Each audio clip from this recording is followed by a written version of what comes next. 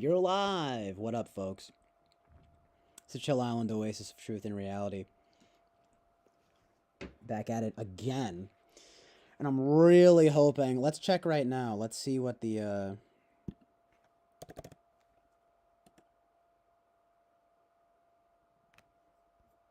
gonna be pissed off if it didn't take all the... I mean, it's fine in a sense, but it's really a fucking waste if it doesn't... If the file corrupts. Oh, I'm dreading it. Please don't go over.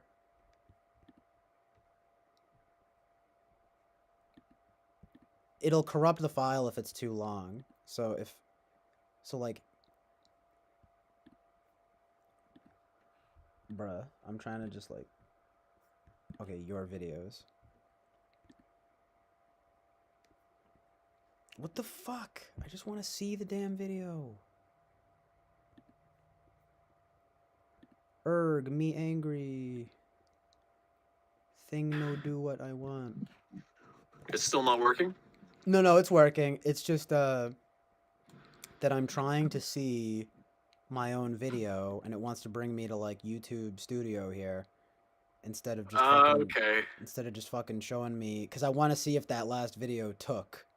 You know? I think it Could you possibly check really quickly? Might be easier. I'm pretty sure it took. It seems to want to direct me back to Studio because I'm streaming again, you know. Yeah. Okay, well that's good. I really hope so. Because I'm like looking at your videos. It wants to.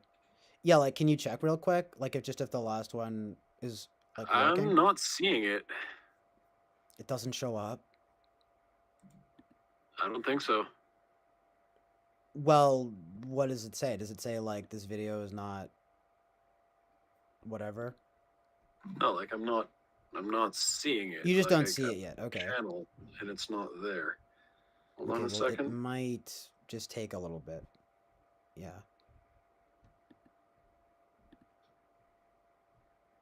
But yeah, no worries. I just want to like just know if it fucking took. It really is. You know, it's good and everything to do it, but if they're not recording, or if it's not gonna take, then like what the fuck, right? Well, if that's the case, you just need to fucking make it a point. Yeah, it's like from here on out, like you can't be going over 12 hours. Like, that might just be the live feed. Anyway, this isn't exactly amazing content. Just like trying to figure out if the other one took, but it is pretty important. But whatever, we'll just keep it rolling. Fuck it, dude. Well, we're here now. Hey, we back. Oh yeah, yeah, it's here. Oh, thank God. Yeah, okay. I just found it. Phew. All right, cool. Thanks, man. That's dope. Yeah, and plus, like, it was good. Like, it was good stuff. I feel like a lot of it. So that would have been a damn shame if we lost that. But it's good. Anyway, fuck yeah. Boom, we live. We popping off. Yeah. The funny thing is, yeah, this is like the chill, the wind down session though. Like, of course, we can really get on a roll, me and you. Yeah, man. It's pretty dope though. We definitely gotta get together sometime and jam or something, you know? We just gotta figure out that fucking, figure out some transportation. Well, I need to get a fucking bike. Like... Yeah, I mean, as soon as... you? Or you get a bike or me? Me. Yeah, right. I mean, yeah. Because the thing is, I don't mind making the bike ride that much. Assuming that I have a bike that is like functional. Like I can do like if it's just like a 2 hours of like hard bike riding, I can do that. It's not. Ain't I'm no not thing. That overly bothered. Yeah, as long as. Like from my perspective, it's just another workout. Oh, there you go. That's the ticket. No, but that's a good way of thinking of it. And plus, it's a motivating factor to put a workout in. You know. Yeah, it's there like you go, right? I can't fucking stand doing like steady state cardio stuff. So like jogging or like pedaling or that kind of thing, I can't fucking stand it. Really, but biking, you're just like, fuck yeah. No, that's pedaling. I can't Oh, like it's pedaling. like it's the Yeah. kind of thing that I wouldn't want to do. Like I'd rather be able to do something where I just get in, get intense, and then get the hell out. Like Oh, I don't okay. Yeah, I hear that. like doing sit-ups. I don't like doing sit-ups because it's like you have to do a fuck ton of them for it to be really meaningful. Yeah, I'd sit-ups are the rather do worst. something that's like I can do something hard and intense that's gonna just hit with only a few reps, you know? Yeah, I see. I mean, mine as well, right? Just fucking knock it out. Yeah. Sit-ups are the worst. I'd rather do push-ups any day. I think Uh, push-ups can be tough though too. I don't like doing push-ups because my wrists don't like it. Really, I got better at it over time. I used to be very bad, but then I suddenly seemed to get the hang of it and do it well. But you don't, the wrists don't handle it well, huh? It's also like when it comes to chest workouts in general, I have extreme difficulty focusing on that muscle group. Oh yeah, it is sort of specific targeting there. The chest? It's like when you're Yeah. doing push-ups, you're trying to get the chest, the shoulders, the back. Like you're not hoping, to my understanding, when you're doing push-ups, you're not trying to work out your arms. You're trying to work out your chest, your back. Yeah. Did you? I'm about to. And it's hard for me to do. If I do push-ups, I end up taking over with my arms. Yeah, I mean, when I was younger, it was like embarrassing because I would do that like weird. I was just like humping basically. I just did it completely You want wrong. to keep your back straight, you know? Did it like back. I did it like backwards basically, or fucking. But yeah, you mean that's to build the strength though, to keep your back straight? Yeah, that's. I should probably be doing some sit-ups. I mean Well, push-ups. So my bad. But sit-ups. and I mean, it's like you don't have to be like hardcore or anything, but especially if you live a sedentary lifestyle, you want to be doing something. Yeah, it's the need to like make up for that fucking sedentary Yeah. sedentary nonsense. Fuck me. So you kind of got into I'm sound like an interviewer. So you got into physical fitness. What brought you to that? No, but I feel like you did Well, get into it. it was an attempt to climb up the dominance hierarchy. What else could it be, right? Um, I mean, well, there's something in that. Actually, I was just fucking bored. Really? That's a gooder reason than any, or what as any. Really, seriously, it's like I was bored and I wasn't doing anything else, and I was like, yeah, I might as well just like fucking work out. Might as well just get fucking ripped And then I realized in a I was good pretty way. good at it, Yeah. and so I started getting more motivated, and I started like setting goals and shit. Setting goals with your And now I'm with at your the regimen. stage. Yeah. Nice. Yeah. Now I'm at the stage where it's just a thing that I do, Mm-hmm. and it's That's good. still a like it's still there's still an end game goal, but I'm not as intense about it as I used to be. So yeah, okay, like so like a few years ago or something, maybe you were like more intense Yeah. about it. Right around the beginning of 2017. Oh no, okay, yeah, nice. So you've been at it for a little bit. That's Yeah. cool. Um, yeah, I'm sure after a certain like hump, you can sort of afford that. But in the beginning, I don't know. Did you find it tough in the beginning? Not really. Nice. Well, yeah, it doesn't sound like it. It sounds like you kind of liked the I don't know, how it felt or something, Well, it was like it's a really easy. It's like it's funny because they say that it isn't instant gratification, They do, yeah. but the thing about it was that it was something that I knew over time would be beneficial, and it just came so easily. Like, Yeah. um, Might be that what is it? INTJ. Is the SE at the bottom though? But still, it could be Yes. that. It could be that SE integration though, right? You're like, actually, this is pretty good. Yeah. I can totally see that. But yeah, were you gonna say something else? I don't know if you were gonna say something. It's all I good. don't think so. Yeah, no worries. No, I just didn't know if I cut you off, but I don't think so. But bro, yeah, like that's kind of the final frontier for me is just like getting into physical fitness. Like I need to just like straight up do it. Like it clearly it it's I mean, I think it becomes necessary at a certain point even to at least have some level of physical fitness going on. Do you do it? Do I do it? No. Yeah. I don't do shit. I mean, I that's what I'm saying. I need to do it, but it can't be. I can't just be forever being like, oh, I'll do it tomorrow, right? Yeah. I don't know. I mean, again, like it's been bad enough to think, oh, I'm polar SE. So, but at the same time, like I do recognize elements of it where I can feel good, but like I'm not gonna lie, like there are lots of times like I remember like I used to do like work on this old guy's like house and stuff, like in and around the house and everything, and like and I was getting paid to do that for like he was in high school, you know, and um bro, like that shit I was like sore, you know. I mean, Oh yeah. I didn't like it. like like I Oh, wish sore is good. Sore means that you made progress. There's sore, and then there's I hurt myself. Yeah, I guess that's true. It was You hard for know? me to tell the difference. I don't think I did it long enough to where, you know what I mean, to where I could tell. Because it was mostly just for the duration of about a summer. So it was like a few months. But I just found myself being like, oh, God, like, fuck this, you know?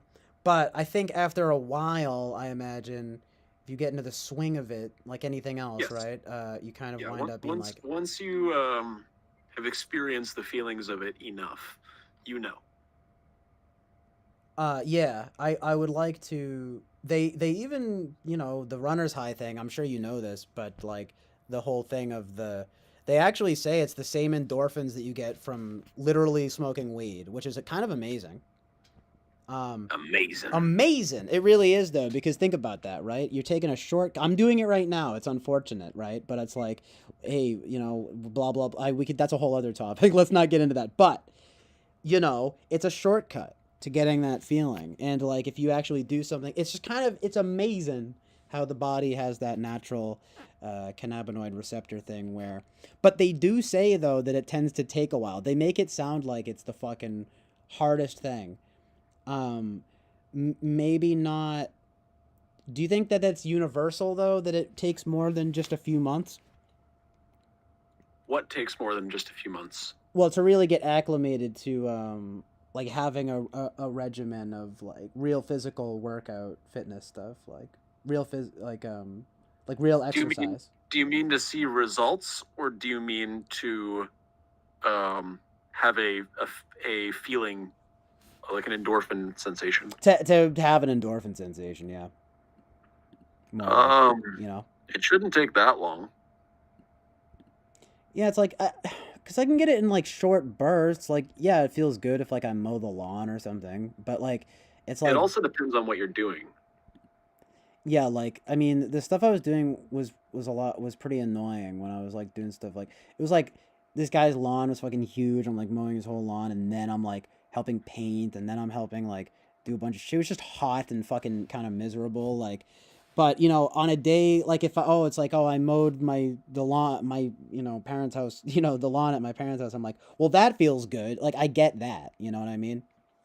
But I was definitely thinking to myself when I was doing that hard labor. Maybe it was just because it was back in the day. I might be better with it now.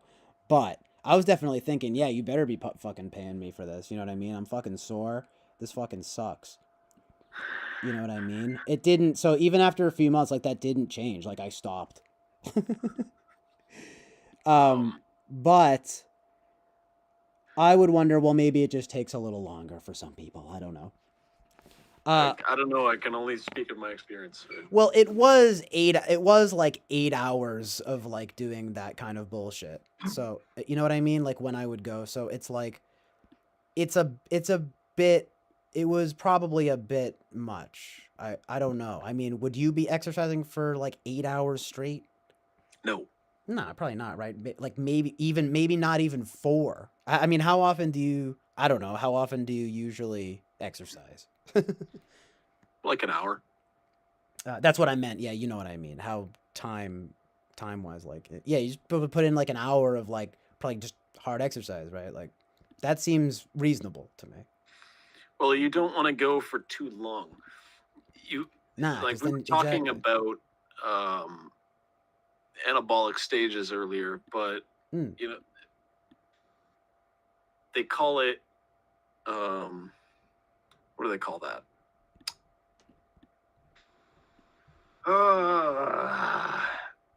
They call it like muscle burn or something like that. But it's like it's the point. Like you would think that if you just do like a crazy amount of push-ups, you're just going to keep getting bigger and bigger and bigger. But the thing is that if you overtrain, it's overtraining is what. If you overtrain, you can damage the muscle to an amount that is Yeah. going to be greater than the amount of muscle that you're going to build by doing it. By So one yeah. thing that some people experience is they exercise like fucking crazy and they just keep staying small. And they're like, what the hell? I've been doing like hundreds and hundreds and hundreds of sit-ups and hundreds of push-ups and hundreds of curls. And she's like, well, okay, that's exactly the problem because you're overtraining yourself. Yeah. Right. So that is very true. It's indeed too much of a good thing. You might say, because it's like everything in moderation, of course, right? Um, fucking. I mean, I think that's the key. Like, it doesn't take. It's ironic coming from me because that is something that people should know. It's like it doesn't take hours and hours to be getting fit. It's like no, just do like an hour of fucking good workout. Well, I mean, what it takes is doing it again and again. I mean, yeah, it takes a commitment to that routine, Yeah. of course, but like for me, like to hear okay, an hour, like that's incredibly manageable. Do you know what I mean? Like it's like fucking, it's I mean, I guess I didn't necessarily have any preconceptions about the time before that you have to put in, but I don't know, it just helps to put it in perspective. You're like, oh, an hour, like I can do that, like every day. Yeah, it's a commitment, but like It an doesn't hour. even need to be an hour. Like, Yeah, that's true. I guess if you are able to fit in, but I mean, honestly, I think an hour is actually kind of a good amount of time because you're probably not, because you don't want to cram it in there, right? Like if you're gonna do like okay, well then I'm gonna go really hard for a half hour. Like maybe don't, because then you might wind up back where you started, right? well, I mean, Overtraining. again, it doesn't necessarily matter the amount of time that it's what you do in that time.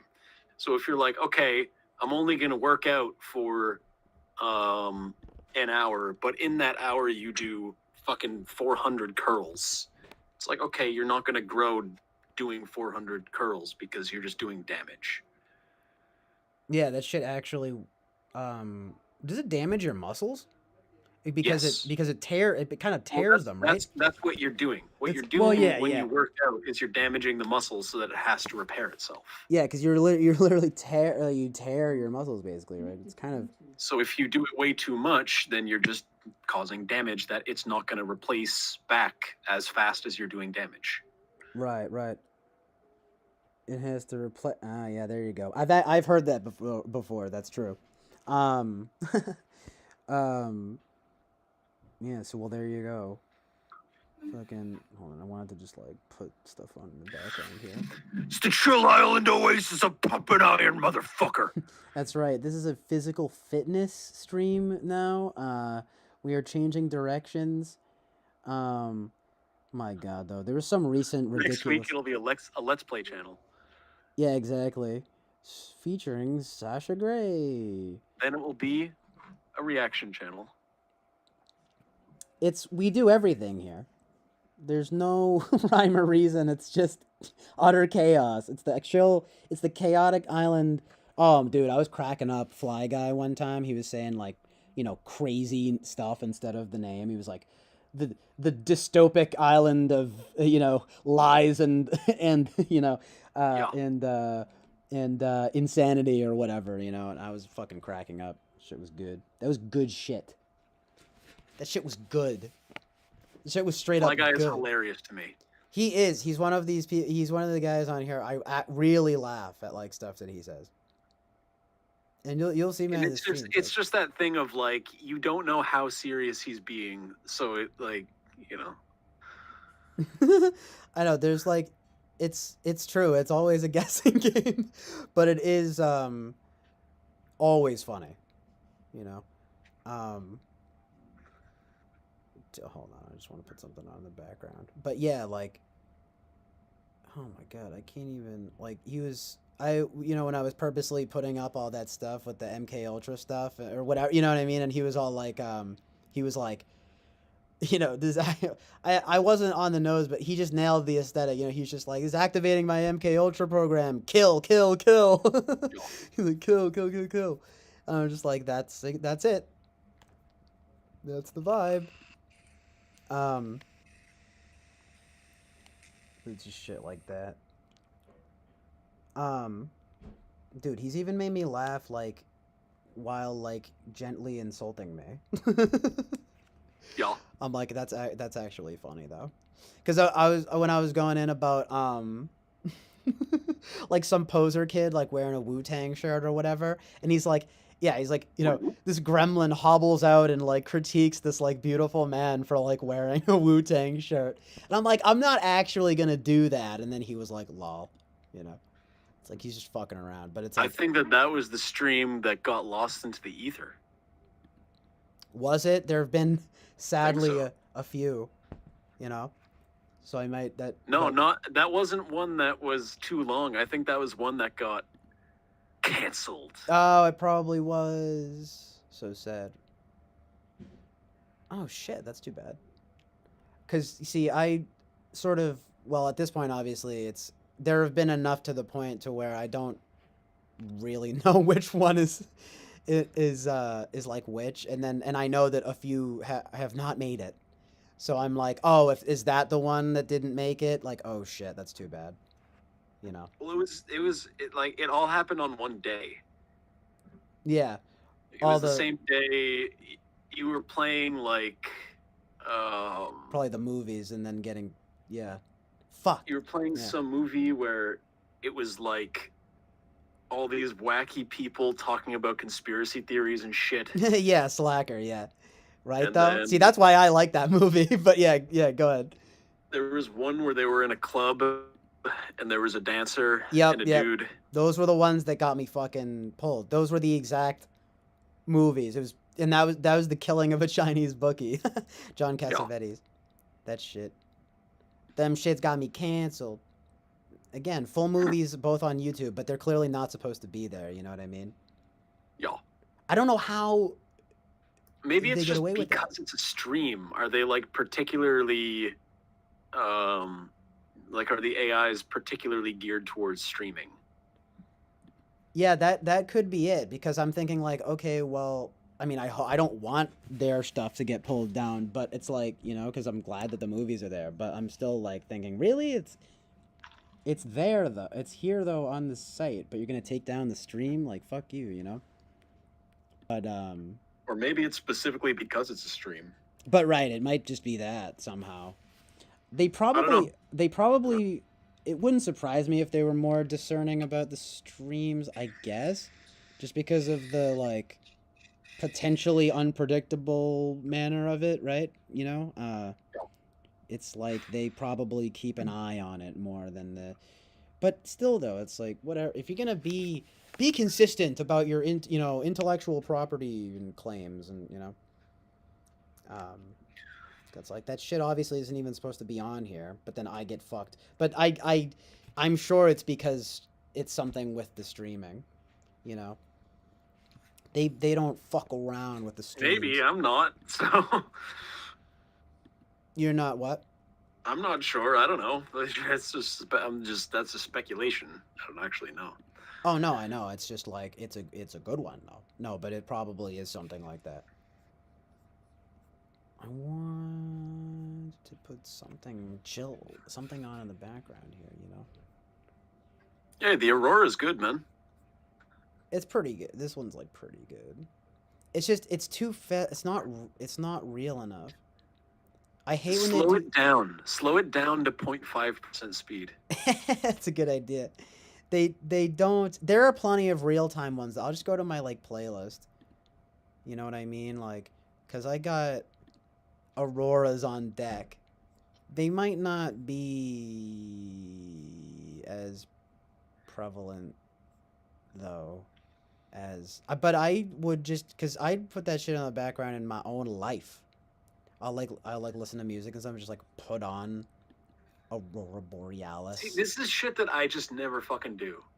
Where people are like, "Oh, I put on Sounds of the Wilderness," and I just don't do that shit. Well, I like it. It's like an SI thing. All this stuff here. I like this.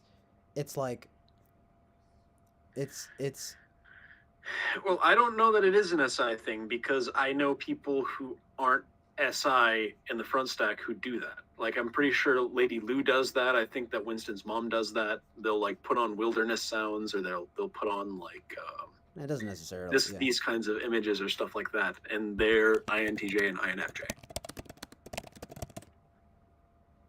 I wonder what that is then. I always thought it was kind of an SI thing, you know. See, but what it needs to be, this guy, CN Lastro, Andy Whitman. It's I mean, look at SI is this. still in the brain somewhere, you know. Facts, though. This guy though has the best Aurora Borealis footage, like no joke. Like look at how amazing this shit is, dude. Like not kidding. Like I found that this man is like amazing because it's the real time. It has to be in real time. Otherwise, it's fucking bullshit. Don't give me no time lapse. I don't want to see that shit. Too fast. Fast and furious. People want to see. I don't get that though. Why would you want to see it sped up? I guess because it's cool in its own way. I get it, but Yeah, I mean, it's its own thing. it's its own aesthetic for sure. But you'll find that when you get deep into Aurora Borealis YouTube, like I have, and that side of YouTube, and have you ever seen the Simpsons bit about like steamed hams? And he's like, there's a fire in the kitchen, and he's making this excuse. He's like, it's Aurora Borealis. It's like, Where is the dark web part of the Aurora Borealis? yes, Fucking goddamn it! the dark. Where is the dark web of the Aurora Borealis web? Right, it's like fucking forbidden footage in Alaska, you know, in Antarctica. I don't know, probably. That would be, I guess, what it is. You go to Antarctica, you're not supposed to be there, and you film aurora footage. Well, that's not Aurora Borealis. Well, I guess Aurora Borealis it has is to northern. be northern, yeah. So it'd be like the North Pole. Yeah, you're right. I think it's I forget what it. It has to be northern. That's amazing. Yeah, what were you gonna say? I'm looking up what the name of this is. Is it Occidentalis or is it Australis? Oh, no kidding. Is the southern cousin to the Aurora Borealis, the Aurora Australis. Whoa. Truth and reality. Yeah, exactly. Thank you. Holy Exactly. shit. Amazing My truth. mind is fucking blown. Yeah, dude. I know, like, are you being me right now? Because that's, like, literally me right now. It's so funny. I was like, whoa. Amazing truth and reality. Amazing. The Aurora Australis new achievement unlocked, right? What? How do you know that? Australis, man. What the heck? What the? You telling me? Son, where'd you find this? That's actually true, right? Real trap shit. Oh, that was pretty good. That's exactly what that sounds like. Real trap shit. Real trap shit. That was a juicy one. I like that one. Dude. Okay, I mean, they, there are a few, though.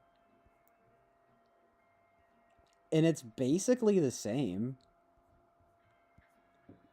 The world's What, the very videos? first. Yeah, I'm just looking at these, Yeah. they don't come up as much, but no, this is Northern Lights. No. But incredible aurora australis over in New Zealand. Time lapse, but nonetheless, that's pretty cool. That's amazing truth and reality. Still though, I need that in real time. What's this? I'm telling I you. imagine they probably do sunset videos like this as well. Yeah, they always see, because the aesthetic of the fast motion is like, oh well, like it looks like they're dancing and stuff like that. I'm like, fuck you, I want to see it in real time. Well, it's like when they do those like sped up video footage of cities. Yeah, exactly. You see all the lights and shit. Yeah, like it's just whoa, like cool. I mean, like this one here, this one's actually pretty cool because it's slower. Is this real? Like, look at the stars there. What the? That's amazing. I don't think that Boba, the northernmost parts of the USA, get the aurora. I don't think so. I think you'd need to be in like Nunavut. Yeah, you have to, I think, at least go into Canada. Like you can't. You know what's amazing though, and you probably know this. I mean, you've probably like been to Maine, right? Like. When I was young. Yeah, right. Well, anyway, I mean, you can see the stars very vividly, like in Maine, and you can see the planets really well. It's probably something to do with not having that like urban smog or something, but it's pretty amazing. Urban, hey. Yeah, basically. Urban. What do you mean by that? You mean urban. Yeah, right. It's like, well, I mean fucking Boston. I mean cities fucking pumping out, smoke is what I mean, whatever the fuck it is. Pumping out smoke, huh? Huh? What is do you that? mean by that, CJ? Racialism? Racial. Somehow racial.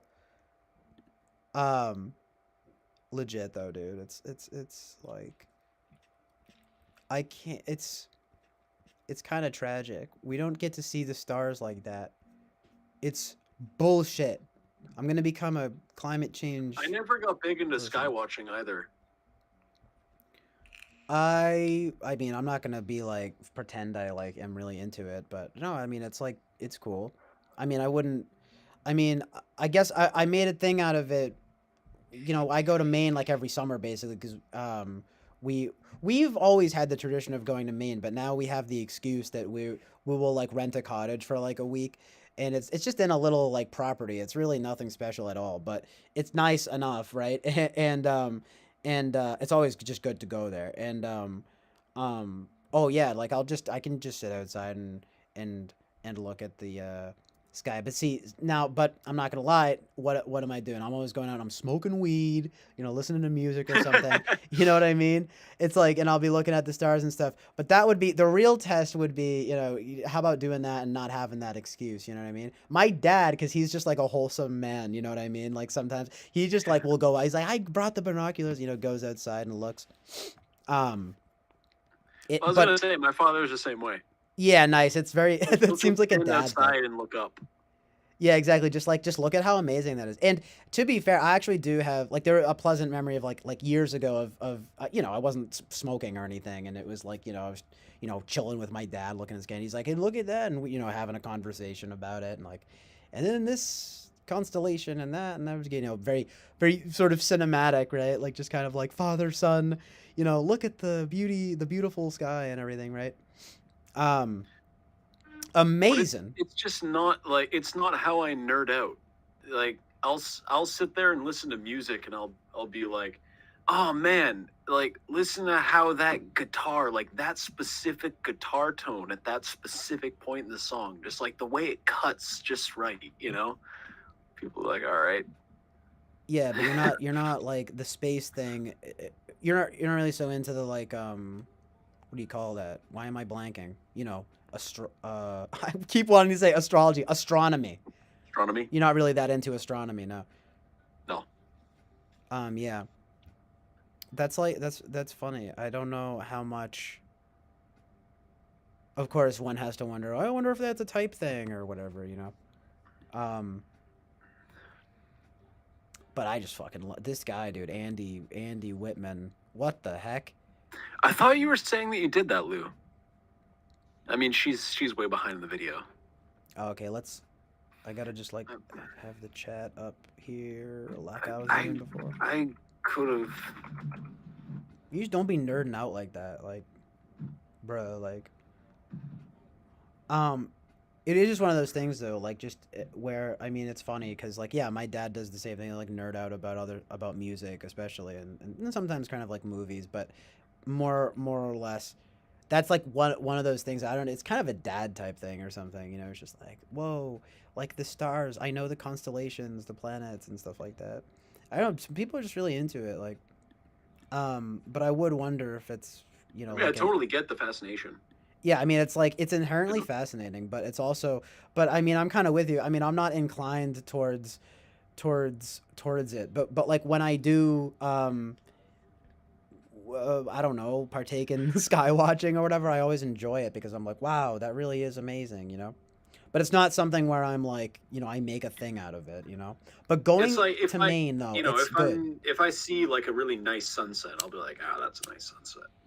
Mm, damn fine sunset. But Yes. Right. Yeah. yeah, exactly.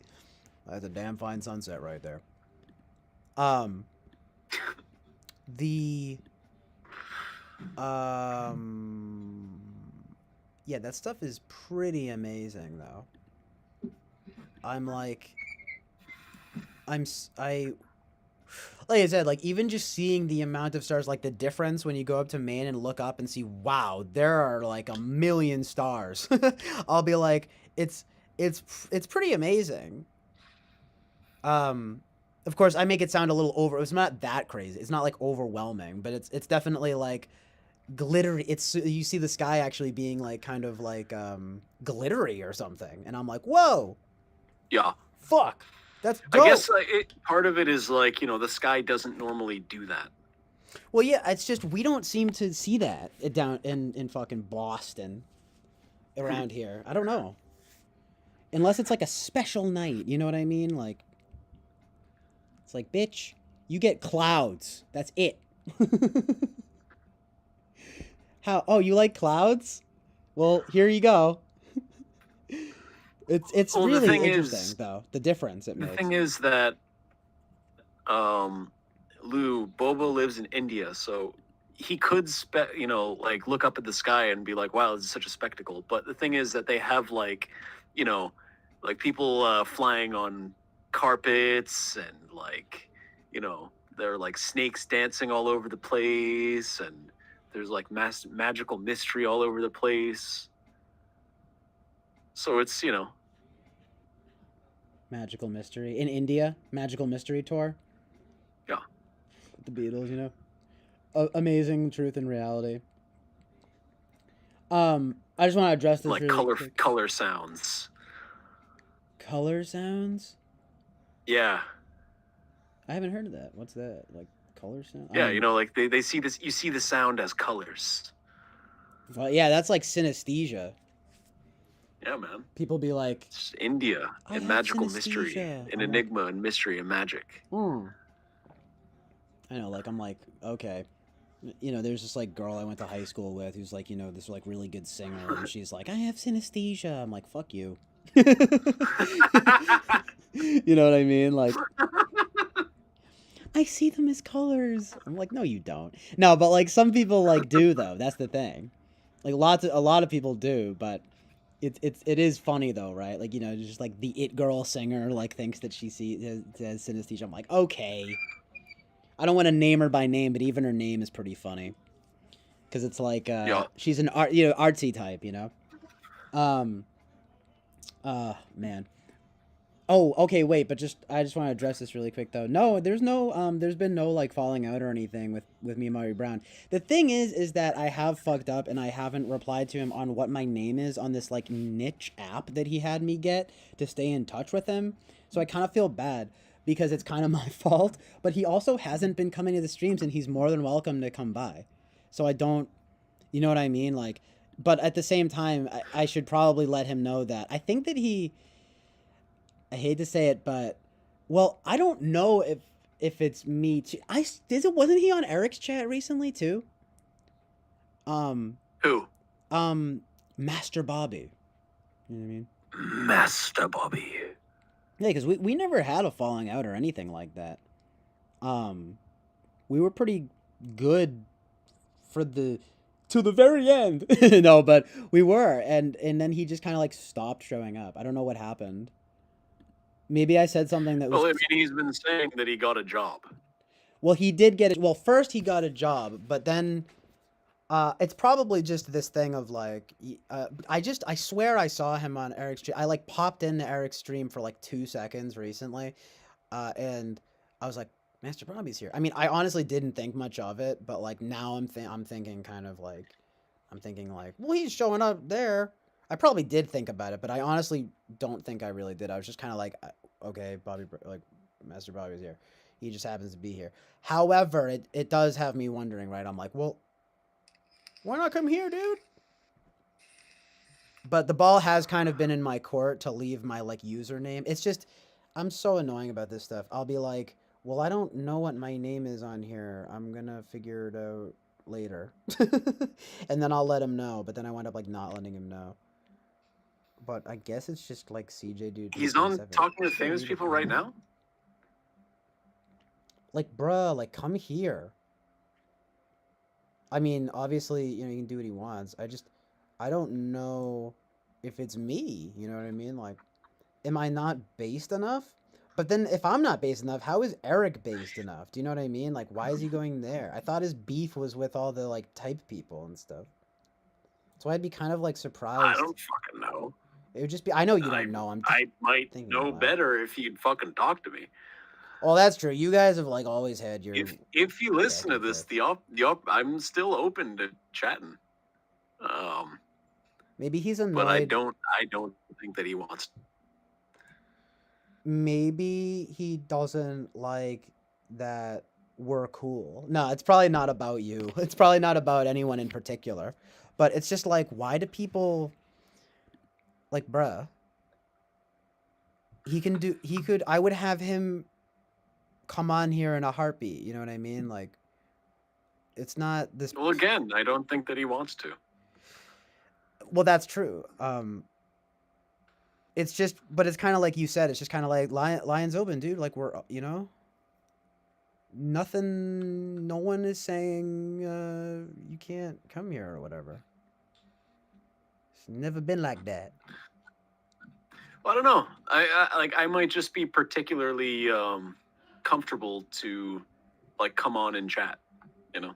Oh yeah, well that's like different. I mean, you know, he's not obliged to show up on the voice thing. I get that that's not even something that like I guess that everyone would like want to do.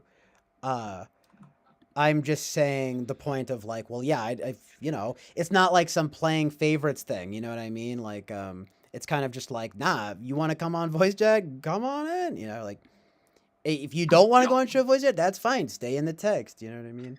Well, and especially because it's been like, you know, you've actively been like, hey, come chat. You know? Yeah.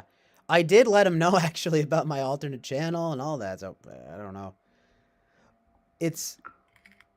I don't know, since it's fewer people, he raised the complaint. I remember a while, you know, his big thing was sort of being like, he was like, it was based movie talk before, you know what I mean? Before the heretics came through or whatever. I really don't know. I can't help but wonder. Well, that's what I figured it was. I mean, yeah, but then it's like, well, why is... I don't know. I don't want to, like, you know, dwell on it too much and, you know what I mean? But it's kind of like, right, but why are you going into TWFP then? I thought your beef was with, like, the type folks and stuff, you know? Maybe he just wants to, like, go and have beef. I don't know. Don't know. I would think that he would like to, come here and obviously there are some things, like that one channel he showed me, and I was like, well, this stuff is a little ridiculous. But like, I would think that he might like to. I would like to bond over stuff. You know what I mean? Like, come through, man. What the fuck? No, but that's why I can't help but wonder. I'm like, I hope he doesn't think I'm like not based enough or something. I mean, who cares, right? But still, I'm like, damn it. Like, what did I do?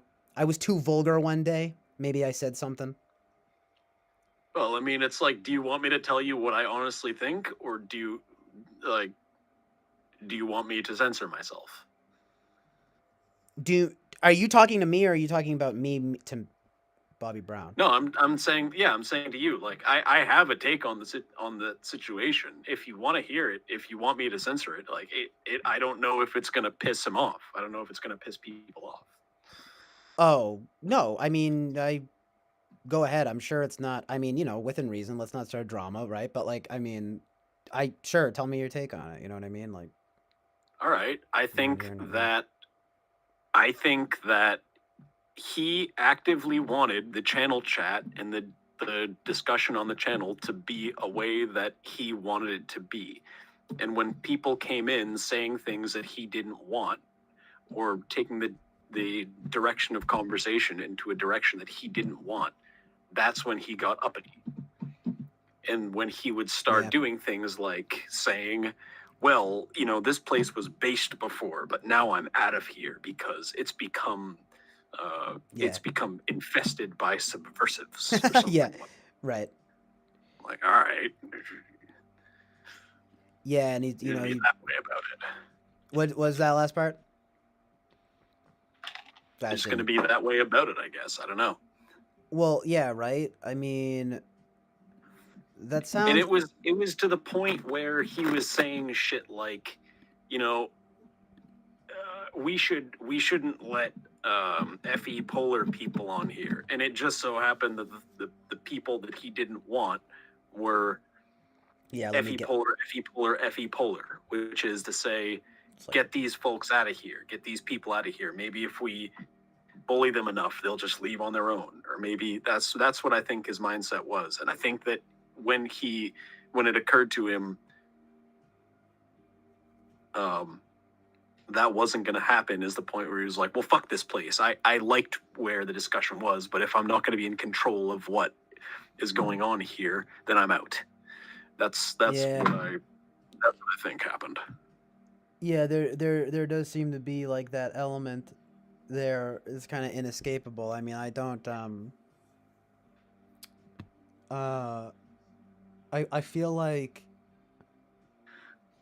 it's some element of like the control there. I mean, even though I said like day one, like it's kind of like, I mean, it's in the title. It's a funny, kind of funny title, but it's kind of like, well, yeah, I mean, it doesn't matter. I mean, it does to some extent, obviously. I mean, right, when we had like Michael Smith coming in saying you guys are rapists for talking about type.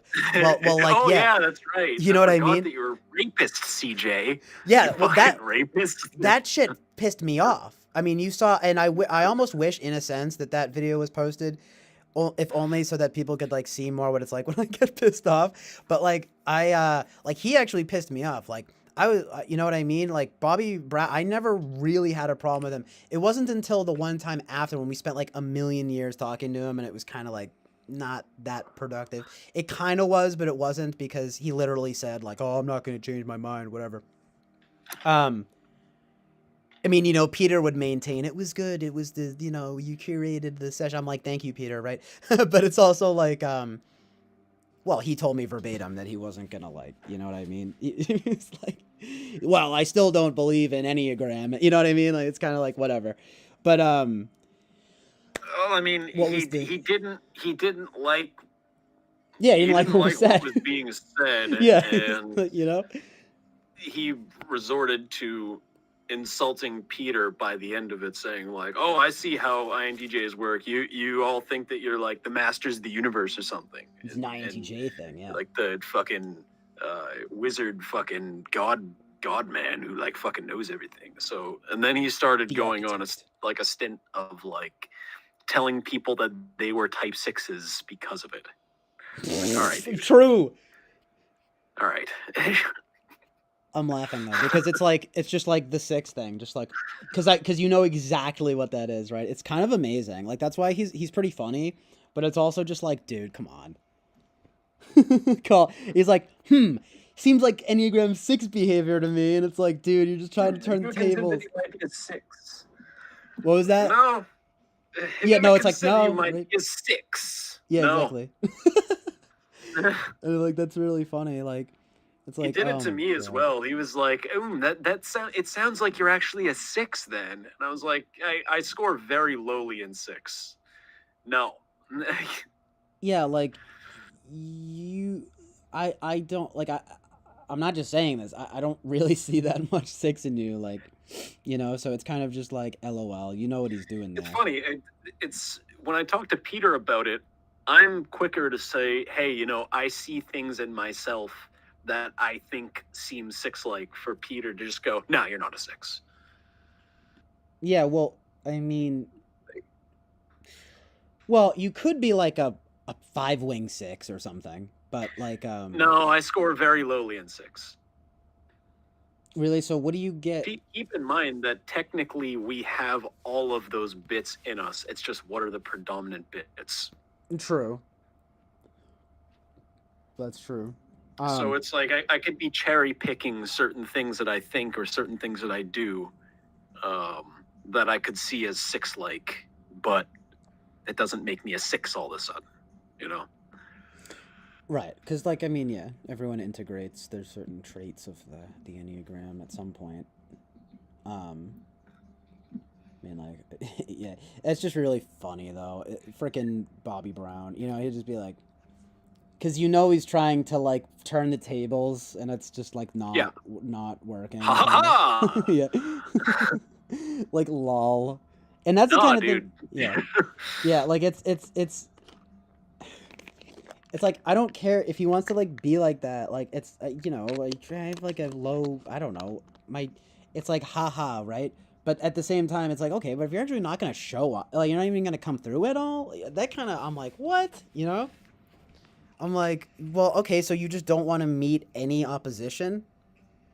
I'm not saying that I like handle opposition like really well or something, you know, but like I probably I mean, have. I'm not saying I don't like 6s, right? That's not what I'm saying.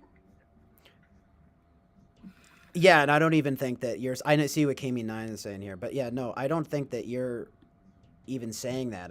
I think it's just this behavior exhibits what it is. Like I think I totally have like some 6-ish traits, but I'm not gonna fucking, you know what I mean? Well, that's it. I'm out of here because people fucking see that in me, that truth, the amazing truth in reality. Like, I will say this: all of the types in the Enneagram have little annoyances that they will do, and I do think that the annoyances that 6s do are particularly annoying because they double down on their on what inherently like they like I feel like a thing that happens with them is because they don't admit that they have any fear or anything, it winds up coming off as just like jerkish. Like you don't admit weakness, you know? Well, it's like I'm that's not saying it's good to counterphobic. be weak. I'm not saying that. I'm just saying if you don't admit it at all, That's it's not. counterphobic 6, CJ. Yeah, you're right, but I see it a lot. My friend's brother, he's probably a 6. I mean, it's just like a lot of them, I think, will adapt this pose of like, I'm not afraid of anything. You know, doesn't, you know, that meme, like, doesn't afraid of anything, you know? And it's just like, it's like, yeah, but come on, dude. It doesn't freak you out a bit? Like, I fully admit when I talk about it, then shit's satanic and stuff like that, I'm like, well, it freaks me out. I don't know if it's the right response. Maybe it's not good to be afraid, and I don't like to, and you know, I do have like qualms of saying, well, it's not afraid, you know what I mean? I get it, but I also am just like, yeah, but I feel like wouldn't it be a lot better if we all were a little bit truthful in that? Like I've said this before, even about like you know, QAnon and stuff. Like I feel like it's better when people don't like scoff at it, if you know what I mean, like because it's sort of just like, but if people maybe were just a little bit more upfront about the fact that it causes, you know what I mean, them to feel like anxiety, then it would be, well, that's understandable. Like that's humanizing. Well, yeah, actually, I mean that's like Because then you it's just one of yeah. the Go ahead. reasons that I think you have to be kind of careful with people who are like balls to the wall conspiracy theorists, because the reality is that um, those people are legitimately freaking the fuck out, and they're legitimately scared, and they probably do have good intentions. Yeah, They exactly. probably mean the best, but are cannot fucking understand how deluded they are. Yeah, yeah.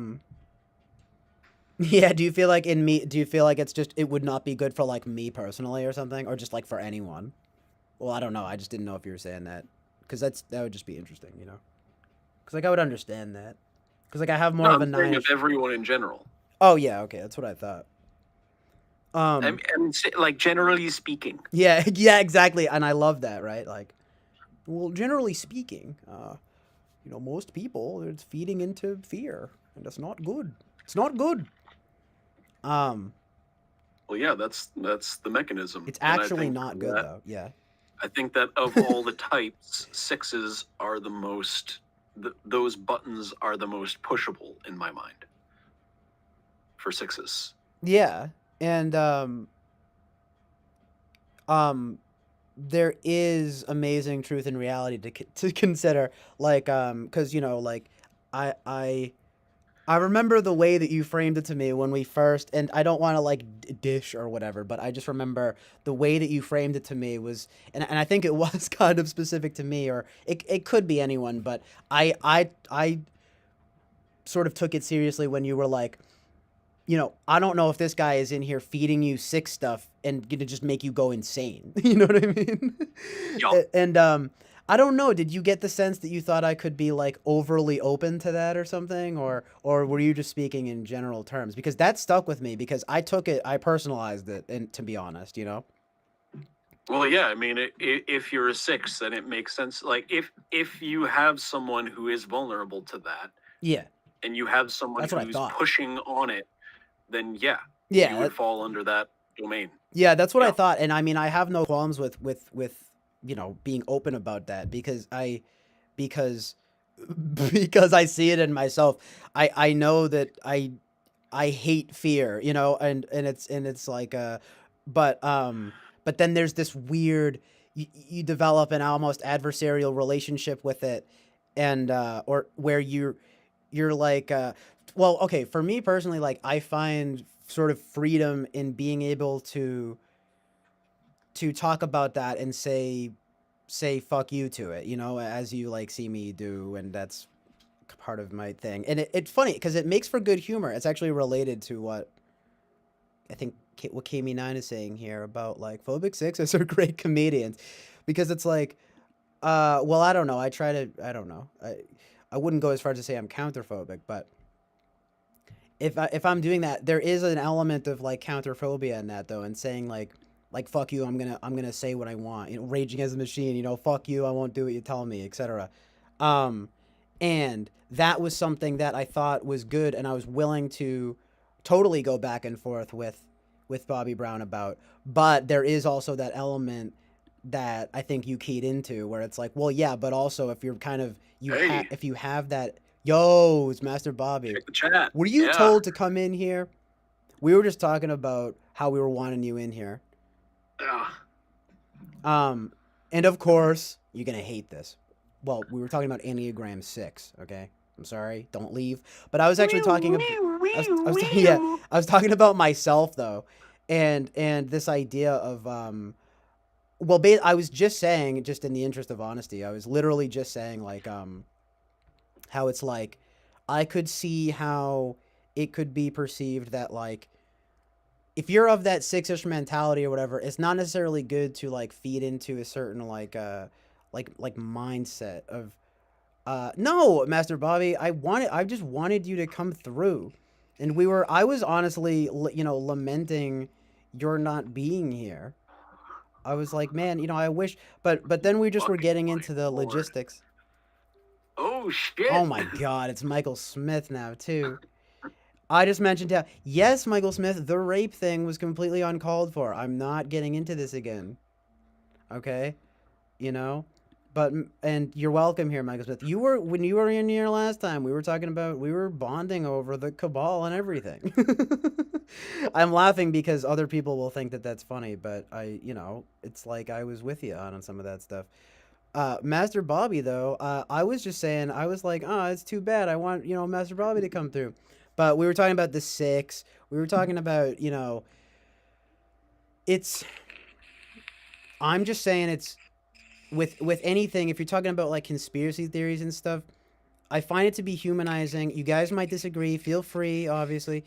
But it's kind of like, you don't want to get trapped. You don't want to get into a mindset of like fear about it. I mean, um, and that's where I will just put the onus on me. Like I can be vulnerable to that. Like I'm more of a 9, and I believe in the theory where I don't. Peter says that you can integrate into both. I don't know about that. I particularly see the 6.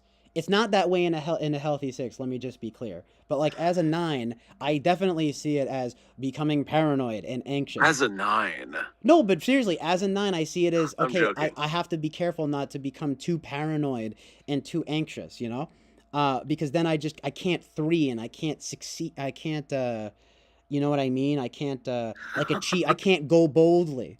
I see the 3 as the place of integration. I totally buy into that theory.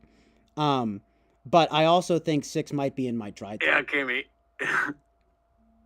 Yeah, now it's going to get lit after fucking hours.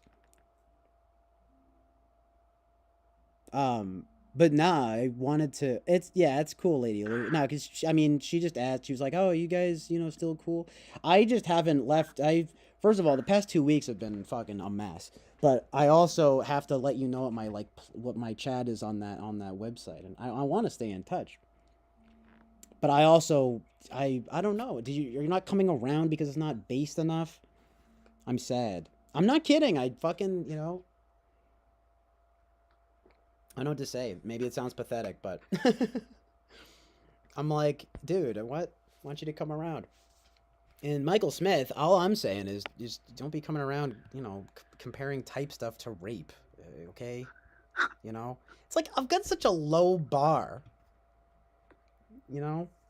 Dude, we can talk about the deep state. Are you suggesting that you don't like being called a rapist when you're not a rapist, CJ? Yeah, there was a There was a moment in mind-boggling Michael to me. Smith.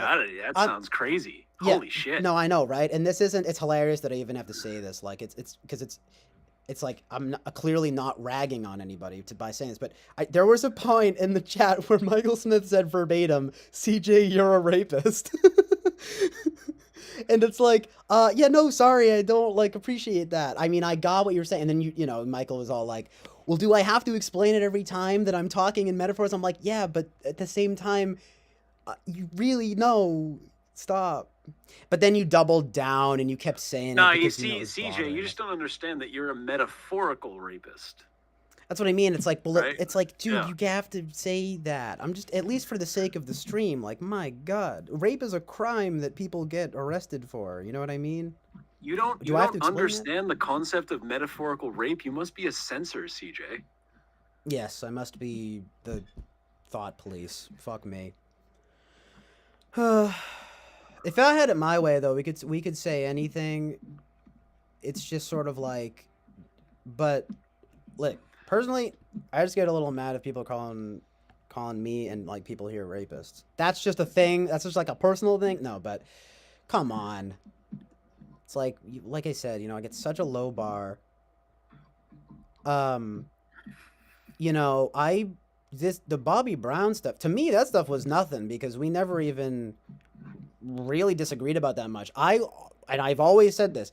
I always said, look, it's like, yeah, but you can be a little fighty. That's the word, right? And I don't think that Master Robbie would ever deny this. But Michael Smith, you're coming in here guns blazing, calling people rapists and stuff I mean, look, let's not revisit this, okay? Because we were talking about Eric. I know what you meant.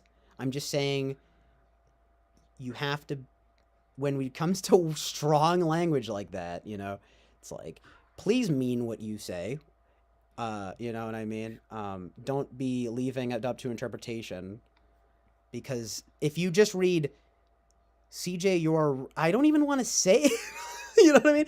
If I just read CJ, you're a rapist in the chat, and I don't know any better, I'm like, what the fuck is this stream? Like, who is this guy streaming? Like, that gets into like slanderous territory. I know what you meant, okay? It's just dangerous territory. And honestly, it might be a trigger word for the stream. Do you know what I mean? Like, if for the sake of just keeping the stream alive. Anyway. You know, I don't think of either of you really as being necessarily unreasonable or anything. It's just, I don't even know if they're here. Are you guys here anymore? Yeah, the chat's been dead for a minute. Yeah, right. Right after Kami and I was like, this chat's going to get lit, lol. And it's just like, no. Well, hopefully I quite literally, you know, defused the lighting. The lighting of the fuse. Hey, I don't know. I don't mean No, to. you're cool, Lou. No, yeah, Lou, you're good. I don't. She was just curious. Bro, like Master Bobby, she's honestly just curious because she knows that we're like, at the very least, I mean, I don't know what you want to call us, but I feel like we got a little acquaintanceship going at the very least. And she was just sort of curious, you know, where you've been at. And then of course, you know, I'm thinking out loud over here. I'm like, well, where has he been? And I wasn't. Well, I mean, you can it's rewind the reasonable. stream. It's You can like- watch it. It's reasonable because he was around for like every single stream. Yeah, and you were like my then day There one, was a dude. hard cutoff. Yeah, like you were my day one. I start crying. I mean, he was like my first. It was Master Bobby and Winston's mom. My first two amazing dynamic, right? Those were like my two first. You know, like what do you want? Supporters, like people who helped bolster me up here. So I'm just saying, you know. I thought we struck up a bit of an acquaintanceship, but I do have to leave. I do have to let you know what I just didn't know what the username was on that app, and I honestly have been busy. I'm sure you've been busy too. I know you've been working, right? Like, God forbid someone's actually get a fucking job around here. But for real, I understand. It's just at a certain point, I'm like, well, hey, come in here. No, I don't know. Maybe it is the smaller numbers. Lady Lou said that, you know, it's. But you're going on TWFP. If I'm gonna play that game, right? I'm not gonna give you a hard time, too hard of a time here. But it's like, well, yeah, you're still going around TWFP. I'm wondering if I said something or like did something, you know, not to be a fucking beta about it, but I'm just sort of like, I wonder. Where's because like Jonathan said, it was just kind of a hard cutoff. I mean, look, no hard feelings though. Honestly, it's just. DeMichael Smith, yeah, it's Jonathan Smidu, Jonathan Basanti.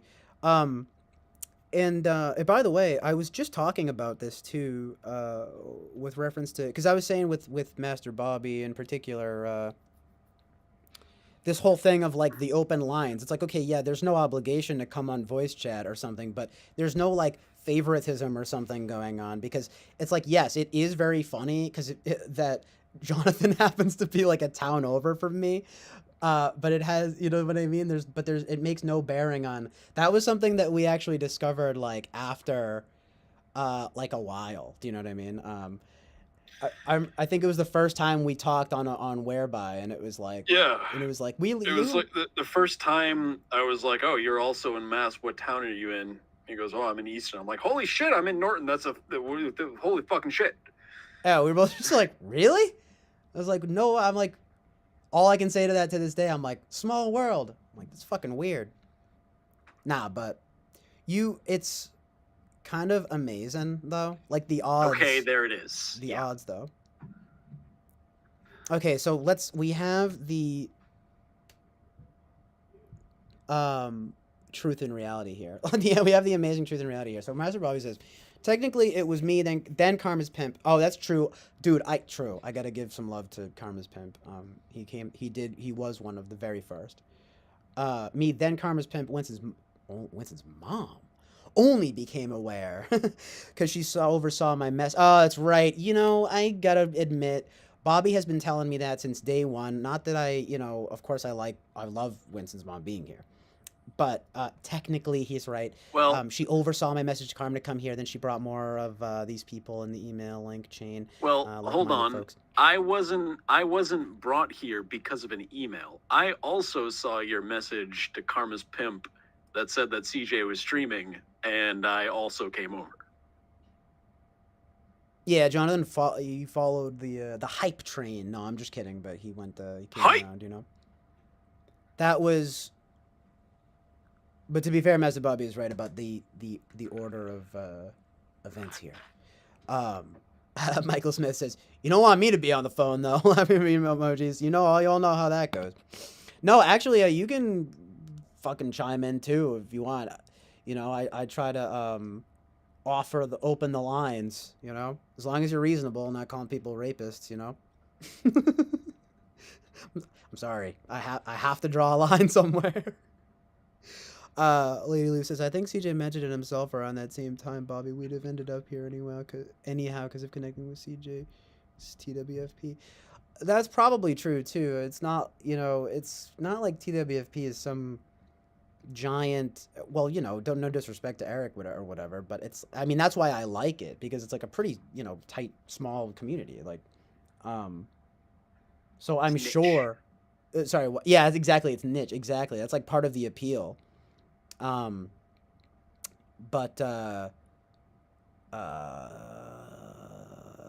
it's like, yeah, I'm sure people were gonna find out about it anyway if they were nice enough to like come on over here. You know what I mean? It is funny though, in a way. It's like, Master Bobby dropped the dime, and then the subversives came in, right? The subversives. They followed suit. Like-minded folks. The like-minded folks. The like-minded folks. AKA the fucking astrology fans. What are you, fucking kidding me? Get out of here. Nah. But like, it's like some of the only dude, now we have another subversive in here now. Fucking straight up Lady Lou, watch the fuck out. At TWFB. Yeah. Why would why watch the fuck out? Because we're subversive or something, or because whatever, there's subversives here. I'm not subversive, but why? Because well, I mean, you are a metaphorical rapist. Well, that's true. That makes me inherently subversive. So yeah. Well, yes, a metaphorical rapist. Let's not get carried away. Not a literal rapist. But you know what? It's not your fault, because so are everyone who are Aries' son. So, true. It's beyond your control. LOL. It's funny though, because yes, somehow, right? Aries don't exactly have the best reputations. They're always considered forceful and shit. So that works on two levels, because I see what you did there. But is there any truth in reality to that though? No. I don't think so. But I do think there is something to be said though about the Aries forcefulness. But hey, I'm mixed on astrology too. I'm mixed. That's race. Only if it actually means anything. If again, fucking for the fucking umpteenth time, I'm not like a dead set crazy astrology person. I'm skeptical. Yeah, because I definitely don't think of you as being like Mr. Astrology or something. I think of Winston's mom as being like sort of the resident astrology expert. I always have, always will, probably. Not so much Jonathan though. I think it's more, we have a similar vibe about that, where it's a passing interest. It's like, oh, that's something, that's a system. Well, I mean, she's definitely gotten me more interested in it, and it is interesting stuff. Yeah, I mean, that's what I mean. But it's again, like anything, it's like, okay, only if it's actually real. Well, can you prove it? How can you, I mean, we don't have to get too into that, But like, I know what you mean. That's kind of how you are about that. You're kind of a realist in that sense, I'm just a fucking realist, It's man. fucking real, dude. No, yeah. You try to. I feel that you're. You get that. You get a sort of scientist mindset or something. You know, it's like kind of like prove it. That's a nice way of putting it, and that's exactly the qualm that I keep having with Winston's mom, where I'm like, Oh, okay, yeah. look, it'd be real nice if I felt that there was some good empiricism behind this that suggested to me that there was actually something to this, and I don't feel that way. Yeah, right. I mean, and it's like, and I feel Although like, I was looking at something yesterday which was very interesting. Apparently, this French statistician, like he was like dedicated to studying people's astrology charts, and apparently what he found is that people with like a specific placing of particular planets at particular points in the charts were almost always like the biggest, best athletes. Or were extremely likely to be the biggest, best athletes. And also the same thing for scientists, writers, actors. But he couldn't find anything else. He couldn't find anything else. That's funny. Yeah, but Well, I don't know. that's Maybe something. maybe the problem with it is that his metrics were insufficient to finding other things. Maybe, but yeah, apparently for very specific parts of the natal chart, he found that certain planets definitely linked to certain things, certain career paths, and especially people who are particularly successful at those career paths. So it was like star top athletes, eminent scientists, that kind of thing. That's interesting. I just want to emphasize here, though, no one is getting trashed. Yeah, man, if you're getting trashed, you'd know. Especially with Jonathan here. Don't unleash. You're going to unleash Jonathan on you, you know? No, I'm just kidding. No, I'm pretty docile right now. So. Yeah, also, that's generally not. I mean, there was the iconic night where we were all talking and you were like, I don't know what the fuck is going on. You know what I mean? It wasn't, but even that was like, I don't know. You're not particularly fighty, I don't feel like. It's just. Not if I don't have reason. I don't know. I haven't really seen it, the fightiness. Not saying that means, and then you guys are super fighty, but, you know, I don't know. Jonathan usually keeps it relatively civil. I think it was just like that one time I remember it was like, ooh, but even then it wasn't like ridiculous. It was just sort of, I remember I was like, ooh, he's got some feelings about it. But I do just want to address this really quick though. Like, that's funny though. I don't know if Michael Smith is joking. He says, oh, never mind then. If I can't call people rapists, there is no point. It's like, I hope you're being sarcastic. But Master Bobby says it was a different vibe, that's for sure. There were zero disagreements back then when it was CJ, me, and Karma. Then with the new group, me and Karma became the controversial one / odd ones out. You know, it's not like my position's ever changed. I mean, like what am I supposed to do? I'm not gonna kick people out just for like having different opinions about this stuff.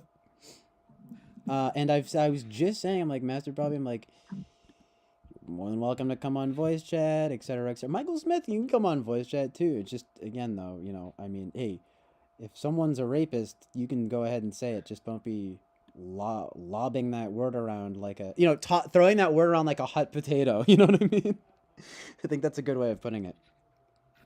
You know what I mean? Like, if we want to talk about how fucking Harvey Weinstein is a rapist or whatever, it's like, you know, whatever. But it's like, bro, we're not, like just calling, you know what I mean, fucking, you know, poor who would you, Fly Guy? You'd stand like, you know, Fly Guy, you're a rapist too. It's, you know, everyone's a, it's like Oprah handing out, you know. I think he said everyone in the chat.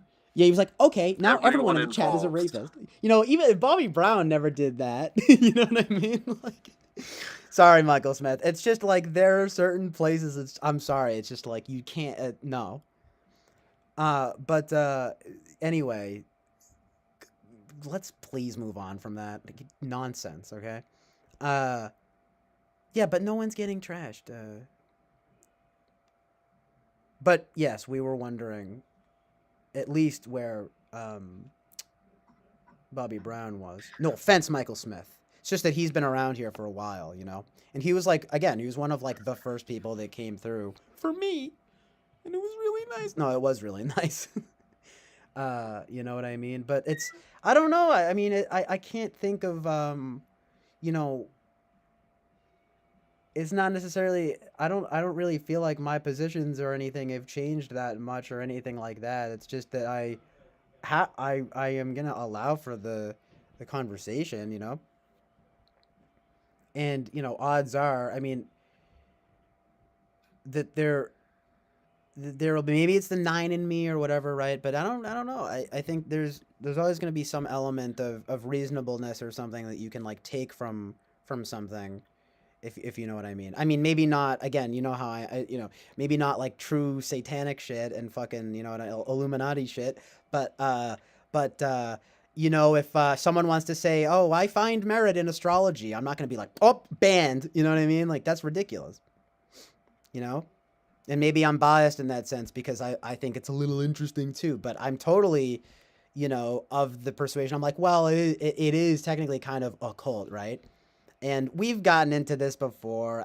I know that if it's good is good, evil is evil, whatever. But you know, I'm not trying to just shrug it off. But I'm just saying, like, I'm aware of that. It's just that I'm not gonna be like fucking like kicking people out for, you know what I mean. There are levels to this shit. I know you don't want to hear it, but at least in some regard, I will agree with you though. You did sway me a bit on the tarot stuff. I've kind of become, and it's because Tarot. I have my own. What'd you say, Jonathan? Tarot. Did I say tarot? Whatever. I go back and forth. Yeah. I always Cinead. whatever. I always interchange them. Whatever. It's to show my disrespect. I'm showing a lack of respect towards it by mispronouncing it. No. I always go back and forth. I'll be a tarot, whatever. Uh, um, that seems to be more of a direct divination thing that I myself I haven't used tarot cards in a while. um I had my own I've had my own kind of bizarre experiences. I mean, like, I've never done it, to be fair. I've never done it in any orchestrated manner. I've always done it in like the Eric Shuffle method, cuz like I found an old deck. But dude, even my own dad is like, I didn't even know. I like forgot we had those, and like even he was telling me like, well, if you're done, I mean, maybe you don't know where that's coming from, and I was like, ooh, amazing truth and reality. You know what I mean? And that's my dad. You know, the lineage follows. He probably, CJ, what's that? I have to go eat. Oh yeah, no worries. You want me Imagine to that. I'll just chill and mute. Okay, yeah, no worries. I'll just chill muted and then come back when I'm done. Nice, that sounds good. Yeah. All right, be back in a bit. All right, word sounds good, dude. Um, um, right though. Even he was telling me, well, if you're getting suspicious feelings about it, like, don't do it. And he had like his own, you know, he had this like legendary story about like him and some girl that he was seeing you know, years and years ago before he met my mom and everything, obviously. But where they used a Ouija board and like they moved it moved without it, and then like they both were like, I didn't do that, and they really didn't. I mean, that's what he, you know, he swears by it. And that was one of those things where he was like, okay, I don't fuck around with this stuff, you know what I mean? And that happens. I had a bit of a moment like with that when I was asking some pretty lofty questions to the tarot card, and I would treat it like a magic 8 ball, and I would shuffle and like pull one.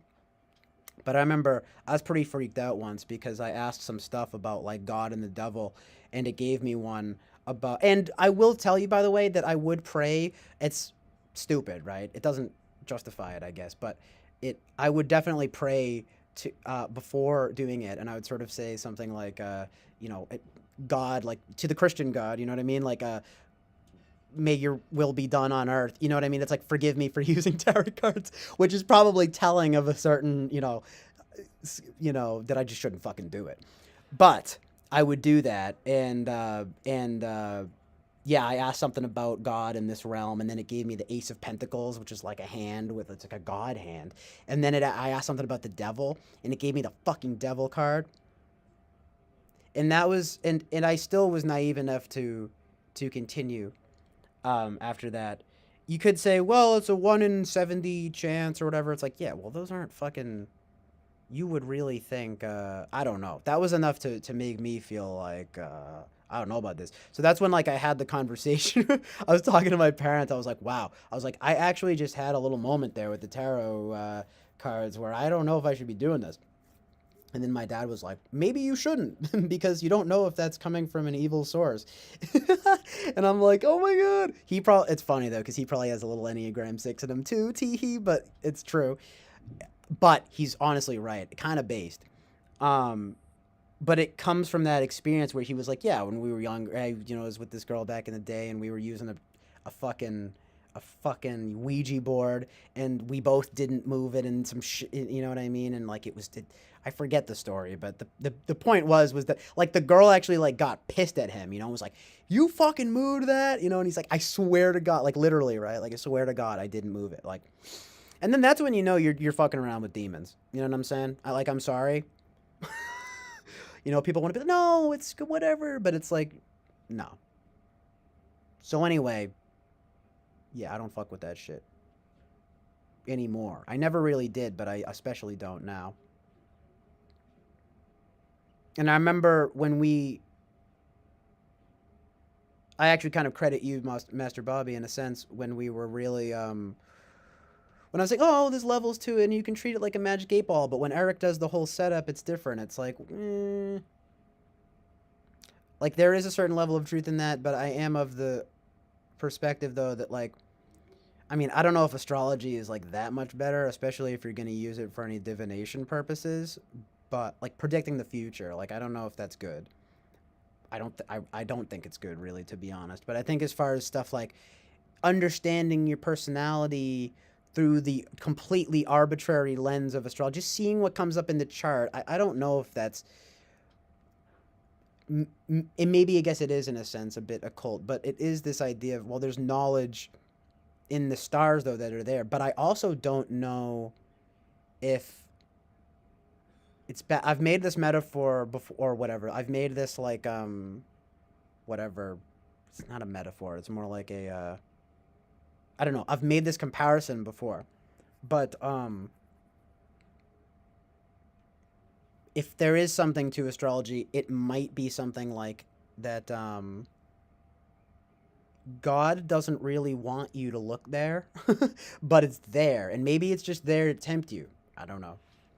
But that would be kind of like my take on it. However, I feel like the tarot stuff might be worse. I don't know. Tell me what you guys think about that. Because it's just purely divination, No, I haven't seen the trailer for Men. I might need to. Maybe I can play it now, actually. That might be worth watching. Um, but no, the new group, Master Bobby. If we can talk about anything we want, but also that's fine, bro. Don't worry about it. Like the working and everything. I mean, that's you gotta you gotta work, man. I gotta fucking get a job, dude. So that's great. That's great. That totally is not the concern. I guess I'm just glad to hear though that it's not about me. No, I'm just kidding, but kinda. But no, you're not gonna get outnumbered, and I won't. I won't betray you, my friend. You know what I mean? We tend to agree on a lot of things. Like, so I don't really know why I would, but you'll have to forgive me if when I succumb to my 9 openness or whatever. You know what I mean? It's just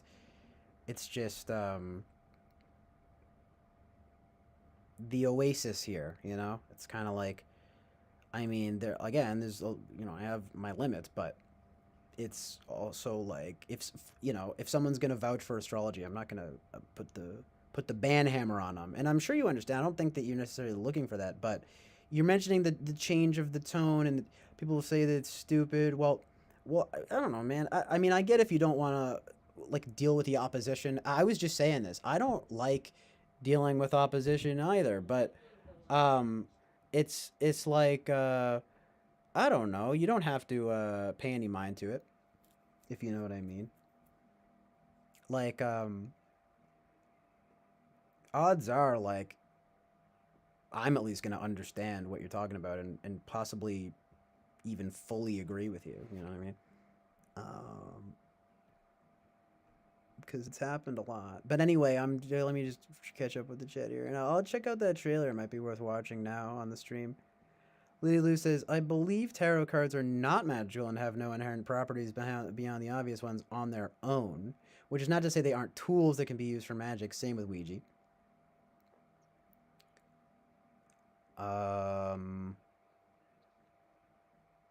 There was someone, I don't know his name, but there was someone who described tarot cards as being like snapshots of the universe in time. You know, it's like this super like lofty definition, but that's the archetypes, you know.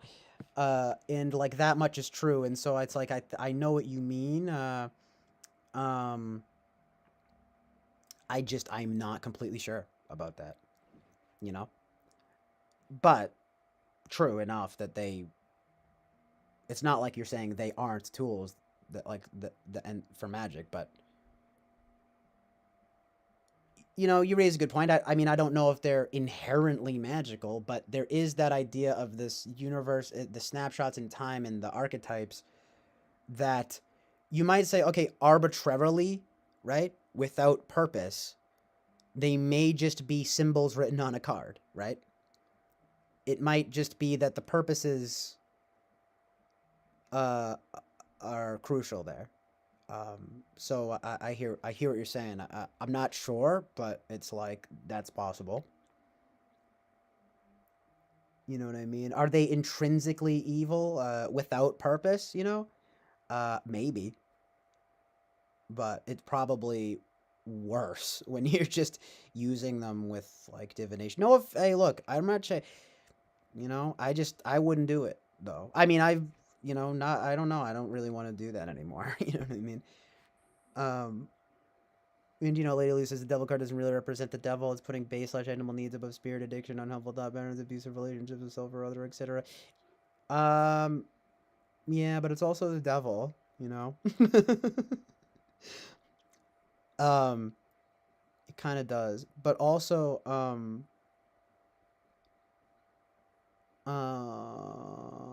yes, Christine, thank you for being here. Still streaming. I know, unbelievable, right? Yeah, the artwork, you know, I mean, it's, sort of pieces of striking art put on cards that are archetypal or whatever, you know. Um,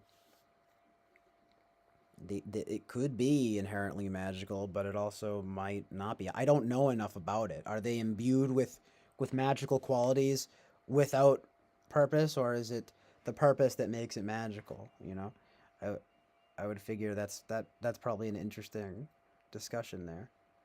Um, um, right. Michael Smith says, "Yeah, it's too bad tarot cards are purely satanic. They're pretty friggin' cool." Right? Yeah, that's true, dude. Right? Uh, that's kind of what I'm saying right now. So funny and good. Um, yeah, Eric was streaming. I'm gonna have to check out what he was saying there. Sam is here, my dude. What's up? Oh yeah, Sam is a full-fledged subversive. He's actually someone that I grew up with. He identifies as communist. You guys gotta be careful. But you'd be surprised. He actually agrees a lot about stuff like media propaganda and stuff. He's not he's not a woke leftist. He's more of a taking it uh to the extreme I don't know what it is, but it's you can check out the last stream or something if you want to see. I mean, he's anti-government, for example, and there's a lot of stuff about morality and stuff that we actually tend to agree on. It's just he self-identifies as communist. I don't know. I don't know. I'm just kidding. Literally, Master Bobby says, "Cool to hear what you're saying now, TJ Con." Well, word, dude. I appreciate it, and I appreciate you being here. Don't feel any obligation, of course, to be here. It's just, you know, appreciate your presence here, man. For real. Yeah, Sam Cox says committed. Yeah, it's kind of ridiculous. It's because I got my dude Jonathan here on chat, and like, just we can get it rolling, man. I'm probably not gonna go that much longer, but I just want to catch up on the chat here. No Enneagram. It's more. Karma's Pimp says no Enneagram. It's more demonic than astrology and tarot combined. Well, it does have that gram element. You know what I mean? Why? Might as well just be a fucking pentagram, right? But, and it is 9, which is a multiple of 3. 3, 6, 9. But that is the triangle of the. It's kind of weird, right? The triangle, Illuminati, right? Of course, the triangle, pyramid. I mean, it's an ancient symbol thing. It just gets fucking co-opted by these fucking Illuminati demons. You know what I mean? But, I mean, amazing truth and reality. Though a lot of people believe that too. Some people even think typology is. I don't know if people so much say it's demonic, but there's a magical element to it though. For example, Christine says, "Well, here's the thing, CJ. Are you afraid of the devil?" Well, that's a good question. I mean, I was talking about it earlier. Um, I think in a sense, I hate to admit that I am, but I kind of am. But I also feel like that's not the correct response. Because I think the devil wants you to be afraid, and I think the devil wants you to be afraid of him. And so, if you're afraid of the devil, you're basically just doing what the devil wants, right? And it's very fitting, of course, that it would be like Enneagram 6. Again, not to be demonic, right? But the number 6, right? It's like, don't you fucking. It's the, fear of fear and so forth. I mean, I don't think it's. It's like that quote from Dune, right? Like, fear is the mind killer, But it's true. It's not good. And I think in a sense it is basically evil. So I try to be like careful about that, which is ironic, right? Very 6, I guess. Well, fuck you, right? But I think it is worth being cautious about because you don't want to be channeling that. They say you should fear God, but what that means is more like reverence. We've talked about this before, but I mean, in some cases, maybe you should literally fear God, you know what I mean, if you've done evil or something like that. However, I think in general terms, that fear of God thing, being like a God-fearing Christian, I think that comes from it's more being a God-revering Christian. You know what I mean? And something else I'll say is I think if you put fear, if you're afraid of the devil, you kind of it gives him power. It puts him on a pedestal, so to speak, and you don't want to do that. But it's kind of tough because it's like, well, what if you're like, what is there to be afraid of other than evil? The devil and evil. It sounds like a Norm Macdonald bit, right? Like the devil. You know what I mean? He like emphasizes it. He's like, what is there to be afraid of other than the devil, right? And evil, right? And God equals good, devil equals evil. It's just like amazing truth and reality. But it's just like. But I don't think that fear is a good response to it, and that's something that I'm sort of learning. But anyway, Christine says, "Don't be afraid. Don't be afraid just because Hollywood misuses him. Doesn't mean the devil isn't the useful thing for everyone. Good/bad are a matter of balance as much as any other force." True about the Holly weird nonsense, but the useful thing, I think I know what you mean. There's a utility in it or something to knowing about that amazing truth and reality. But like, yes, I know it's undeniable. Boba Fett, the artwork, it's just fucking satanic. No, but I don't know. It kind of is though, to be honest. Fuck tarot. I don't know. I'm over it at this point, kind of. You know what I mean? But it's like, yeah, facts though. It's like, um, um, like blessed man occultist. I don't think so. He's like, well, this chat is full of commies, so he should fit right in. I don't think it's full of commies. I mean, I'm telling you, Sam does have some surprisingly based takes. Um, he just identifies as a communist. I don't know why.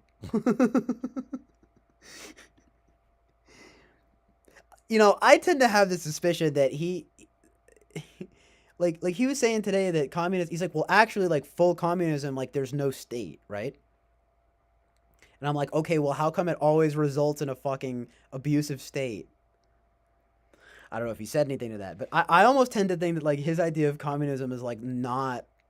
He knows more about it than I do, but. And I'm not saying he's mislabeling himself, but part of me thinks he's mislabeling himself. Do you know what I mean? Like, I'm like, you know? He actually raised the point today about, because I was trying to say, well, there can be elements of, like, socialized stuff that's not that bad. I've said this a few times. Like, there are elements of, like, socialism that they can be decent with regards to, like, education and, well, healthcare especially, but healthcare and education. Well, but then he raised the point about, it's like, well, that requires, or at least, socialism requires the state. And I'm like, fuck, you're right. I don't know shit about this stuff. No, but I'm like, what? So communist though? When the? So then what's the deal with, like, communist dictatorships? I don't get it. Well, that's not real communism, right? I don't get it. I'll just admit it. I don't understand communism. And that's why I don't ascribe to it. And as far as I'm concerned, a lot of it is this fucking, far left subversive bullshit.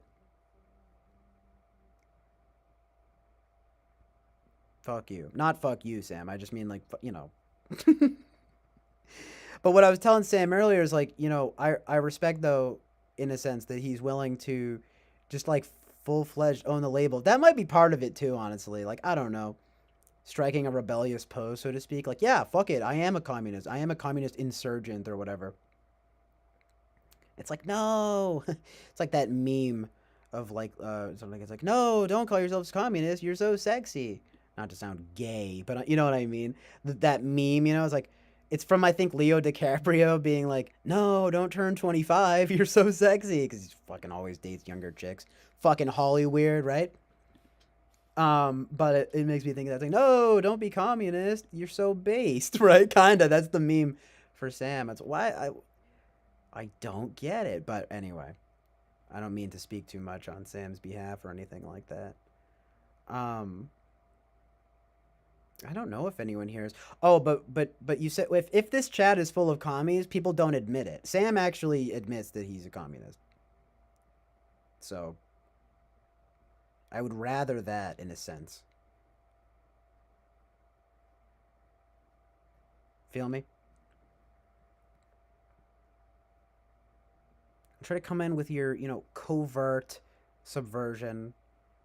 Just tell me straight up, like, yeah, dude, I'm a fucking commie. Like, I, and then it also comes into, like, well, what does that mean to you? And then you find out he advocates, he's anti-state, you know what I mean, anti-government. Agreeing that the propaganda of media and the sort of morality. There's he's a secret conservative Christian. He's supposed to call himself a communist. You know what I mean? No, I don't know.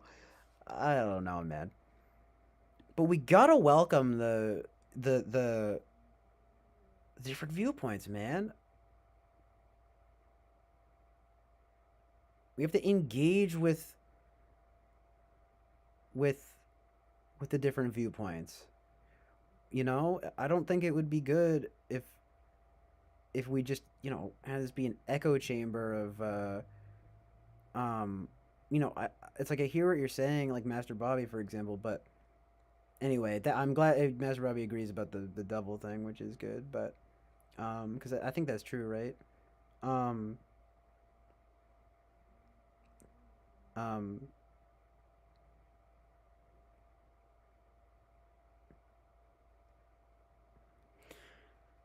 um, Enneagram. A lot of Christians do use it though.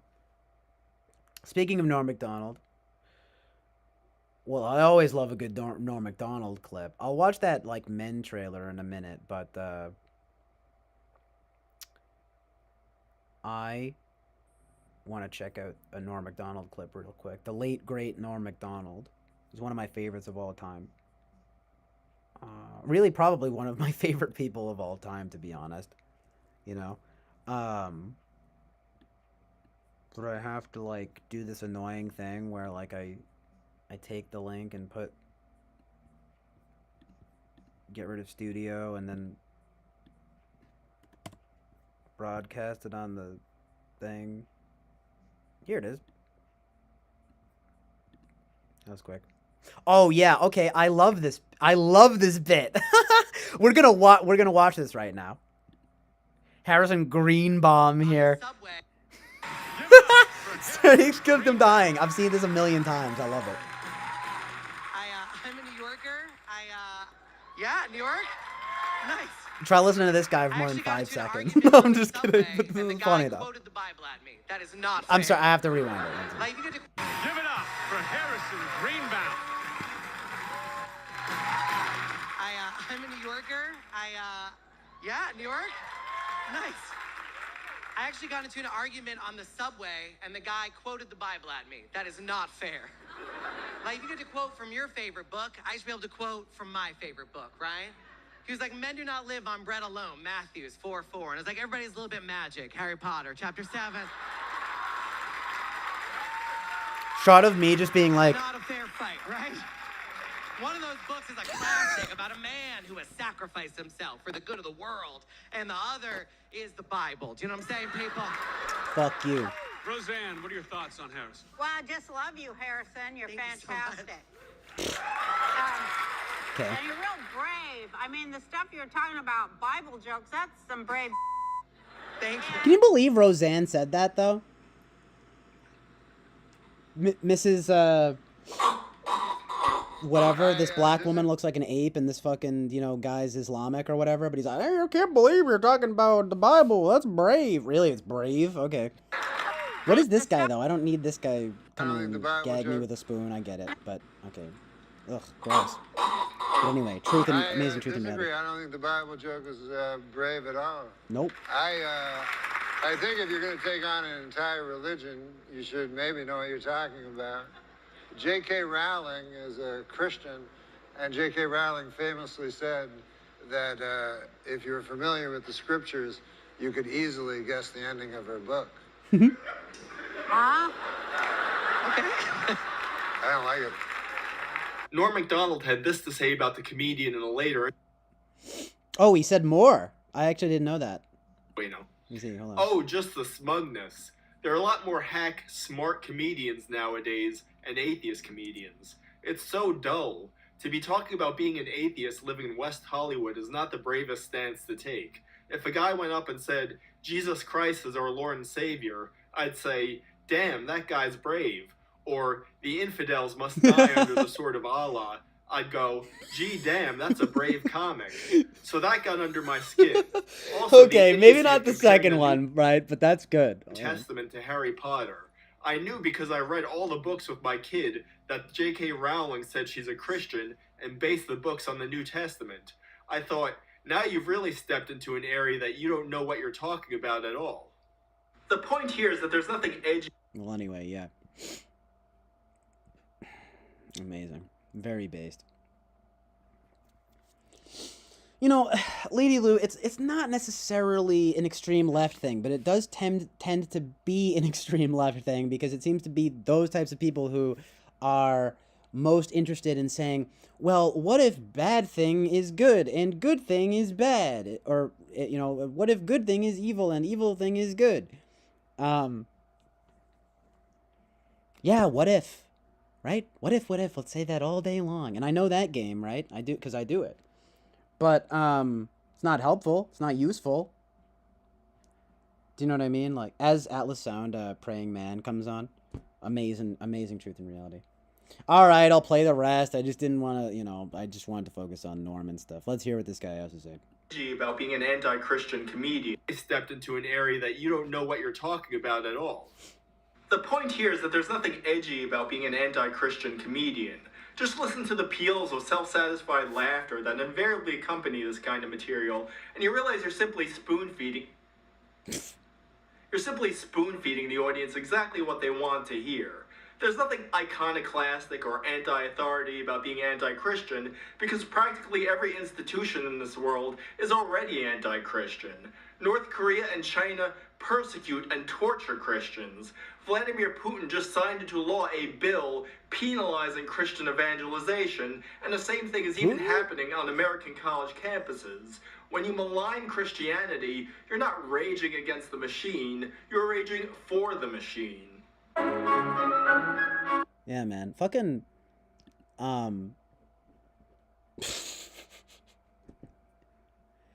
dude, like, what do you think, Hitler and the Nazis were devout Christians? No, they were fucking literally satanic. And I hate that you were talking about making fun of that word, literally, but it's like, nah, you guys have probably seen it.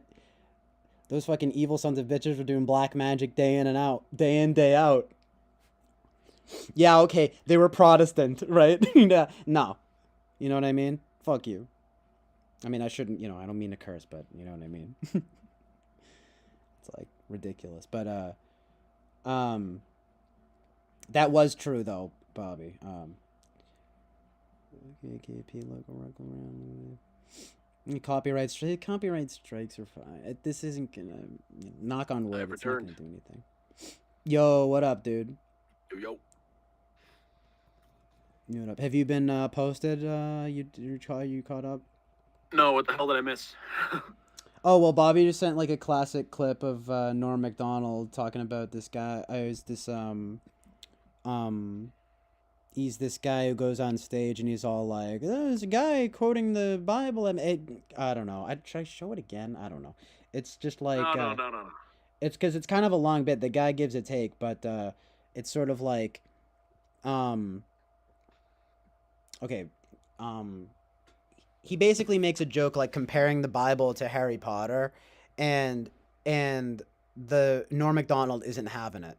And he's like, if you knew about truth and reality, I'm paraphrasing him, but he was like, if you knew about truth and reality, you'd know that J.K. Rowling is a Christian and that she like based her book off of the Bible, her books off of the Bible, and like the audience is totally surprised, that he strikes that stance because he's got Roseanne Barr sitting next to him, being like, "You're talking about the Bible? That's brave." And then he's like, "I don't think it's brave at all." And then in this interview, he says this part that I didn't even know at all until I watched this, where he's saying like, the truth and reality of this, like, it's like to be talking about being an atheist living in West Hollywood is not the bravest stance to take. If a guy went up and said Jesus Christ is our Lord and Savior, I'd say, damn, that guy's brave. Or the infidels must die under the sword of... That part I don't agree with as much, but it's like, or the infidels must die under the sword of Allah. I'd go, gee, damn, that's a brave comic. You know what I mean? Is it really brave? I would say that going to that next level of that you have to kill people for it. Any religion, if you say that, that's ridiculous. But I feel like he's trying. I'm talking about being in West Hollywood and saying Jesus is our Lord and Savior. Is that really is that brave? It's not exactly the norm. No pun intended. No, but I just I'm not. I don't see why that would make someone brave. Like what is the expectation is going to happen if someone did that? They'll fucking explode. All right. Have you guys seen this hilarious shit? Check this out. Heather McDonald, and she was humble after it. I'm gonna give this chick credit because she tweeted about it after it. But watch this and tell me that that God and Jesus, I don't know about Jesus because he tends to, right, it's like he turns the other cheek, right? But God strikes her down. Literally, this says this right here. But listen, watch this. Watch this. No, I'm just kidding, but this is hilarious. Hold on. I don't mean to brag. I don't care. You but I can't want even you to believe know- it. Hold on. I don't mean to brag. I don't care, but I want you to know, double vaxxed, booster, flu shot, and I'm going to be honest, I have the shingle shot too. Woo! And I still get my period. What? Wow! Yes! Traveled, went to Mexico twice, did shows, meet and greets, never got COVID. Clearly, Jesus loves me the most. Seriously. So nice. So nice. It's like scary. Yeah. Like,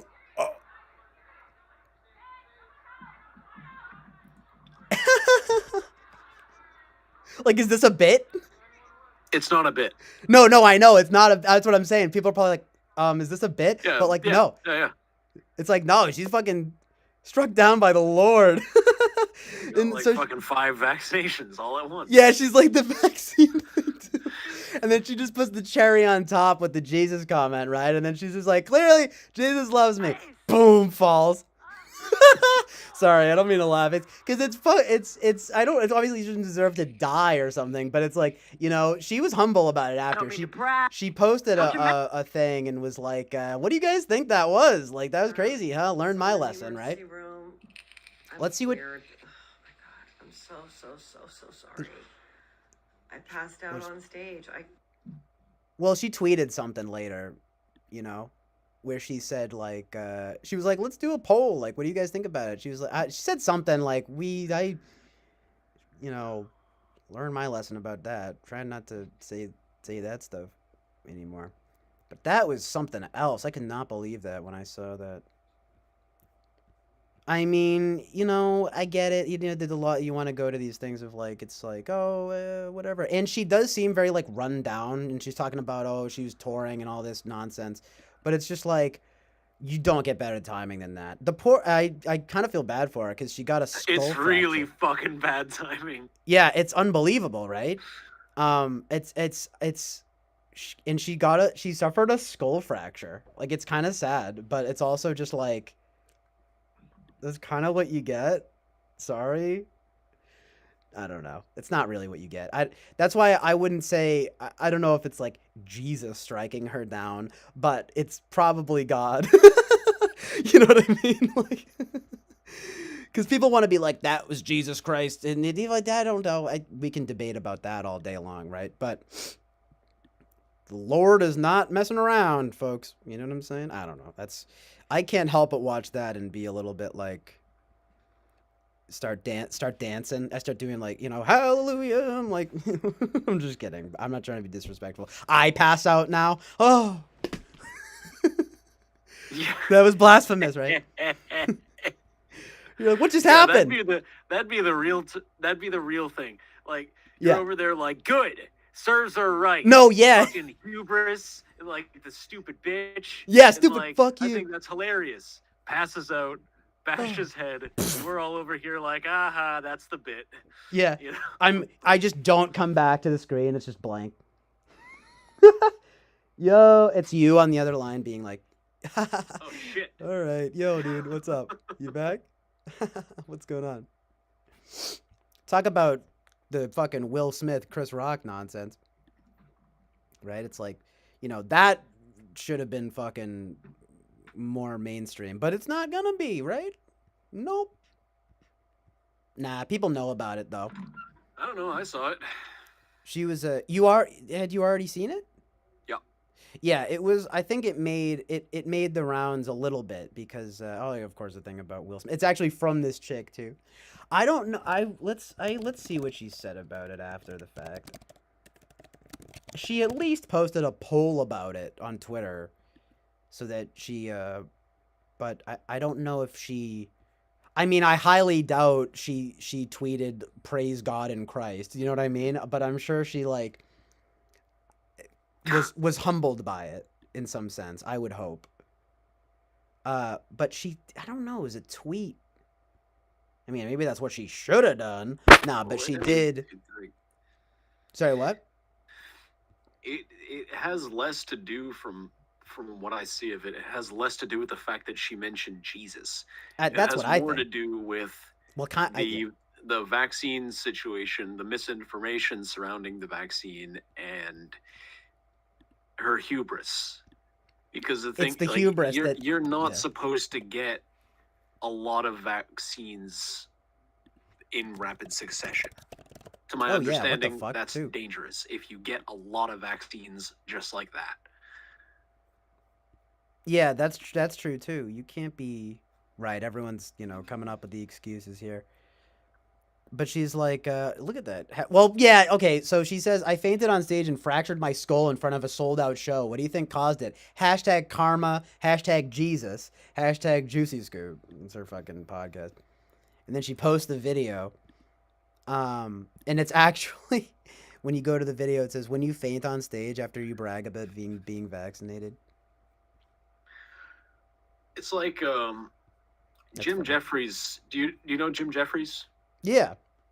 He had a bit about this where he was talking about apparently his wife didn't want their kid to get vaccinated because she heard all this shit about what vaccines can do or whatever. There's this whole thing around like, oh, vaccines cause autism, which obviously they fucking don't. That's a classic. That's been around forever, yeah.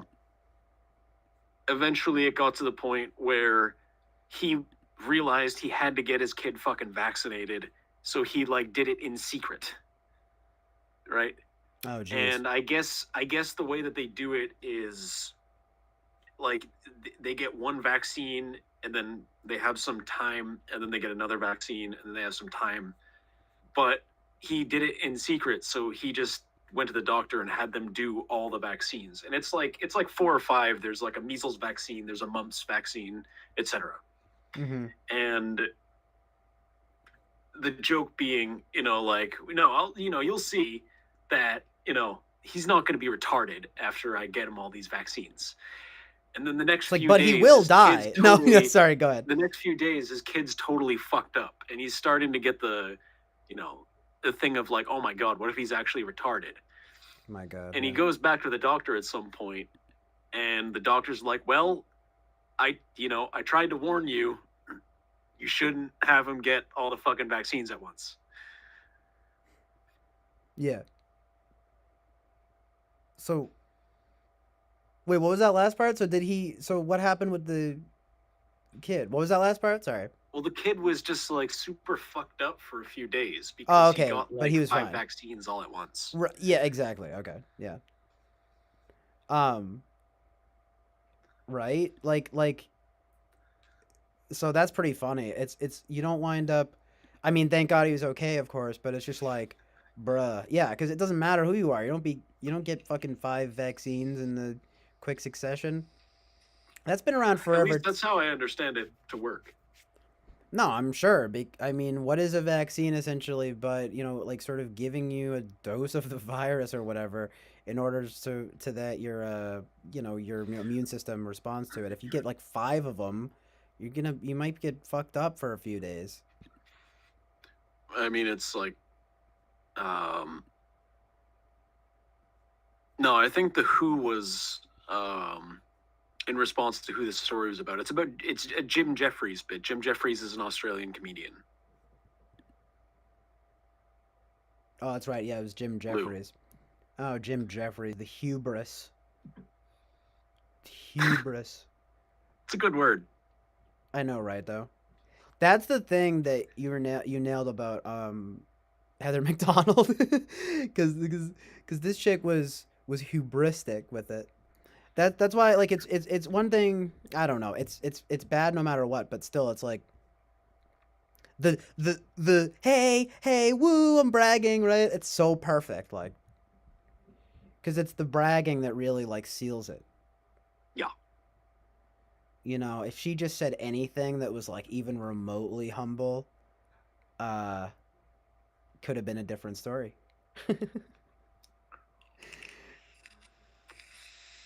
Maybe the Lord himself wouldn't have appeared and strike them down. You know what I mean? But my goodness. Yeah? My goodness. Right? No, I don't know. I mean, probably. Probably. Yeah. Right? We all know how often that happens when someone says, Yeah. "Oh, may the Lord strike me," and it doesn't happen. And it actually does happen. Yeah, this Right. time it happened, right? Oh yeah, I mean, right?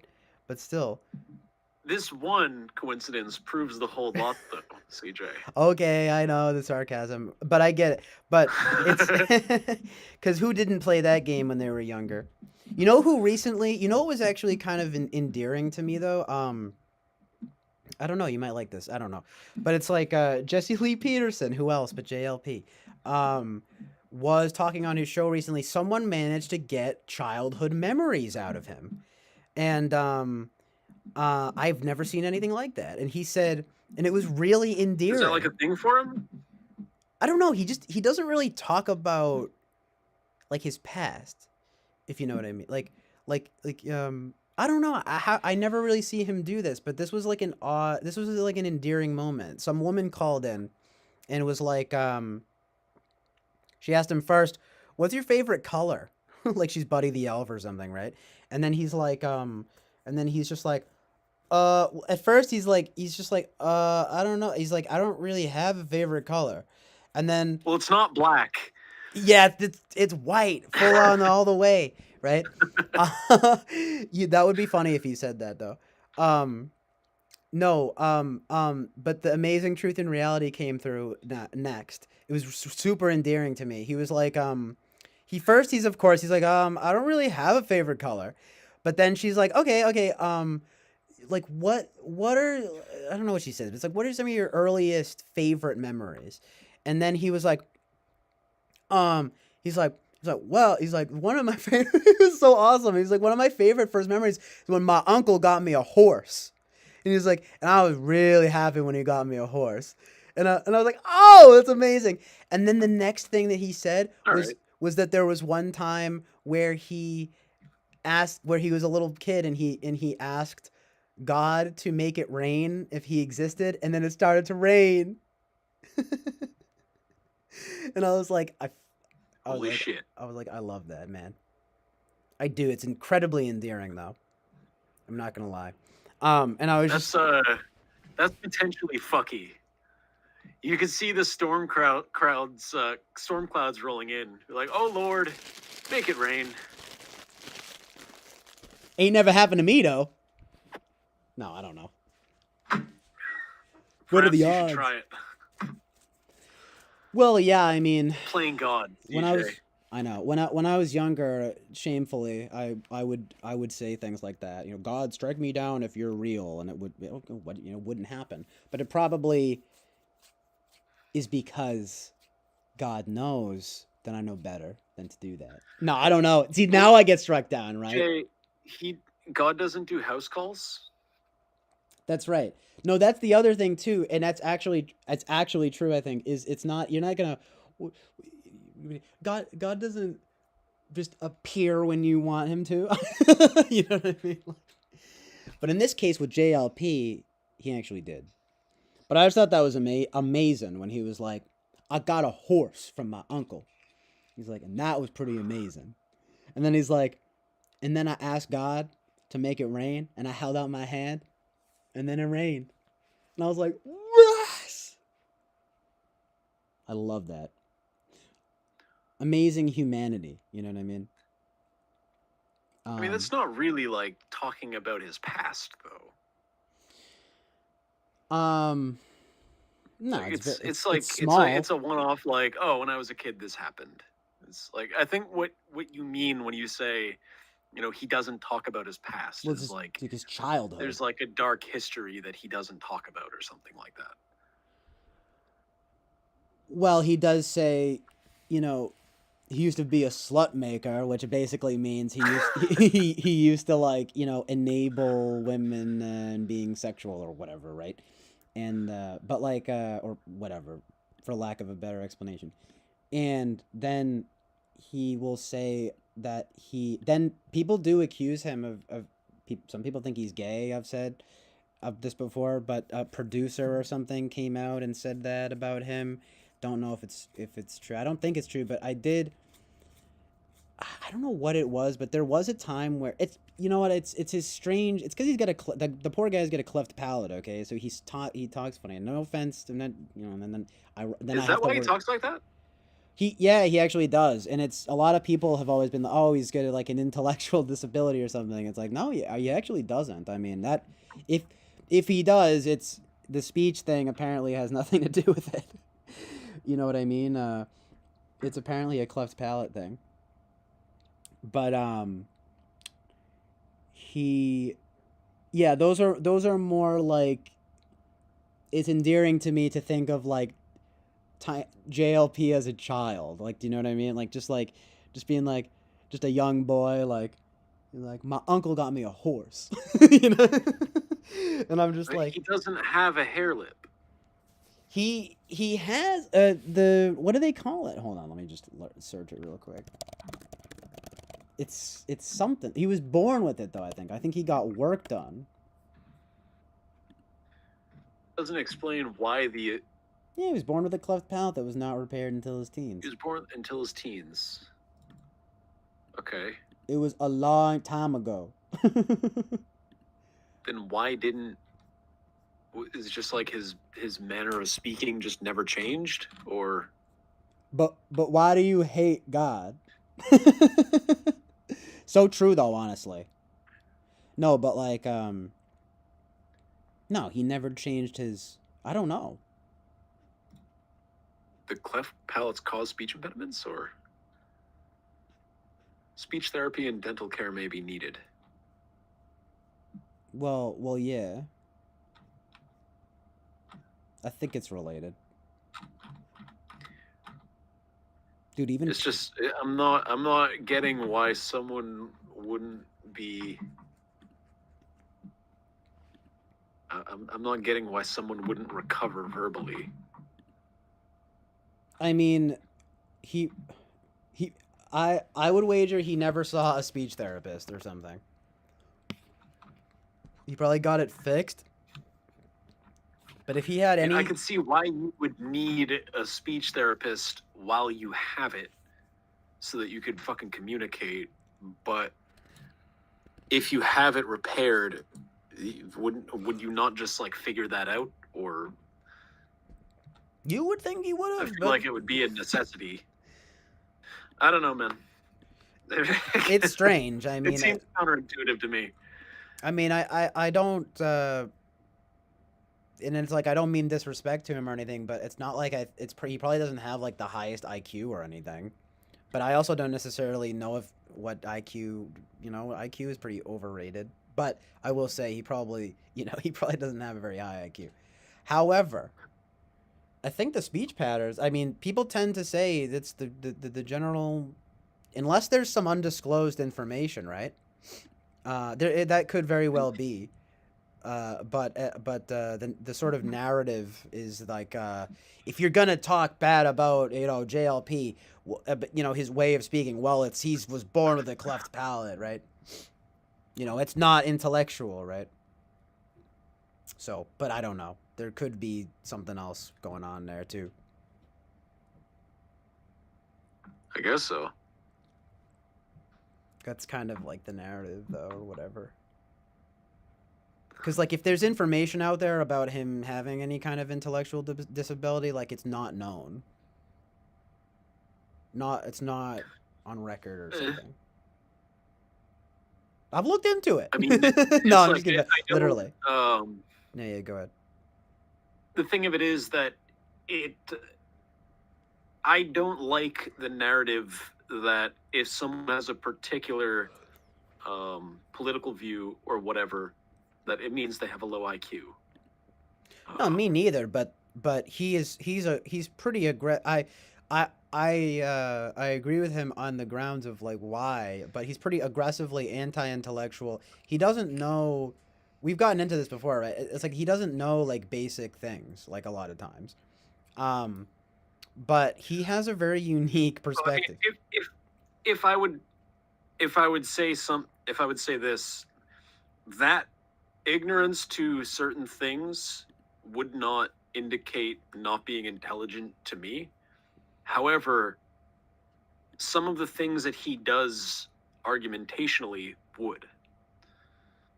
Well, yeah, he's a rhetoric guy. He's not really.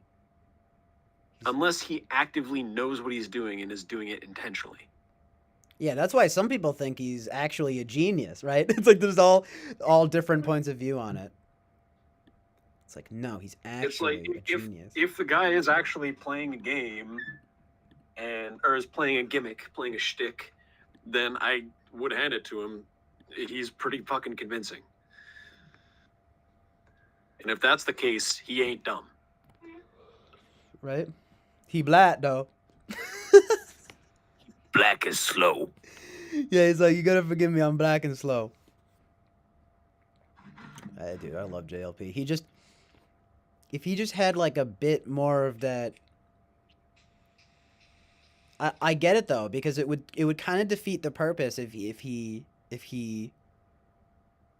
started using fancy words. You know what I mean? He ain't about And all also, that. it's a thing of like if you're they call it kayfabe in wrestling and in carnival stuff. So kayfabe is owning the act completely.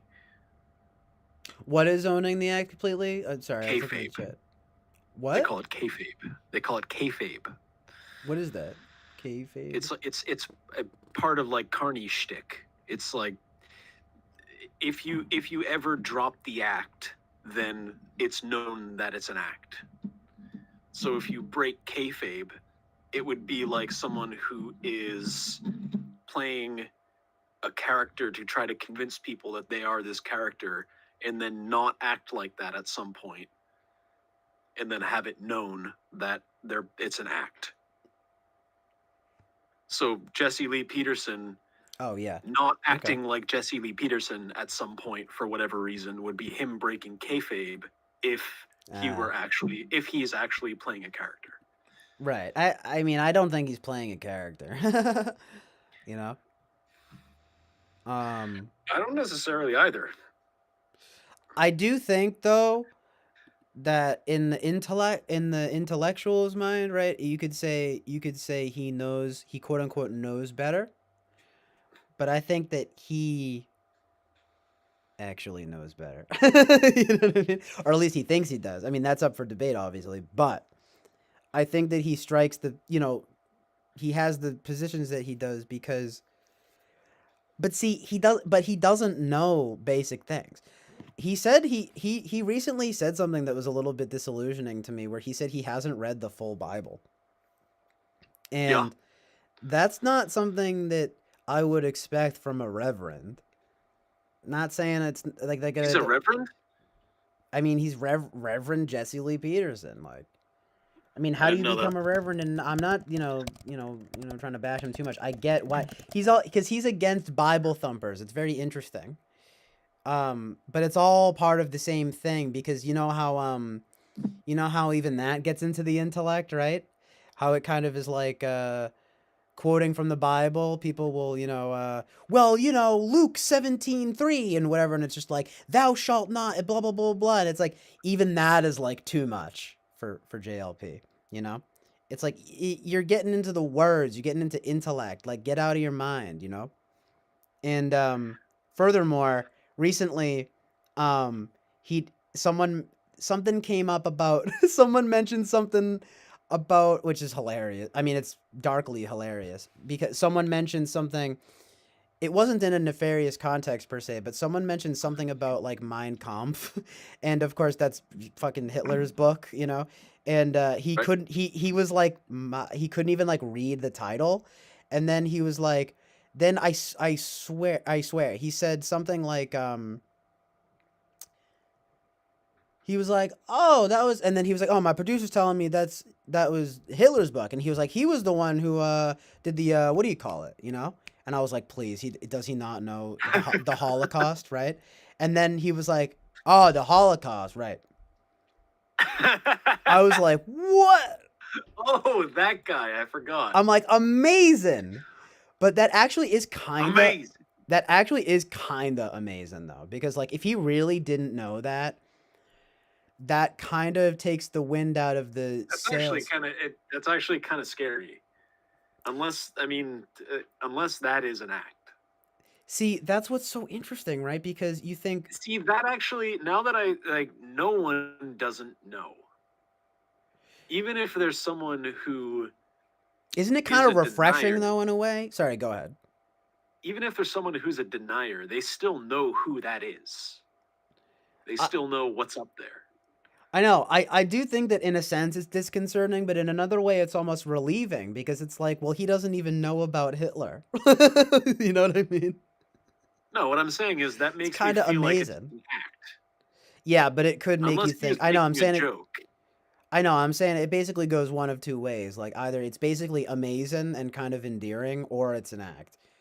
You know. But I'd like to think that he's sincere. You know. I don't. But there are some times, like I said, it started with the Bible stuff where I was kind of like, what the, which is funny because he says that. It's like I could see someone making the joke of like, who? Hitler? Oh, Bill? Like, Yeah, no, right. Who's Adolf that Hitler guy? being like, oh, I thought you were talking about Bill Hitler. Nice guy. I'm like, who was that You know? guy? I mean, yeah, you had to see it though. He really, it's just a clip out of a live show recently. I don't know if there's a clip. That's what I'm saying. I don't think there's even a clip of it. But he says, you know, I feel like I'm sure if you watch him enough, then you'll find plenty of stuff like that. You know. Um, I just tend to get more and more surprised, even though I still love the guy. I'm just yeah, exactly amazing, right? But it's again, I also can't help but think, well, that's kind of again, it's sort of endearing in a way. Like he doesn't even know what the Holocaust is, you know? Um he like has to have people like explain it to him. And he's like not joking, you know? Explain to me what the Holocaust is. And he's dead serious, right? No pun intended. And it's like, you know, um you could take two approaches to that. It's basically it's either it's disconcerting or it's endearing. Maybe it's a little bit of both, you know? It's just kind of like, well, okay, if you wanted to say, oh, it's JLP is an instrument of hate or something. Well, he doesn't even know he basically doesn't know who Hitler is, so that's That kind just of seems weird to me. amazing. But there is That smells fishy. I see what you mean though. I mean, you're not alone. Like if there's a lot of people who like recently I searched Jesse Lee Peterson and I was very surprised to see that like about half of the results that come up from just searching his name are like random YouTube people being like he is a false, prophet. He is, there's like a huge seemingly almost growing community of like anti JLP. A lot of them talk about the gay thing too. A lot Well, of I'm not them. surprised. They really focus on that, yeah. There'll be like the occasional person that comes in the chat and is like, Jesse Lee Peterson, what do you say about your gay history? And it's like, of course, he never says any. No, he doesn't even read the chat. um, you would have to call in for that, and I don't know what he would say if you said that to him. Um, but yeah, that's one of the big things that they focus on, or whatever. It's that. It's it's not so much right. Of course, like that's the thing, though, right? Um, but yeah, it's like there are as much as I really enjoy the guy and I think he has some good ideas. It's like it is sort of disconcerting, of course, in a way when he doesn't know these basic things. But yeah, Master Bobby, I'll comment now actually on that and tell you what my thing is, the ID, because I like just looked it up real quick too. That was my bad though, not telling you that. Amazing. Amazing. he is just something else. I think, you know, the big question though is indeed like is I don't know, man. I don't think that it's insincere. Like I don't think that it's an act, but I think it does call into question like what all of these things kind of call into question like his credibility or something, Well, it's like, you know? So as far as it being a shtick or it being a gimmick, um, some of the people that I've seen who've reported about being on his show, yeah. like in person, Yeah. have stated that, you know, it's not an act. He's actually like that. Yeah, right. I'm sure like that guy Destiny or something probably has a few words. He's like, "Nope, that guy is actually like that." Stuff I like don't people think like that. I don't think I remember him saying any. I don't remember him saying that. Oh, you know, I just could imagine any number of people, you know. But I always think I don't really watch his stuff, but I remember he was particularly on. He was like on there, and he was like, you know, not a fan.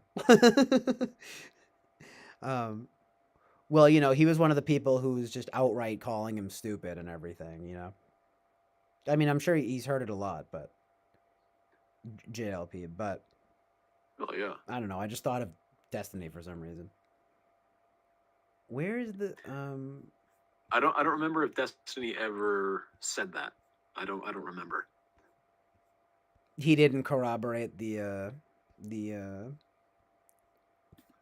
you know, the shtick thing. He I didn't say remember he's like that and everything. Hold on, Bobby, I found it. I'm commenting now.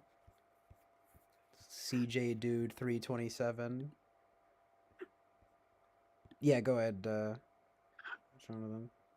I think I remember David Pacman saying that he was on the show and he doesn't think it's a shtick. Yeah, David Pacman. I I thought don't of him remember too. Destiny saying that. Yeah, he was the guy. I was just thinking of him too because he definitely. Oh yeah, you know, David Pacman does not like him. No, he doesn't. Well, you know, it's like it's David Pacman. You know, he was saying stuff. I watched a video. I watched a video where someone had called in and asked him, or either they called in and asked him, or they left him in a message asking him, and basically like, "Hey, is JLP for real? Is he acting?" And he was like, "No, he didn't think that the guy was acting." Right. I totally I've really never gotten acting vibes from him, and if he's acting, he deserves an award.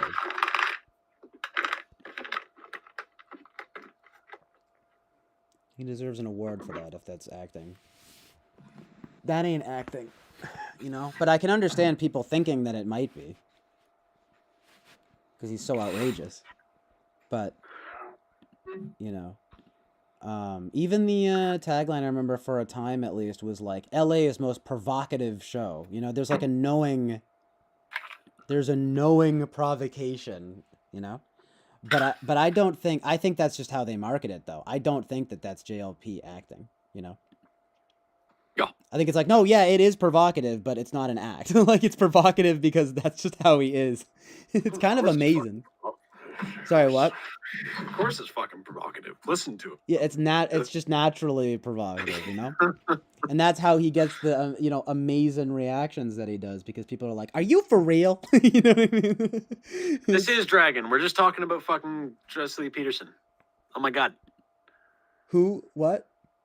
It's Karma's Dragon. Pimp is saying this is dragging. It's okay. What is that? How? Yeah, well, whatever. We're just talking about JLP. I love him, okay? No, but like it's interesting to speculate on though for sure because it's the kind of thing that gets people, you know, last kind of we can wrap it up about that, but come on, it's kind of amazing. It's the kind of thing that gets people wondering if it's an act. I understand why, but I've never gotten act vibes from it. It's just that I could see why people would just think that he's so outlandish in some ways that that it could be an act, but people will think any old thing is an act, you know.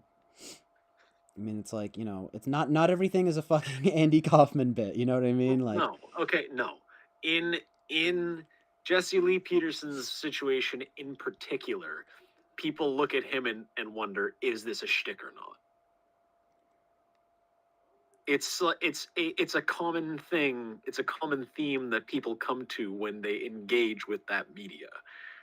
It's not a thing of like, oh, people wonder if everything is an act. No, it's everyone who comes out of watching enough Jesse Lee Peterson go, man, is this guy for fucking real or not? yeah, it's like, He's that obtuse.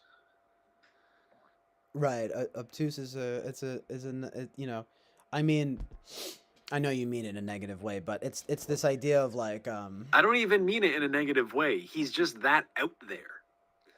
yeah, that's a better way He's of putting that it. odd. Yeah. He just gets people wondering, obviously, because it's he has a naturally provocative way about him, like, and it's something that I actually like though, because he provokes because people don't give simple yes or no answers. You know, they skirt around things. He does do things sometimes where he will like frame the question in certain ways. Does it every time. Yeah, but still, it's like, you know, it is so true and good though how like he recently did something really funny on the phone with someone where he was talking about I guess it doesn't really matter specifically what it was, but this guy, you know what I mean? He starts coming in about, well, this philosopher says this and that and the other thing and the blah blah blah blah blah blah blah blah blah blah, and then he's just like, but do you think, you know what I mean? Whatever it was, right? And it's just like, but he was like, and then eventually he finally wound up giving a yes or no answer. And it just goes to show, like, there is some truth and reality in that. Don't have. How is there truth and reality in that? Let me find the clip. It was really, I don't know. I don't know if I can find the specific clip. But because this guy wants to come and say, well, you know, I think that morality, some people think this and then other people think that. I need the framing. It was like his question of the week. Oh, he was saying, is human nature good or something like that? And of course, very broad question. The dude or Jesse Lee Peterson? No, JLP. The question of the week was like, do you think human nature is good? And then this guy was all like, oh, I've got there's a million viewpoints on that, and I do think you got to do it. Like, the guy was like well-meaning, obviously, you know, but he was just like citing all of this like stuff that you just know is not. The JLP is just probably not even registering. You know what I mean? He's probably not even listening, and he's just like, okay, but like, do you think human nature is good? Okay, so if that's a different case then. That's a situation of, we have a question, a yes or no question, or it's not. I mean, yeah, it's a this or that question that the person is asking, and they want people to come in and state an argument. So it's a bit different versus when he starts going on a, well, are you this or are you not? The person goes, well, I don't like either of those things. And no, answer the question, are you this or are you not? Person's like, it's not that simple.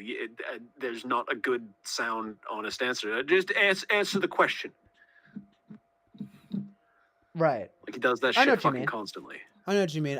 This was a better example, I think, of that kind of working, though, because, yeah, you could say, oh, well, it's because he wears people down to a nub, right? But, amazing truth and reality, just like smiles very bigly. No, but it's like, just fucking answer the question. You know what I mean? Like, I don't know. I know what you're saying, but it's like, bruh. You know, these intellectuals, you know, be all up in their heads. It's like, bro, you don't need to cite like 10 different philosophers. You know what I mean? That's something Well, sure. that people do when they I don't know, when they don't have a firm position on it or something. It just seems nitpicky to go for this one example when usually when it's him in this situation, it's not that situation. Yeah, I feel you. It's just he uses it in very different in all sorts of different contexts.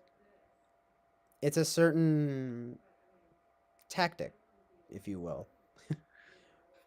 But it's a rhetoric. No question, it's like a rhetoric thing. But it's also like, it's like well, it's a shit rhetoric thing. I don't know. It's kind of, I don't know. I think the typing of him might be true, but he's probably an ESTJ or something. Like, I don't know. But I'm not sure if I'm going to be able to find the correct day because I don't know what exactly it was. But you get the point. He had maybe if I search like the human nature or something. Is there any good in human nature? Right. Is there any good in human nature, right? And it's like, yes. But this guy can't just say yes. Why? Is there any good? Of course. Unless you literally, think humanity is evil to its core. And I would say that's a pretty horrible philosophy. Well, some people think that. Let me just play. I know, and I JLP thinks the world is evil and stuff. I mean, it's a little surprise. There is, but well, okay. If the guy thinks it, then say no, right? Well, hold on. Let's find the part, because I feel like I might as well just play the brief part, because I mean it was interesting enough for me to be like, oh shit, because I'm like, this is a great. Like, this is where that rhetoric comes through, and it's kind of interesting to watch because it's like this intellectual, right? He just like can't just say yes or no. Like, why? I don't know. Well, where is it? They label the segments, but they don't. Is it this guy? Keith, can you speak? I mean, you already. Is there anger? To Anger is get good rid sometimes? of that, let it be gone. On anger? Forget who it is. That's amazing. That's amazing. He says it immediately. So good. NBC Los Angeles. Los once again, Angeles. Crime out of control. I don't know why anyone want to move to Los Angeles, to California, period, now. No, he's hilarious. He doesn't understand. And I tried to explain it. Can't walk your dog and like, what is this long chunk here at the end? No, that's what. I feel like they don't segue at that excellently. Maybe this wasn't the right episode, which is annoying. They have like these Maybe it was 3:15 instead. You know what I mean? It might not even be worth finding now because it's too difficult to find. But it was probably around that time. It must have been. What is it? It makes sense in this context because he has a show here where he's getting multiple callers and he wants this guy to just make his fucking case. It makes sense. Yeah. What's this? What is human nature? human nature. But what is human? No, the biblical question. The biblical question. Human? The biblical question: is there any good to human nature? Is this it? It might be it. Are all people who bear the shape of man human? No, it's not it. This guy obviously feels some type of way. This guy didn't really feel a type of way. He was doing what like kind of the average person would do in a way. If you're like interested in philosophy or something, you know, you'd be like, well, you know, there are just different schools of thought on that and blah blah blah. And then he's just kind of like, is there any good in human nature? And he's just like, well, and then eventually, finally, he's like, well, yes. Well, there you go. Why didn't you just say that? It sounds like the guy wanted all thoughts come from definitions. Yeah, a lot of people do that with him, though. It's like Thursday night. It's like this week. If you, where? I wish I could just find that little bit because it was amazing. Slow your roll. Okay, got it. You're But speaking it's too a deep breath. fast and too desperately, so I'm not getting everything you're saying. Yeah, you can't be Okay, like let me just talk. like a beta, you know? The keys Hold on. yesterday in a smuggling event. You're talking too crazy. Man, Eh. I'm giving this just like one more little scroll through, and then I'm gonna, you know, be whatever. why don't you want to put the Don't pressure need on to him? dwell on it because you get the point. I'm in the picture. But does someone else call in maybe? Experts. All right. Experts.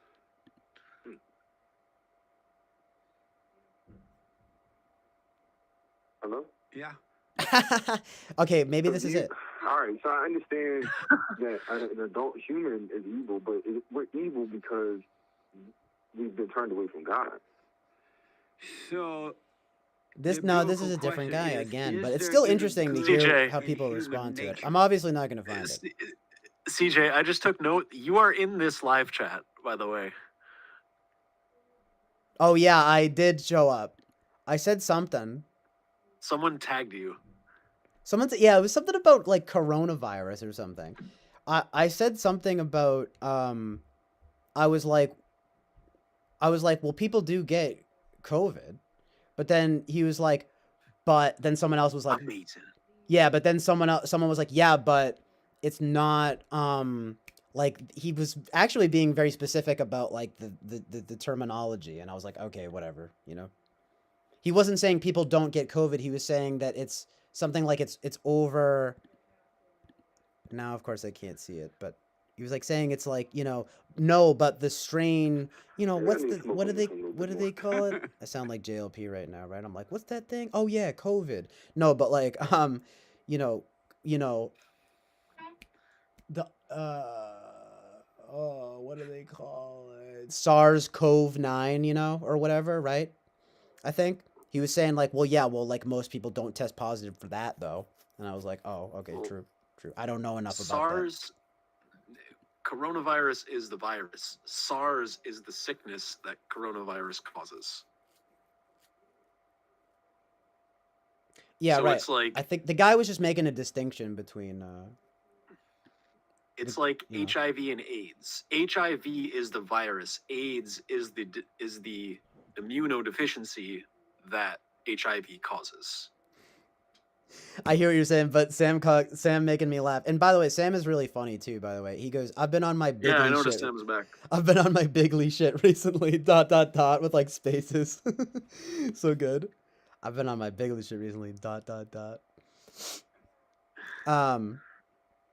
Facts though.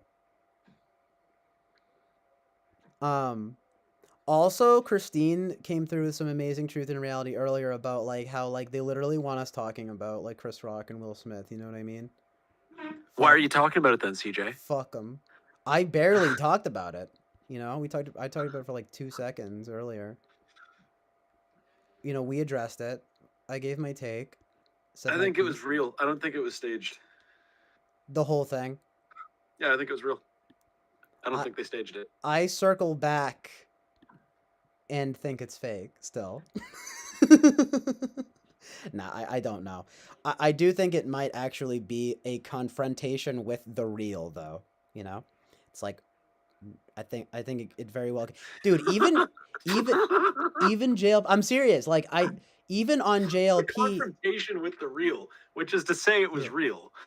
Right? Yeah, basically.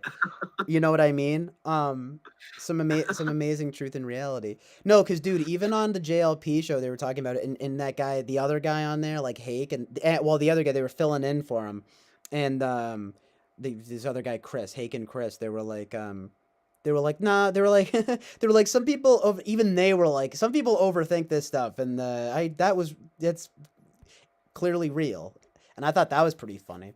Maybe it's because they're in on it. No, I'm just kidding, but yeah, man. I was picking up what they were putting down because I feel like at a certain point it does I mean, and this is like a real like philosophical thing, right? About like, okay, at a certain point it does sort of become like unproductive to just be like, everything's fake, you know?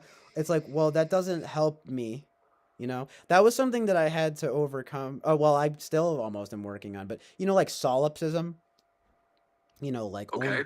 Only I'm real and everything around me is fake. I mean, it freaks me out. But I remember when I was younger, like, being very aware of that and being like, I remember talking about it with my dad. I remember one time I was like, well, like, when people die, I was like, probably like a young teenager or something. And I was like, okay, I'm like, yeah, but like people die and like the only proof that you have that they're dead is like their brain and their heart stopped. You have to rely on like some kind of evidence. It's hard to put into words, right? But it's kind of like, it's like, and my dad, I don't know. It was just basically, I was talking about solipsism basically though. And my dad was like, well, you know that they die because they are dead now. You know what I mean? Like they don't live. And I was like, okay, yeah, like amazing truth and reality. But I'm saying like, if reality's fake, right? I don't know. It was just something that I've always kind of dealt with. You know what I mean? Where I was just kind of like, what if everything is fake? Only I, because it's solipsism, dude. It's only you can, everyone, it's something and it also gives me a little bit of comfort in that regard too, because it's something that everyone can think if they want to. It's not a good way to think. Oh yeah, I've been there before. And just like, you know what? Only I'm real. Everyone else is fake.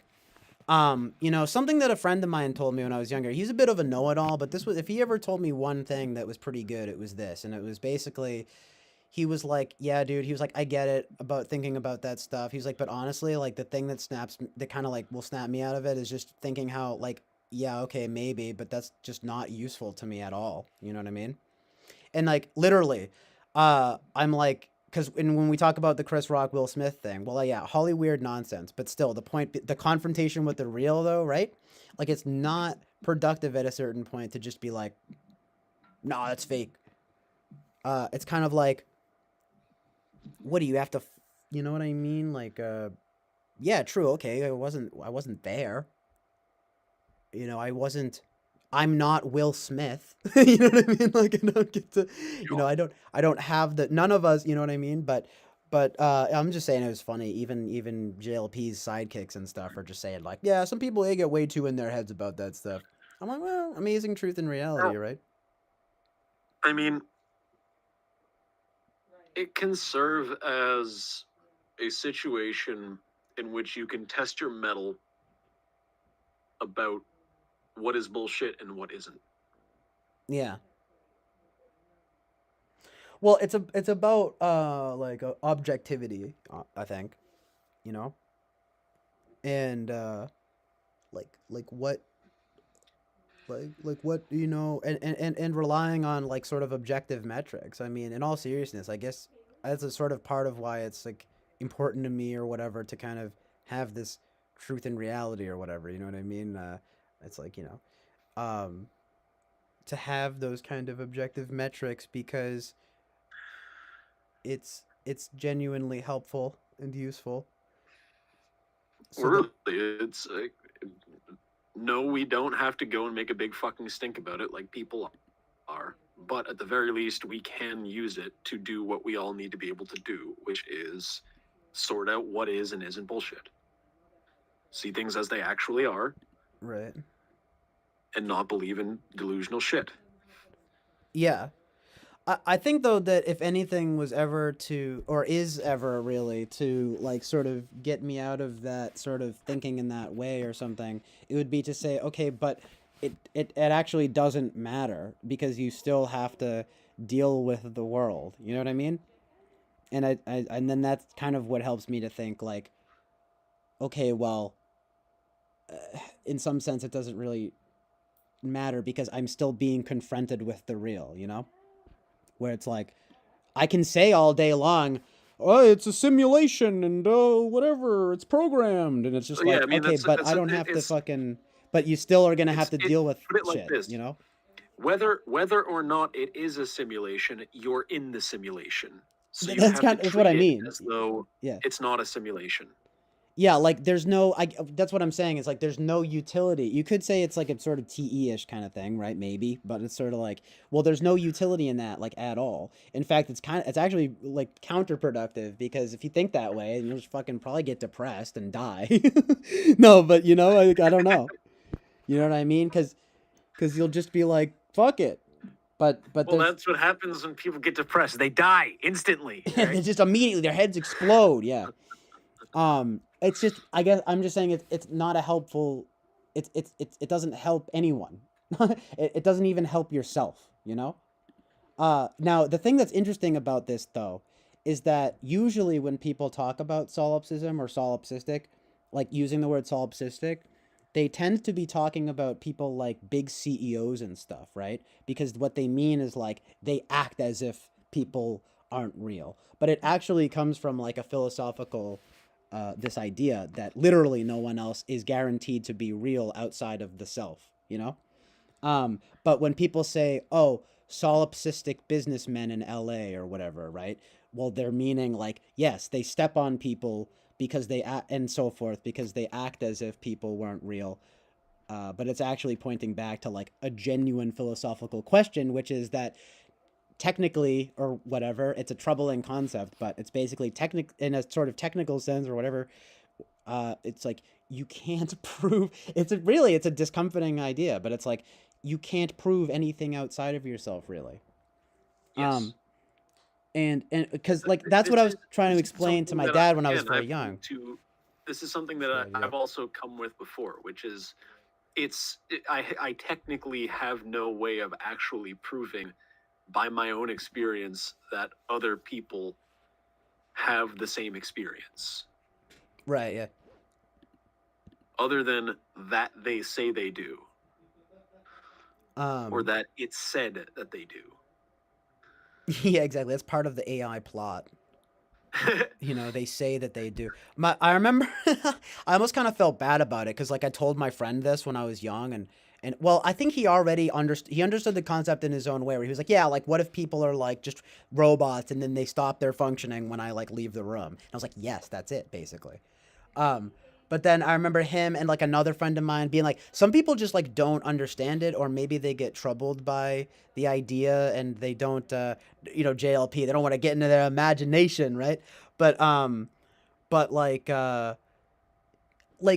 it, you have to like stretch logic though, right? Because like, so the thing, because now I remember it better. Like the whole thing I was like telling my dad when I was young, right? Was kind of like, yeah, right. You can tell me that the heart and the brain stop. You know, the brain. Sorry, what? The thing is that you do have to stretch logic, because if you look at it empirically, you have to go, okay, well, I am this makeup, and I have the I have this experience, this consciousness, and those people have the same type of makeup as I do, which means that there is absolute reason to think that they experience the same kind of consciousness. They are also quote unquote real. Oh yeah, that's a great point. I've thought that, but not in such a concise way. Thank you for proving amazing truth and reality. Amazing. Right? Amazing. Because that is great. You know, it's like I thought that in so many words, but not in that concise of a way. Like thinking like, but it's basically that. It's you have like the proof. Even if you were to go by a quote unquote solipsistic mindset, you would still run into the fact that basically everyone has the same makeup as you, so to speak. Peter says, "You guys wear makeup too." I'm sure he's saying makeup too, right? Makeup pun.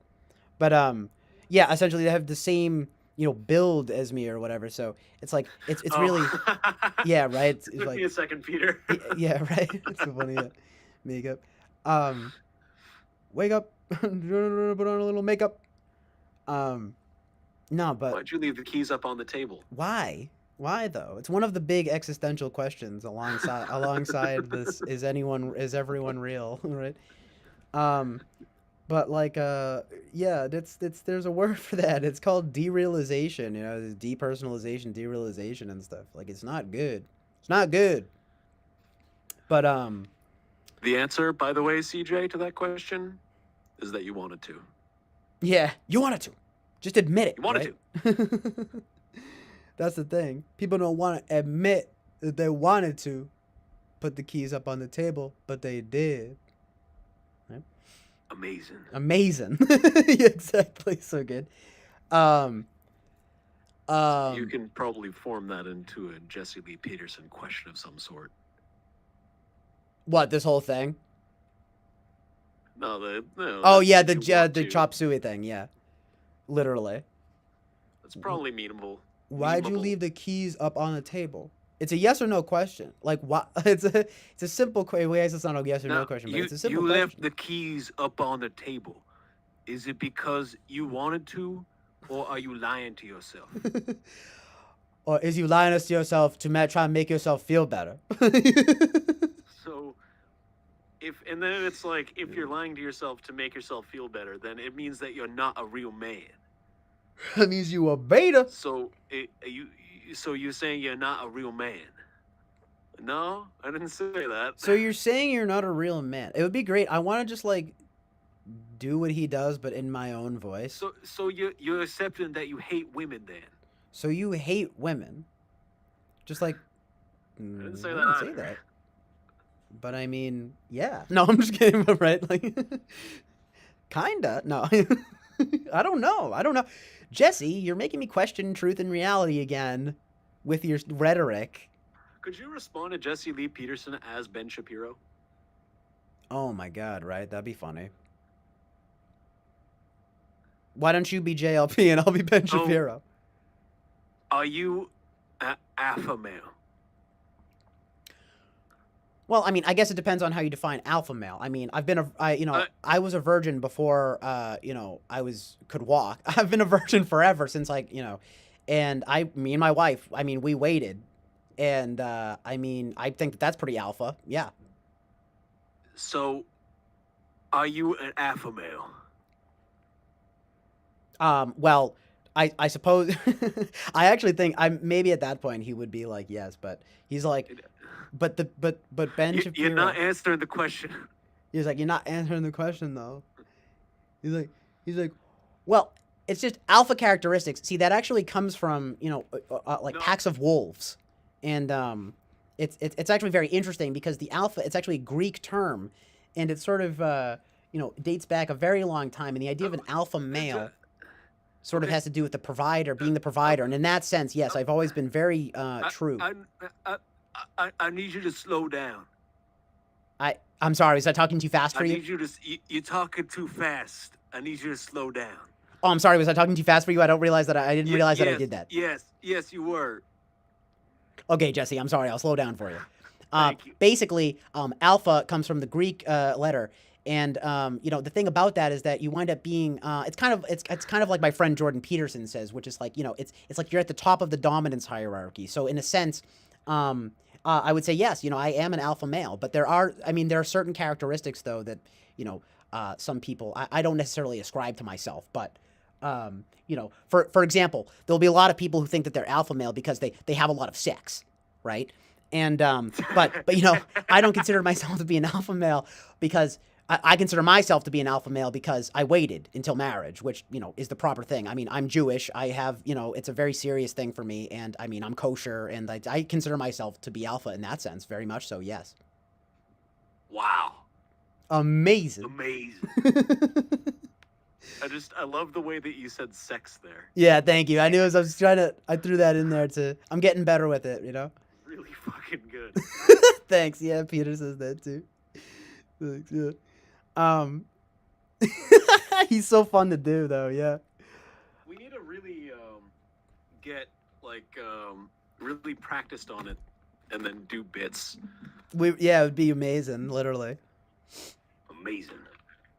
Like who's another one of these guys? Like I mean, like just like funny, like kind of like I don't know. What other it doesn't matter who it is, I guess, right? Like, can you do any other impressions? I mean, you did a pretty good Morgan Freeman, but I'd like to do things though where it's more like we can really riff off of them, like people with specific like points of view and rhetoric and so forth that like I don't know, like Bill Maher even or something, I'm not going to be able to do a good Bill Maher. No, he's I might be able to key into that, but it would take a little bit. I mean, he's kind of nasally. Yeah. Yeah, he's. I don't know. I don't think I can do it. Yeah, it's kind of that like smarmy thing. He's like, kind of smug, He's just like, because Trump's in office. No, you sound too much like you. I know, right? That's too much. Bill Maher, though, it's one of those ones that I might be able to key into because it's like not like incredibly difficult. But I have to like get into the Bill Maher mindset, you know. But who's another one who's a little more, you know, I guess there are things though that he does. He'll be like, it's called having a brain, okay? You know, like, Okay. like what he sounds like Squidward kind of, you know? A little bit. Funny enough, Peter says amazing synchronicities says I do a good Mr. Krabs. Amazing. Mr. Krabs? That's a good one though. Arg. But SpongeBob. he's looking for someone that does like a good, or someone that does like political rhetoric that you could like. Yeah, it's especially fun, I think, you know, if it's like that kind of person, you know, like someone that you have a good idea of Yeah, what like- they're gonna say yeah. situationally, yeah, exactly. and you can have that. You can caricature them very well. They're caricaturable. Like I guess Joe Rogan would be pretty caricaturable. That's good. That's a good one. Yeah. Whoa. Yeah. Whoa. Wow. I think maybe I'm gonna try to key into him a little bit too. Like, it's like, wow. So that it's too much of myself. Hold on. It would be like, wow. Wow. Yeah, it's almost like Owen Wilson. You know, it's like, wow. Wow. Wow. So like, I mean, that's really amazing. That's crazy to think. So you're saying that aliens have been here? It's too much like myself. So you're saying that aliens have been here already? Whoa. Already? Before? But you don't think that they've been here before, though? Though? Yeah. They've been here like, before. there's gotta be, man. There's gotta be. I mean, he does that. He has a weird voice, kind of, where he like. He kind of gets into this. I don't know what it is. It's weird. He's like, yeah. It's like he's somehow like he's mostly like a jock, but it's almost like a jock and a nerd at the same time. He's kind of like, wow. So I can't do it, honestly. I think, funny enough, I could emulate his mannerisms, but I can't do his voice. It winds up sounding too much like Owen Wilson or something. He's actually pretty varied. Yeah, he switches it up. It's just that but it's always quintessentially Joe, you know? Like, he always kind of is like, freaking, he's not one to, like, really wax too philosophical about it. He's just gonna, like, but he's gonna just be like, I mean, and it's just crazy I can't do it, but it's like, you know, what they said, you know, with Area 51, it's like, you know, he'll just be like, you know, just to think that they've been withholding documents from us, like. Just like to think that they've been withholding documents. Yeah. Yeah, that sounds more like Chris Jericho than it sounds like. That was like a surfer dude, yeah. Well, he kind of does that. Yeah, it leans into it though, for sure. You can smell the California in his voice. Yeah, exactly. There's a drawl kind of happening there, or what do you call it? The But it's vocal not, fry. It's not like an over the top surfer drawl. No, it's like your boys just smoking weed, basically. He's just like, wow, okay. So, you're telling me we're all, you're saying we're all stardust. Carl Sagan. I mean, when I first watched Cosmos, when I was a kid, I remember I was blown away. So Neil, that's way too nasally. I know, you gotta find that, like, that middle ground of, like, he's kind of in his throat though, you know. I was just about to say he's more back of the throat. It's hard to do. Arg. No, I wound up doing like a pirate. Yar. Well, anyway, let's think of some other ones though. I think Joe Rogan actually, see, you know what it is? I think because his voice maybe isn't like unique enough, kind of.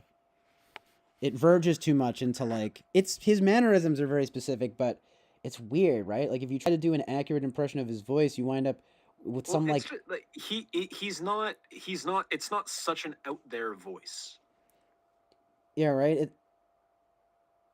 Like It's just Jesse Lee not. Yeah. Peterson is an out there fucking voice. Yeah. This is a great topic, though. I really want to think of like more people to do impressions of, because I've always wanted to. Like, that's one of those things where I'm just like, that's like a fun thing that I'm always like, oh, I'd love to get like really good at impressions. Like it's stupid, but like it would be fun, you know. Like Alex Jones. Yeah, like you're doing Alex Jones, right? Yeah, Well, yeah, he's like a you can do an Alex Jones just like this, right? yeah, yeah, that's pretty good. Yeah. Yeah, okay. And the government's just trying to, turn the frogs gay. I hate that everyone uses that fucking quote. I'm sick of it at this point, right? But yeah, I think we could probably both do a decent Alex Jones. You have to get into the chest with that one.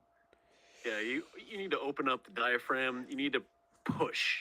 Yeah, me and Sam, actually, funny enough, in real life once, I never forgot it, because we were kind of going back and forth when we were chilling one time about Alex Jones, and we were doing a bit where, because he says stuff like this, where he's like there's just literal potbelly goblins walking around. And I just remember that so vividly, because it's so true and specific.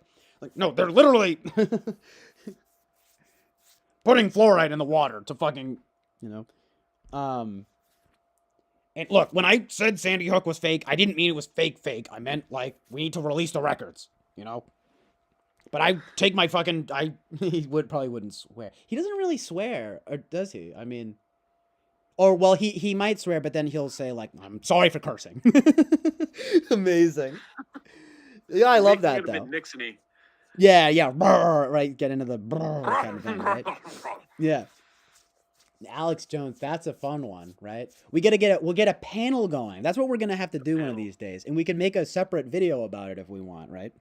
Have like a, we're just like, okay, so now we're gonna turn to Joe Rogan. Now we got Alex Jones, we got Jesse Lee. That'd actually be an amazing show, though. Oh, Russell Brand. Russell Brand is here. Yeah, I can probably do Russell Brand. Can you do Russell Brand? I want to hear yours first. Yeah, I have to think of something to... Damn it! No, I'm just kidding, but I have to, like, think of, like, what he would say, though, It's been a while since... I've never really gotten that into him, So, like, I've never really had, like, a Russell Brand phase. Although I never really had a Joe Rogan phase either, but Joe Rogan's always been, like, big, So I just would always I'd always happen upon his stuff. I haven't listened to Joe Rogan podcast in a while, but I used to listen to it more. It's actually interesting. He has a lot of interesting people on. Oh, yeah. Well, I would always go to it, though, to just, like, watch who he had on. You know what I mean? It would be like, I don't mind listening to Joe Rogan either. Yeah, there are far worse, obviously, there are, far more grating personalities or whatever, right, to be a radio host. Like, he's relatively benign as far as his, like, his approach goes. He's basically just stoned and amazed. That'd be cool if he started saying amazing. Well, he's pretty chill island. Yes, he is very chill island, though, to be honest, right? Yeah, that's a total aesthetic, though, too, by the way. Like, just like who can hang on the chill island? I was thinking about that recently, and it's really funny. Something came up. I was like, yeah, it's a very like chill island Oasis film, like Cool Runnings and stuff like that. No, but wait, who was Russell Brand? Yeah. Russell Brand. Yeah, what's the kind of nonsense he'll say, though? He'll be like... Well, he'll talk all about, like, the media and the global scheme and the government and the big governments and the schemes and whatnot. Yeah, he's pretty woke on that stuff, but I always feel like he takes, like, he takes it to the level of retard. Yeah, no, right? But he imbues it with this, like, with like his own sort of whimsical spirituality or something. I don't know. I can't think of how he does it, though. It's more up in here. Yeah, it's not. It's actually. It's not so much Alan Watts. It's more like a fucking annoying kind of prick. It's like,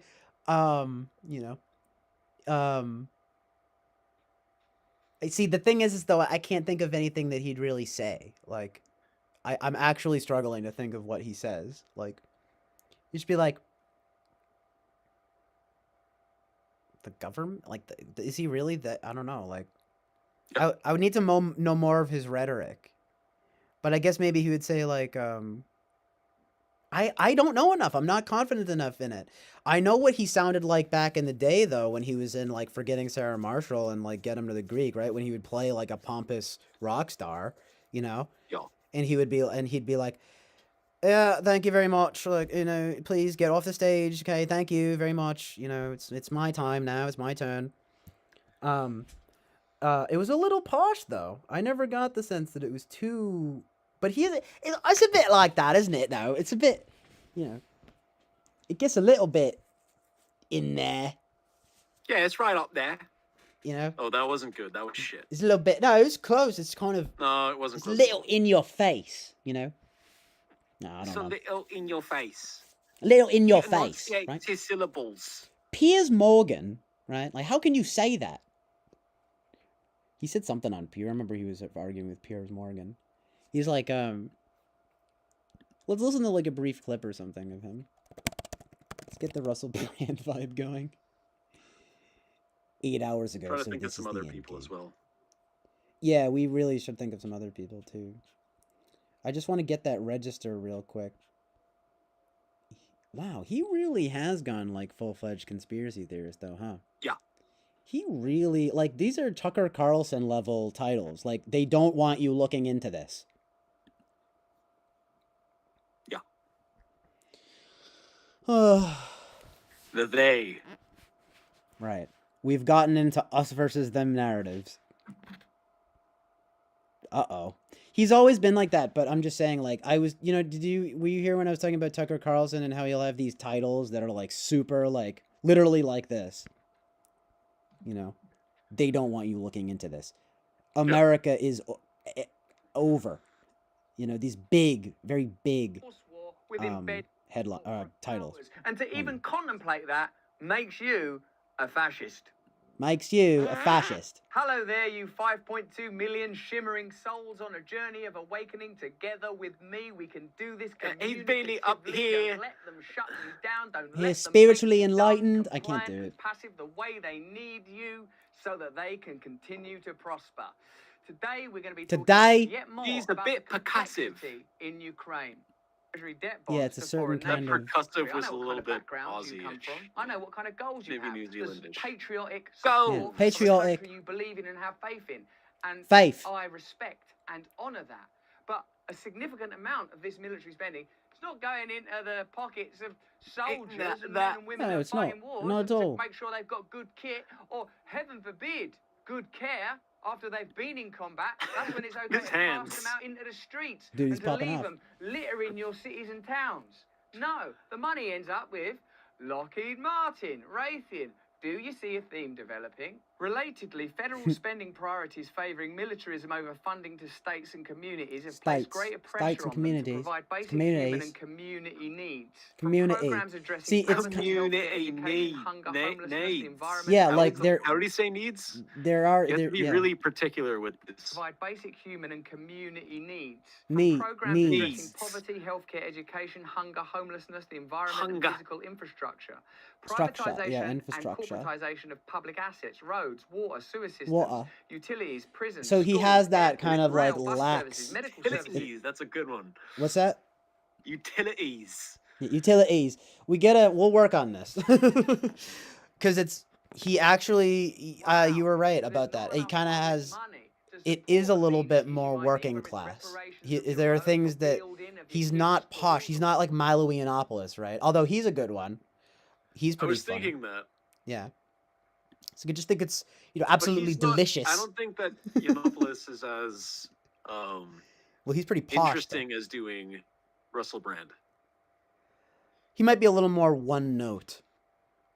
But because Russell Brand is like, take a look at what it says here. It says they're hiding this from you. Personally. You know. What did you say? Well, go ahead. Hiding.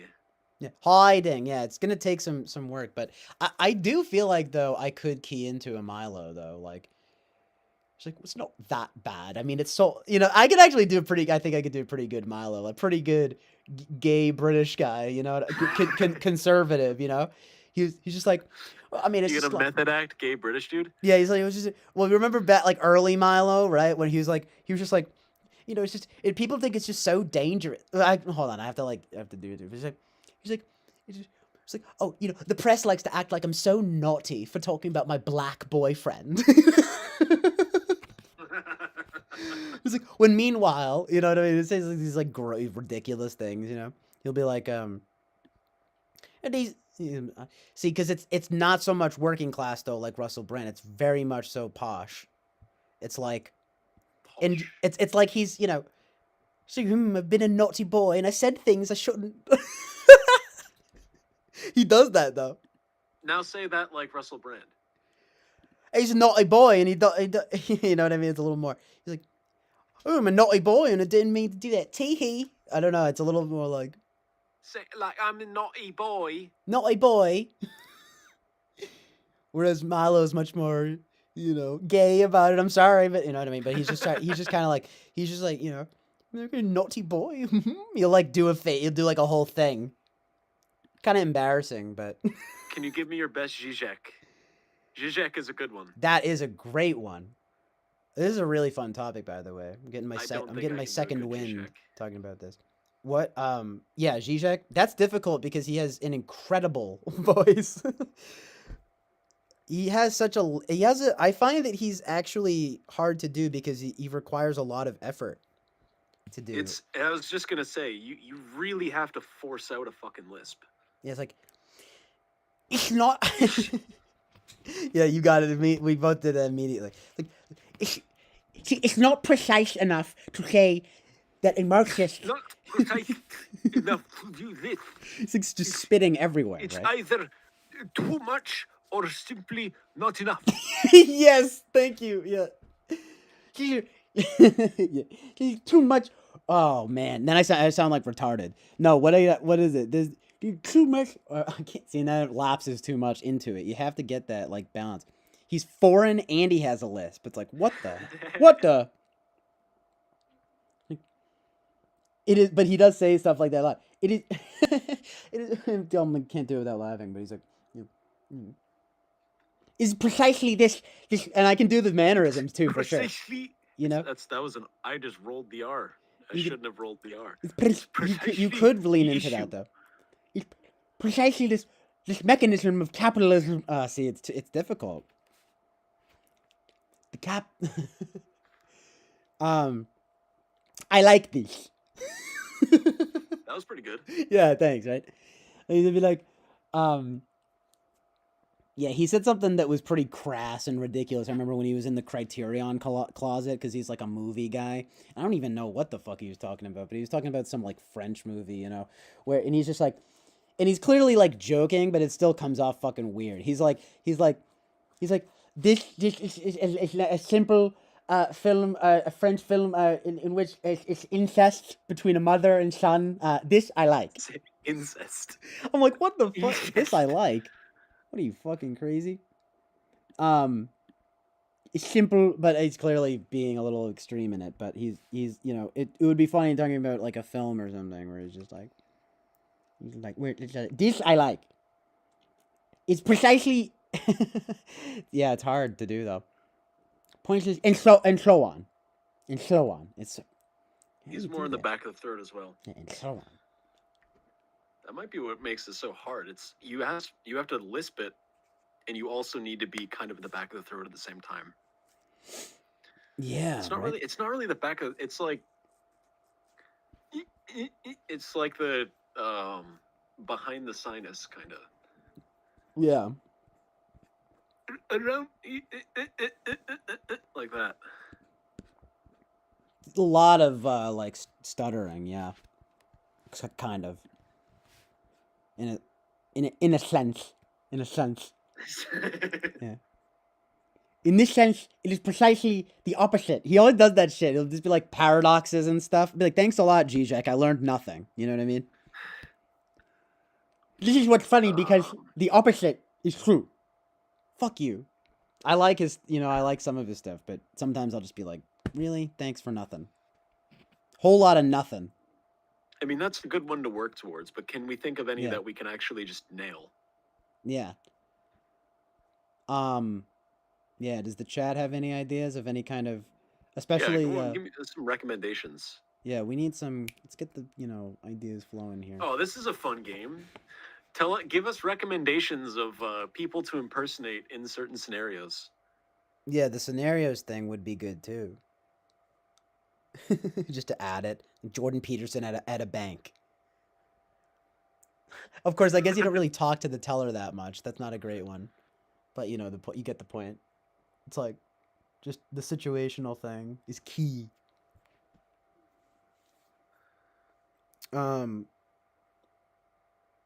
There are people where, I mean, you saw like I think it's pretty funny trying to do like a, I feel like I can really lean into and do like that guy John Mouse and like Vincent Gallo and stuff like that.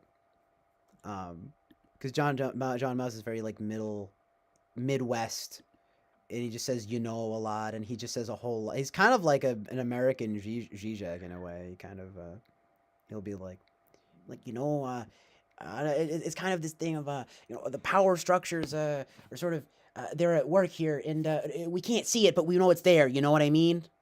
You like say stuff like that. And Gallo's pretty funny because like in Buffalo 66, I remember there's a part where he's like, okay, I can't drive stick. Do you know what a Cadillac is? A Cadillac Eldorado? That's what I drive. Yeah, it is kind of Tarantino though. Ooh, that's a good one though. It is. Tarantino. Yeah, I feel like I can do Tarantino too.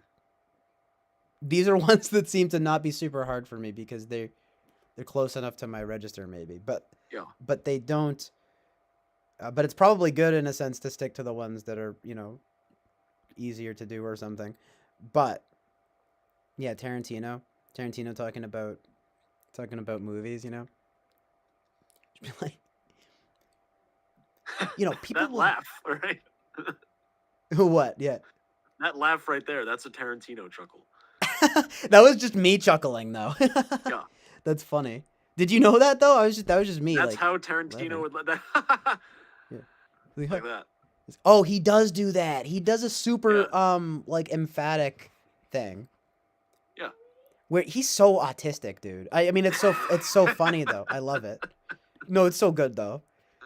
He'll be like, "Oh, well, who is actually a really good one is David Lynch, and I don't know if you've ever seen him speak. Can I just at least play a clip? I should really probably play a clip of him just real quick because he's got a very idiosyncratic voice that is very fun to do, and I feel like I can do it pretty well. He'll be like, because especially if he's talking about transcendental meditation or something. Look up a suitable video. I'm gonna get a glass of water. Yeah, sure. Yeah, no problem.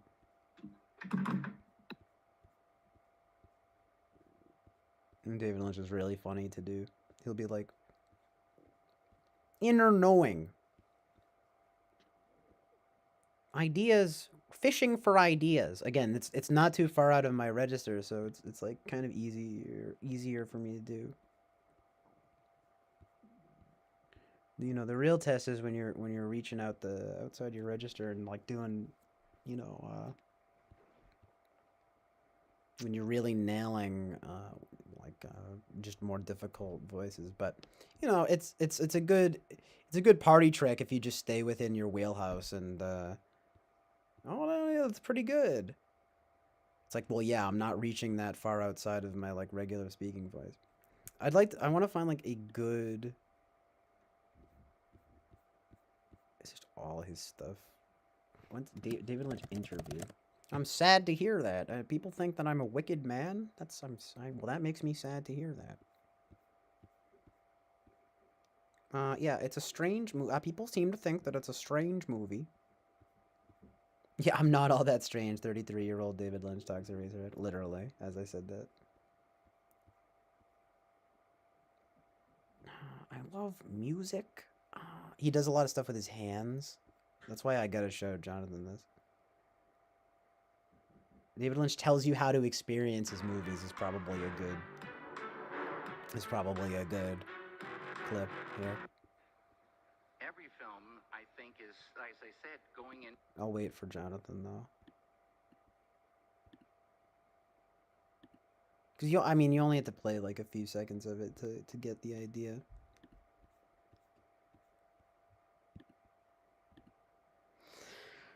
I actually do want to just get more coffee though. I can't even. I'm still going. Like what the?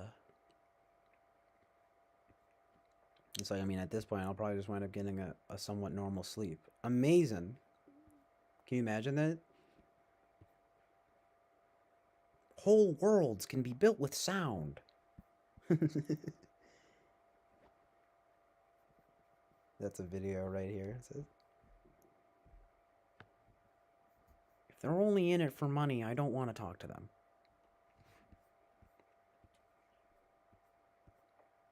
Very idiosyncratic voice, though. Russell Brand and Ben Shapiro, quote-unquote, respectfully disagreeing. To watch that. Russell Brand, though, these titles. Why is no one talking about this? It's, look, I'm sorry. He seems like he's well-meaning, and I like that there's some amazing truth and reality happening, but the clickbaity stuff is just, like, annoying. It's always annoying to me. Not because it's, like, not honest, just because it's attention-grabbing in some way. I don't like that. Real trap shit. Amazing. Here's Lynch, though. I don't know exactly what he's about to say, but I've probably seen it, and I think David Lynch tells you how to experience his movies is probably a good clip. So, hold on. Every film, I think, is, as I said, going into a new world, going into the unknown. The unknown. But you should be not afraid of using your intuition and think your way through, have the experience. Like, this is the kind of thing that he'll say, like, all the time. Knowing of what it is. Inner know. He said it. I just was saying that while you were gone. Inner knowing. Think your way through, have the experience and trust your inner knowing of what it is. As cinema is such a beautiful language, and it's very all of nasally. you want to go back into, you have the gift of words, but cinema is a thing that deals with things beyond words, and it's so beautiful, and yeah, so he always says stuff like that too, like beautiful. To go with cinema is to go like the same kind of thing you go with music. Go deep. But the intellect travels along with it. It's so fantastic. It talks to amazing, you, but not with words alone. So just go in open and just go in and have an experience in a different world.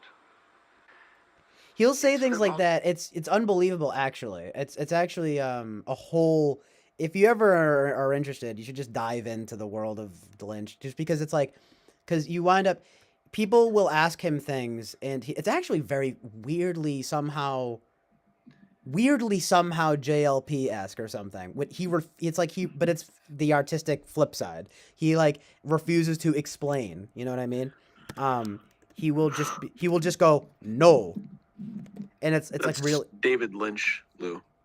He'll just be like no. And he just does things with his hands. He's always like, it's really beautiful. So you want EVs, you have come to the right. Fuck you. And it's like, it's just, there's this whole supercut here of him just like not explaining. Interviews, do you? No, I don't. Why are you sitting on this sofa? It's kind of funny. You don't like doing interviews, do you? No, I don't. Why are you sitting on this sofa then?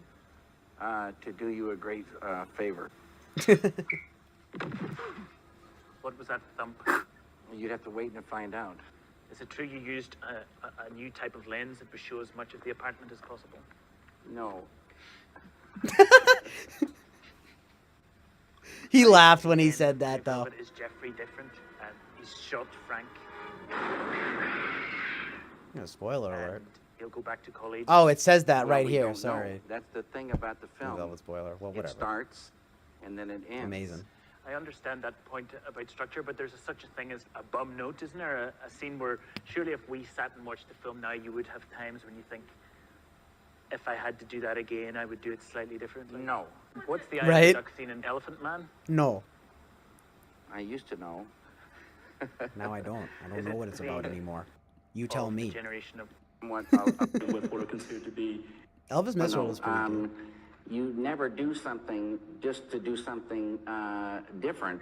You can expand. Can you explain this and that? No.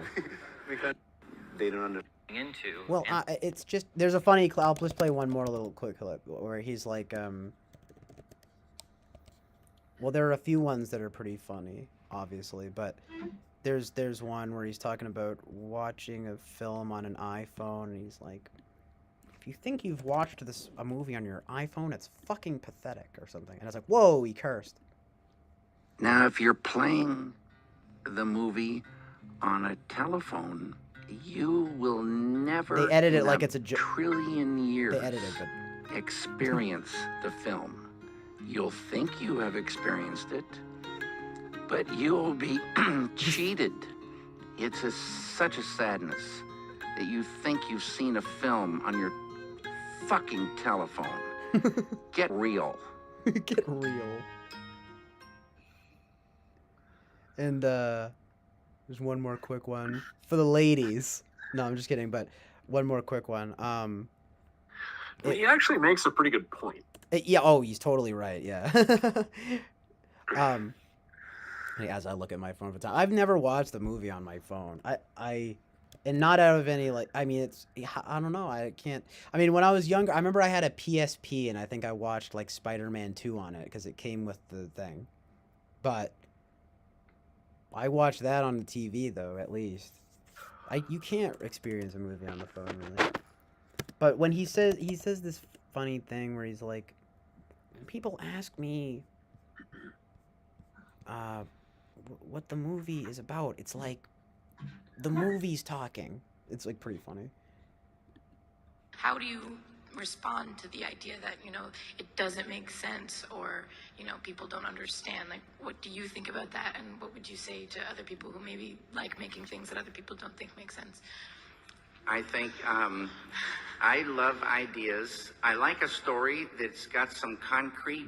Whatever. This is different, but it's just, you know, it's a good one because there's these idiosyncratic things where he always, you know, inner knowing, and, you know, ideas are like fishing. He'll be like, you know, it's every once in a while you catch a really good one, and you have to trust your intuition, and you know, no, and just like yes, just simple. Just like Well, you know, no. Yeah, it's almost leaning. It really is, though, leaning. I thought of this before. It leans into Jordan Peterson, kind of. Yeah. Hold on a second. Yeah, no worries. This question. David Lynch, are you a genius or a really sick person? This woman did not like Blue Velvet. It's just such a sadness that you think you've seen a film on your fucking telephone. Get real. He occasionally gets like that. Sometimes he gets a little ornery. But he's not usually like that.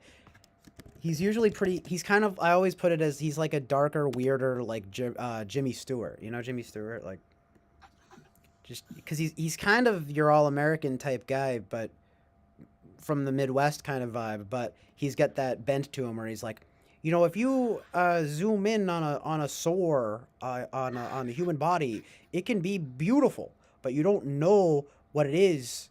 You know, it's when you put a name on it that it's a sore. Eric. That it's ugly. Eric, it's not just a matter of the screen and the size of the screen. It's also a matter of the audio. So are you watching it through the speaker of your iPad, or are you listening to it with really crazy headphones, or are you listening to it in a theater with the speakers that they have at a theater?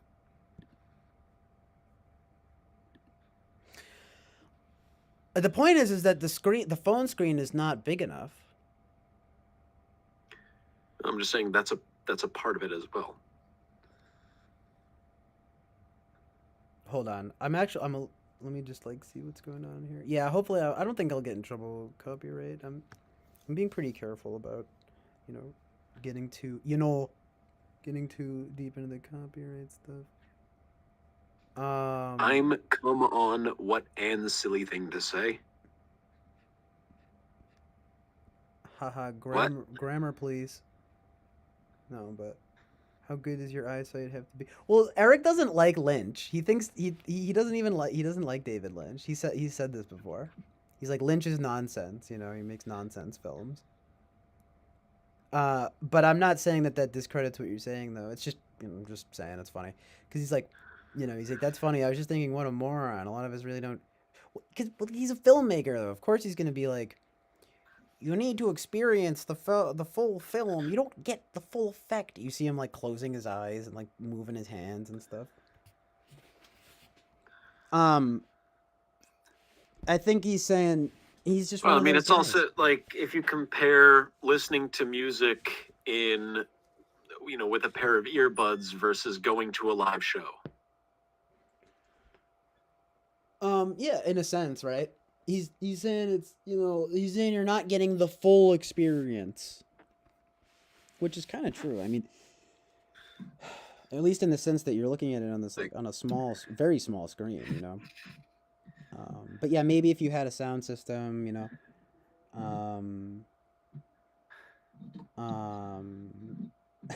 Eric, yeah.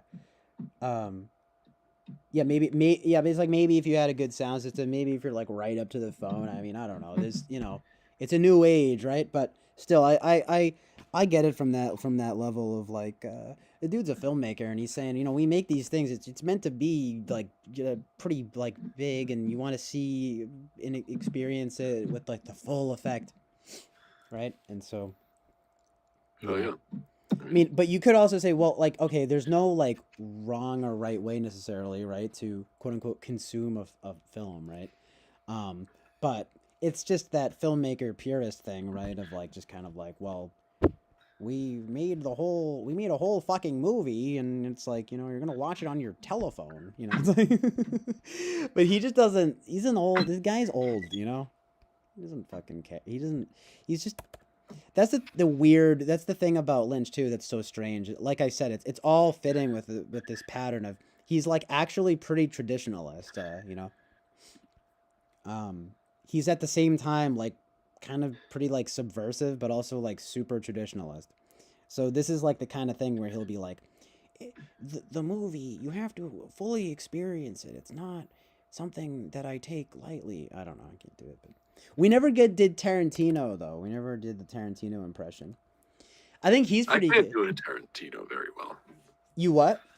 I'm not going to be able to do a Tarantino very well. Oh yeah, I can key into it. He'd be like,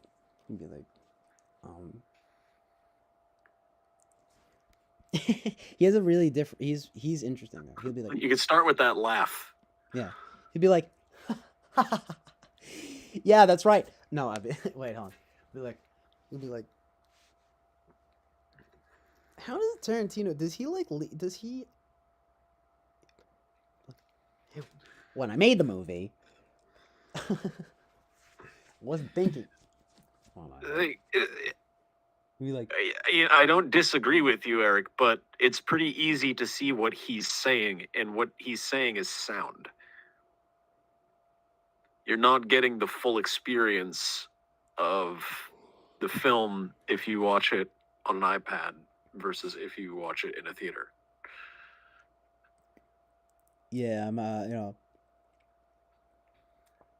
not gonna lie, and I'm inclined to agree with that, but I also, I understand the point of the proper method of like consumption or something. It's kind of like, well, who are you telling me how I fucking watch my movies? I'll fucking watch them however I want. Thank you very much, right? But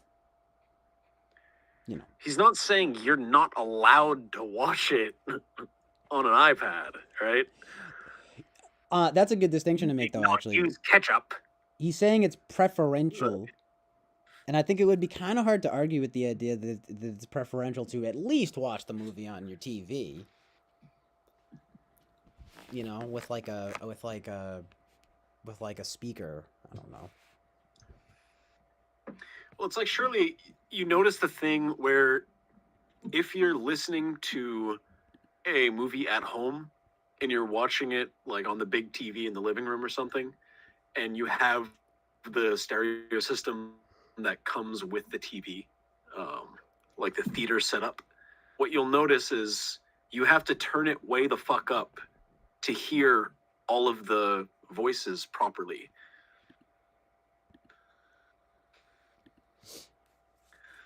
Yeah, right. I mean, that's an example of how you would be getting a better experience from it. But the thing of that is that like you're at the house and you don't want to fucking, consume the house with movie sound. Yeah, I see. Did he say that? He does technically say, basically, like, it's a tragedy that people think that people think that they've watched a movie on their fucking telephone. Get real, you know. So in a sense, he is kind of saying, like, you haven't really experienced the film, right? I think it's just a filmmaker purist thing, though, you know? I mean, a guy like him, he puts a lot of fucking energy into, like, setting the mood. He does all this shit with, like, his sound design and stuff. You know, so I think he puts it, yeah, the sound system makes a big difference, though. But even having the bigger picture so that you see it more clearly, I think, is the idea, too. I think it's more about, like, the clarity. But no, you didn't. I get what you're saying, though, Eric. It's like, no, like, it doesn't discount your experience, though. I think he's going a little extreme there. But it's because he's a fucking filmmaker, you know? He's just like, I made the movie to be on a big screen. I didn't make it to be fucking watched on a telephone or whatever. But yeah, to say that it's not, say that you actually didn't experience it at all. What's up, Moon? Yeah, that wouldn't be necessarily true, but what's up, Moon Faye is 11? Lou on our different channel. Oh, okay. Thank you for letting me know that. Yeah, I didn't know that. Yeah. She must have switched from her phone to her laptop. Yeah, word. Okay. Just make sure that I'm like all caught up here, but it is a little bit ridiculous, though. But I think he ought to frame it in a different way, though. You know, I think it's more like it's preferential. And, you know, I as a filmmaker or whatever, right? You know, make this movie to be experienced on the big screen or something like that. He's just fucking David Lynch, so he just says, it's a tragedy that people think they've watched a movie on their fucking telephone. Get real. He's probably just like, There it is. Yeah, right? He's probably just, like, grumpy that day, though. Or whatever. He just, like, decided to, like, have a strong opinion on it. But, you know, I don't think he's... But yeah, I see what you mean. No, I could totally see that. I could totally fucking see that. I could totally see if you're a musician and you mix your music so that it's played loud and on big speakers so you can really fucking get in it. Yeah. I could imagine that person. I can imagine being in that scenario and thinking to myself, oh my God, listen to it for real. Don't wear fucking earbuds.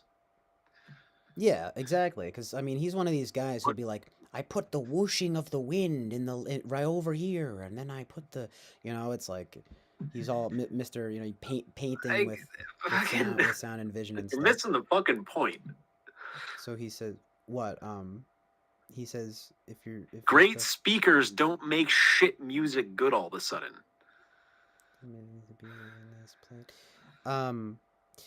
It's more like the level of detail going into it. It does presume, though, that there is detail to be found. I mean, it certainly doesn't help. I get what you're saying, Eric, but also it's true. Like, yeah, I mean, if you don't like, it's funny though. He says it's also true that I, in general, strongly dislike David Lynch's work. But he says if your stuff is super shitty, then it needs to be on a really nice plate. But right though, it doesn't make the song good just because it's on a good system. Okay, he's not gonna get it. If your song kicks, it doesn't matter. I do see that though. I mean, you know. No, but he's right, but he's missing what I'm saying. Yeah, he's just ignoring what I'm fucking saying. Doesn't matter. No. Yeah, and also that's funny. Peter says Lynch is just projecting his SI experience of hyperopia. Hyperopia. I can only imagine that that's some kind of, you know, intense tuning into the frequencies or whatever. Rachel says, I'm not really a Lynch fan. I find it pretentious like the David Byrne of cinema. Kind of true, I guess. I mean, he is kind of like the David Byrne of cinema, funny enough. The same first name. I kind of like David Byrne, though. He is autistic, though, for real. David Byrne. And Talking Heads, though, good. Some good stuff. What, you don't like some Talking Heads? I mean, Remain in Light is pretty amazing, I think. I think that's a pretty amazing album.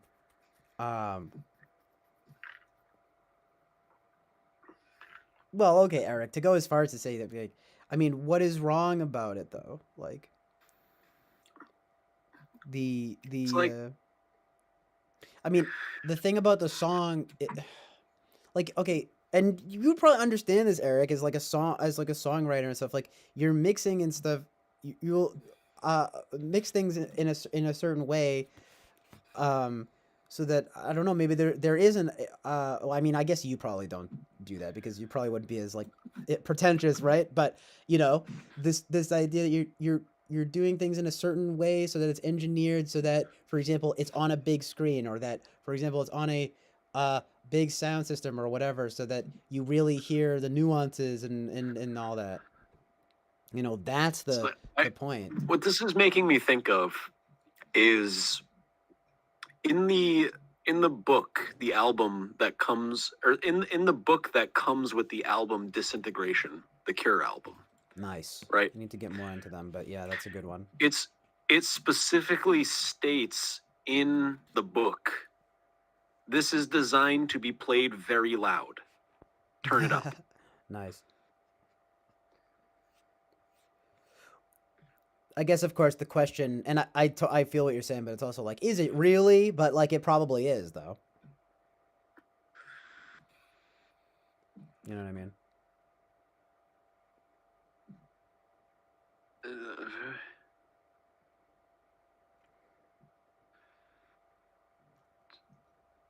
Okay, great. It's true that it doesn't change the quality of the thing itself, right? But it, like, especially if you were just listening to it on your phone with the phone speaker, there's no way that it's going to capture the oh yeah, of course, aesthetically wrong, not morally, just to clarify, yeah. But still, it's like, but there's no way that you're going to get like the depth of sound at the very least from this thing right here, you know? And then there's, you could say, especially if you did really meticulous stuff like, with the vision and stuff, I don't know if you can get that much out of this. The point of the statement wasn't this. It's like, it didn't have like a subtext beneath it that says, well, this music sucks if you don't listen to it loud. Right? So you'd better turn it up or else it'll suck. Right? It didn't say that. That would be the reason they put it there is because they intended it for it to be played loud. Which is to say, if you want to hear all of the little nuances of all of the little things that we put in there and mixed in there and whatever, turn it up. What he's saying is, if you want the fullest of the best fucking experience when it comes to the film, you want to watch it in a theater and not on a telephone. On your fucking telephone.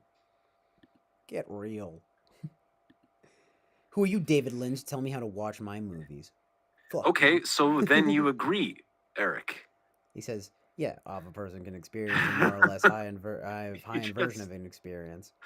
I know, right? Like, you basically... What you're saying there is what he's saying. Yeah, the point is to condemn that presumption on the part of the creator to tell people how to consume. Yeah, that seems to be the problem that you're having with it. But I think you guys will... No, I get what you're saying. Actually, like, in agreement. It's just... when you said this, I didn't disagree with you. Yeah.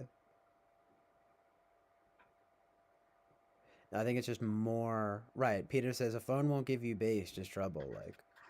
And that's just one very basic You know what I mean? Yeah, you might get a better experience if you at least watch the. There's probably a dominance hierarchy. No, but seriously, you probably. It's like, okay, well, there's the speaker on the phone and then this screen, and it's like, yeah, it's not that great. Then you put in headphones. Okay, it's a little bit better because you actually get the sound and left and right channel, and it's fucking right in your ears. It's good. And you get the phone right here, but it's still on the phone, right? So then you level up and go to the. Obviously, I don't have to explain this, but you get more and more high end. And that's true. I don't see how you're getting. I don't see how that sounds like he's condemning people. I think he was just saying that the experience is not full. Is that a quote from him? Does he say the point is to condemn? Does he say I'm condemning people for this?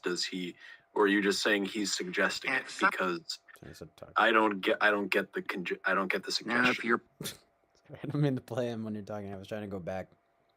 He just says, it's a very quick clip, so let's just, and it's funny, they frame it too, like as if it's like an iPhone ad, like it's edited. But now, if you're playing the movie on a telephone, you will never in a trillion years experience the film. He does. You'll think you have experienced it, but you'll be cheated. It's such a sadness that you think you've seen a film on your fucking telephone. Get real. iPhone. So he does kind of make the next leap into like, even the top comment says, I like how quickly his compassion turns into contempt.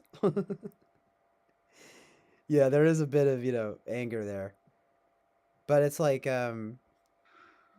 this person doesn't get that it's a joke. He's like, so was this a commercial for or against iPhone?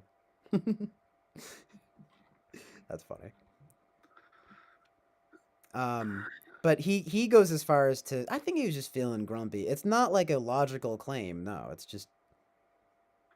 Eric, are you talking to me or are you talking to Peter? Who are you talking to here? Oh my God, so funny. You incorrectly said he was taking issue with the idea that you didn't understand. I mean that he does. That oh yeah, I read that. And then it didn't sound like he was understanding it. But if you understood what I was saying, fine. It's more focused on whether you understood it or not. It seemed like you were certainly ignoring it. No, that's my point. Yeah, as Peter say? Peter says, well, that's to say that the artist who created the media didn't have an intention in mind. Like, if you watch a VR video, it'd be best to watch it with a proper visor. Yeah, I don't know who he was talking to. A quote of myself that falsified what you just said. I don't know. The point is to condemn, I think maybe was the quote here. Yeah, I don't think anyone is. I mean, I do think Lynch takes a leap there when he said, you can never in a trillion years experience it. You'll think it, but you've been cheated. It's kind of like, well, if the film is good enough to stand on its own 2 feet, well then maybe you don't need the whole big setup. Okay, Eric.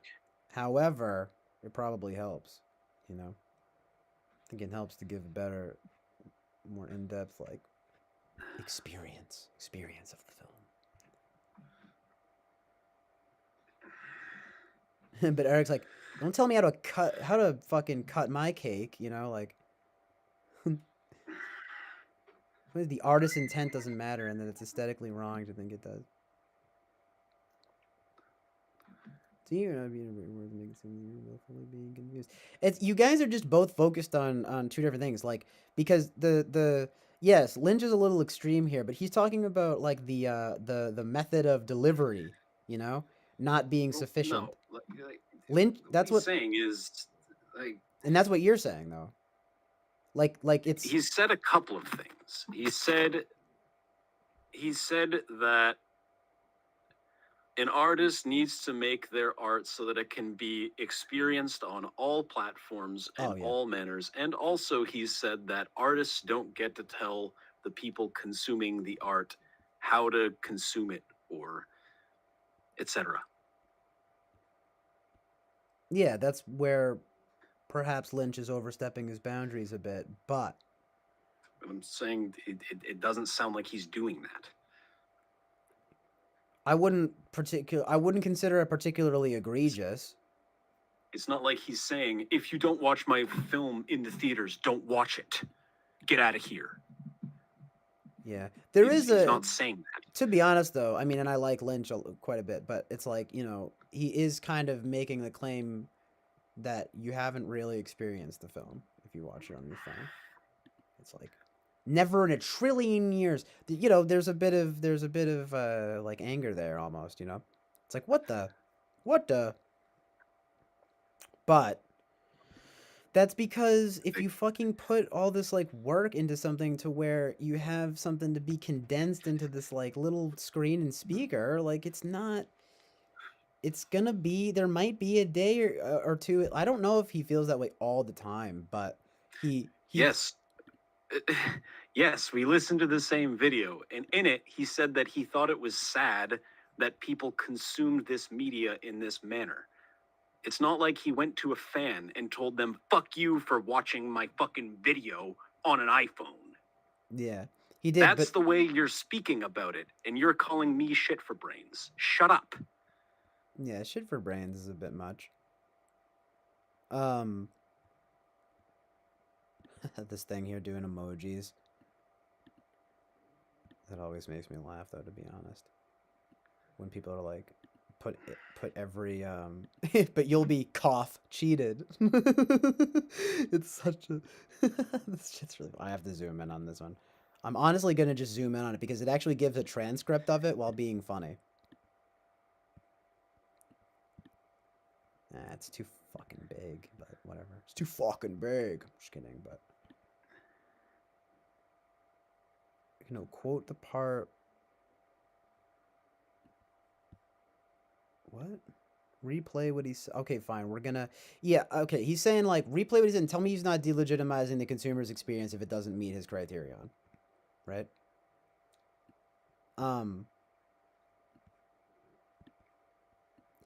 He does kind of say that. It's just...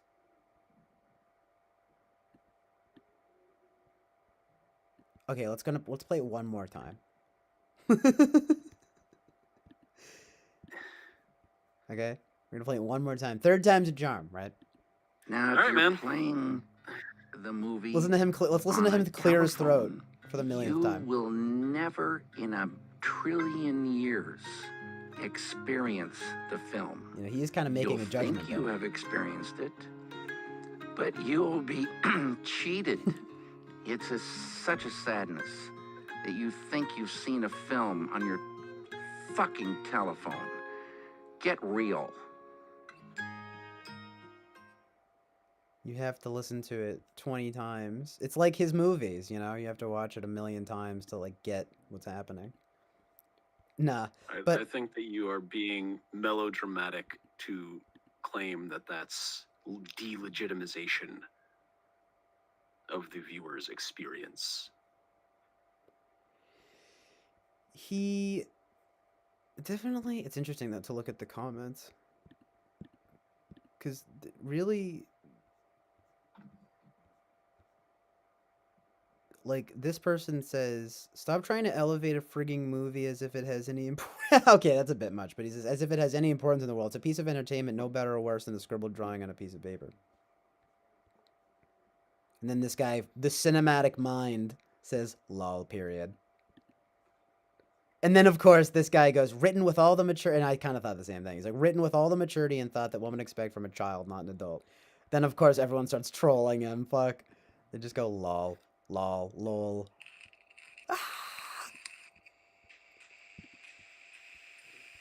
I feel like the thing is, what this guy says, his quotes are better than his movies. That's funny. I like him, but it's funny. On your fucking telephone.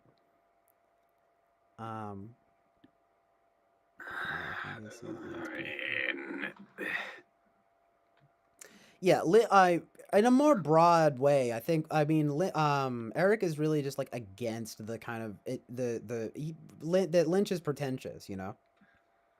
I think no, he's not exactly. He's making a bit of a judgment there where he, like I'm saying, I think he's probably kind of grumpy or something, but it's not an outrageous claim, if you know what I mean. Like, especially from a filmmaker's point of view, when you fucking make this thing mixed in a certain way, the visuals and audio are queued up just so that you have this like immersive experience, and then you just condense it into like a mono little speakers, tiny screen and speaker. I mean, it's not exactly like a hot take. Actually, what's kind of a hot take is to say no. Actually, it is a sufficient experience. But I actually get what you mean though, because like it's like what Rachel's saying about, it's like Sunset Boulevard. It doesn't matter that she watched it on like a bad. I need to watch that movie, by the way, but like it's still good even though I watched it on my laptop or whatever, right? So like that's true, but okay. But so what if the director was like, what do you think he would say? Sunset Boulevard is like from like fucking 40s or 50s, right? So that's not even. You know what I mean? Like he'd probably be like, what do you mean you watched it on your phone? The people who made it. They'd be like, I don't know if they'd agree. It's a sort of traditionalist mindset. I get where you guys are coming from. I think it's true that the quality should stand up on its own. It shouldn't necessarily matter the method of delivery. But you agreed to it too, Eric. There's different levels of quality to the method of delivery, though. It's kind of like what Jonathan said. I think it's like the food. If it's like food, you made the analogy to the plate, right, or whatever. Well, if the food's bad and it's served on a really nice plate, it doesn't matter. But if maybe the plate's not a good example, but if the food's still good, if the food's good and it's served on a even on a bad plate, I don't know. You could say, well, that it's still good. The method of delivery doesn't necessarily matter that much. It's just that fucking, Lynch is kind of, yeah, it's a little bit snobby. It's just but it's not outrageous though. I don't think it's as egregious as you're making it sound in some regards. Cuz it's really not surprising that like a filmmaker, especially one that's like as old as him, is and puts so much into the visuals and the sound that you would think you're not getting the full experience from watching it on your phone. You know what I mean? Like, that's not really a hot take. It's pretty much like all I have to say about it. It does just make me laugh though. This like comment with all the emojis, like get real. Finally, it's like the devil emoji at the end. So sad. This guy says, watching Mulholland Drive on my Fitbit. That's funny. Eric says, well, yeah, but it's like, maybe I like the sound of my scratchy LP, so it's not totally cut and dry. Yeah, it's like a vinyl thing. But if you're I can certainly see that get take. Real, DJ. Sorry, what? I can certainly see that take where you view someone saying, "Oh, you prefer vinyls? Oh, okay. The vinyls capture the real sound better." That's so what audio. I can kind of get that, but comparing watching it on an iPhone versus watching it in a theater. It's like there's no doubt that the theater experience is going to be way better. That's why it's like kind of a silly argument, but it is true though that don't tell me how to consume my media, right? And if it doesn't stand on its own, maybe it's not a good film in some way, right? Or whatever. I totally get that. I'm like fucking Joe Rogan, just like fence sitting. I'm just like, I totally get that point of view too. what is he saying though? Well, the important thing is that we attained hyperbolic conflict over nothing. That's what really matters, right? Sure, man. Hyperbolic conflict. Well, the funny thing about it is that I think Lynch is being a little bit hyperbolic when he says that. I think it's just filmmaker snobbery. It would be the same thing as like an audio file, just being like, well, you're not really getting the full sound if you don't listen to it on these really full speakers and whatever. It's the type of shit that fucking artists say. Of course, they probably shouldn't make the leap into saying, no, you objectively, you know what I mean, like need to watch it on this. You haven't experienced the movie. Like, yeah, that's a little... Yeah, I'm still here, Boba. It's a little snobby of him, but... Anyway, I think we've kind of, exhausted the point there. These people, actually, though, I will say, adding, of course, right as I say that, two people say here, I'm sorry, David, I'm poor. And then someone else says, I'm poor, frowny face. Amazingly woke take. Actually, I'm poor, and so I can't watch it on the full system, etc. And so you are classist for insisting that I watch it on a big, high-budget system and stuff. That's a hot take. I think that's the hottest take of them all. No, you see, CJ, if you don't watch a movie in a theater environment, you're actually a bad person. It actually makes you evil. Yeah. Makes you wrong. That's hilarious. That's hilarious.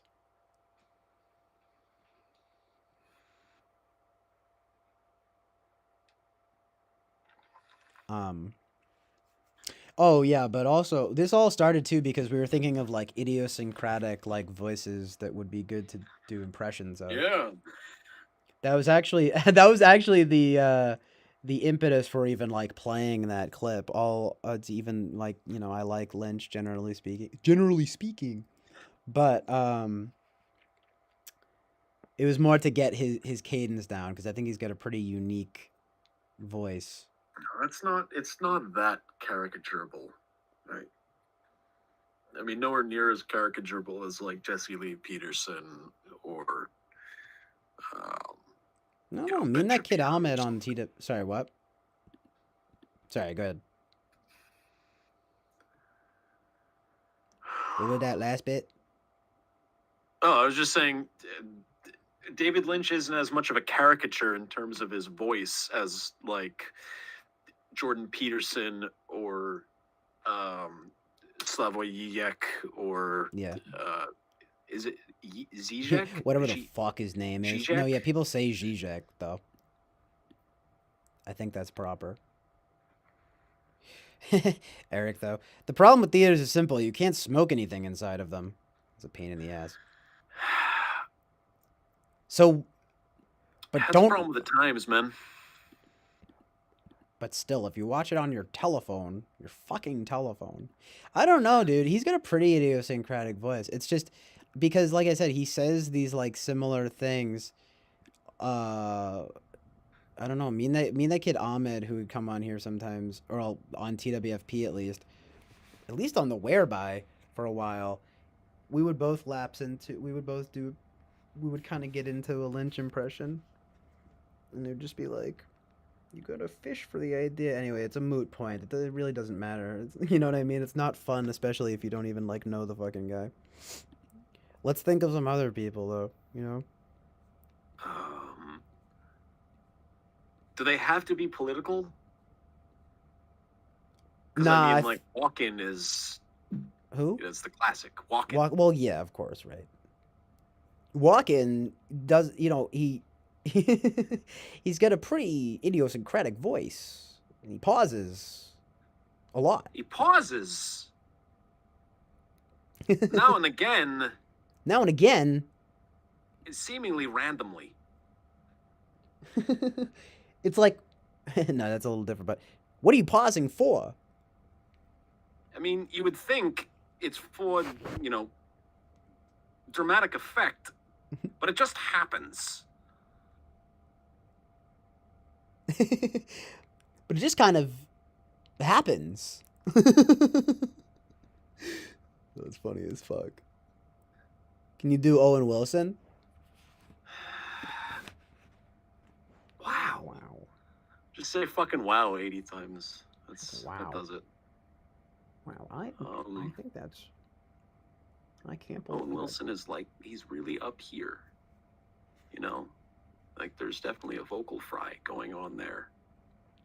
Wow. Wow, my nose is broken. All the time. Never got it fixed.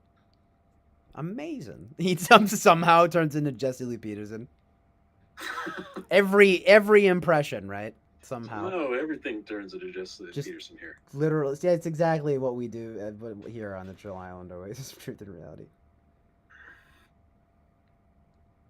Wow, it's pretty. Who was the solid? What? I do a decent John Madden. Nice. Can you do? I don't really know his. I can only imagine they'll do it. John Madden?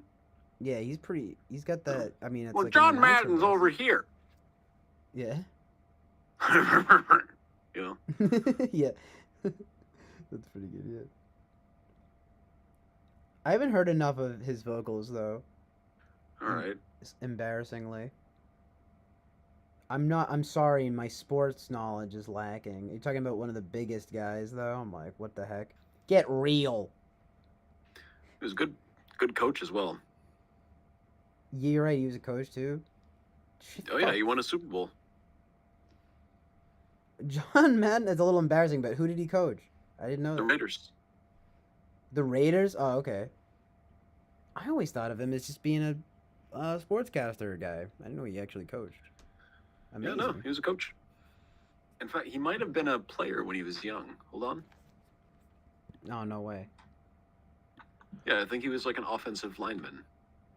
No, I just for some reason argue with you about it. No, he wasn't. Nah, that's funny though. Well, no wonder the guy, at least he doesn't, wow, look at, I'm sorry not to get dwell on it, but this guy feels Eric. He's pissed. Look at how pissed this guy is in this comment right here. What a pretentious blowhard. You get real, David. Try making a movie that actually makes sense once in your life. Yeah, I really needed to see your version of Dune on the big screen to experience the true smell of that steaming pile of dog shit. Watching it on the telephone never would have done the job. Thank God my friend who worked at the theater got me in for free, so I didn't have to regret spending cash on that disastrous piece of garbage. Yeah, that's like his worst movie. That's also when he went Holly weird. Okay, but anyway, back to John Madden. Yeah, John Madden not only played, he was drafted into the NFL, but he had an injury. Oh, I'm gonna pull a Trump on McCain and say that I like my athletes without injuries. Thank you very much. Yeah. His head coaching record was 112 wins, 39 losses. Pretty good. Pretty fucking good. Yeah. 7 ties. That's pretty damn good, though.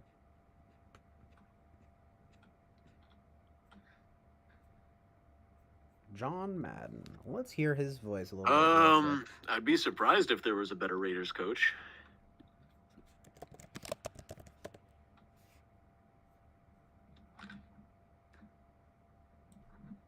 John Madden best calls. We don't have to watch the whole thing because it's kind of long, but let's just hear a little. Just to get the vibe. Okay, so there's this guy. And boom, the ball's there. Boom, we cross him. Boom. You know, like they do in wrestling. Boom, boom, right there. That's a wham block. John Madden. Madden, John Madden. John Madden. John Madden. Madden. Madden. Madden. My name's John. That's John Madden. The last thing I'd say when I was coaching Raiders before we went out on the field is don't worry about the horse being blind, just load the wagon. Like, this is a father bucket, this is a mother bucket, and since the last game, they had a baby bucket. They have no idea where we are. What was that? That was funny. Who we're throwing to. Joe Montana looks more like He'd say that kind of shit. He's got a disguise on now. What's that? He'd say that kind of shit. Yeah, where he's like, they had a baby. The buckets, the Gatorade buckets, had a baby. Yo, I want to get doused with Gatorade. That shit look good. Eric, John Roch, I don't know, Rauch, had a higher winning percentage than Madden, but he only coached 42 games. John Madden coached 140 games. So John Madden's winning percentage was 75. John Roch's was 79, but John Roch coached 100 less games than him.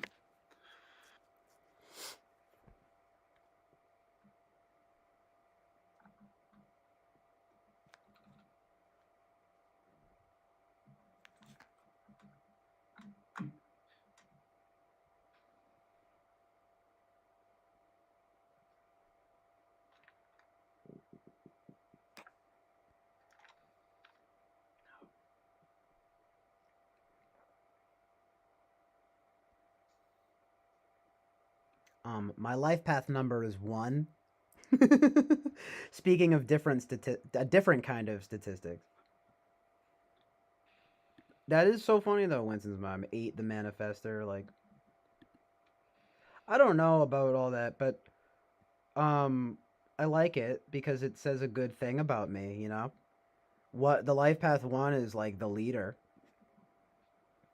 And it's interesting too because like of the Aries stuff and all that. Is that your life path in numerology? Yeah, apparently. I don't remember mine. I think it's 1, yeah. Numerology life path calculator.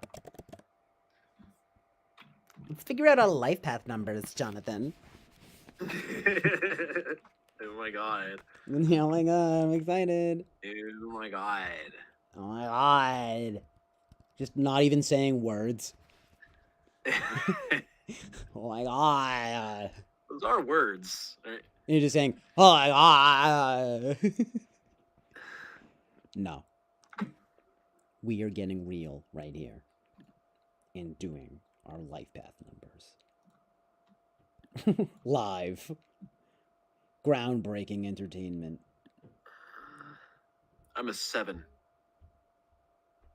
Ew, that's the worst one. Just kidding. Oh my god, you're a 7? Ew. Oh, yeah. Yeah. So grody. Oh, that was pretty good, yeah. Oh my Ew, god, so CJ, grody. have you heard? So grody. Jonathan's life path number is 7. Oh my god. That's so grody. So grody. Isn't that so grody? I was texting with Jonathan the other day, and he told me Oh my his god, life no path way. number is 7. Can you like Oh, what a imagine? bitch. What a bitch. I think we're like a little weirdly good at doing that voice.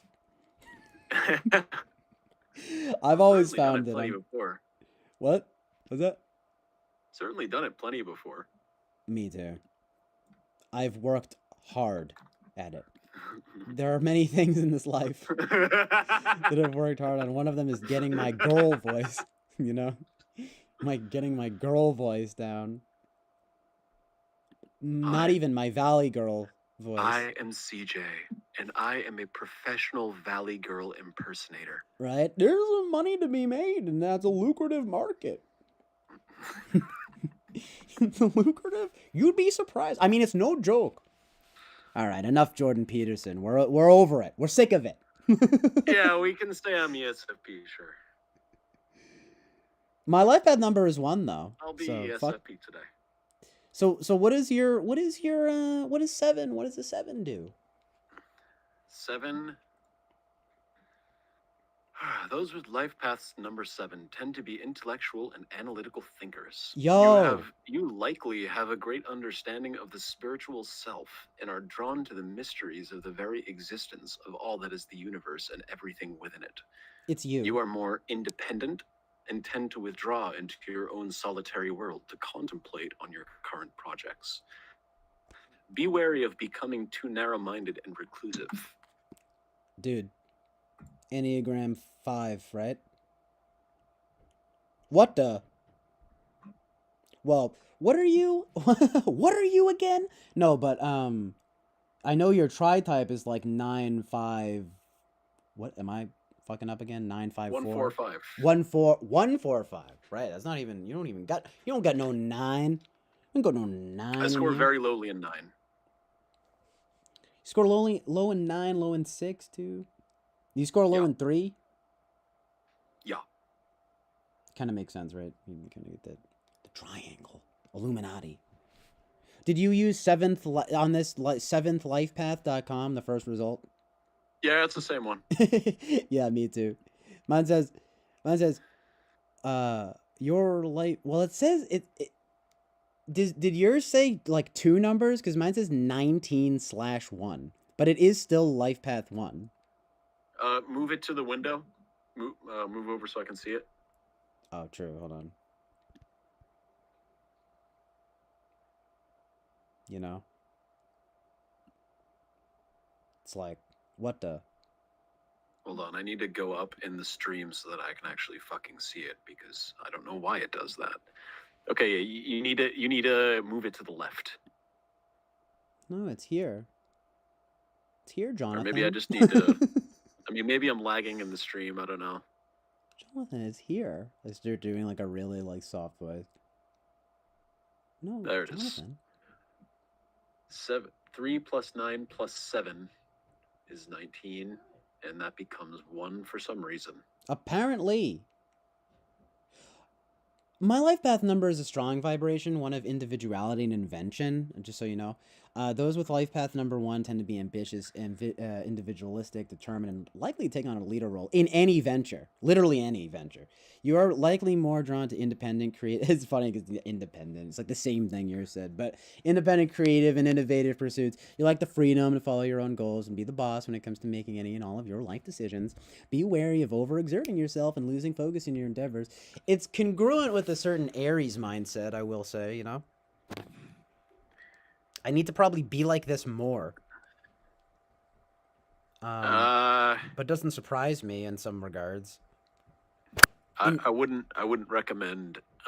Wouldn't recommend it.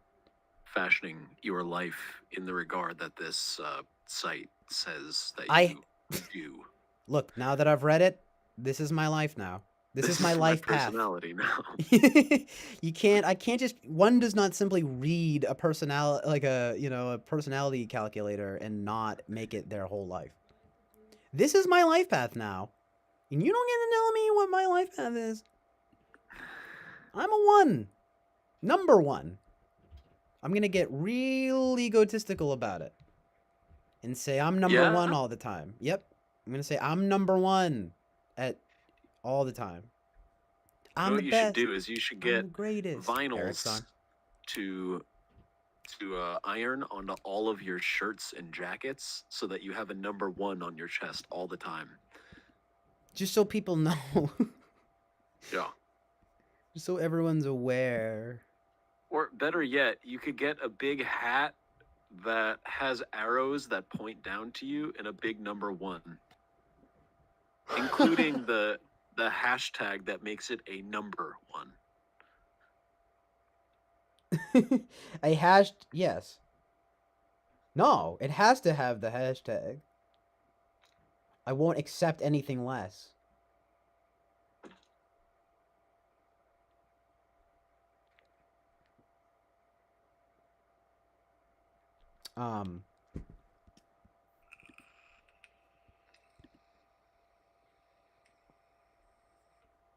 All right, let me see what's going on in the chat. How you doing here. over there? How you doing over there? Who, me? Yeah. Not bad. Why do you ask? No, because you've been streaming for like 16 hours. Oh, true. Yeah. I'm like, doesn't even like occur to me. Nah, but like I know, right? Well, it's like I feel like, yeah, it's like probably gonna stop pretty soon. But it's funny how, well, because I guess I've gotten quite a bit of sleep, and so ultimately, although I've been streaming since the middle of the night last night, I am not that tired. All right, Well, man. I'm a little tired though, obviously. I got my second wind once we started doing impressions. That gave me life, as the girls say. No, I'm just kidding, but you know, it's like that was giving me life, Jonathan. Oh my God! When you did could you give me Ben Shapiro awkwardly buying a pack of tampons for his daughter? he'd be like, "Now, I don't want you to ask any questions, but I have to get these for my daughter, and I don't want to know necessarily even what they're for. I don't know what they do, but she says, but my daughter says it's a woman thing, and I need to do what's best for my daughter. And I got her. I don't know. I got her these. I like the idea though that he doesn't even like know what a period is. You know. And I don't want to know. You know.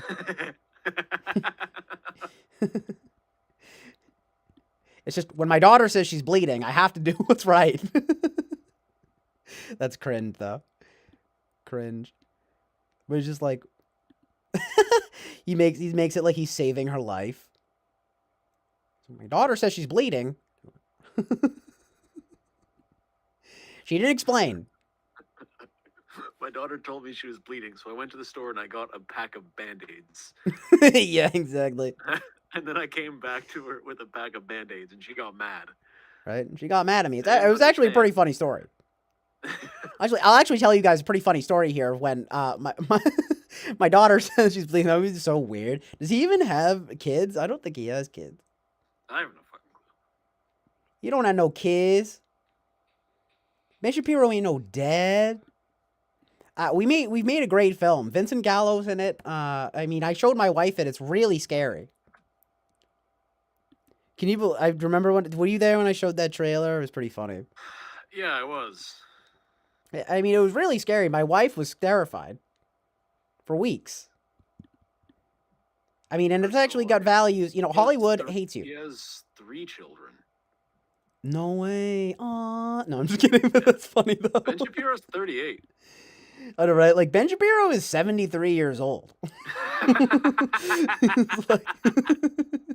It's stupid, right? Ben Shapiro is 3,475.678 years old. It's like Ben Shapiro is as old as time itself. It's actually unbelievable. It's actually amazing. It's actually unbelievable that he's made it this long. It's absolutely asinine. No, I have to. I'm in a weird position right now, but that's one of my favorite Ben Shapiroisms is being like. Ben Shapiro doesn't die. He molts like a snake and then releases his old snake skin. And he's born anew with a 20-year-old's body. Yeah, this is Ben Shapiro like reading a meme about him saying something like that. He'd be like, "No, this meme is actually pretty hilarious. It says here that I don't die, I just shed new skin after a a cycle, after a life cycle." I thought this one was actually pretty funny. This is obviously absolutely ridiculous. Yeah, well, obviously the concept is absolutely ridiculous, but I have to sort of put aside my logic for a second, and I have to have a laugh. You know, they say it's good to laugh at yourself. I'm learning to do that. It's taken me a lot of work. Me and my wife have been working on it. She said that my wife says you don't have the best sense of humor about yourself, and I said, well, she actually took me to task on that. She actually really took me to task on that, and I thought, this might be a lesson here. You know, I could learn something here. So I'm being humble. And I'm an INTJ. You know how he thought that you know how he did the MBTI test? Yeah. Oh, that reminds me. I have to watch J-Reg with Isn't it kind of amazing that J-Reg and Frank James know each other? I've watched that video. How was it? I've been saving it. Which one? Are you talking about the one where they did the political compass thing? Yeah, the new one. It was all right. It had some funny bits. Sounds like it wasn't that great. No, it wasn't bad. It's not. It wasn't crazily funny. But, you know, didn't fucking blow my mind. Didn't fucking give me a blowjob, you know? Fuck you. I did like at the end of it they stated that technically any type could end up anywhere on the political compass, which I appreciated. Yeah, right. I kind of want to just like I'm gonna do a little spoiler alert and just like scroll through it real quick and just like see see what the compass looks like. I'll watch the rest later. Hello, friends. It's pretty If you funny. like my What? The Well, it's pretty funny. He does ENTP and he does ENFP, and he basically just puts them like he goes to one far corner, and then he's like, "Well, it could be here," and he goes to the other far corner, and he's like, "Yeah, it could be technically anywhere way far out and retarded," you know. Yeah. And ENFP even more so. Like, I Yeah, thought that was right. pretty good. Yeah, I can see that though here. That's bizarre. That just is kind of like, well, come on, what? But they try to work it out in the end. I kind of just want to see what the kind of end result here is. They had something there. This one right here is pretty good. Oh no, that's a smart. That's pretty funny though. On an axis of smart and dumb, and then nice and mean. Yeah. Yeah, that's really good. I mean, the ENFP is a humble. You know, he's got a humble one. You know, it's on the. It's not quite dumb. Wait.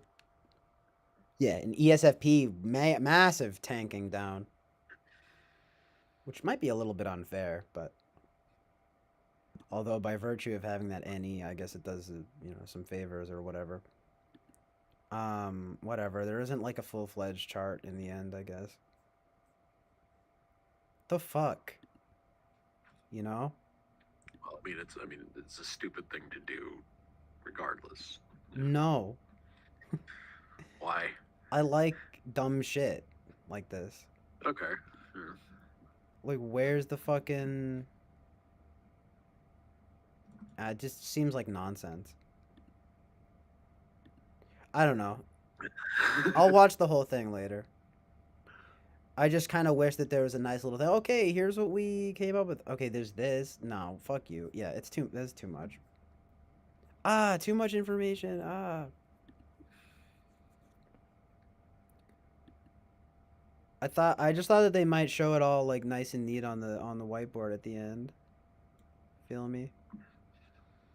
But they just settle on this ridiculous stuff. Tame, ISFJ, wacky, NFP. Not saying that they're probably onto something, but it's just not the. I would have liked a nice chart, but whatever. I guess you can kind of see it here. They got, you know, all the SJs kind of like in the middle. And then from there, interesting that they would have ISTP as like far libertarian right. I guess this is actually not bad. This looks like what they wind up with. Well, no, Karma's Pimp, they're not being like it's not completely serious. They're joking. It's a joke video, but I get why he puts them where he puts them.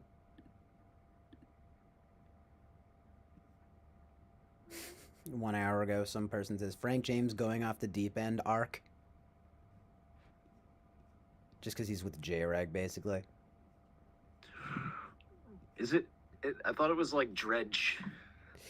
Dude, I don't even J-Rag. know. I remember someone saying Junior Egg, but that might be a joke. Junior Egg. Yeah, no joke. It's actually Junior Eeg. Yeah. It's a long E. J-Rag, Drag, J-Rag. It's like a GIF, right? It's like there's many pronunciations. GIF, Jiffy Lube. No, I don't know. J-Rag. I just say J-Rag at this point. Is there what? Let's solve this once and for all. I'm searching how to pronounce J-Rag. I mean, it's him who made the name. Because I'm fucking sick of it. Chances are he made it like that, knowing that it would be normally pronounced, or someone would see it and say, "Okay, his name is Dreg." Well, it's yeah. Like, no, it's Dredge. No, it's J-Reg. Yeah, No, true. it's J-Reg, actually. That is Like, very. It's just the kind of shit that he would do. That is very him. Yeah. This immediately, this Reddit. How am I supposed to pronounce the channel? Dreg, J-Reg, or Jag? That one's what? No.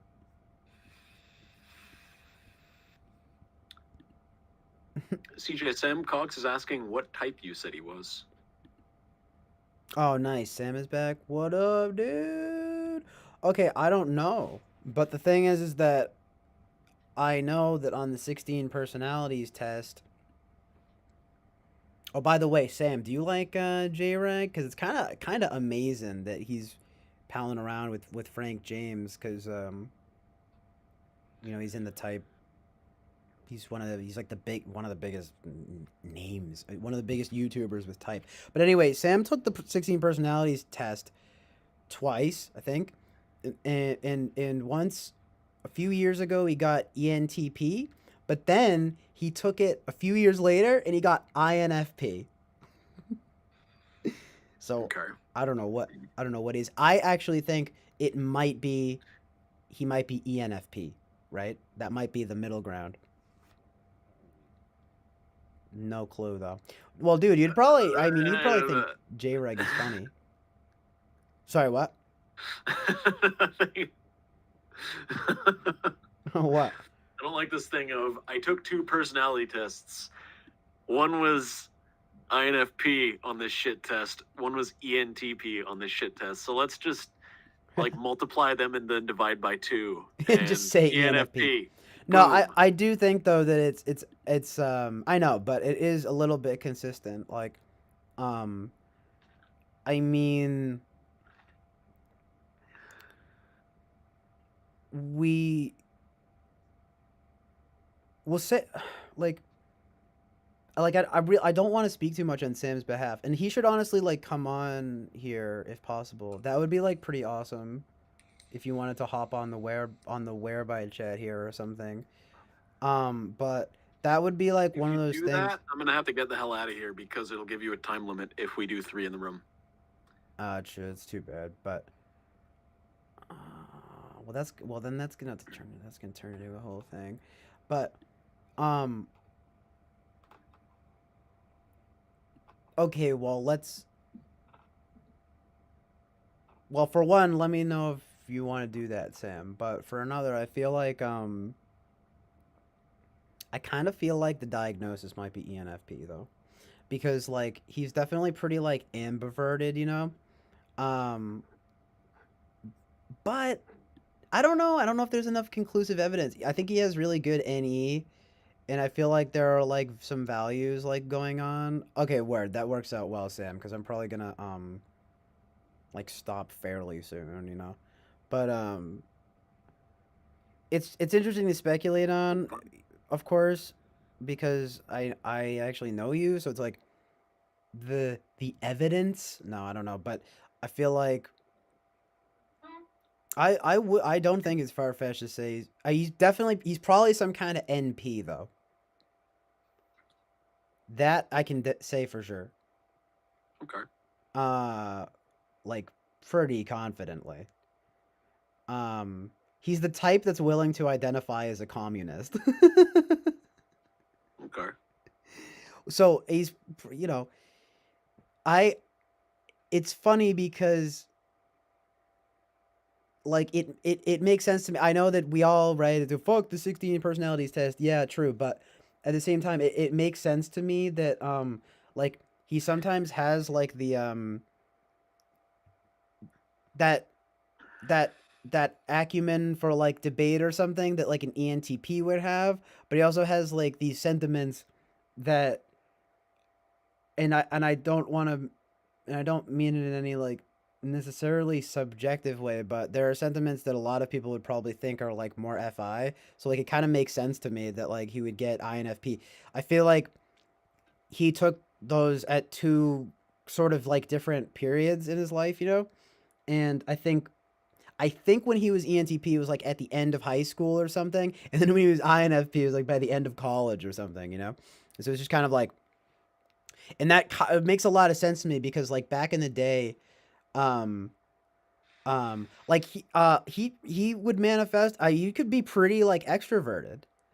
But then I think he developed. I don't know. Maybe he cultivated his FI or something. So I feel like ENFP is probably not that far off. You know what I mean? Okay, you think he's extroverted? Do you think he's any dom? I don't know, but there's always been something. I mean, like I remember, I remember Sam saying something to me that was nice back in the day. I don't know if this means anything necessarily, but I sort of, it really doesn't. What I'm about to say is like dumb, but it's basically just. I remember him saying something about when we were talking about making music, and he was just kind of like. I remember I was like I thought it was really nice because and I felt the same way basically, which is basically like it was this idea of like you get it kind of thing. And like I remember saying that and I was like, "Oh, yeah." Because I feel like we would be able to bond over that kind of so-called that like experimentation thing where like it was just kind of like willing to just improvise and just like anything goes and stuff. But of course, that's within the context of like music. You know, that's not really I am too, you know. but we'd also and you would be too, right? And me and you can bounce off of each other like really well, but like me and Sam would also do the same. So that's you know what I mean? That's where it winds up getting tied. So like I don't fucking know. Yeah. Because like I mean you're like an INTJ and we can go back and forth for hours. I would you know supposedly. Right, allegedly. Allegedly. Right? The thing is though like back in the I keep saying that, but for some reason, but like back in the day, I would say, "Oh yeah, he total NE because we go back and you know what I mean." It'd be like we go back and forth. Me and Sam, we can go back and forth for hours. It's because we're both NE, right? But then it's like, well, like I don't know if you're supposedly not an NE user, and we can talk for like fucking 10 hours or whatever. So maybe that's not indicative of anything other than a willingness to speak or a willingness to I don't know be like to ideate. But I would could just be intuitive in general. He's probably that's what I mean, right? Yeah, he's probably just some kind of intuitive for sure because there would at least always be that thing of like you know simpatico. You know, it'd be kind of like it would just be kind of like yeah, like we can just go on and on for fucking hours just like talking. It would be music too, but we could also just like just fucking talk for a long time about shit. Which basically means nothing, but it kind of that would be something that I would think. But I'd be like, oh yeah, total NE user. But at the very least, he's probably just some kind of intuitive. It's kind of intuitive, probably perceiver though. But anyway, you guys will have to, you know, one of these he'll come on chat or something. You guys can, you know. He's gonna enter the den of wolves and get typed. No, I'm just kidding, but. Get typed and get hyped. Hype. No, it is fun though, in a sense, because it's a lot of it. The Eric mentality is pretty good because it's sort of just like asking questions that correspond to like the functions and figuring it out that way, diagnosing that way, but. It actually works better though because I don't really think Sam knows like the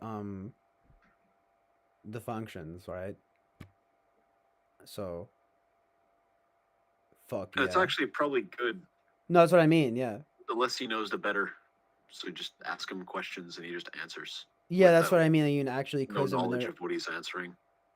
Yeah, exactly. Because that's why I always like. It's like I would like to do maybe like a video with Eric and like maybe he can type me, but at the same time, it's like I feel like I know too much at this point. You know, like I feel like I'm gonna know. I mean, of course, I would still answer honestly about everything, but I'm gonna know. I'm basically probably gonna know like why he's asking me the certain questions. Well, it's like, when I got typed, it was after I had watched a bunch of videos. So yeah, and I've watched a bunch of his videos. He's asking me TI questions and shit, and he's going, "Well, you answer like a TI Dom might." but he was also thinking I was an INFJ. Could it be TI third? And I'm over here going, all right, look, I've listened to a lot of these. I know how to answer these fucking questions. That's You know? where it gets kind of tricky. Yeah. It's like I spoiled it. Spoiler alerts. It was way better, I think, to go into it. What's the word? Go into it cold or whatever. You know, go into it fresh. Blind. Yeah, blind. Yeah, I don't know. I can't think of that. Whatever. Same thing, right? You know, just fucking dive right in, dude. It's way more like genuine though that way too.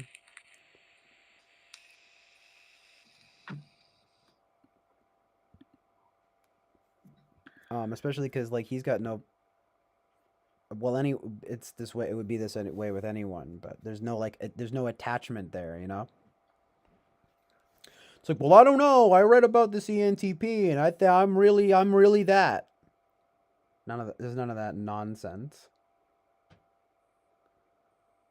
It's just pure Zizek, you know, pure ideology. It's been yeah, it's been a long ass time, dude. Michael Smith, it's been nearly 17 hours. Yeah, and that's probably you know, my longest streams. I know it's kind of, I guess it's impressive, you know, but sort of wasn't that difficult though, with a little help from my friends. Right, you get Jonathan coming through here. Whoa. That's his signature scream. Signature death metal growl. Yeah. It was very very common amongst, what is that? 70s rock. Yeah, what is that? The 30s blues music? Yeah. That was sort of a delta. Yeah, the breakdown, very popular in classical Chinese music. Right. Oh no, yeah, when Michael Smith, you can definitely watch. I'm even right now. I'm like wilting like a flower. I'm getting into my. This is my winding down like pose. You know, I'm doing yoga. But it's crazy, dude. It's an endurance yoga pose. Yeah, exactly. You need to coil like a snake. Yeah, once I get into this, a little yawning. Oh, I'm a little tired. No, it's I would probably be. Well, I don't know. It's sort of bizarre to myself even. It's like it's sort of a deep thing in a way, because it's almost like I don't have energy until I do the thing. You know what I mean? And then I start doing the thing, and it just kind of happens, and it just keeps going, and it's good. It winds up being good. There's something meaningful there. I've been on for, what time did I come on? Well, you've been on for a long time too, yeah. Like 9 hours. I mean, you know, Jonathan's been on this for like half the fucking time too. So let's, you know, give some props to Jonathan here too. Hype. From a boy, we get the endurance, you know. Holla for my boys. I know. I need some coke. I think we both need to get some fucking coke, dude, and some hookers. Just, you know, to have. Who says we're not doing coke off camera? Yeah. You can't see me. I've been doing coke this whole time. Right. Jonathan is a massive. It has a real coke problem. Don't tell anyone else, but just fucking coke, dude. I went to his place. There's fucking coke all over the place on the desk. Yeah, what I actually do is I take Coke and then I mix Coca-Cola into the Coke. Double coke. Yeah. I like it. I like that style. You So get it's that, like Steve. old style Coca-Cola had cocaine in it, but the way that I do Coke is I put a little bit of new style Coca-Cola into the Coke. So you telling So it's me like the other way around. you put the new Coke in the old Coke? What the? Something like that. That's amazing. I grew the Coke myself, actually, in my neighbor's backyard. Oh, okay. Is it pure Colombian? Yeah. Bam Yeah, Bam. yeah. I heard that number. Bam Bam. Is it pure ideology? No. Okay. It's cut with Coke. It's cut with Coca-Cola. So It's, no. no. It's actually an item. It's an object. It's pure. Nope, just pure cocaine. Ain't no bullshit. Ain't no bullshit. Don't be putting no ideologies in my cocaine. What are you fucking? That's quite a doing, man. That's for intellectuals. That's what the intellectuals be doing. You're taking your ideology and you're crafting it into a concrete form, and then you're cutting your cocaine with it. Now that's amazing. Amazing. Wow. Wow. You telling me you made pure ideology? I can't even imagine him saying that word, you know? Saying ideology. It's like that's what I mean about him, you know? It's like I love the guy, but what do you say? Let's create a Kickstarter to get Master Bobby a hooker. Master Bobby would never. Play nice, Karma's pimp. You can get no hooker. I think what starts to happen when I'm tired is that I become a black guy. Yeah? It starts to come out. In what way? Is my inner, I don't know, in my speech patterns, you know? I turn into Jesse Lee Peterson at night. Wow. Wow, wait, you telling me... He's like the same. He's like, you telling me you become me? He doesn't go that high, though. He doesn't go that high in that register. He'd be like... You're telling me you So become funny. me? Dude, that was... The way that you just came in there was like... That was funny as fuck. Just like... You telling me... Like, it was really abrupt. I don't know how... That was good. You telling me you become me? You become me at night. Yeah, there is that interesting like stopping in the voice. Like a glottal stop. I will say this. When I was just you were playing the video of him earlier, and he does keep the top of his mouth kind of stiff. Oh. So he might maybe like after he got his surgery, he never learned to like engage the top part of his mouth. Like that might be it. The top lip and above. Maybe he like never learned to integrate that. So maybe that has something to do with it, because it looked kind of stiff. That's probably it. You know what, man? I think you're onto something. I think you're onto something. I think you might be right, man. Keep doing that. God bless you, man. Keep doing that.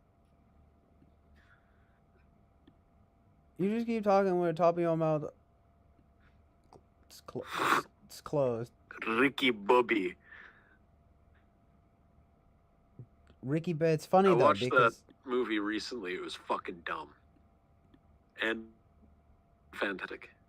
And fantastic. Yeah. It's a good like. It's pretty funny. I mean, I saw it back. I actually saw it in theaters when I was younger with my dad for some reason, and it was funny. It was good. It's like it's very dumb, but it is funny. I haven't watched it in a long time though. It's like something. The little things occurred to me. So you know the scene where, um, it's like early in the movie. They're sitting around the dinner table, and Ricky Bobby is like telling, or he's saying grace. Yeah. Remember that scene? The way the scene ends is his wife gets horny, and they start like making out at the dinner table, comedically. Do you remember this? Kind of. I don't remember it being. I mean, I remember them doing the whole thing about like, "Thank you, baby Jesus," you know. Yeah. But I don't necessarily remember him like hooking up and everything. What the? Well, it's just the thing about it is that early in the scene, she's chewing bubble gum, and she never spits it out at any point during the scene. She just keeps chewing the gum. So when she goes to make out with him, she never spits the gum out. I don't think, or maybe she like takes it out, but I don't remember seeing that. What is this, like a continuity? You know, you just like notice that. That's funny. Yeah. And it's like if they did that intentionally, that's really funny. That's a really good touch. Yeah, to just have her keep chewing Just the gum. keep chewing the gum, and she's chewing it like some people chew gum, where they're like, Yeah, like super smacky. you know, yeah. Yeah, remember that wife? Who's that chick though? Who plays that type of person well? I always forget though. Shit. Whoa, bright. Got a lot of big cast though. What the fuck? Doesn't seem to. Leslie Bibb. Who the heck is that? Who is this? Amy Adams is hot in that movie though. In Talladega Nights, is she the redhead? Yeah. Okay. Yeah. Amy Adams like had her day. Acclaimed filmmaker Christopher Nolan cited the film as a personal favorite of his, calling it "quote unquote" great. That's really funny. I just like that. "Quote unquote" great. That's it. And it's Nolan. And it just goes to show, What's man. happening there? Was that? Never mind. Yeah, just like not much happening there, right? Like just kind of like hilarious, amazing. Oh, the greatest. Yes, Michael Smith. Michael Smith becomes black when he's drunk. I can see it. Michael Smith is the greatest dumb movie I've ever seen. Is a stoner comedy called Your Highness. I think that was that the one that was like Danny McBride? Yep. It's a stoner comic fantasy film. Take care, Michael. No, he's heading out. Back to work? Where are you? What's your time zone? Anyway, peace out, bro.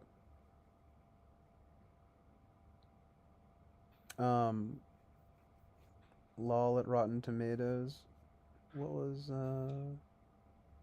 Oh yeah, nice. Rachel, thanks for appreciating the little my awards here for Certified Fresh by Rotten Tomatoes. I won the Palme d'Or from Cannes Film Festival. Very important, very real.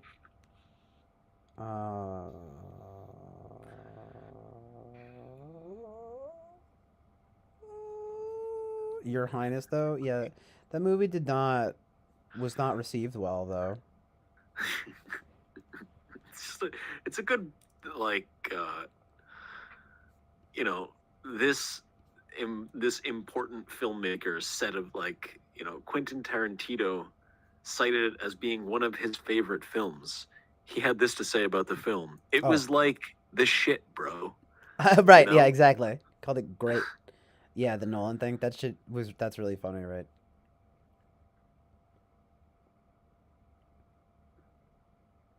Like, the shit people have to say about shit can be so outrageous. Like, what the?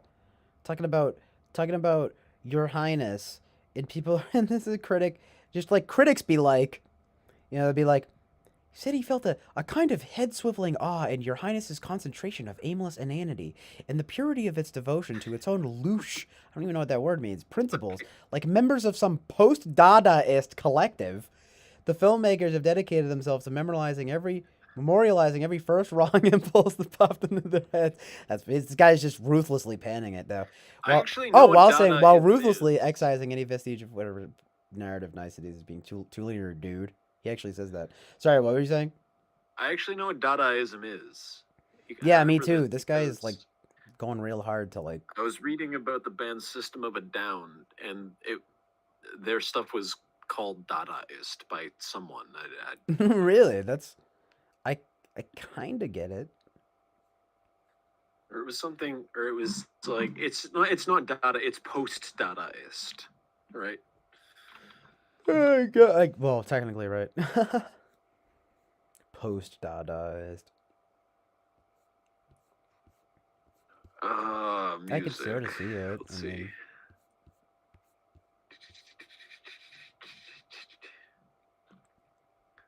I mean, I'm not gonna see it here. Okay. I don't think.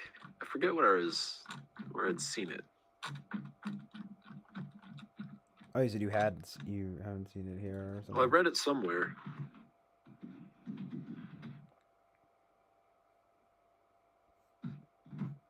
I believe it. System of a Dawn was what I just wrote. Beautiful. A beautiful turn of phrase. To make it optimistic.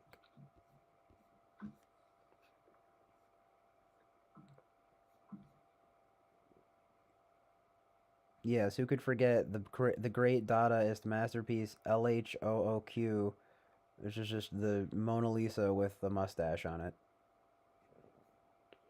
Fucking trolling back in 1919. Okay, Wikipedia here. System of a Down's lyrics are often oblique or Dadaist. Yeah, it's kind of true, right? Well, I mean, yeah, it's like if you look at some of those, like we were just joking you know about the song, on the table. Vicinity of Obscenity. Yeah, actually, that's one of the tracks I know from them pretty well.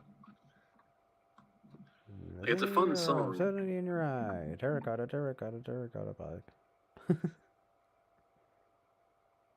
Right, it's ridiculous. You have to sing it with justice. You have to give it justice. Yeah, true. Obscenity in your eye. Yeah, it's unbelievable, right? A little. Actually, they compare it to Zappa here, which is fairly on point. Even the way that that's true. That is on point as fuck. But also, okay, lead singer Serge Tankian has stated that Vicinity of Obscenity was inspired by Dadaism. Well, there you go. So it's not complete. It's complete. Right there. Dadaism, an art movement of the European avant-garde in the early 20th century, with early centers in Zurich, at the Cabaret Voltaire. New York Dada began in 1915, and after 1920, Dada flourished in Paris. Doesn't really say what it is.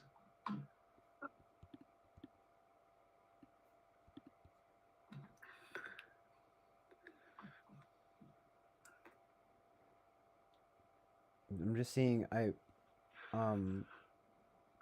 Yeah, I've only had Kate Bush up here for like a long time. I'm just looking at the chat here. Oh boy. Many Dadaists believe that the reason and logic of bourgeois capitalist society had led people into war. They expressed their rejection of that ideology in artistic expression that appeared to reject logic and embraced chaos and irrationality. Yeah, it's pretty fucking subversive. Interesting. Yeah, it's subversive as fuck. Subversive, man. That's what I even dude says a lot of like anti-bourgeois sentiments or whatever. Like whatever, dude. Whatever, dude. How about we put Lauren Southern with guns again? Except it's just a different picture. How else? What other image? What other images do I have? System of a Dong. That made me. Yeah, Very I nice. just saw that. That made me laugh. That was a good one. Now that is top tier comedy right there. Well, Fly Guy. That also is funny. The context of post me kid. saying, Serge Tankian saying that is, well, what about this song? And I searched the song, and on the Wikipedia article for it, it said him saying that. So, you tell me. Here's a picture of John Mouse screaming for the ladies. I like how it actually kind of looks. It kind of matches the Kate Bush photo somehow. The green door or whatever that is. Amazing. But everyone knows that John Mouse is a sex symbol. Who I don't know. I didn't even know who to put. I gotta get more images. Here's hold on. Well, man, earlier you were talking about the most prominent sex symbol of the 21st century, Danny DeVito. Oh, that's right. I know. It just becomes a Danny DeVito dedication stream. I'm not putting a picture of Danny DeVito. Just everyone get I'd your actually, hopes. I would appreciate if you put Danny DeVito in a penguin suit. Really? Yeah, Would you really appreciate it? yeah, All right, fine. for the lulls.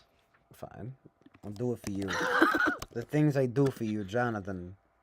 I put Danny DeVito in a penguin suit for you. Because you come to me on this day, Because you come to the me day on of this day. my daughter's marriage. Right? I cannot refuse. Dude, he looks fucking scary as the penguin. What is this? Well, yeah. I don't like it. I thought he was gonna be like cute. I thought he was gonna be like dressed up as a penguin. Oh man, he's a villain in a Batman movie. He's supposed to be scary. I didn't realize he was a villain. I never thought I'd be like scared of Danny DeVito. This shit's fucking scary right here. This shit's fucking scary. Fucking scary. Fucking scary, dude. I'm telling you, kid. Yo, it's like wicked fucking scary, kid. You don't think you've never been scared by Danny DeVito before? Think again. He's fucking scary, kid. He really is scary here, though. Hold on. I need to find, like, a good one, though. Like, oh, wait. Is it on the screen, though? Oh, well, it's obscured. Is it...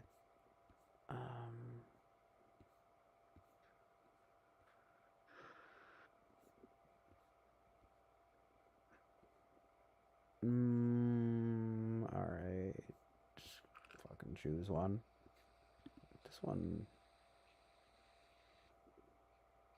This one's kind of good, kind of classy. Classy Danny DeVito penguin.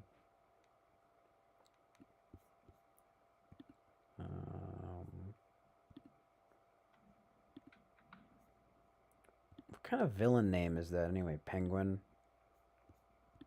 Fuck you. Not scary.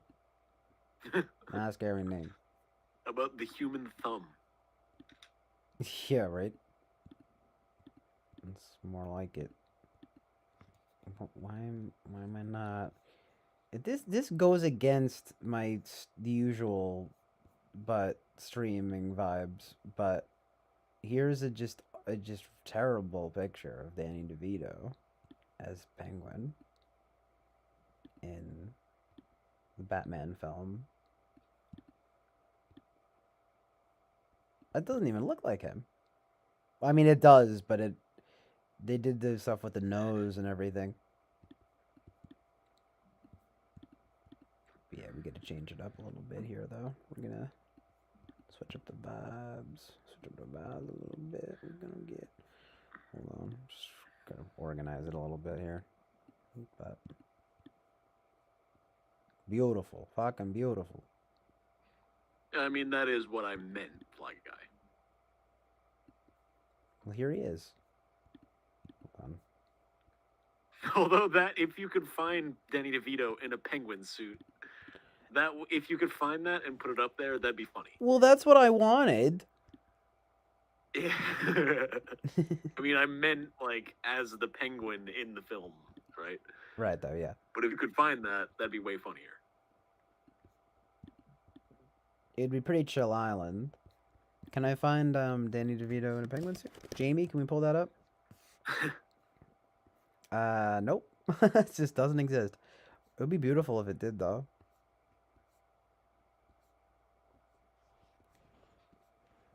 Like, oh, okay. Wow.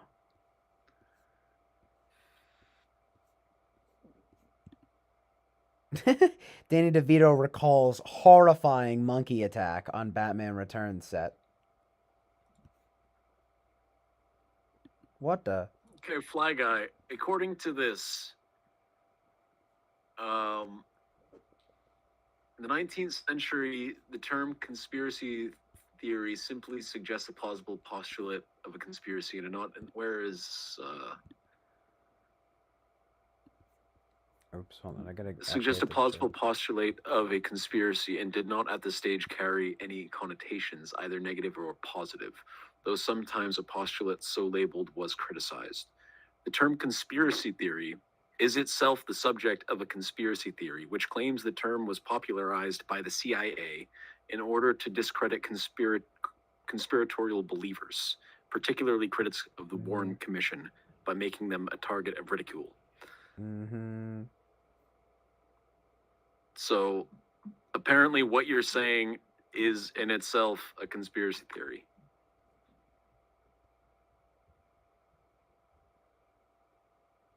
Conspiracy theory was invented by the U.S. government. Hey, he is pretty creepy. I don't like it. It gives me evil vibes. He looks like a coked out Scrooge. Yeah, kinda, actually. Well, Kami9 says John Mouse is hot. I mean... Well, is he? Well, Kami9 has, you know, good taste, so... In general. Well, he's not conventionally attractive, but he's, you know... He's a beautiful man. I don't know. But, listen, guys. He doesn't like unattractive. Nah, I wouldn't say he's, You're just gonna Google search John Mouse hot. Just like a whole, you know, sexy page dedicated to him or something. That'd be funny.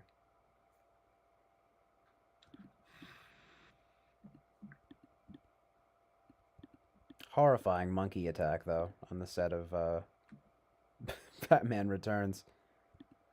So sad. Look at that monkey. Yeah, I could see it. He's not particularly ugly. No, he's got that American boy charm. He's just a good old boy from the Midwest, which I feel.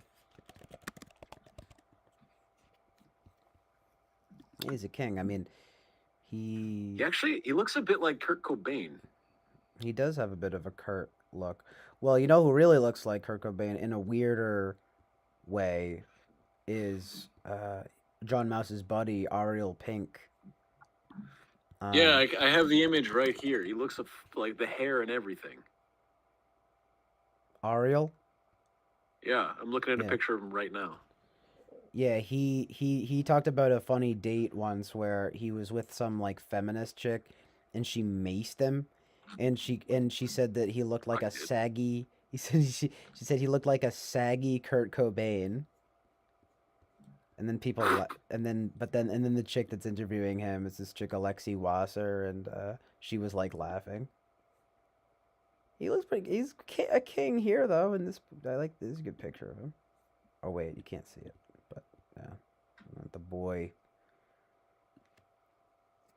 I'm sorry, I gotta get rid of this penguin picture. Bye. I can't. This is the beauty. This is, the beauty collage. We don't put. Can you give me a picture of Danny DeVito in a bikini holding a gun? Well, I'll put that up. No, hold on. No. It probably exists. Can you find that for me, Jamie? When we pull that up, you just get anything. Jamie's magical. He just gets any fucking old. Oh, sorry. It's pull that up. Pull that up, Jamie. Yeah, it is. Yeah. Right. Can you pull that up, Jamie? Dude, Jamie's a fucking wizard. He can just pull up anything, That's why they pay him the big bucks. I love Jamie. Who is he anyway? What's his real name, They don't pay him money. They pay him in sardines and ice pops. Unusual combination, I know. It's an acquired taste. Right? What is Jamie's deal anyway? What's his full name? Who is he? Sorry, Rachel. I know, right? Jonathan. Look, Danny DeVito is beautiful.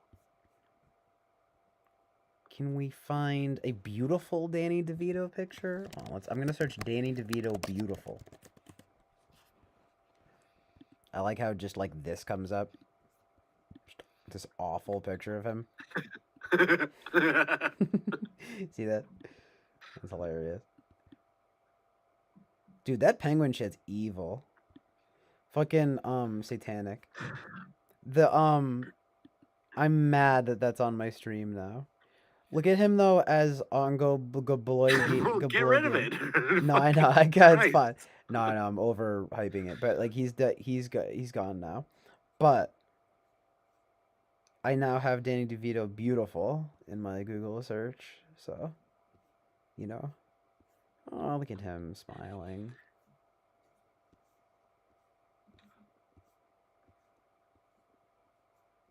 Danny DeVito. Well, you know what? I think what I need to put up is a picture of Dan DeVito in One Flew Over the Cuckoo's Nest.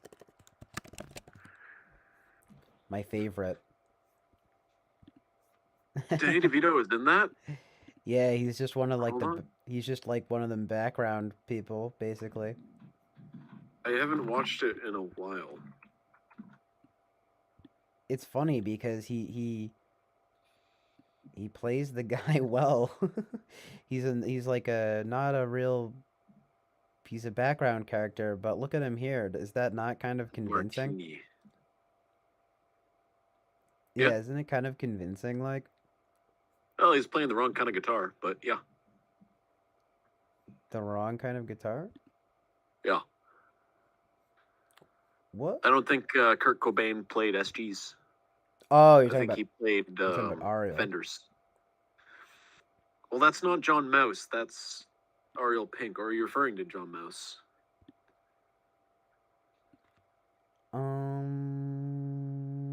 Yeah, right. What are we talking about here? Ariel Pink. I feel like I looked this guy up some time ago. And also, I think I remember Danny Not me DeVito creeping as on Martini. Kate Bush, Fly Guy, okay? No, sorry. Go ahead, though. Sorry, what? I'm not saying anything important. Oh, no, it's fine. I had to say that. I am a respecter of women. No, I'm just kidding, but I'm a respecter. Holy shit, that's a young fucking Danny DeVito. I'm a Kate Bush respecter. You know what I mean? But yeah, dude, isn't that amazing? I just didn't fucking recognize it. Isn't it like kind of perfect though? He almost has like a unibrow. Yeah. He kind of nails it. He has that look on his face that like is like I believe that he's like part of this like group. Jack Nicholson looks a bit like Johnny Knoxville. Look at this dope background. I mean, like picture from the like behind the scenes of like Danny DeVito smoking a butt and Jack Nicholson like being lobotomized. Oh, I can't see because you have images over. Or are you talking about that? No, I have it up now. Okay, wait. ITA makes sense. Keep pushing this guy. It's balanced. Exactly, Rachel. Thank you. But who are you guys? You guys talking about so funny? I got you guys talking about like John Mouse and Ariel Pink. What was the Why were you talking about Pink? He was playing an SG though. Yeah. Okay, here's how we figure out.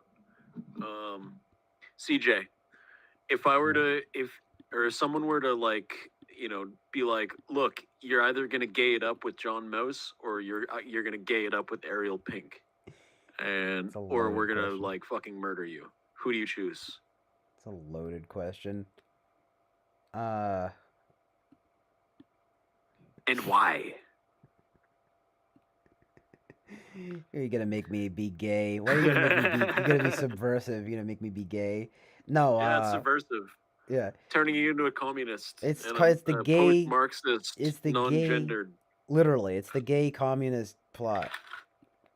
Nah, but gay multiracial communist plot specifically. Come on. Multiracial too is Let's gonna keep up with the times, CJ. Come on. Jesus.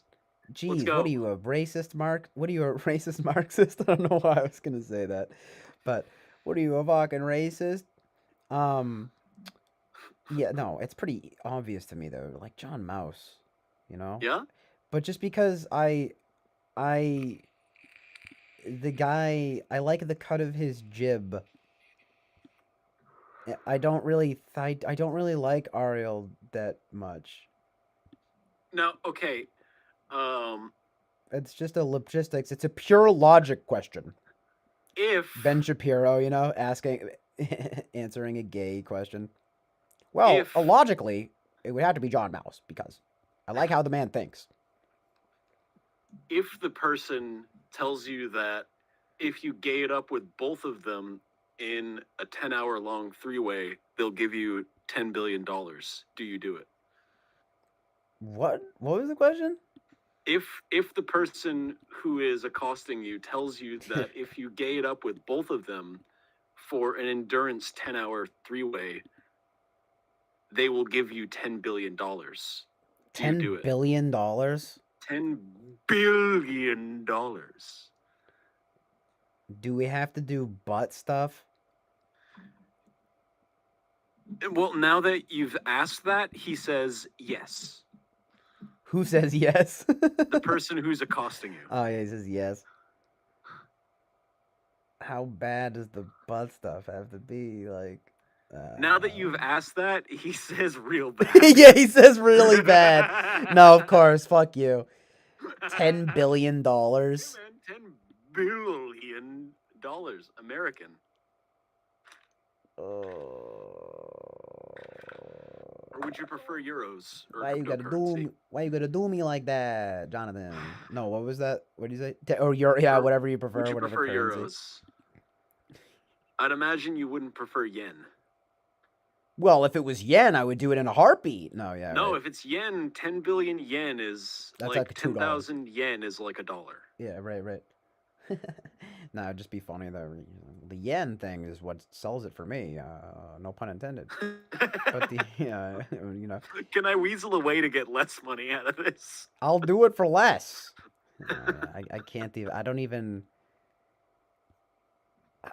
I mean, $10 billion. $10 billion US.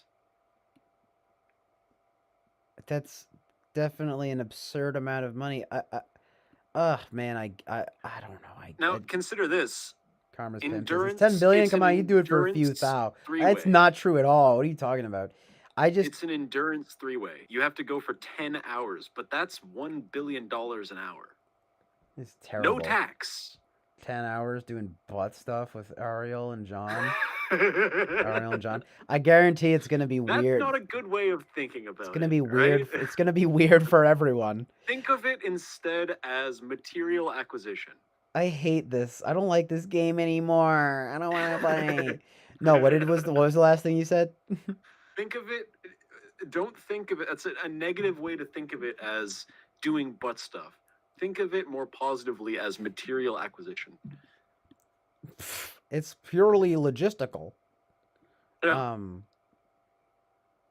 Dude, I don't know. 10 hours of an endurance test. I mean, okay, $10 billion. I mean, that's insane. I guess, you know?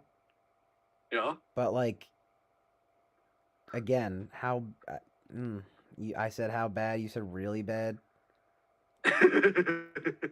Let's not get deeper into this. No pun intended. But no, it's vulgar. But you know, I do think though, if you're gonna throw in such an unreasonable number out there, I mean, 10 billion isn't that crazy. Like, that's pretty fucking crazy though. it's crazy, but it could be like, I mean, that's not. It's. There are plenty of people in the world who have far more than that in terms of value. Yeah, 10 well, billion. You won't. You can't buy everything in the world with 10 billion.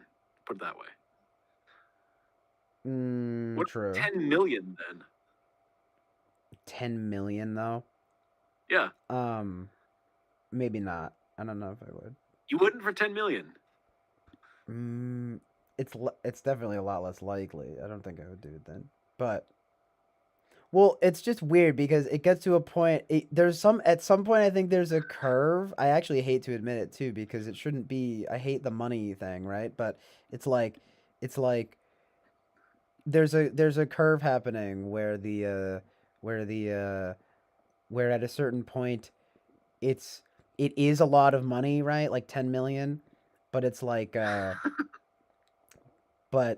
it's not it's I would take a stand. Do you know what I mean? Like I would take a stand and say no. That is not I will not do that. But then if you're just going to be ridiculous about it and say 10 billion, well then it's just Look, like Fly I Guy, mean, I'm just maybe. trying to determine if John Mouse is or is not hot. This is what it's all about. You're going to less than 100 extreme billion. lengths. You just want me to admit that I'm gay for John Mouse. No, I'm just kidding, but no, right?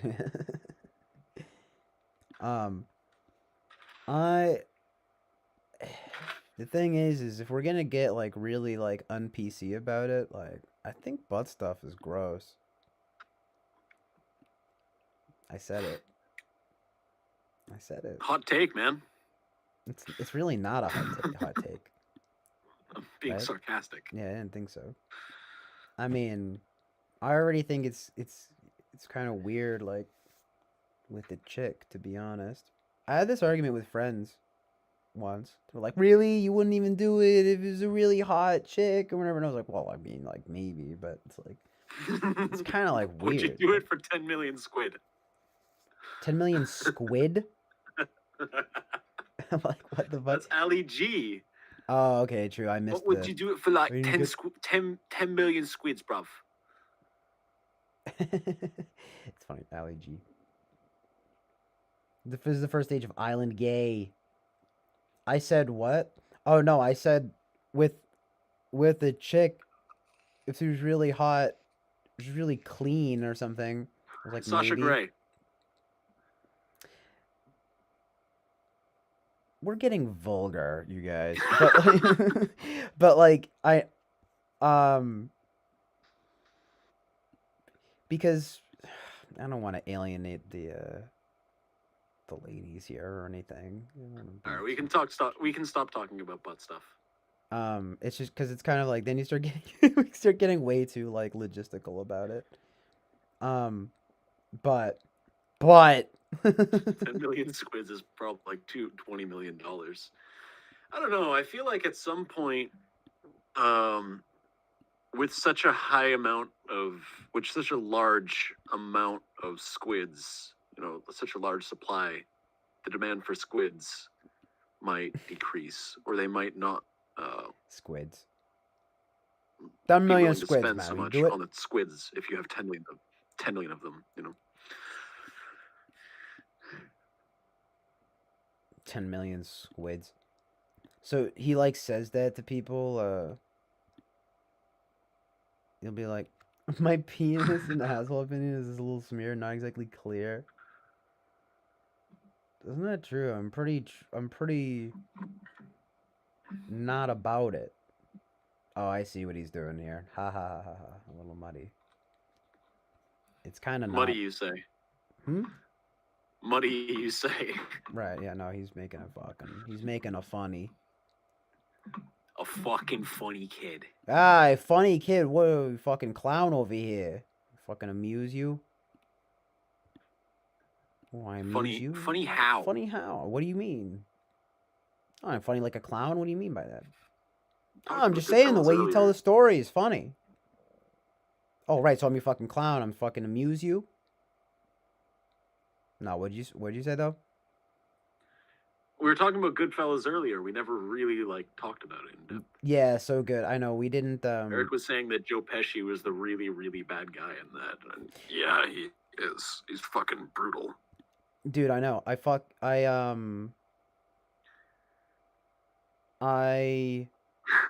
Funny guys is fucking trolling me.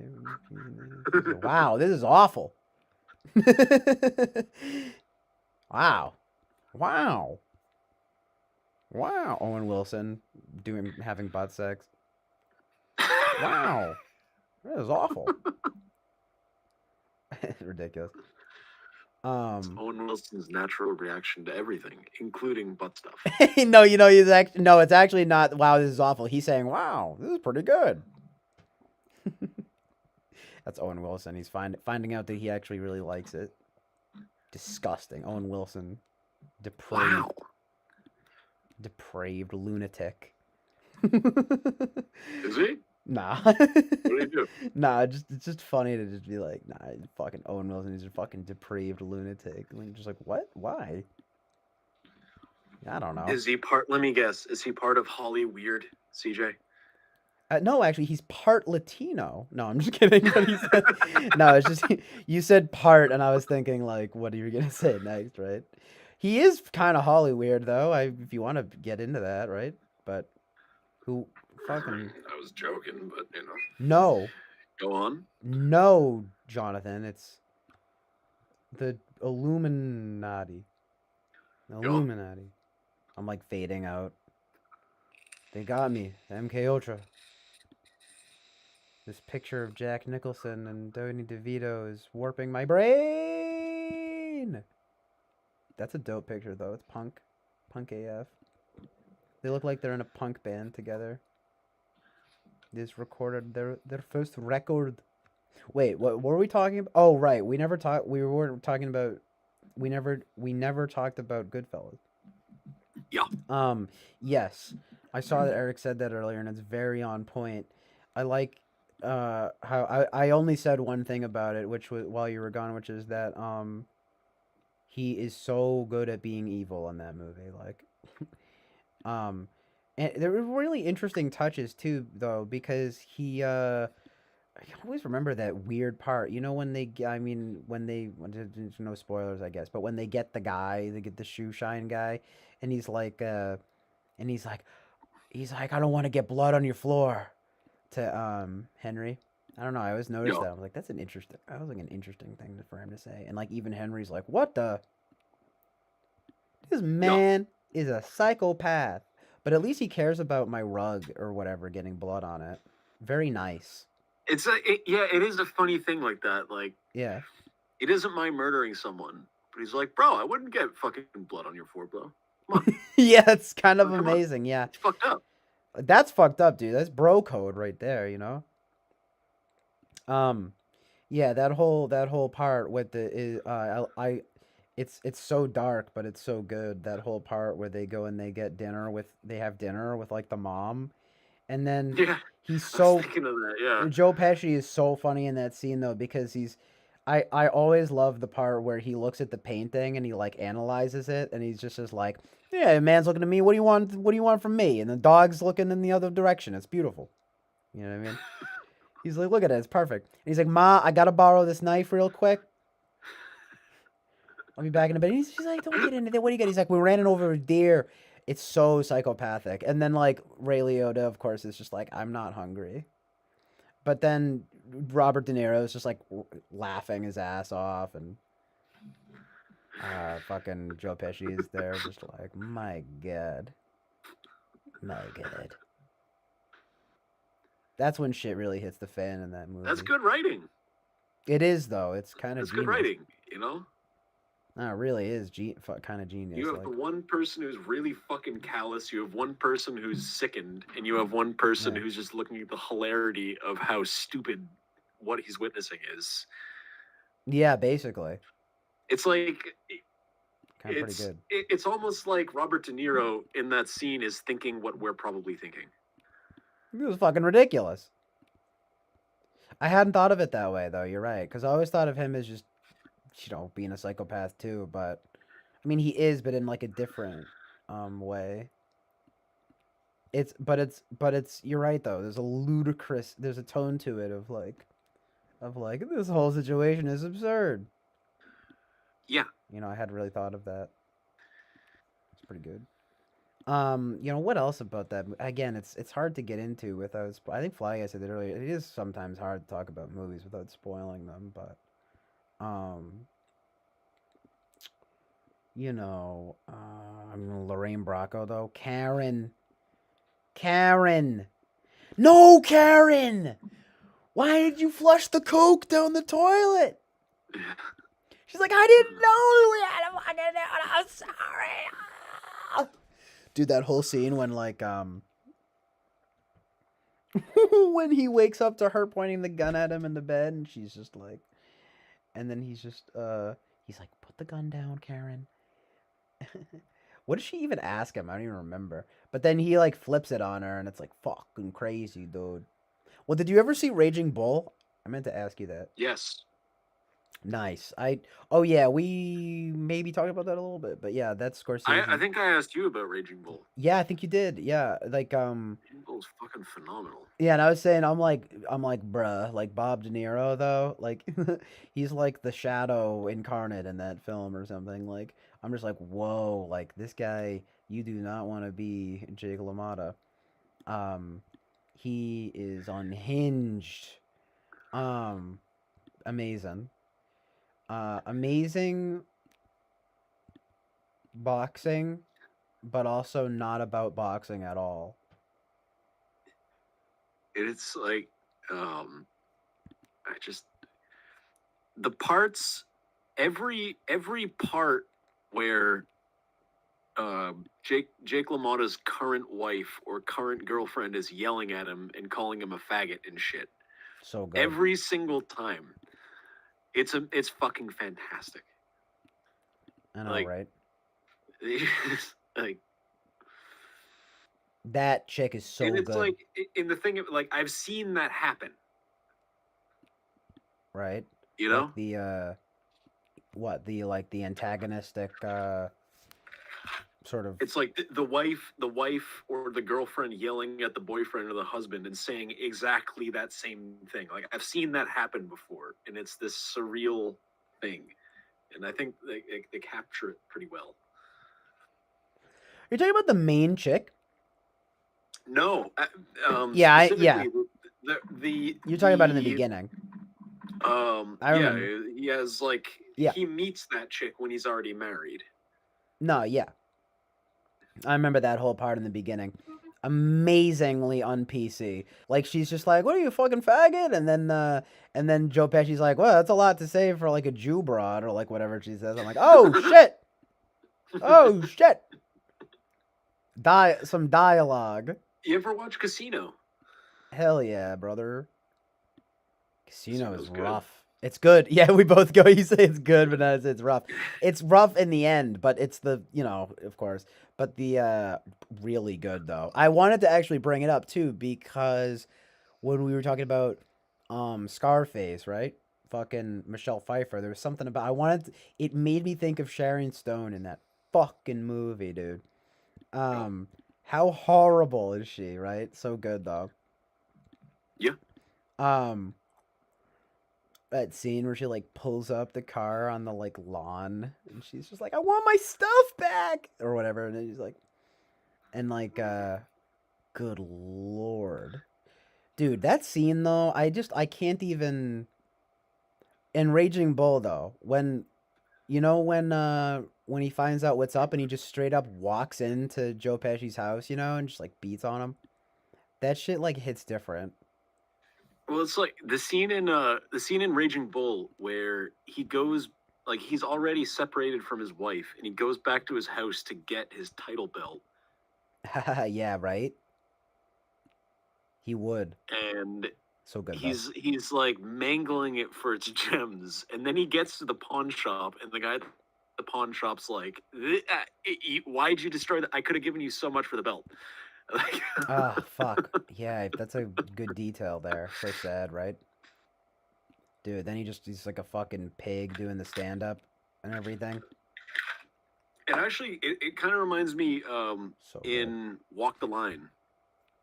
You ever watch It that? makes me think- yeah. It's a good one actually. I mean, I like that movie. It's the scene where he goes to the bank and he has like I think he has like a check that's the amount is too big. And the girl at the desk is like, I can't do anything with this. This is a huge amount. I can't. And he just fucking tears it. Oh yeah, I do remember that. Yeah, so good. It's like, well, you can't use it, it's useless. Yeah, that's when he's like popping off. He's going through it though, isn't he? Trying to like he's because he's like withdrawals and shit. He's like fucking. He's like, I need this. Is it drugs? Isn't it drugs? I think it's like pills. Yes, that's what I mean. You know, speed. He's just like, I need speed right now. Amazing truth and reality though. I love the Johnny and June arc. I'm gonna fix you up. I'm gonna get you to church, baby. I'm gonna set you right. Ain't gonna be upset about daddy no more. Amazing. No more drugs. And then that's it, right? Fuck yeah. It is really like the scene where get better than that, you know? He invites his father Yeah. to his new house. Yes. And his father's like, nah. You know, fucking Big prick. empty house. You haven't done fucking nothing. Yeah, it's You like fucking, pill popping fucking superstar. yeah, it's I was fucked. like, fuck you, daddy. Yeah. Then he goes, that scene's pretty tragic. I actually saw it like it was on TV like recently. And he's like doing that, he's like trying to like get the mower. What is he doing? He's trying to do something and it's like crashed out in the back. He gets the lawnmower stuck in the mud, I think. Yeah, exactly. And it's just like, no, it's like so sad. Like that's the fucking shit that would happen to me. Not the dad thing, but like the fucking like thank God, but like the mower being stuck, you know? Like it's just like at the worst time, right? Fuck. Well, and it's like I think the point of it is like Well, nothing is good enough for that guy. his father's just said he's useless or whatever, and he's like, well, and then he gets the mower caught in the mud and he can't manage to get it out.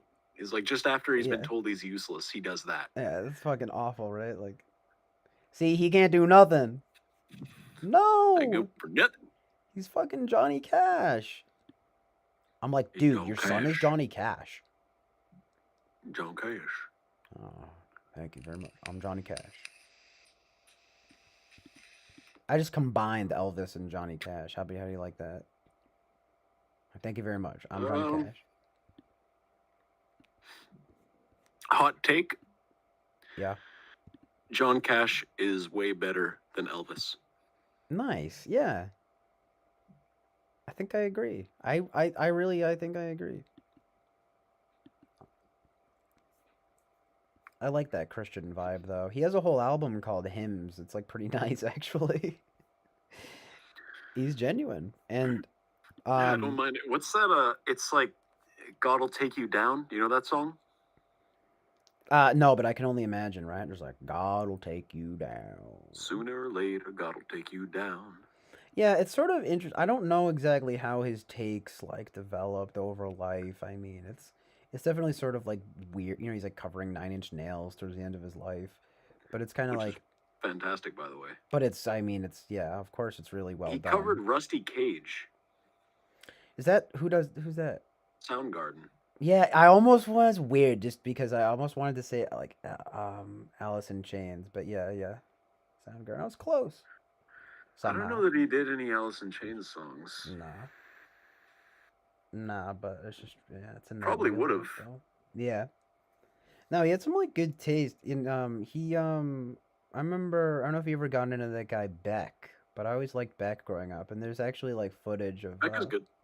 yeah, I love me some Beck. I mean, he was one of those first guys I got into where I was like, oh, I love Beck. This guy does all sorts of music, all different because he does multiple genres so well and all that. But there's a clip though. There's an interview online that's pretty like beautiful. It's footage of Beck watching Johnny Cash talk about Beck basically, and Johnny Cash is like, I must say, he's like when I saw Beck, I thought he did Appalachian music really well. And Beck literally is like tearing up, like crying. He like wipes away like with Right. the Kleenex, and I was like, oh, it's so beautiful, amazing, because there's not a single, and it also shows to me, I'm like, yeah, Beck like for all his goofiness or whatever, it's like he's serious about that Well, stuff. it's like, could you imagine if, Yeah. one of your heroes, could you imagine if, like you made music for 20, 25 years and then, Yeah. John Mouse was to be like, oh yeah, that CJ guy, he's really good. Right. It's just like, I really like his stuff. right. I know, it's unbelievable though. I mean, he and Johnny Cash actually covered a Beck song called Rowboat, and it's very perfect for him to cover because like rowboat can some I don't remember the words, but it's like I'll need to look it up. no Like more. It's I really think good he though. did an entire album. Yeah, it's one of those Cash, I think, like compilations or whatever. Oh my god, I'm gonna re-up on coffee really quick. Just one more cup of coffee. Yeah, I'm gonna do the same. I'll be back in a moment. All right, nice. I'll be right back. Gonna have the ocean sound though, Oh, I don't even know if it's like up anymore though. Rowboat. Need a shore, something like that.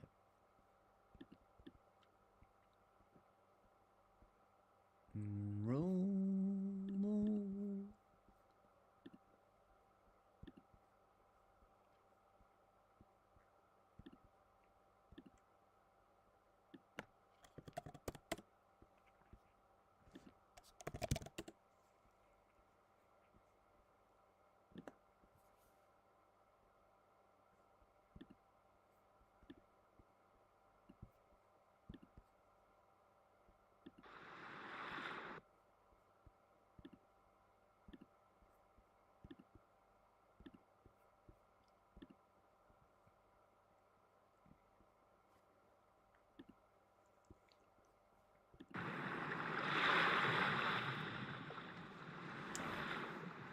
One sec.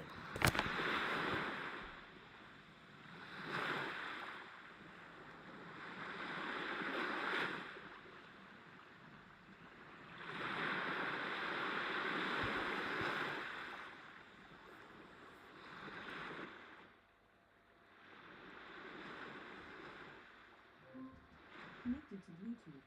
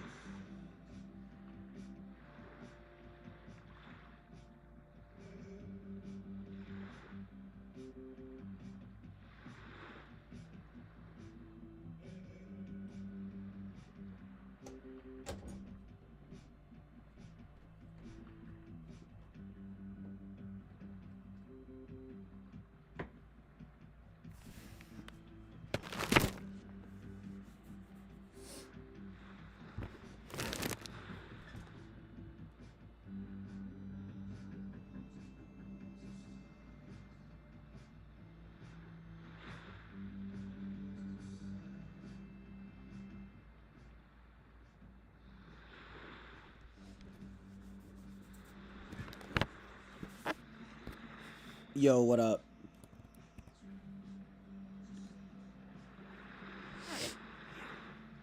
He did personal Jesus as well. Huh? He did personal Jesus as well. Did Johnny Thatch. Oh, really? That's strange. The Depeche Mode song? Oops, sorry, what? The Depeche Mode song. Yes, sorry, I have the volumes all wacky. All really fucking loud, yeah. No, there we go. I had to get it right here, because the beach was way too loud. Okay. Yes, that's sort of strange. What even is that song? Is that song sacrilegious? It probably is.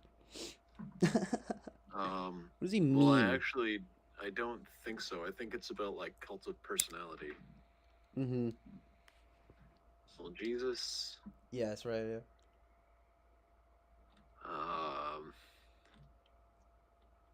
I never got into Depeche Mode. Dude, this bowl is kind of... I didn't either. I do like that song, though. It's weird. I like barely even know what it sounds like, which is weird. Which is kind Look of. up the lyrics right now. It goes, "My personal Jesus." Yep. Yeah, That's that it. sounds like Depeche Mode. Right. That's a Depeche Mode vibe right there.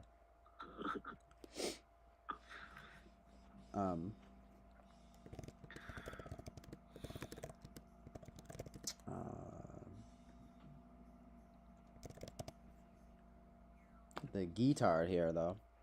Wait, though. Let's check up on the chat real quick.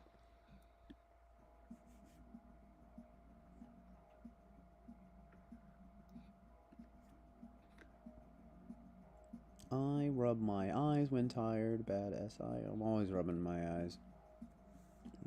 Especially when I'm tired. That might just be a human thing. Not sure.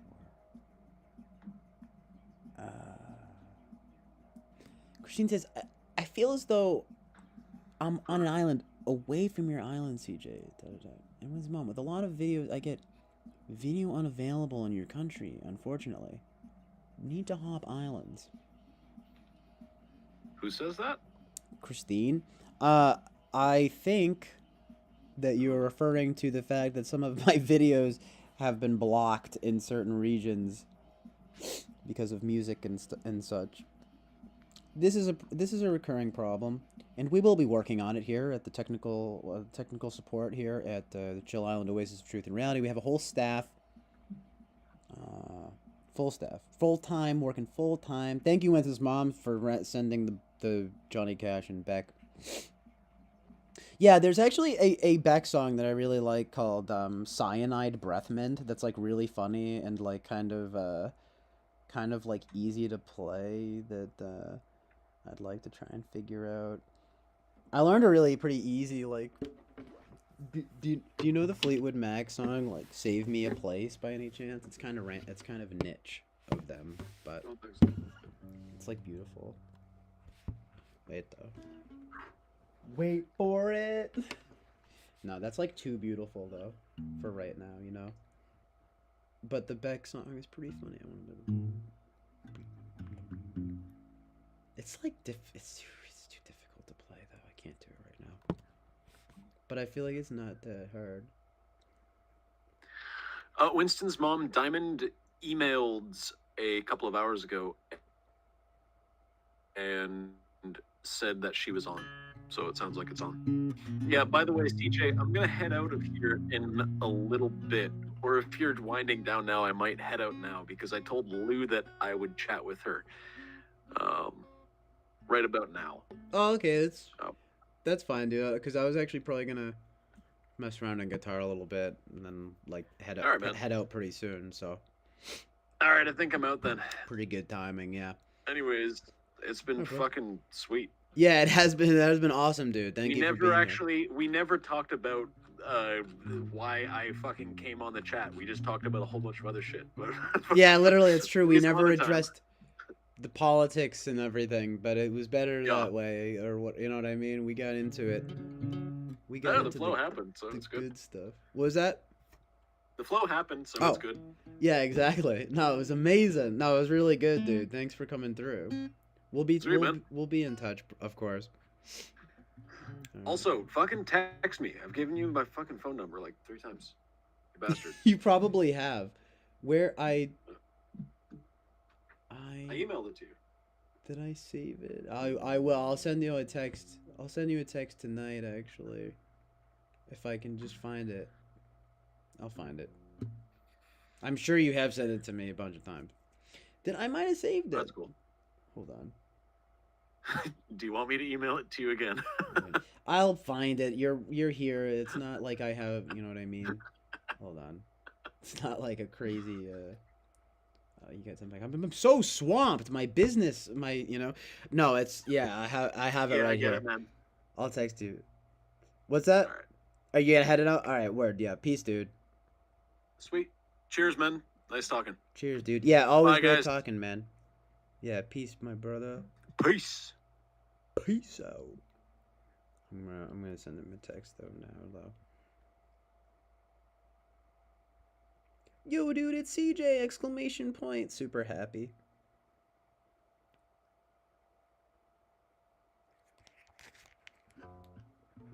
Okay, I'm gonna like tune this up a little bit.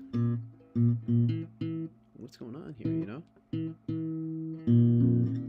this one string that's new is like ringing out way better. It's like fuck you.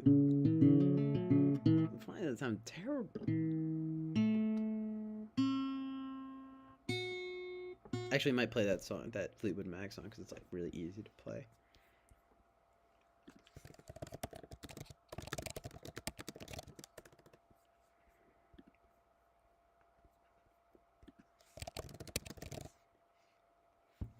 And it's a vibe for sure, you know? It's a fucking vibe, dude. Fucking vibey as fuck. Wait.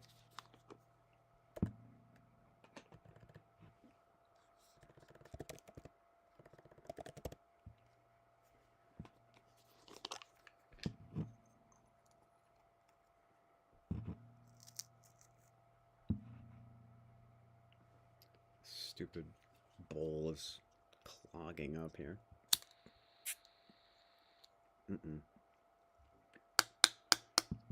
Oh yeah, I got the whereby still going, so I should close out of that. It's good having Jonathan on here. Always amazing.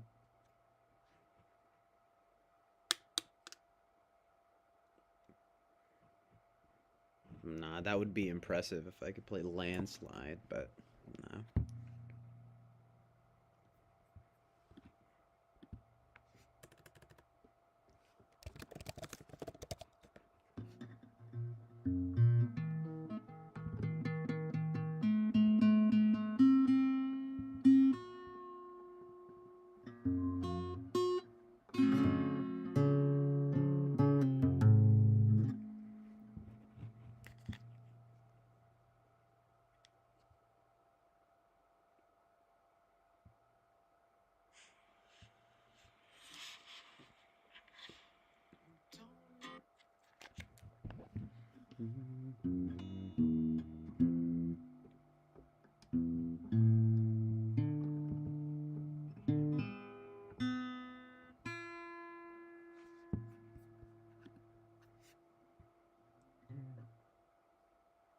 Nice, Rachel. Yeah, the thing is that my bowl is clogged. I'm not getting good hits. What is gallop strength? I've never heard of that.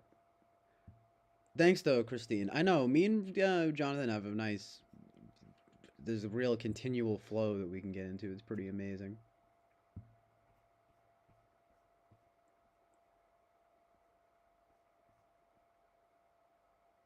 Right, one more coffee, 1 more hour, 1 more day. KM9 is on the fence. Well, truth about the domestic violence, about fucking Raging Bull, it's fucking brutal. But the Sharon Stone. Sharon Stone is good, I guess, at being terrible. I think in that movie. A lot of people kind of hate on Casino. I know people like always seem to agree that it's good, but like give it a hard time because it's probably like a transition into not as good or whatever. territory. It's still real. I think it's a great movie though.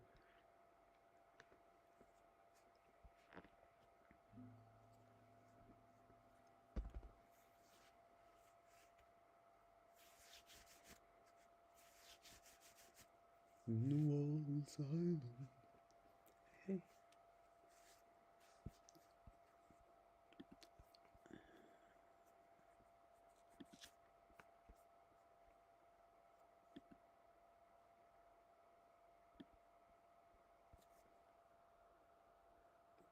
Don't know why I have to work.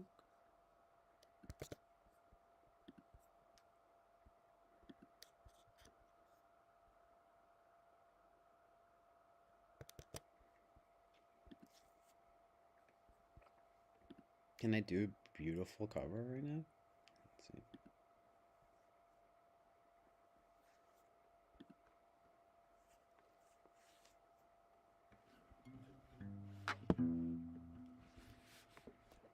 I'm just fucking up on.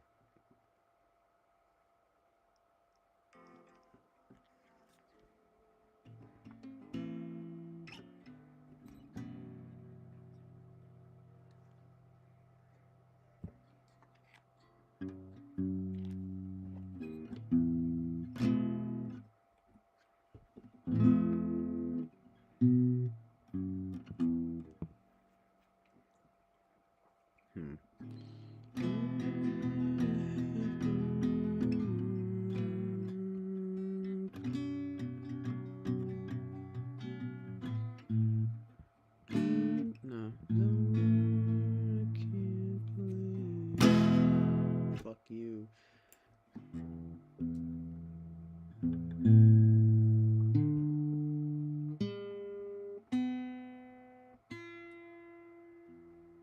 Yeah, I agree. I do agree though, Peter. We have a pretty good flow too, for sure.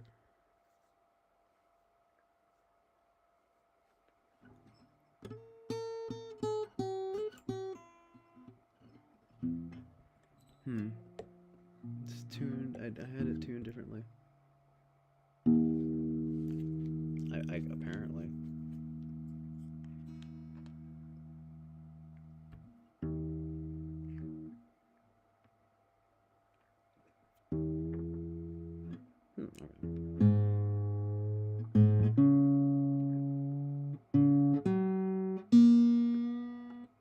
Like, what's going on here?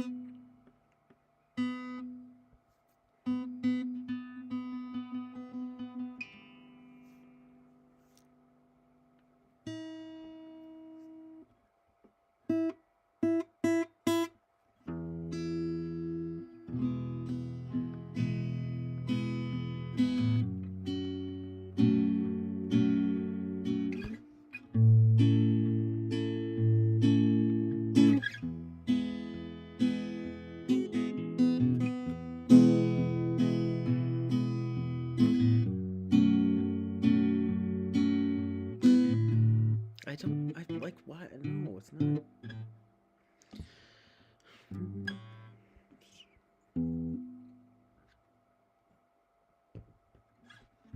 I mean, it's like that's basically it though.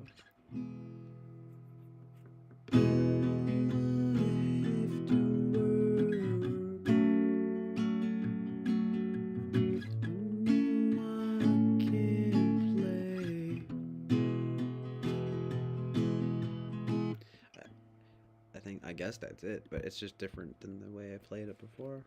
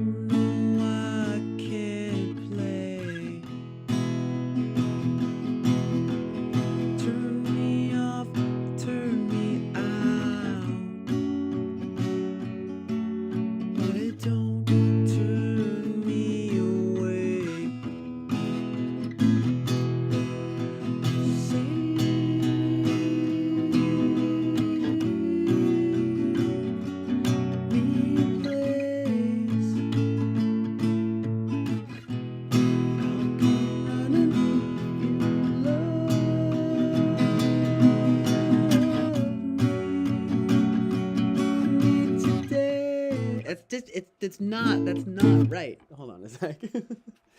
I'm just gonna use the other guitar. One sec.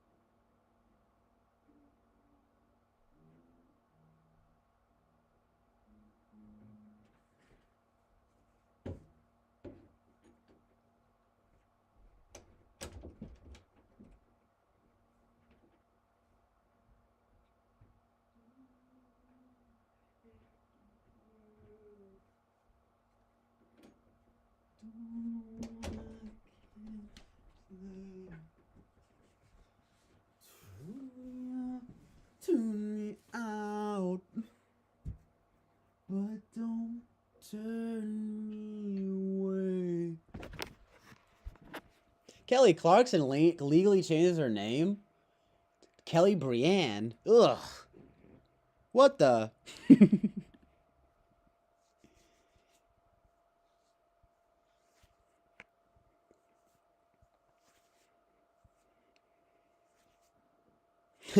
No, I'm sorry, Peter. Let's do that another time because I'm just like winding down here.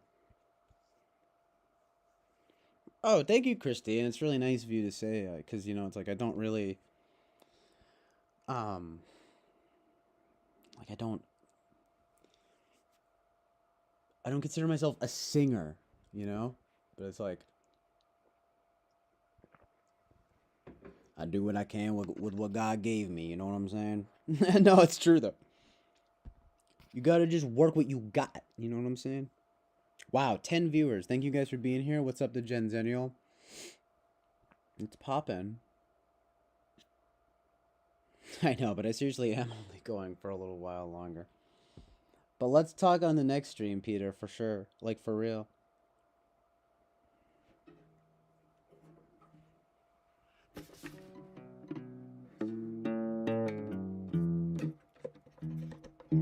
I could have sworn this was in a different...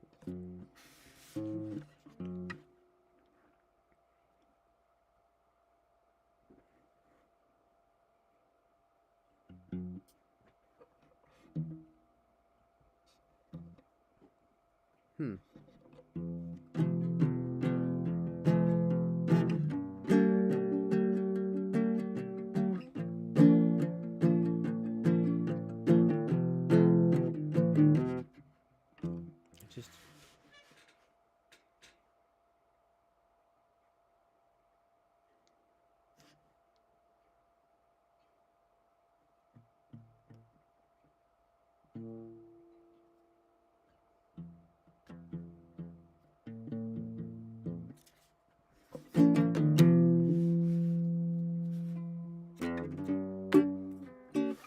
basically the same.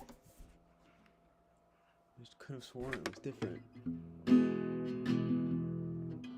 don't know, whatever. It sounds better on here, I think. Anyway, in a way, it just sounds like it's better tuned right now.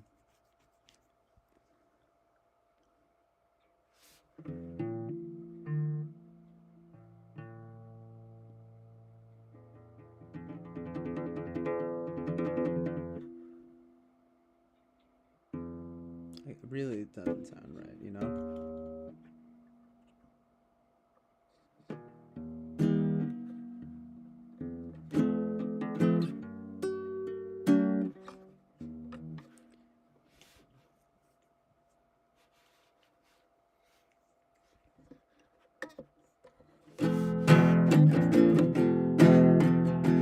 I don't know, I guess that's good enough. That's basically it.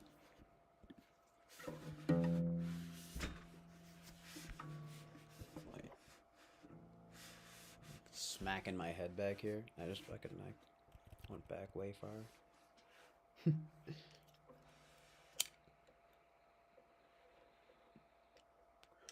Bruh, this shit clogged for real. Not good.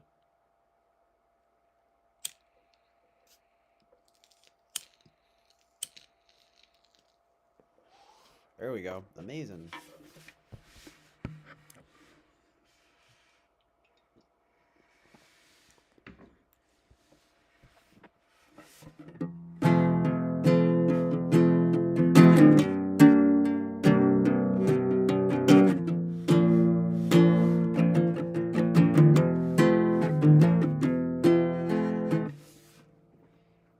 I just don't know. I just feel like it.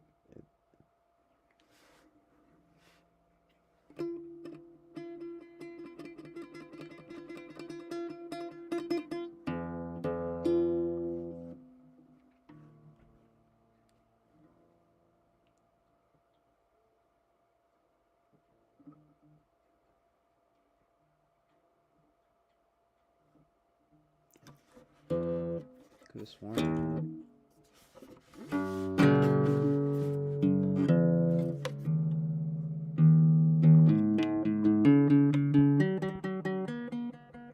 I must have tuned it down.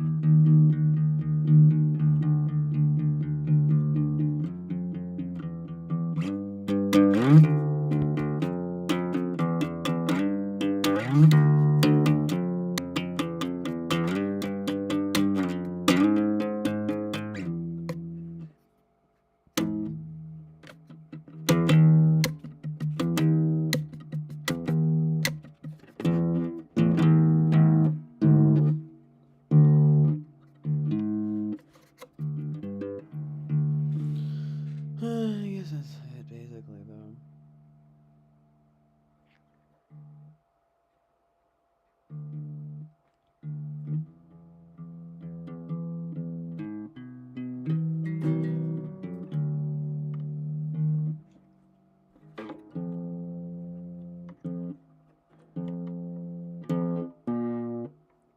I think that might be the problem here, huh?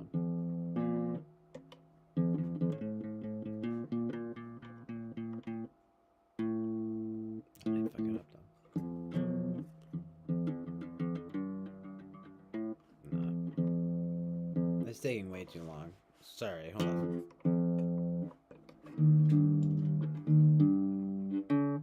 Now it's all fucked up.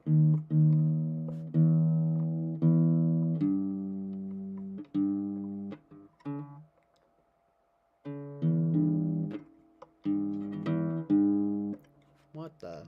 I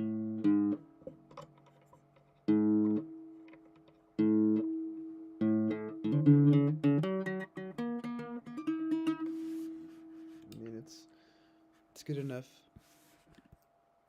to get the basic song done, but now I'm already tired of the song because it's basically the song. It's very simple. Oh God, I know though. I just got like a fucking. That was sort of like a res. There was a resi type hit on that. It's kind of bad. I don't know. Could you tell, Fly Guy? Because it's funny. Yeah, Fly Guy's not really, a fan of John Mouse. But it's not like I don't understand,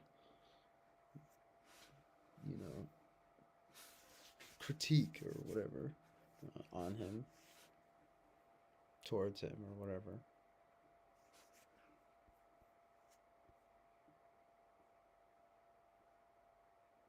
My crack pipe. No, I'll have to check out Harold Lloyd though. I forgot about that. My bad.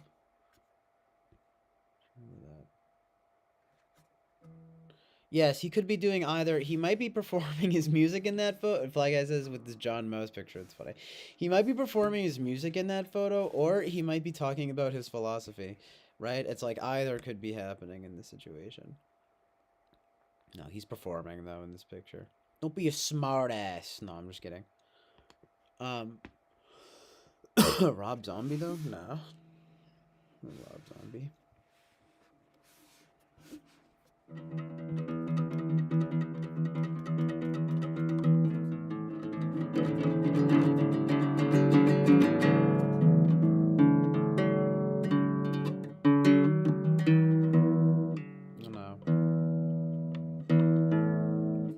Whatever. Fucking tired. Going for a long time.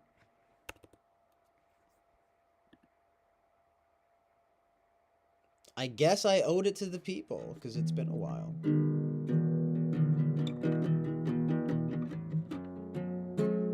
I was happy to do it, though.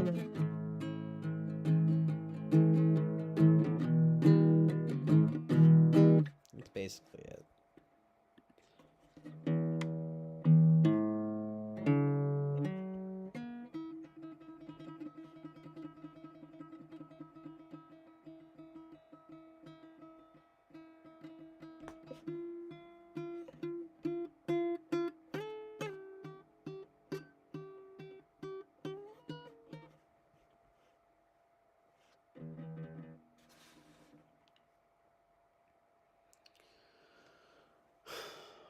Don't know.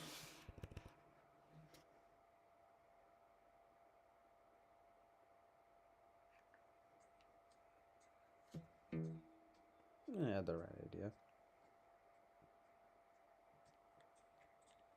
I just thought that I was able to play it more like this.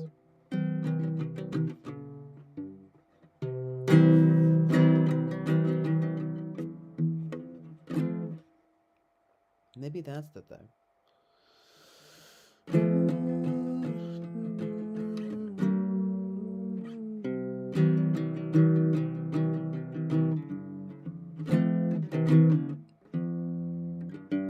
Anyway, I'm already tired of it.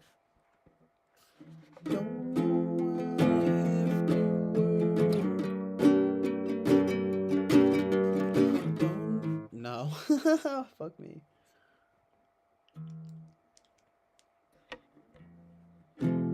Oh, sorry.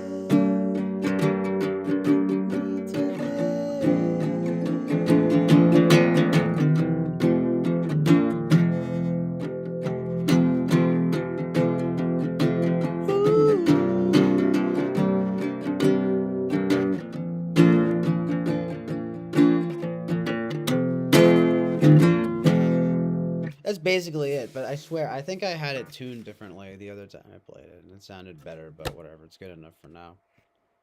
You know what I mean? Whew. Thank you guys. Thank you very much.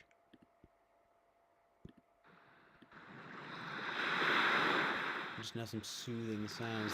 This new video is actually posted on my birthday. Amazing. Hold on one sec. Some fucking water, dude.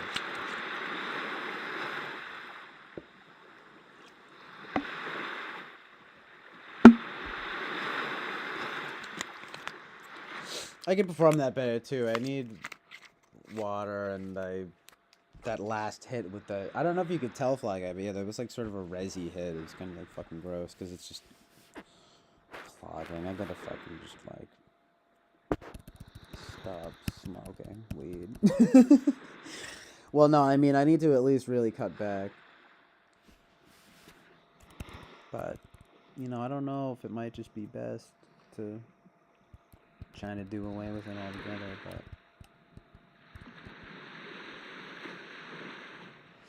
Meh, I don't know.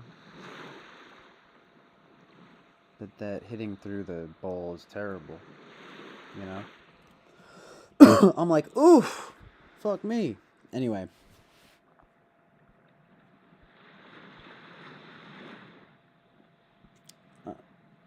Wait, so he's talking about the 80s and the 50s? Oh no, sorry, he said 80s and 5G. That's funny. But thank you so much, Winston's mom. I really appreciate that. It's so nice.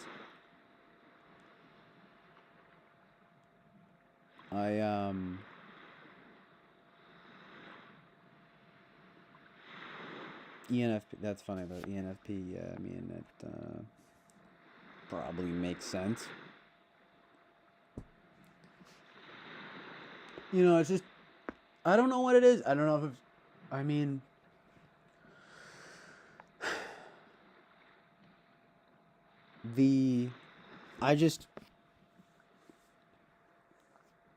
I never thought, you know, I never would think necessarily ENTP because I always felt like, well, I don't like necessarily love the sport of debate or something.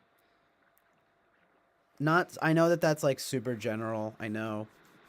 And I'm getting sloppy with my terminology right now. Bear with me, you know what I mean? But it's like, I'm about to go to sleep. I'm about to shower and lie down for a while, for real, you know what I mean? And sleep for a while. But, like, anyway, I don't want to get too bogged down talking about type. I'm over it. But, you know what I mean? But I just sort of, I could never see it as, it's just that the difference between between ENTP and ENFP has to be so stark, right? With that polar, with both of them. I'm like, what the? I'm like, fuck y'all, I ain't none of y'all's types. No, I'm just kidding, but you know what I mean? I'm not any of the 16 types. Jaffiel? Not you guys, I'm just talking about the types in general. You know what I mean? But,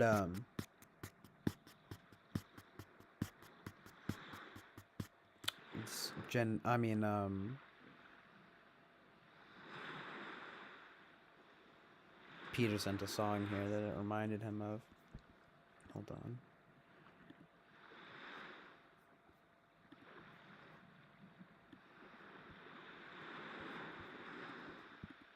Let me peep this real quick. Oh yeah, 4 Non-Blondes, what's up? Classic. That's funny, because you're kind of right. Shit's corny. The other song is way better, but like I actually have always liked this song though. It's a good one-hit wonder. I always get it stuck in my head. It's, you know, it's a classic for sure. You know what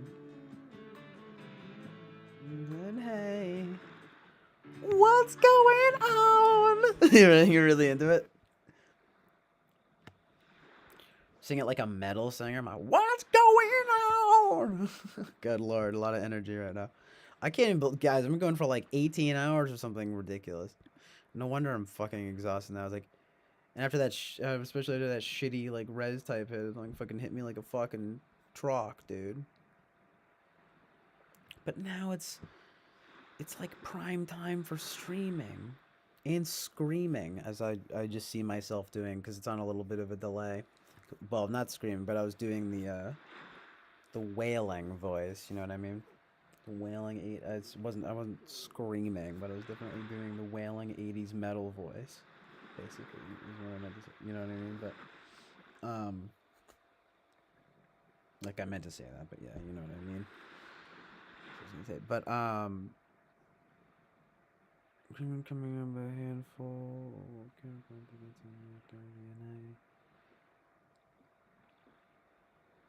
He's tracing back to ENFP. Yeah, makes sense.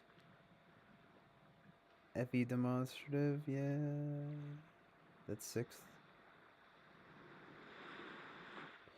At least I've had the right idea. It just sucks, right? Polar TI.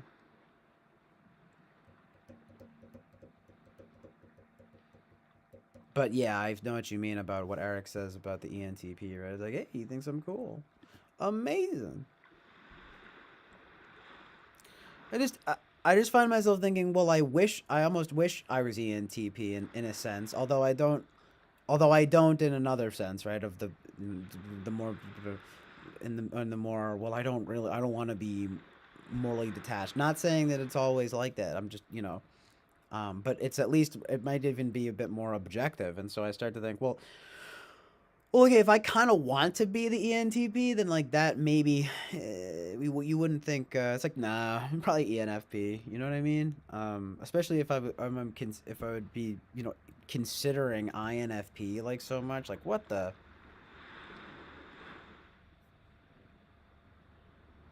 So I'm kind of with you on that about the NI thing leading back to ENFP. It's just.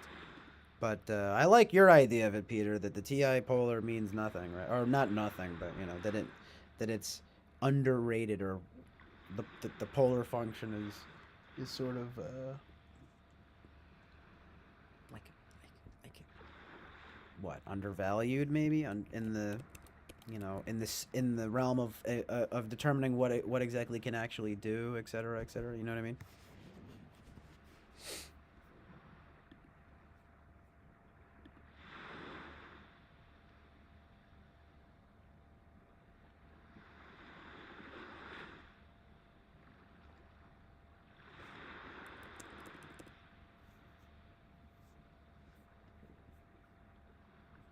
Well, right. I mean, what exactly is TI polar? I mean,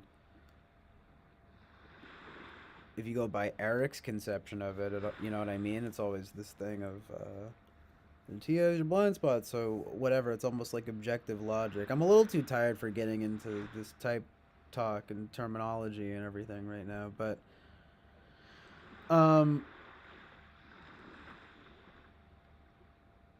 TI polar would be, they'd say it's you're bad at quote unquote conditional logic, right? A plus B equals C. I ain't got no problems with that. I've talked about it with Jonathan, like who's gonna say the thing, the almost, it's almost like a joke, right? The thing about the ENFP or whatever being like, if you ask them who they're related to, like whatever their relationships I don't doubt that it happens, but it's like oh my god, what is it? Oh, it's like, who's your mother's sister's brother or whatever, right? And then they go, family? I'm like, really? Man, you straight up a dumbass, dude. I'm at least gonna like sit there and try to figure that out. You know what I mean? I mean, what did I say? My mother's sister's brother? Just be like, well, that's my uncle. She's like, whoa, you have TI. I'm like, whoa, amazing, right? Because I didn't say family like a fucking retard. No, I'm just kidding. But I do think that's funny, though. And I bet some people will say that. Family? I try to be like cute about it. Hi, though, Rachel. I'm actually talking about, I'm not trying to talk shit, but no, it's just like Eric's, they're just, the gang is kind of just saying like, oh, I'm probably like ENFP, and I'm just wrestling with the whole, it's like, well, you go by Eric's conception of the ENTP, and it's like, ENFPs will say this, we're getting into, well, what actually is polar TI, right? And it's like, and I've talked about it with Jonathan too. It's kind of just like, really, they're gonna be that fucking stupid that they do that bit that Eric says about who's your mother's sister's brother or something, and it's like, family? But because I'm just saying, man, you straight dumbass. Like, try to figure that out. Like, yeah, it's my uncle. What the? You know what I mean? Take me a second. It's like, give me a second. But I'll tell you. But anyway, it's conditional logic, right? A plus B equals C. I don't have a hard time following that. You know what I mean? The family tree thing. I'm not amazing at it. No, I'm just kidding. But I'm not amazing at it. But I can figure it out after a little bit. Et cetera, et cetera. Carmen Smith says, I think nobody thinks otherwise. What do you mean? Yeah, I'm not saying.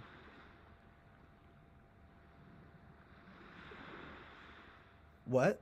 No, I'm just kidding. I'm sounding like an idiot, but I'm a stoner idiot. But I'm just like, yeah, nobody. I think nobody thinks otherwise about what.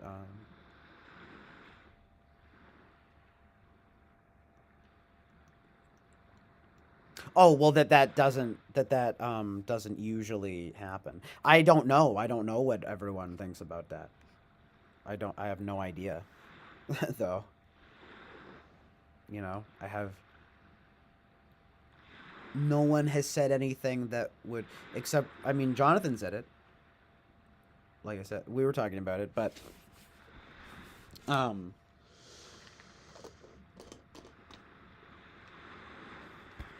it's sort of a niche topic. Hashtag for real heads only. You know, hashtag only true Eric fans. No, I'm just kidding, but, you know, it's like the bit. I know his set list. No, I'm just kidding, but I know the bit about the ENFP saying some dumbass shit. Some dumbass shit nobody be saying. But Rachel says here, you know, we just had. She says, ugh, he just typed a great example of what you're talking about. I hope she lets him use the session. She'll be embarrassed. That's tragic.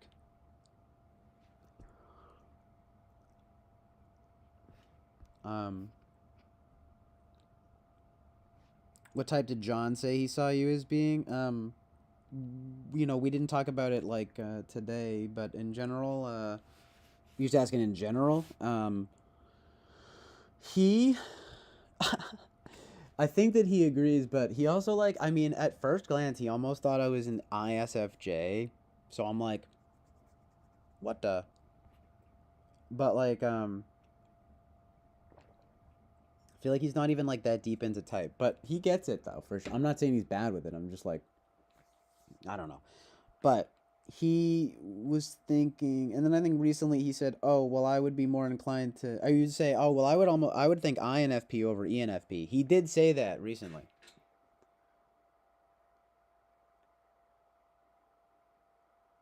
Curiosity, right? Makes me, I'm curious, you know, but I mean, it's good to return to the topic now and then, but it does kind of get old out after a while, you know what I mean?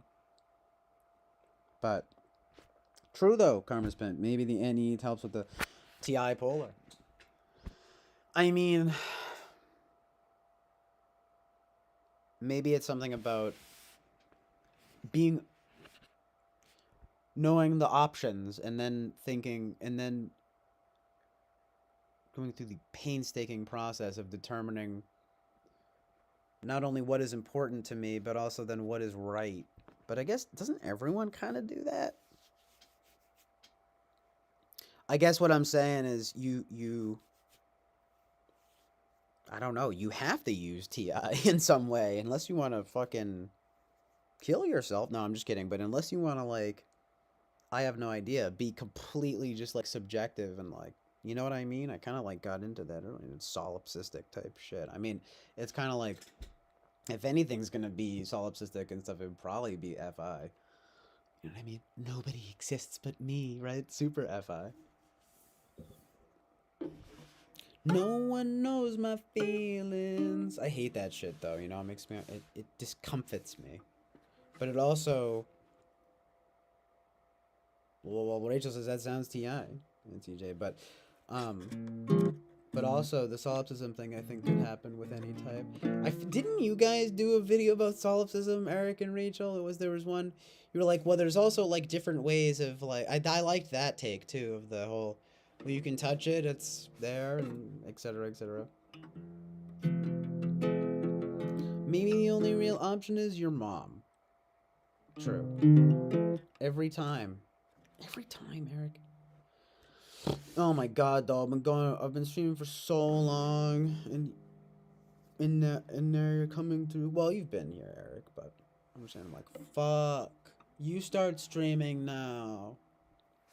You need to take a shower and lie down soon. Well, and sleep soon.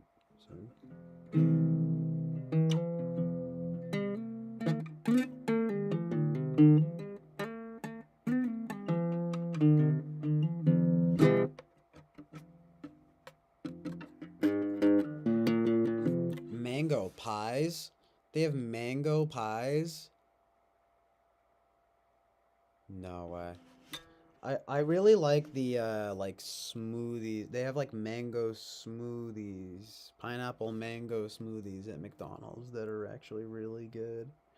Fucking amazing. Fucking so good. No, I'm just kidding, but they are really good.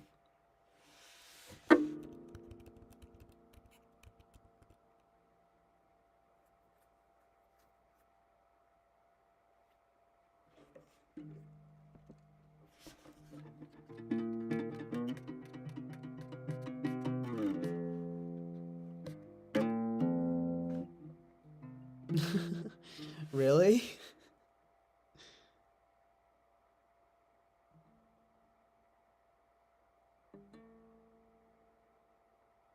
Guava pies? Okay. I have to look it up really good. Why it says it's already a thing. And it says something about California though. It might only be a Cali thing or something.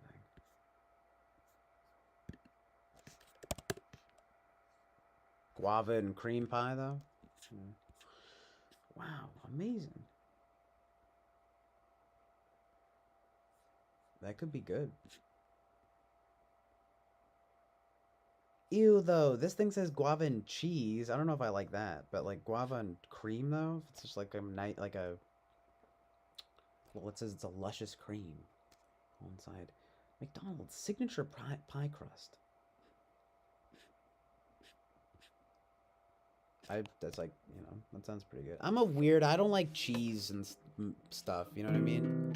I mean, I like pizza, and I guess I like cheeseburgers to some extent. I like hamburgers more though these days. I'm sorry, but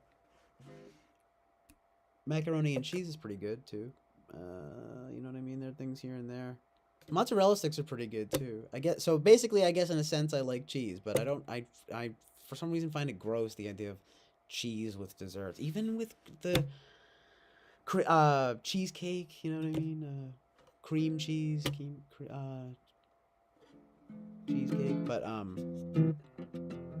but the cream pie, like that sounds different. So I'm just sort of like, well, if it's cream, see, I hate knowing that. Don't tell me that. You know what I mean? It's like, now I'm gonna think about if it's cheese or not. I guess it doesn't matter if it tastes good though. You know what I mean? Because like, I mean, I don't think I'm necessarily lactose intolerant or anything. I just have a weird thing. Like, I've never liked milk and I've never liked cheese. You know what I mean? It's weird.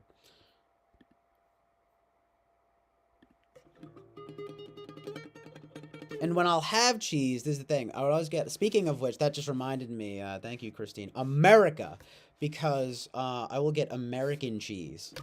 And that's my favorite on a burger. It's pretty good, yeah. I don't like cheddar. I really don't. I don't like cheddar. I'm sorry. Cheddar goldfish even. I don't like cheddar goldfish. I don't like Cheez-Its. I don't know what it is. I don't know what happened to me in my youth. No, I'm just kidding. But literally, I've always just been kind of grossed out by cheese and fucking milk. You know what I mean? I don't know. Like, I remember that was one of the things, like, my mom tried to make me eat, or tried to make me drink, was milk. And then one of the things she tried to make me eat was tuna. And I fucking hated tuna. I hate tuna. You know what I mean? I get so mad. See, I even have a thing with, like, when people have salads, and I always have, and it's bizarre, but what it really is that I've made sure to be very clear about this over the years, because people are like, what? Salads? What? I'm like, okay, listen, it's because of the fucking dressing and the onions. And guess what? People also put cheese on salads too. So that's why it smells bad, okay? Fuck you. And it's like my sister, she puts cheese on it. Fucking gross. Fucking miss me with that. Anyway, I don't know what it is. Gets me triggered. I'm triggered about cheese. I'm just kidding. I'm triggered about milk and cheese. Dairy just sets me off. No, I'm just kidding. But it's funny though because I love ice cream and I like yogurt too. It's just these. No, you know, because it's something about the sugar and it's something about it has to be like other things are going on. Milk, like I like milkshakes, you know.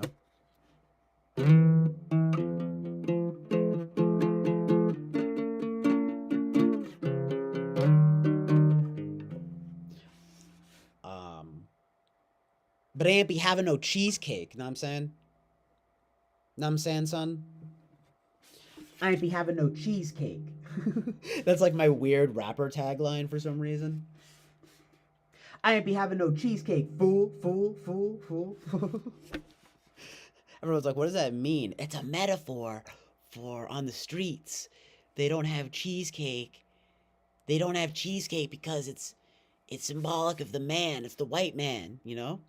The cheese, you don't have cheesecake. It's a symbol. It's the white man. We're keeping him down, you know? It's true. That's what they call white people on the streets. They call them cheesecake. What are you doing over here looking at me? Cheesecake? That'd be pretty funny. That'd be pretty good, right? That'd be pretty good, guys, right? Like weirdly urging you guys to laugh and like you're just like, yes, CJ, I guess. What are you fucking talking about now? What the heck? Go to sleep, dude. I really have been streaming for a long time though. The last stream was like 12 hours. Now this is 6 hours. I'm going on like, 18 hours here. No, 19 hours here. Have I done that before though? I kind of feel like I've gotten to like 19 before though. Why does this not feel like more of an accomplishment? You know what I mean? It's because I didn't stream for so long. I had it stored up.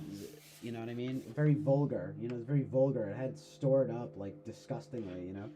And it just spurted out. It was spurting out everywhere. See, I'm getting silly now, you know? It's... You guys thought I was being silly before, and now things are going to be getting silly. It's a little bit embarrassing. Guys, don't look at me. I'm being silly. Alright, that was weird. Sorry, guys.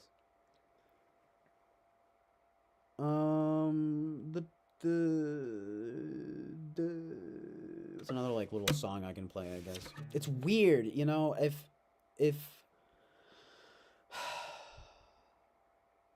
It's almost like I talk myself into consciousness, you know? No joke. I know it sounds funny, and it's like, believe me, I know it sounds funny.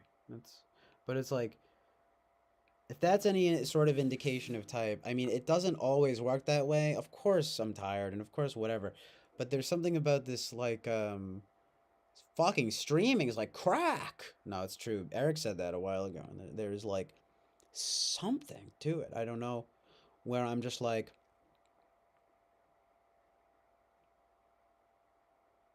it's like, I mean, I'm tired, but I'm not like outrageously tired. You know what I mean? Like, I'm not like, I mean, that's happened before though, where I've gotten off the stream and I'm like, woo, all right, wow, there we go. And realistically, I probably will to some extent tonight be like that. I'll be like, oh, shit, I'm fucking tired now. But it's sort of like, until I fucking turn off the stream or whatever, I'm just kind of like,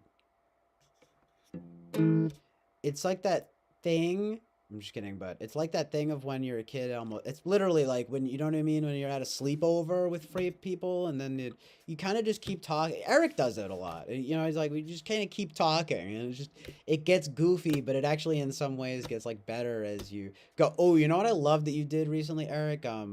That story time. I'm gonna steal that from you. No, I'm just kidding, but I honestly really want to steal that from you, the storytelling and involving everybody in it. I'm not gonna do it now because it's ridiculous, but it's just like, fucking love that shit. No, but that's like the idea though, right? It's kind of like it's a little childish or childlike or something, but it's kind of just like we just keep playing, you know.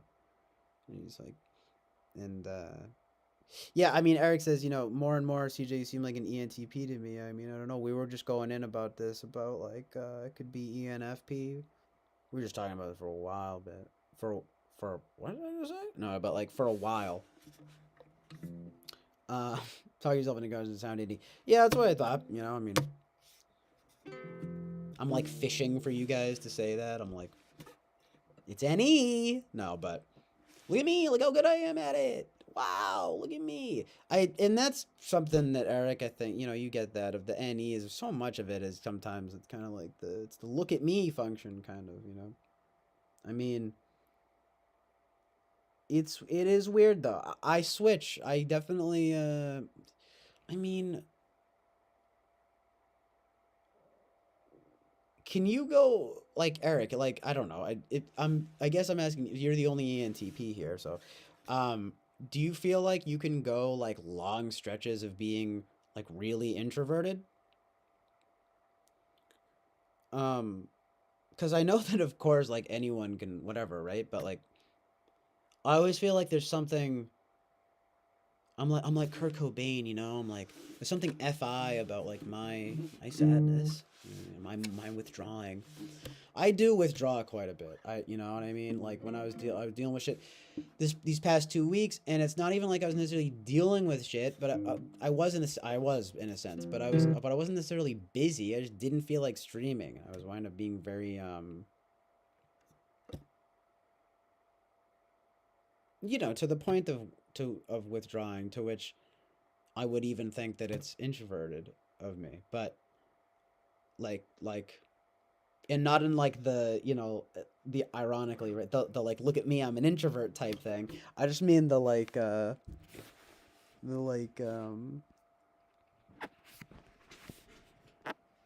not so friendly type situation. I don't know. It's hard to explain. Grumpy. I don't know.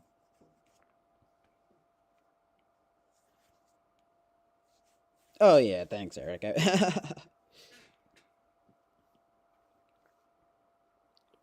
Karma's pimp, right? Maybe ESFP, really.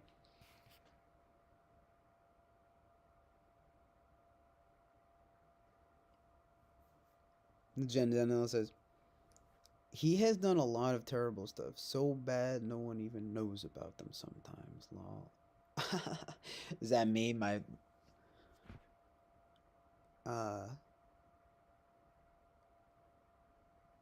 my like SpongeBob over here, you know, talking about trying to get into the Weenie Hut Junior, you know? I actually could be an ESFJ, really?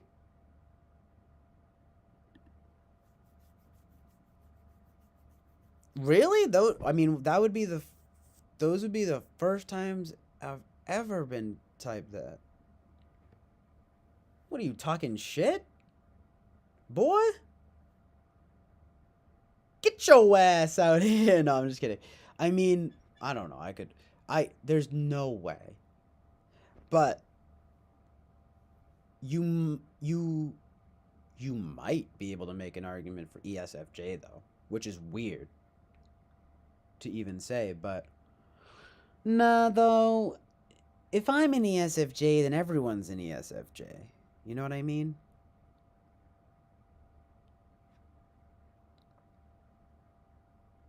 Yeah, I'm an ESFJ because I like to interact with people. Yeah, everyone's a fucking ESFJ, you know what I mean? It's like not even true that I always like to interact with people. I don't know. Anyway, you get the point. I'm not gonna fucking get into it too much, but so yeah, I did ask Eric this directly. He says whenever I make stuff, I guess, but I'm not drawn mostly because I'm making something or wallowing in pleasure rings.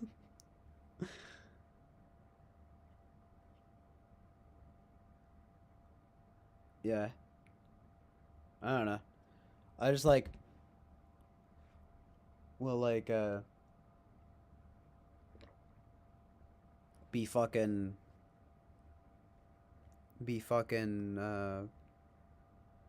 I always think of it as being FI or something, or getting like super like FI SI, and then emerging from my cocoon in a sort of NETE type way, you know, like with the streams even. Hi, I'm gonna withdraw for fucking 2 weeks and then basically be depressed. I'm not trying to say that for any like self pity, but you know, just like be fucking depressed, and you know what I mean, or would go withdrawn and then come back and fucking boom, NETE this shit. You know what I mean, like, but and it feels good, you know, and that's like kind of always how I've conceived of it. When that dichotomy, that you know, that my deep dichotomy. No, you know what I mean. But it could just be, well, everyone. You know, that's why I was wondering like how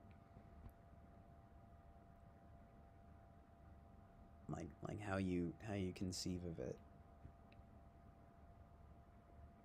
But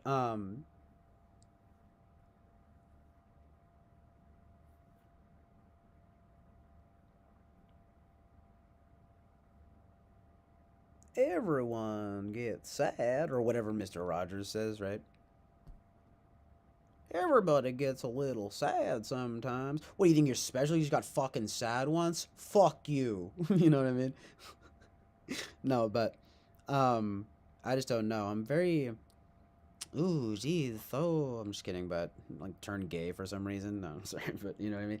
But like I'm very in my fifis. You know what I mean? I'm getting very in my fifis sometimes. Ooh. Who knows though? Can you imagine? I wind up actually being polar FI. You know, you said something pretty profound recently, Eric. We were saying, and I don't know if it's a metaphor. Well, I don't know if I'm just making it into like a metaphor, because I think. Well, anyway, you said that polar FI is like not knowing what you want. You know, and yeah, I can relate to that because there's so many options, right? But it's like, and the other thing of the SI thing of like, you're gonna ask me to, I don't know what I'm gonna be doing later. You know what I mean? Like, which is hilarious because it's like odds are I'll be doing nothing at this point in my life. No, but I totally get that concept. I don't like that, you know, of that being tied down to future plans. And yes, I will be there at 9:00 a.m. sharp. Fucking hate that shit, dude. But I realize though that I have to be more responsible about that stuff. You know what I mean? But that's always been a problem for me. Could be just an ENXP thing though too. You know.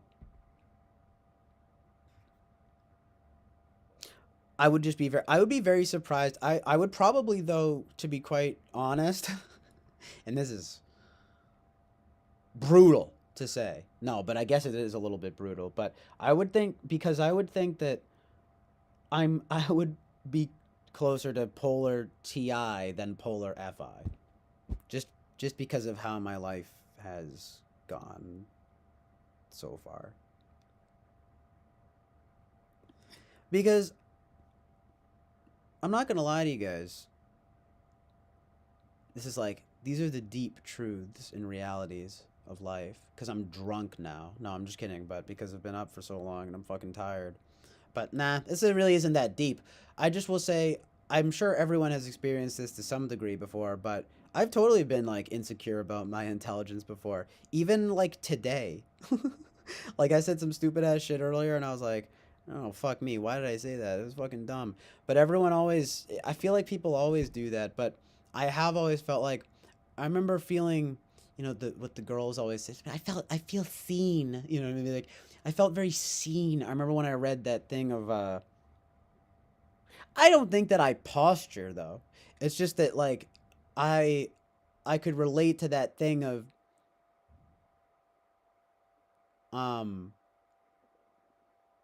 I don't know, like, sadly, I don't know, just, it's like, you don't know what the fuck you're talking about. You're just riffing.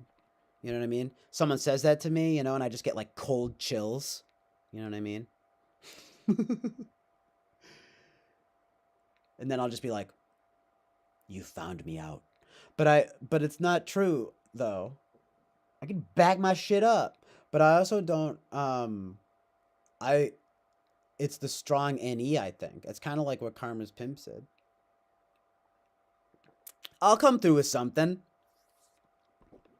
You know what I mean? It just might be kind of dumb. It just might be stupid. But it will at least be funny and kind of maybe clever. You know what I mean? But I have that I don't have that some people might call it imposter syndrome, you know? But I think if I was to, for example, if I was to really engage in debate like on a serious level, well I could do it, but it would have to be in a with this like learned set of behaviors. That's a little bit off topic. That's a little bit different, but I don't know. It's not that I doubt my intellect or whatever, right? But in I've never been that good at math, you know. I've never really been.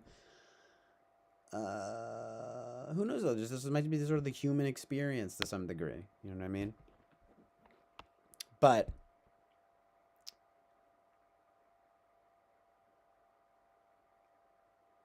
especially once I started getting into the ENFP idea,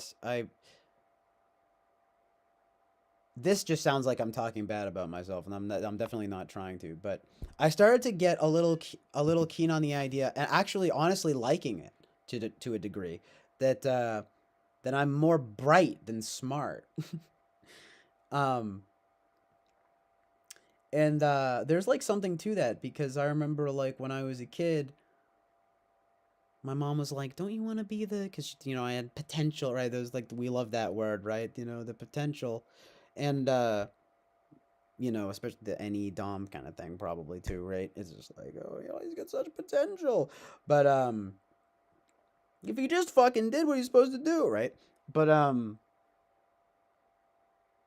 what was I gonna say? I remember, yeah, I don't know. My mom always said this. She's like, oh, yeah, I told him, you know, don't you want to be the smartest boy in your class? And then I guess I said, I want to be the funniest boy in my class. You know what I mean? And it's just like, and then I got older, and I'm thinking, like, even to this day, I'm like, I want to be the coolest guy in the class. You know what I mean? I want to be the chillest guy in the class. I don't want to be the smartest guy in the class. Smart guy is annoying. Annoying. He's not the people's champ. He's not the people's champ because he's too busy being Mr. Smart Guy all the time. No, I'm just kidding. But so I started to get getting into the ENFP thing. I was like, you know what? Fuck them. You know what I mean? It's like I was just thinking, you know what? I like that. Okay, if I'm not, maybe it's true then that I'm not traditionally smart in that way or something like that. And then I was thinking, well, I'll wear that as a badge of honor. It's more like I'm bright. I'm bright, I'm clever, I'm creative. You know what I mean? I'm artistic. You can call me, if you want to call me dumb, though, you know, or, you know, I'm funny, I'm cool. You know what I mean? It's like all these amazing things. I'm nice, I'm dope. No, but, no, not dope, but at least, so I'm kind. You know what I mean? No, but it's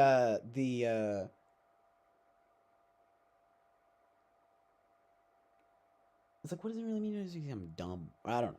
No one ever. The funny thing is, though, is that no one has ever. There haven't been. This is gonna sound really arrogant, but there really haven't been. Maybe it's because everyone's so nice to me. You know that thing people say where they're like afraid that they wind up they're retarded and no one's telling them they're retarded. Everyone's so nice to them. That might be me. But no one has ever really called me dumb.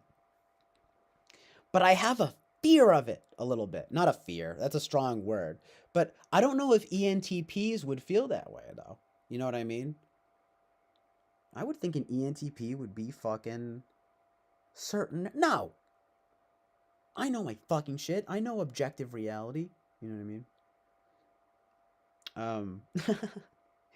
And I'm not going to be swayed by this bullshit or whatever, but it could just be a big five kind of high openness thing. I'll be like, well, you have a point there. But I always tend to see it as being like a little bit almost wishy-washy, almost, situational. I don't know. Eric has said before that it's a very INFP thing, I think, to say, like, it depends. I do always say things like that, even to my own chagrin, you know what I mean? Like, again, it's almost kind of this thing of like, well, I'd like to be ENTP. I'd love to think, that. But on the other hand, it's like, not only is it a big jump to polar FI, you know what I mean? But it's also, there is an admittance there that I can, that I can, there is a truth there that I can admit to thinking, well, I'm just riffing, and you know what I mean? Like, I'm just good with words and everything. It's not like I'm that smart, you know what I mean? So I don't know what you guys make of that. And now I'm not looking for people to be like, you're really smart. Like I said, I started to think of it. I started to be like, you know what? Fuck it. Cause I don't even care to be, a so-called quote unquote intellectual. You know what I mean? I mean, it's like, that's, a great compliment, but it's also just like,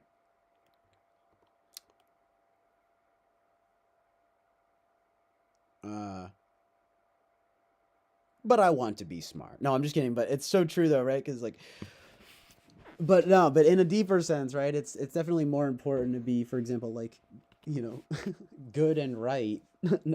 Well, sorry, I meant to say, it's more important, for example, to be right and good as opposed to smart. But it's like the intelligence, and then you get into this whole thing of like, well, what is intelligence? And there are different kinds of intelligence and whatever. So I don't know. But I always felt like if someone was gonna fucking cut me down, they might do it in that way. You know what I mean? Call me a dumbass or something. You know what I mean? Fucking dumbass. You have no fucking idea what you're talking about. Idiot.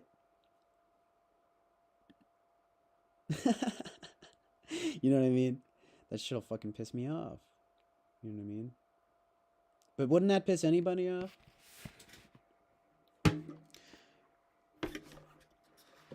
It's all just fucking bring me back to square one. You know what I mean?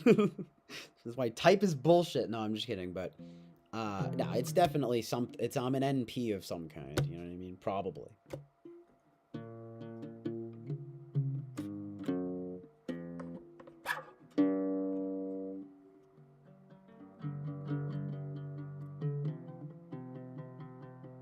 I don't know if that really means anything,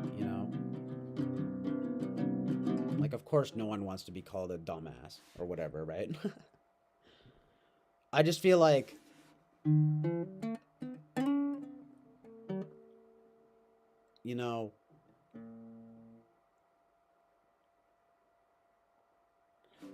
to some extent, at least, I know what I'm good at, and so, which seems to almost like be an FI thing or something. I don't know. It's silly to think too much about, you know what I mean? But it's kind of like,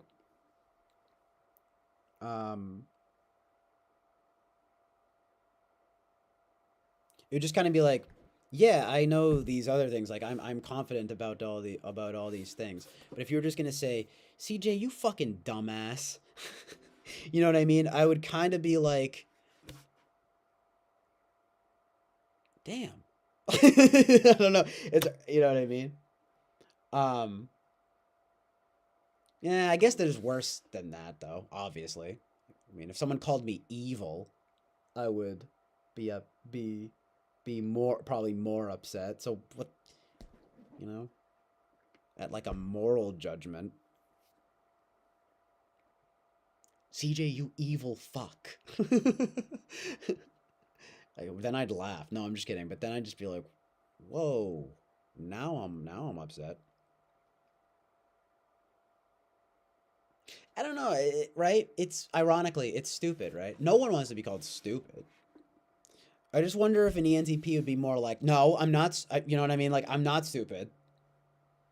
I know objective logic and reality. Like, only an ENFP could sort of be like, well, I mean, I do have, like, my wheelhouses. I am, you know what I mean? Like, I'll be thinking, like, well, it's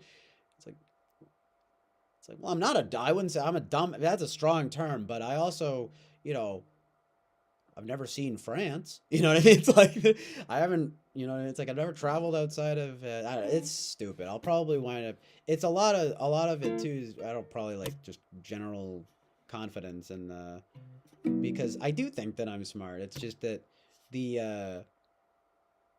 I'm just thinking like, well, if someone was going to say like, you're lazy or something, I would just be like, yeah, help me not be lazy. I'd almost think that would be polar SE, but you know what I mean. But the TI thing, I just don't. Polar FI though, I can get the thing of like not really knowing what you want, but the polar TI thing.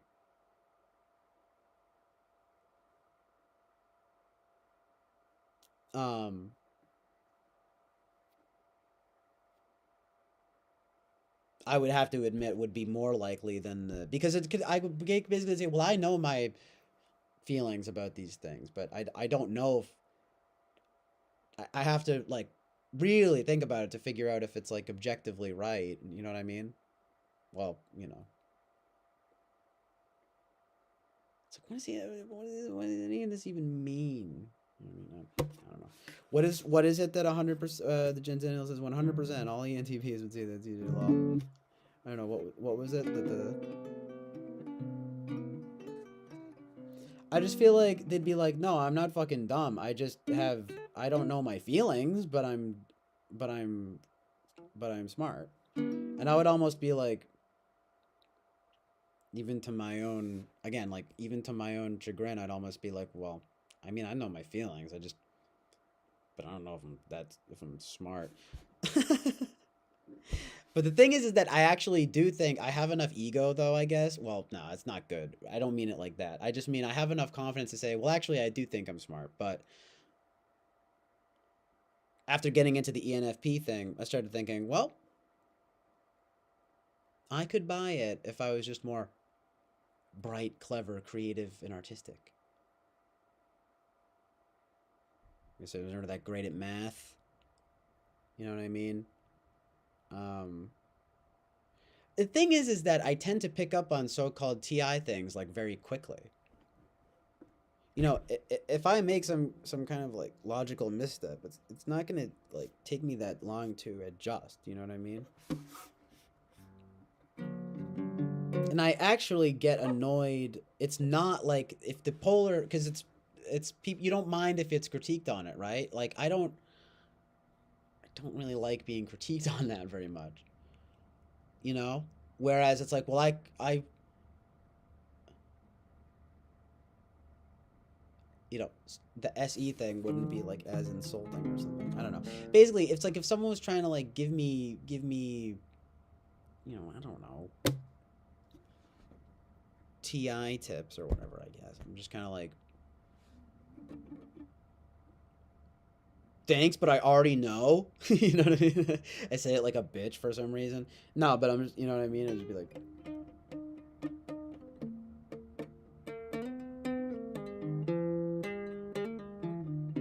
thanks, but I know what I'm talking about. You know what I mean?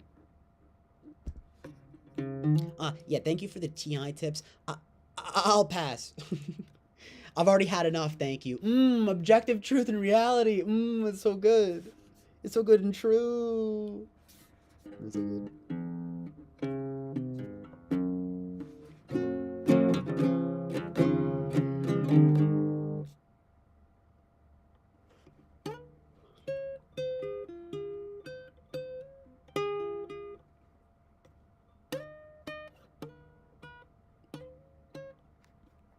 Alright, what are you guys talking about here?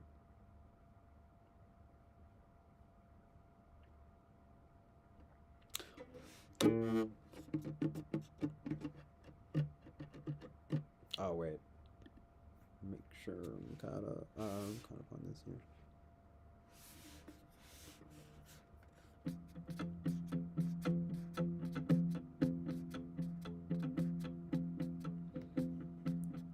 If you put others in a box, only putting yourself in one like an idiot mime. Idiot mime. Ooh. Ooh.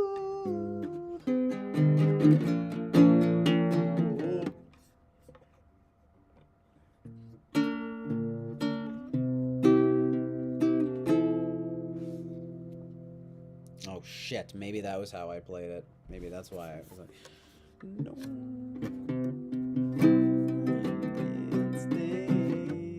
No.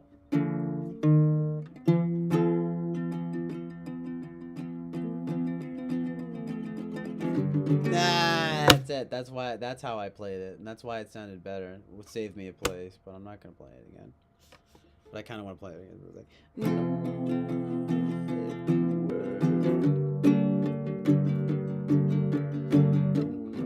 no. Yeah, I like this better. Take it on. I'm like a blind person playing guitar. You know what I mean?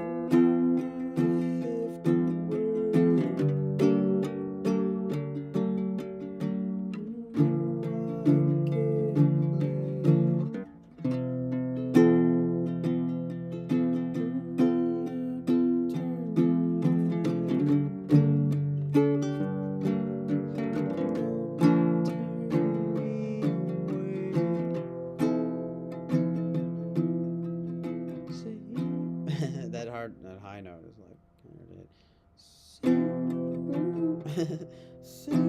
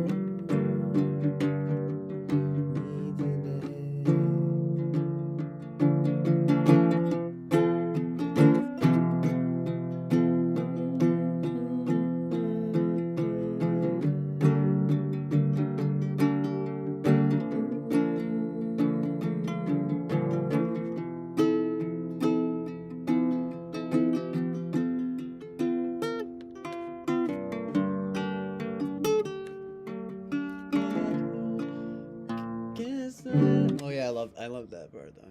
Oh man.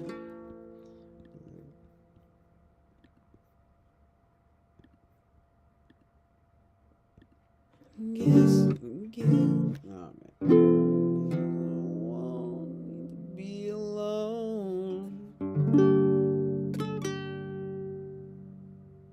And I guess I need to be amazed.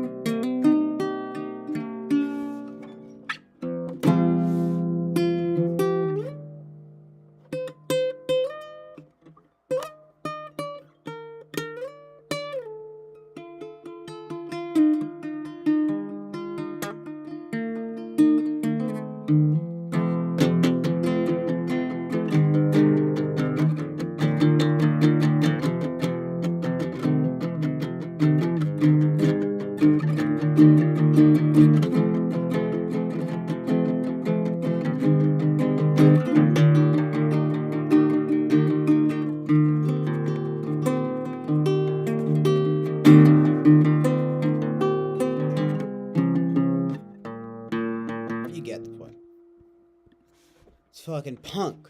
You know what I mean? We going punk on dude. That's what I like.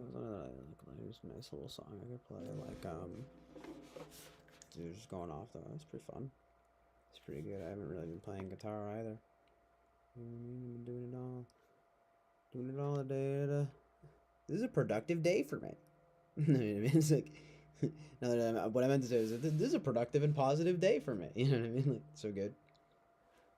So I'm gonna say so true and good. You know what I mean?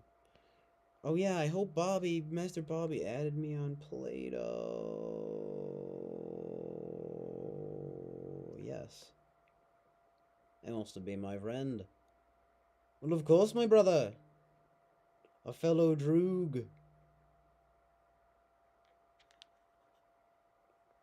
It's probably him. Probably awfully hot. Saw Donald Trump. You know, what does it fucking Eminem say? Like, you know, I'd probably drop an awfully hot coffee pot on Donald Trump. Probably not. I always really like, though, that he ultimately decides against it, because I do feel as though, you know, dropping a scalding hot cup of coffee on, a pot of coffee on Donald Trump would be a tad, you know, giving him third-degree burns would be a tad and extreme, even for a, you know, a critic of Trump, if you will. What the? He be Jesse Lee Peterson watching my stream. He's like, what are you doing? He talking to his guitar? That white boy be crazy. What the? Do you guys like, though, that I have the stream up right here? What the? Streamception.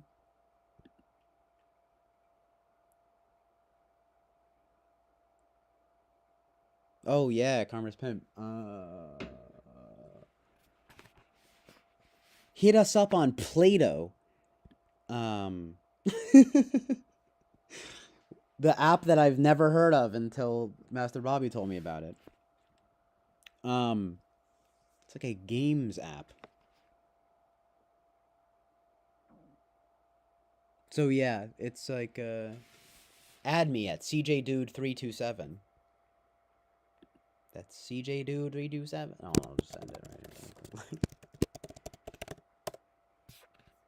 right. Yeah, amazing. I will know it's you by the usage of the Play-Doh app.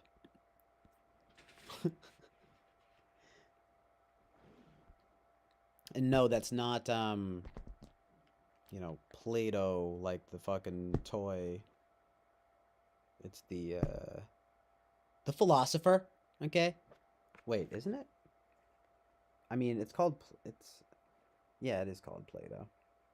I was like, for a second, I was like, is it really called Play-Doh? Yeah, it's like the philosopher? Yeah, it is. Amazing. And you get a thing about here, Play-Doh bot, Play-Doh news, Play-Doh bot. I think it's modeled after Play-Doh here. Whoa, look at that. Whoa. Whoa. Playing games. I play games on my phone. You tell me I can play games? You telling me I can play games on my phone?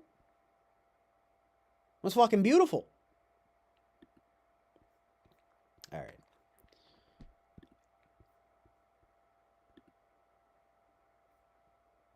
Bitches ain't shit but hoes and tricks. So true to this day, you know what I mean?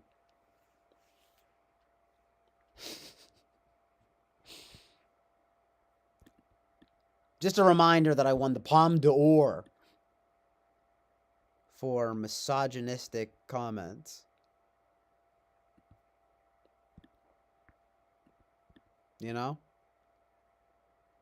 Those film circuits just love when I talk badly about women, you know? And I say, bitches ain't shit but hoes and tricks. Lick on these nuts and suck the dick. No, I'm just kidding. Dude, I think I'm fucking Dr. Dre. I've been suffering. I'm in a fugue state where I think I'm Dr. Dre. Hold on. want to think of another good song to cover really quickly.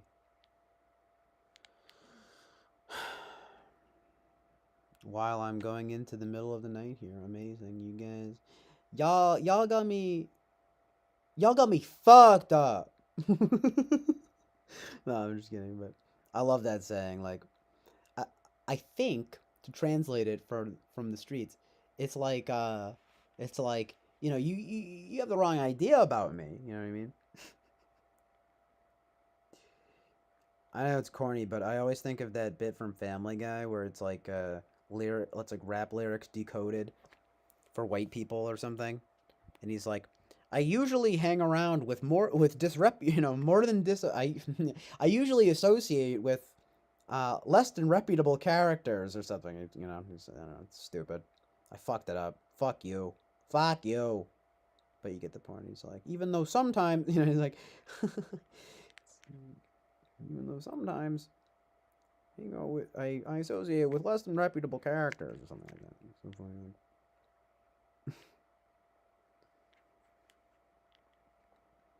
Into the night, literally though.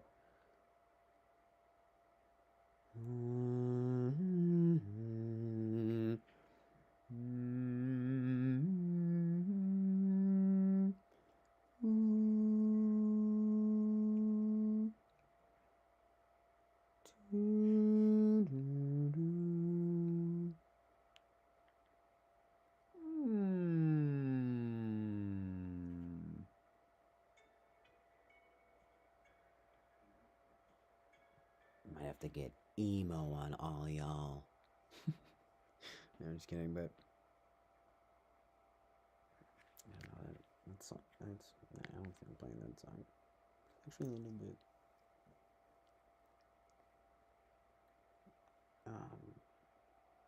What's the word? The words, I mean. Unsuspectingly difficult or whatever. I forget how that. Oh yeah, deceptively. Deceptive. That's what I meant to say. Deceptively hard. Just like my penis. No, I'm just kidding. Sorry. Shit. My Tourette's. You know what I mean? I can't help it. It's this hour of the night.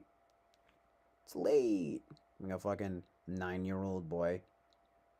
It's past midnight. I get like loopy. Start getting, I had sugar. I had Mountain Dew earlier. Drink Mountain Dew. Again, right? It's a sleepover. Okay. And it's just talking with famous people is live from New York. Live from New York. It's Talking with Famous People. Starring Eric Strauss. CJ O'Connell. I make myself the co-host, right? Before Rachel. Rachel Lapalooza. Rachel put third. I'm just kidding, but live from New York. That shit's just always funny. Just live from New York. It's Saturday night. Just like, oh fuck. Good lord, the show hasn't been good in 20 years. Why? My question back to that is why? Live from New York, it's Saturday night. Why? I'm heckling the entire cast and audience and the musicians and the filmmakers or whatever, and the filmmakers that are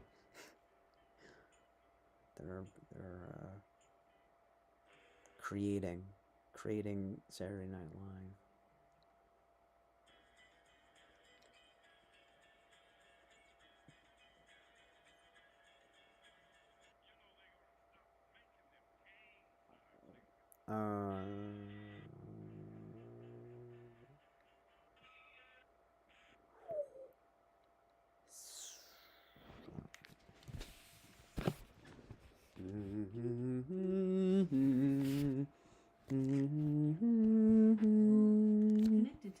Right, enough Kate Bush. I gotta change it up a little bit, right? I mean, come on.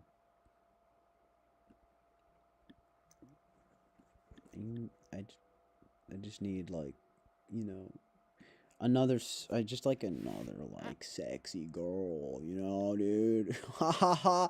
You guys know what I mean? This is my new character. It's CJ. My name is still CJ, but it stands for Chad Joseph. Okay? Actually, funny enough, it's after the band or the musical act Chad and Jeremy. I think I'm gonna go first thought, best thought on this one and say my name's Chad Jeremy. And yes, indeed, it's a portmanteau. Do you guys like that word? How's that? I must be an ENTP, right? Because I know words like that. It's a portmanteau of or portmanteau, you might say, of whatever I just said, you know? The combination of words thing. What did I say? Sorry, I don't remember what I said. I don't remember what I said. I'm so fucked up, dude. Oh, fuck. Oh, fuck. No, but, shit. I'm like, shit, I actually don't remember what I said, right? You know what I mean?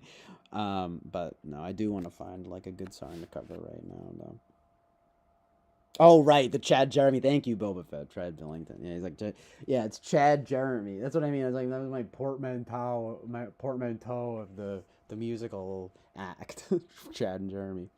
But it works out, right? CJ, Chad, Jeremy. That's my surfer dude alter ego. It's my jock alter ego, you could say too.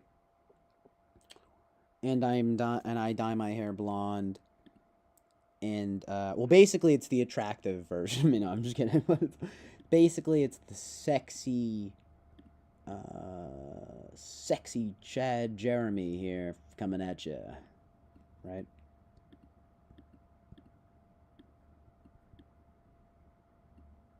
Do you guys like to look at the stats of my analytics?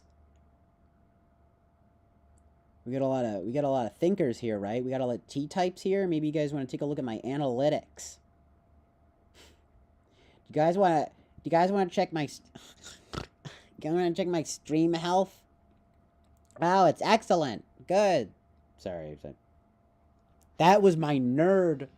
See, right? Because I'm not a nerd, right? I'm not smart. I'm not an ENTP. So see, I'm not a nerd, That's the CJ O'Connell story. You know, it's like I'm not a nerd, but I'm not a jock neither. You know what I'm saying? Not a nerd, but I'm not a jock neither. You can catch me by the locker, take a breather. So tragic, like stuck in high school, talking about being at the locker. Fuck you. What do you think I'm Mac Miller? Rest in peace, of course, but how old was he? He like died. He died. No, I'm just kidding, sorry. I just started crying. You guys ever see that shit when I showed it on here when when Anthony Fantano was crying about Mac Miller? I'm like, dude, are you okay? Get a fucking hold of yourself, dude. My God. No, I'm just kidding, but I'm like, bro, like I literally when people were talking about it on the comments, because it was so out of character. You know, speaking of which, you know, you really think someone like Fantano is like an ENTP, you know what I mean? And then he's like tearing up over Mac Miller. I'm like, what the? Oh, MK Ultra. Sorry if I just like scared anyone. Someone was making the unfortunate mistake of trying to like doze off to sleep right now, and I just screamed in their poor ear. Lady Lou dozed off, and I'm screaming at her. Because she's just... I'm saying that because she said earlier she dozed off, and I was like, oh, I like when people doze off. It's nice. It's like AM radio, but the new wave, it's good. I mean, it's amazing, or whatever, I don't know. Whatever the fuck, whatever stupid-ass shit I said. Whatever Polar TI, you know, nonsense, you know, just unintelligent... garbage. No, I'm just kidding, but you know, nonsense. What I meant to say is unintelligent nonsense. You know what I mean? That these fucking ENFPs promote. Just tired of it. Tired of it. The intellectual disingenuousness of their postmodern deconstructionism. Jacques Derrida. Period. Jacques fucking Derrida.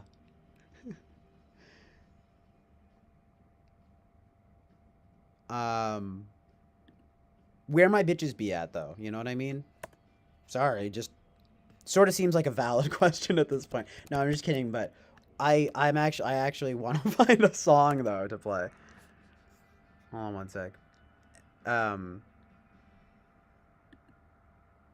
You know, bitches, songs, same thing, right? You'll have to forgive me. Again, it's the Tourette's. My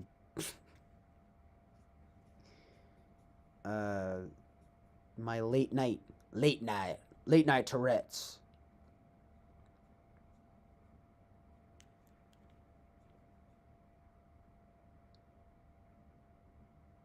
Yeah, but basically it's just funny though, because I'm like, well, I'm sorry, oof. What I meant to say was, when I said where my bitches at, I meant to say, what is a good song that I can cover on the guitar right now? You know what I mean?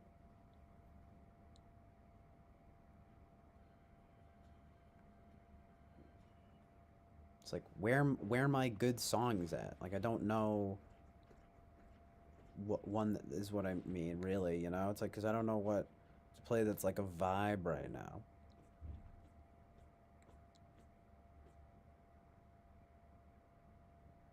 It's like, what song can I find that is the vibe right now? What song can I find that fits my personality? No, I'm just kidding, but what song can I find that I don't know what, you know, has that je ne sais quoi, right?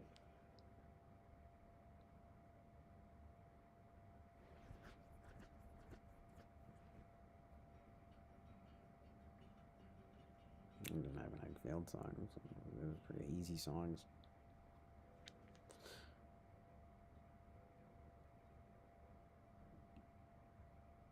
I could settle in and be doing just fine to that old rail traveling by. Man,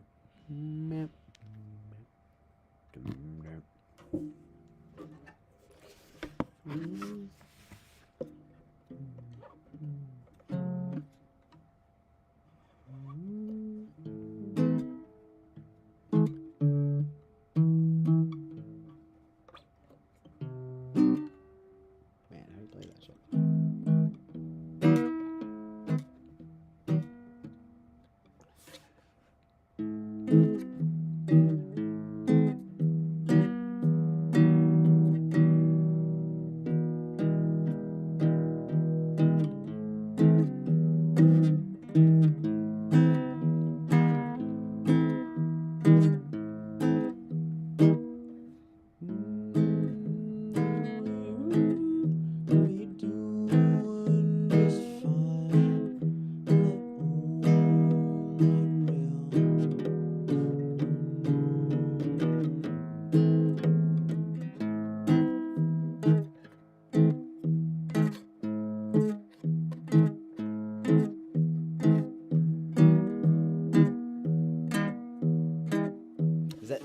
Is that it?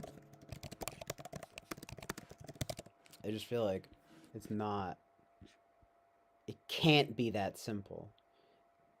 It can't be at all that simple, man.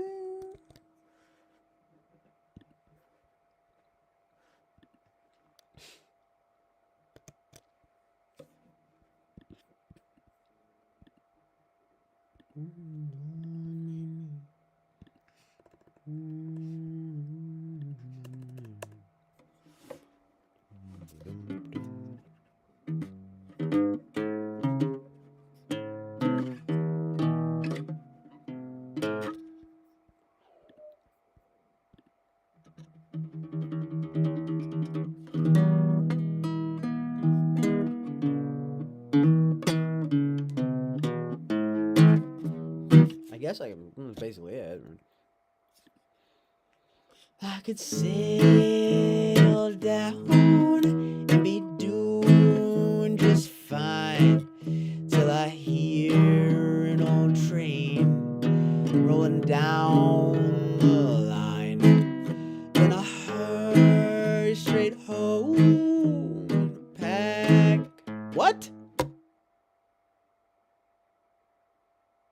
I fucked up immediately.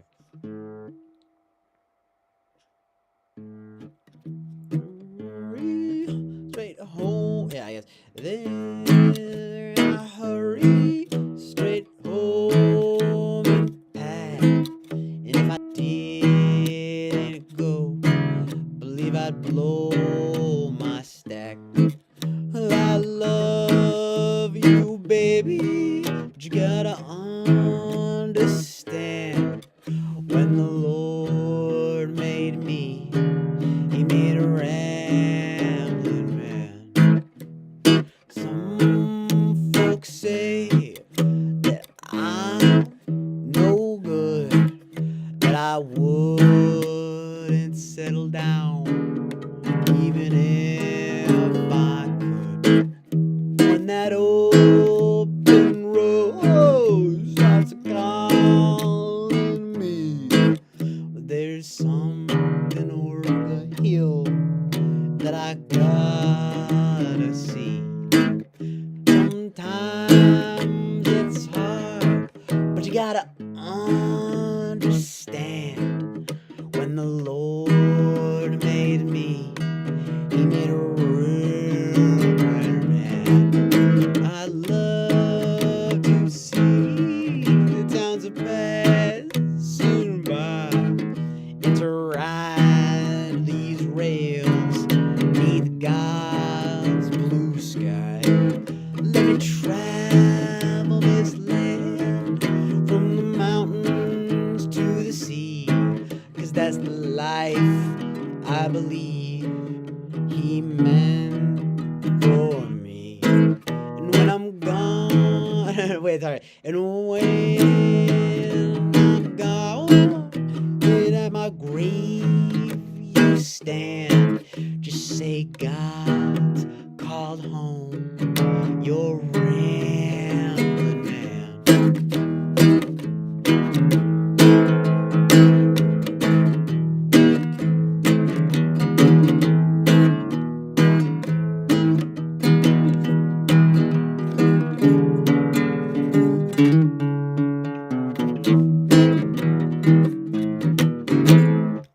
Something like that. So good.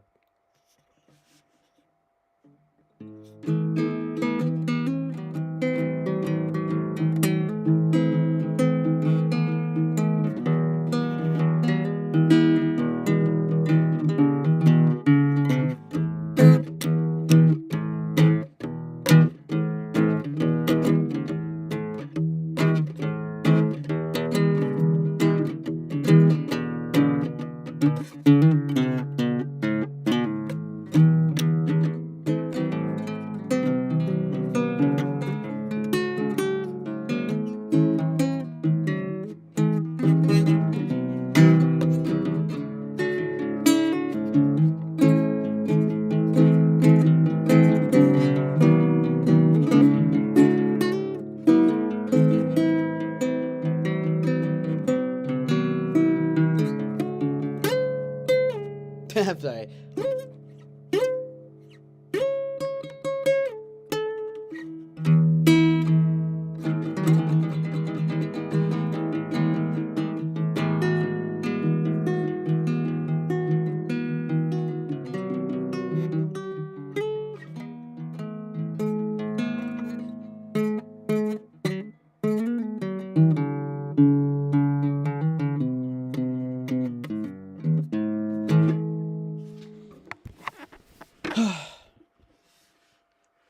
SIFL, what was it that mean?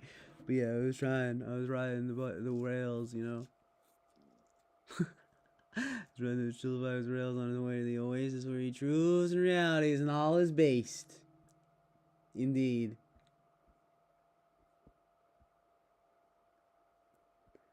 But you gotta understand, when the Lord made me, He made a rambling man. He made a rambling man. No, I can't yodel though. But yeah, that's Hank Williams' Ramblin' Man. Classic. Amazing.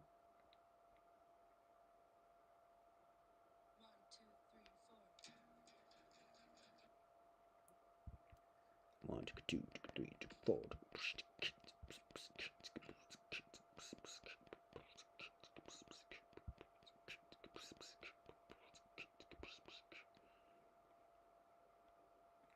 I'd love to know how this.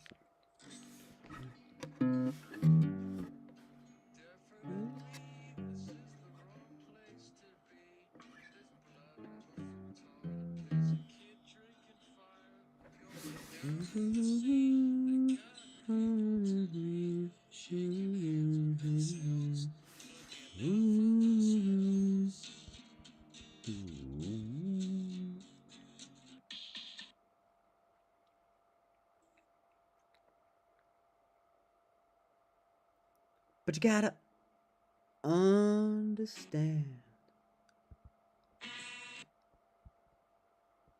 when the Lord made me, He made a rambling man.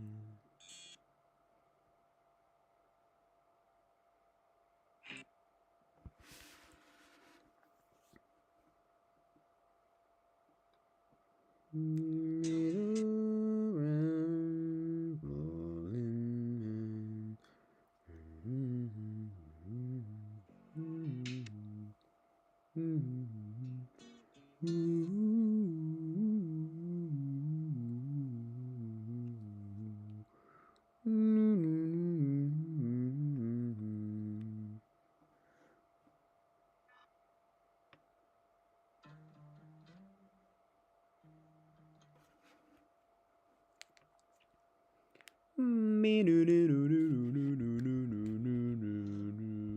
I wish I could like just fucking play guitar like that though, you know what I mean? Because I feel like in a lot of ways I'm better at singing than playing guitar, you know what I mean? And I'm not even that good of a singer, you know what I mean?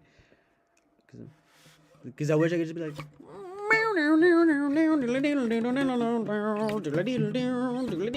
I sound like fucking Jack Black, but you know what I mean? Fuck you, right? But that's still, you know, it would be dope. I can't do that shit though. Can't do that shit no more. I'm an old man. I pretend I used to be able to do it. I could do it when I was 8 years old, but now I can't do it. I got the arthritis in my fingertips, man. I'm just kidding, but bro, I actually get this fucking like arthritis on my fucking neck and shoulders. Fucking bullshit. I'm supposed to go to the chiropractor tomorrow at 3 o'clock. Amazing. No, I'm just kidding, but hopefully it'll be good. It was helpful the last time I went. What was I gonna say? Amazing truth and reality. I was gonna say I meant to say amazing truth and reality, but yeah, it helped last time I went, so it'll be good.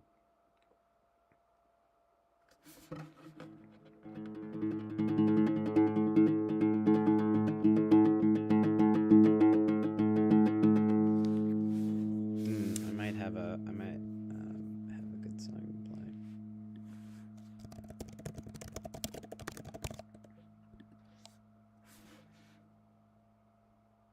I might have two actually.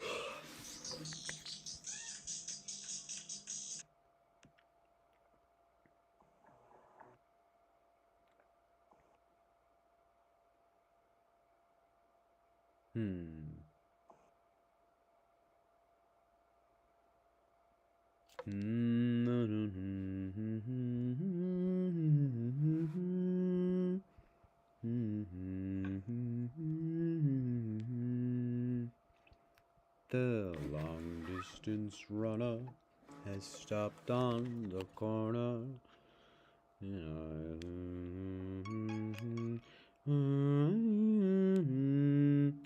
Before the end of me and you.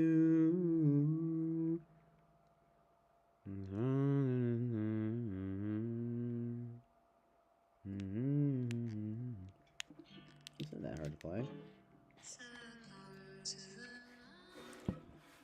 It might. It's just. I feel like it might be deceptively hard though.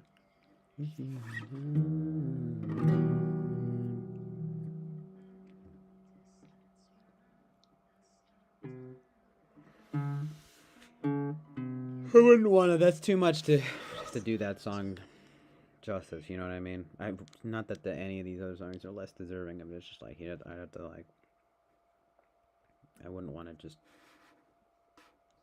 I don't know. Do a late night rendition of it. I need to try to genuinely learn that song.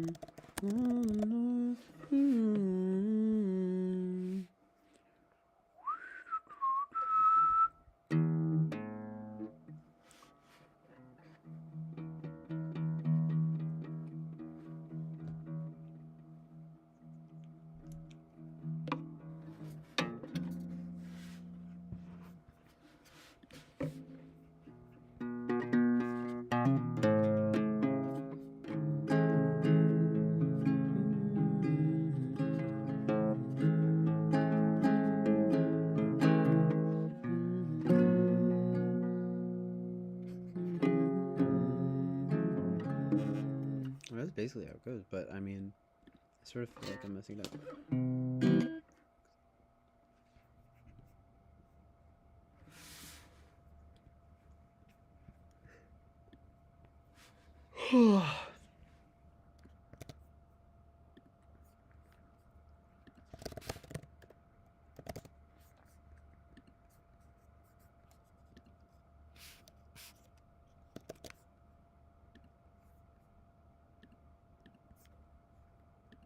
I had plans to go away for days. I happened to escape, but I might play that song right now, to be honest. I could just do, because I can like do that song just like real quick, you know what I mean?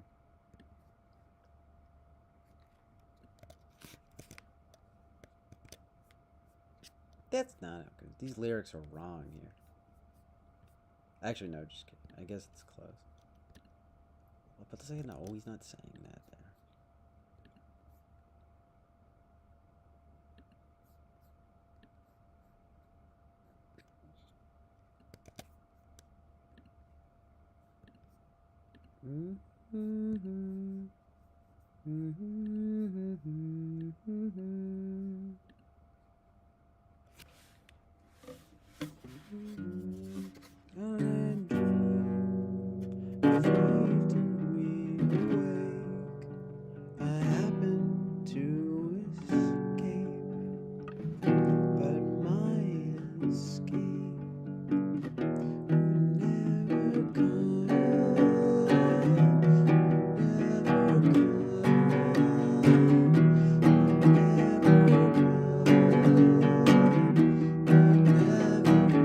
Come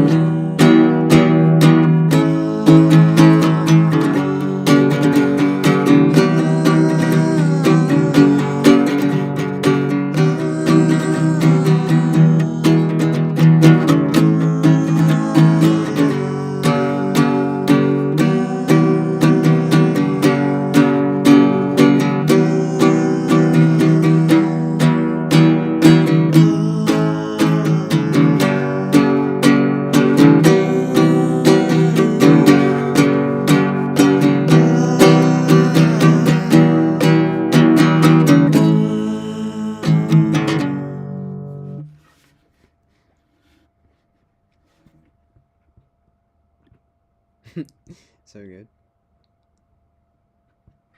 Ugh.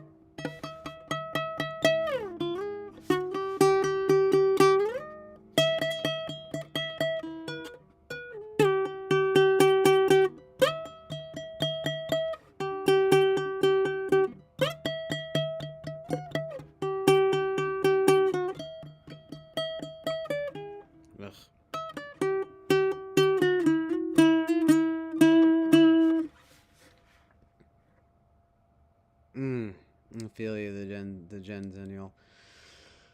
The Genzennial. I'm probably gonna head out after, like, I don't know, I just play one more song or something like that. But thank you for being here, the Genzennial. Appreciate it. Peace out, dude. Peace out, dude.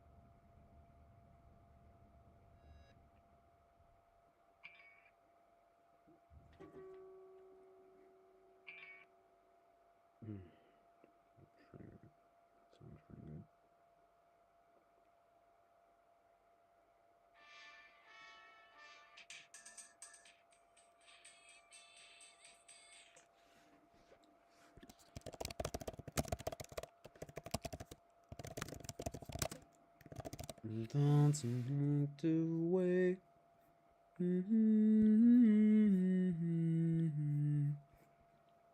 It's yesterday. I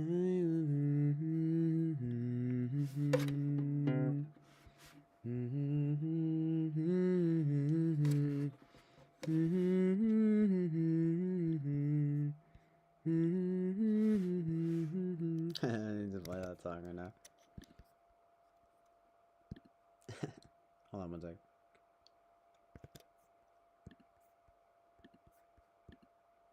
Nice, thank you, Christine.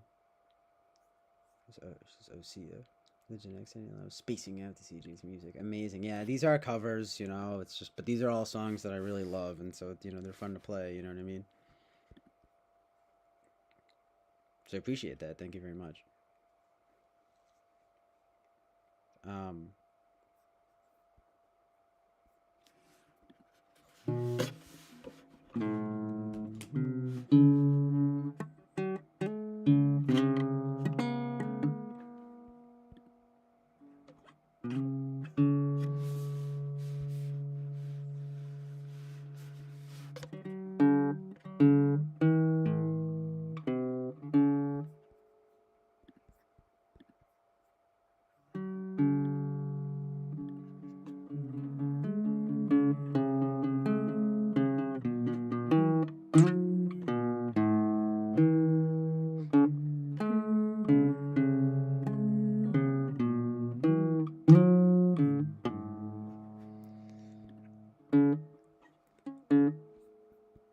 Wait.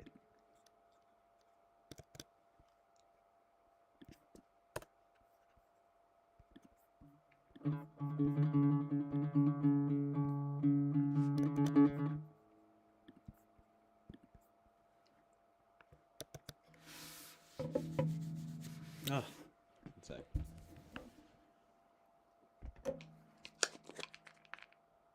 What can I do?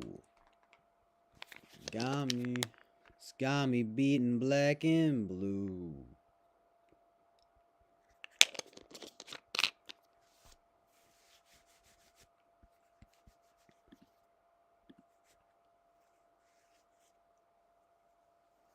She said, CJ, are you self-taught? Yeah, I am. I just play, it's kind of embarrassing. I've talked about this before, but I play, I literally play the guitar upside down. It's backwards and upside down. I learned it the wrong way. I have to practice it correctly, but it's like for the time being, I stay playing it this way, even though it's wrong. But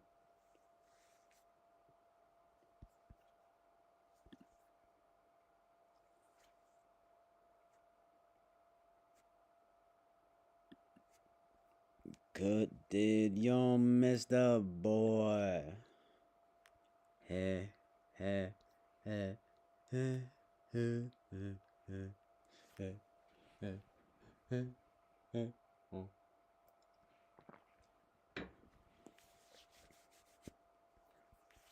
What can I do? What can I see? You got me chasing honeybees.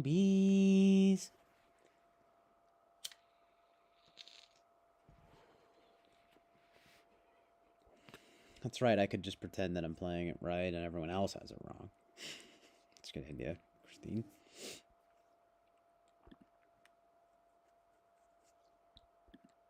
Do you play any instruments? Or, you know, or do you play music?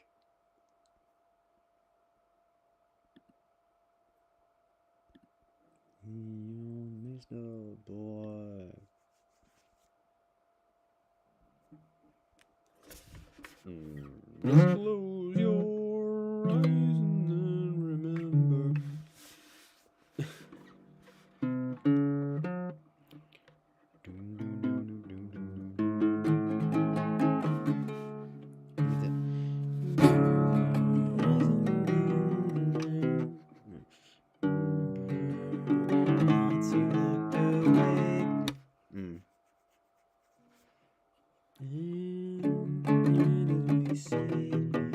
So good.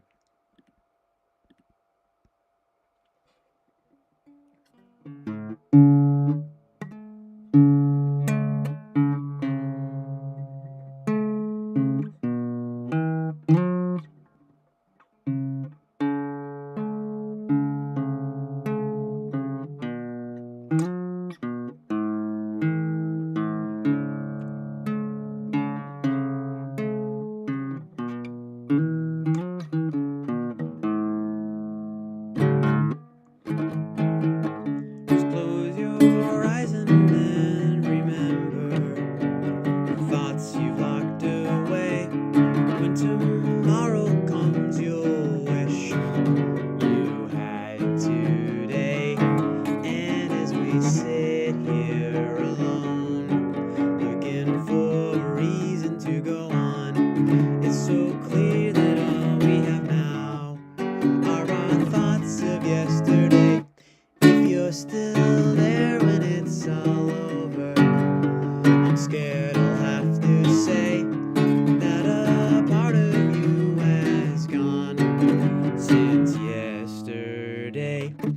And as we sit here alone, looking for a reason to go on, it's so clear that all we have now are our thoughts of yesterday. La la la la la la la la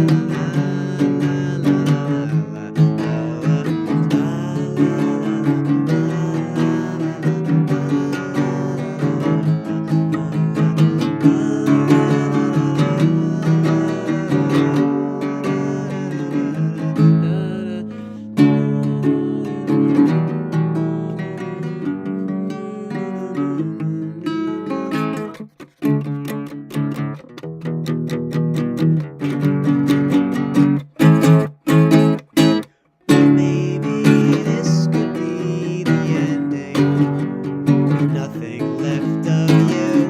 100 wishes couldn't say I don't want to.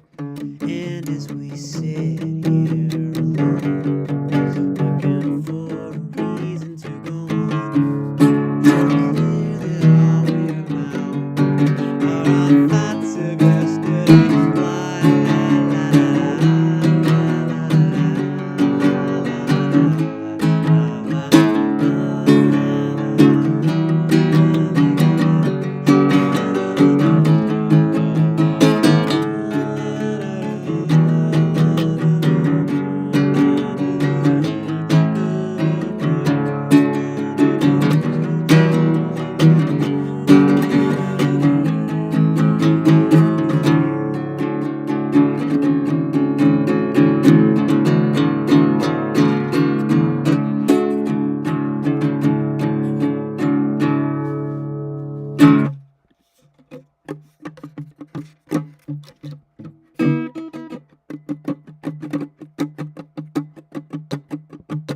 It's like LOL what? Farting music.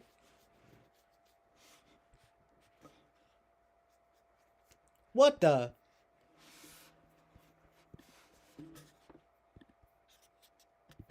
Encircled in that all we have now are our thoughts of yesterday. I don't, but have always wanted to. Oh, I get. Yeah, that's what you play, I guess. I don't know. So funny. I don't, but I've always wanted to play piano. Nice.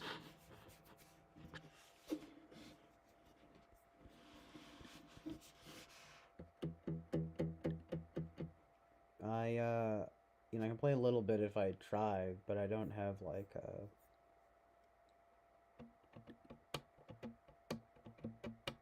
that's self-taught too. You know what I mean? Know what I mean? Jelly bean. No, I'm just kidding, but yeah, basically. The only really the only drums that can read sheet music did I just say drums? I meant to say, well, I meant to say the only instrument I can read sheet music for is drums. You know what I mean?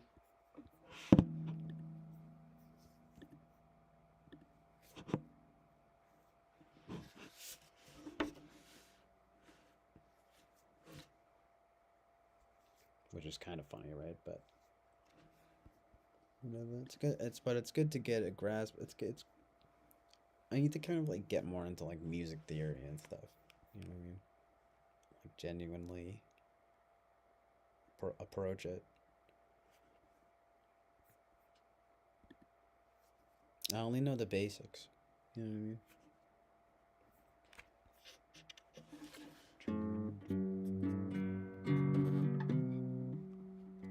What can I do?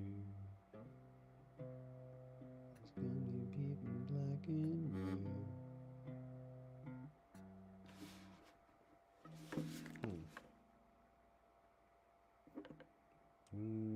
Almost the point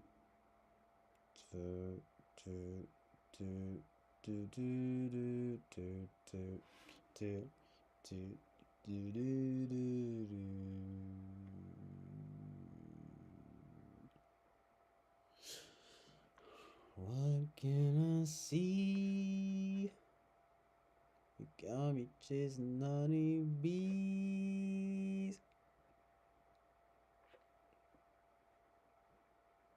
Ba, ba, ba, ba.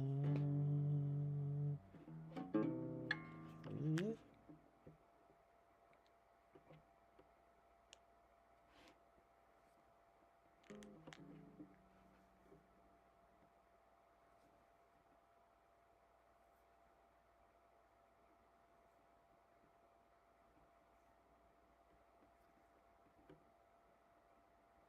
Bro. So.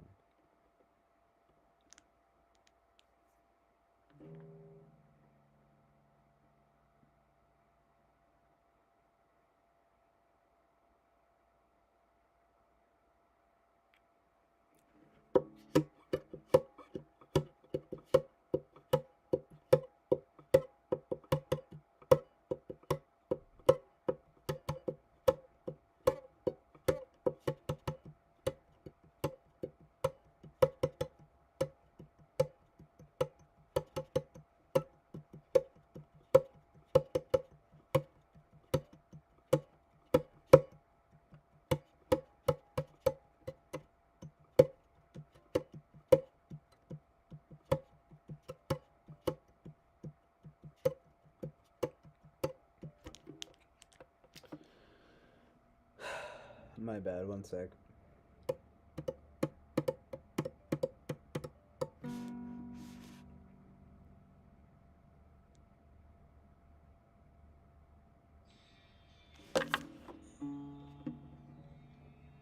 Yeah, right.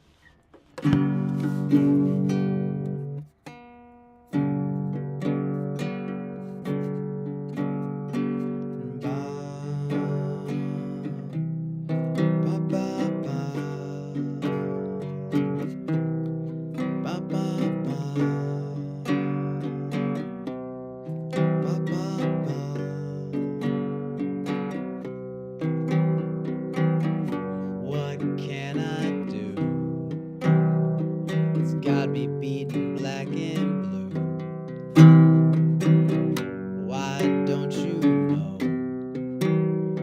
You got me moving much too slow. Why can't you see? You got me chasing honeybees. You made me fall, broke me up and took it all. Call me your messed up boy.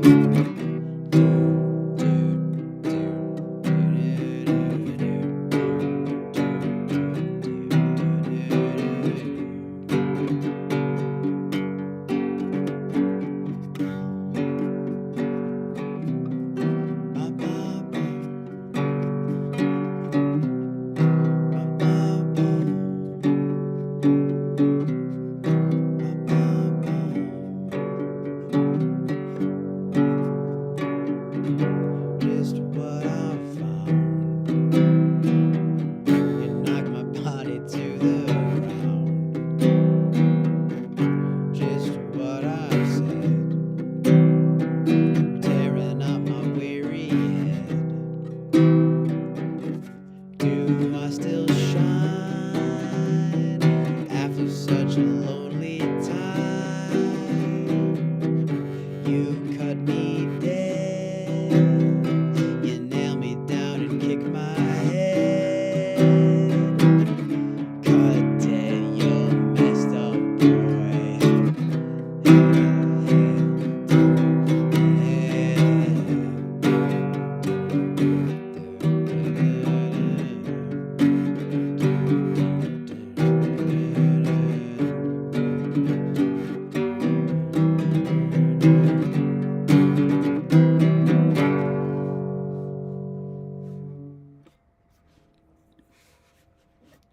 Very good.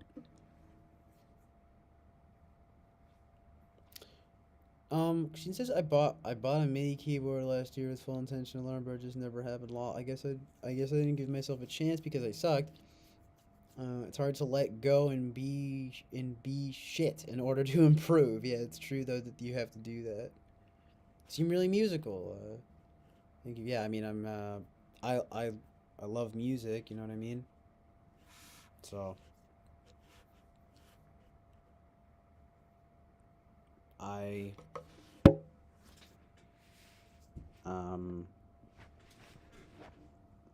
try to. I don't know. I guess I don't I wouldn't get in, I'm not gonna get too deep about it, but it's just sort of like, get philosophical about my process. No, I'm just kidding. But the I feel like a lot of it does come from though. It does come from just how much I love music though, and so I just do it, and I'm not that good at it, but it's almost like the love of it comes through or something. Anyway, it's also just a long time of playing music. You know what I mean? But yeah, you really do just have to like let yourself be bad and figure it out as you go. Like and like I said, I don't read sheet music, so I'll just like learn the songs. You know what I mean? And just be like, play it by ear. You know? Do you can you play by ear, or do you like to write songs or anything like that?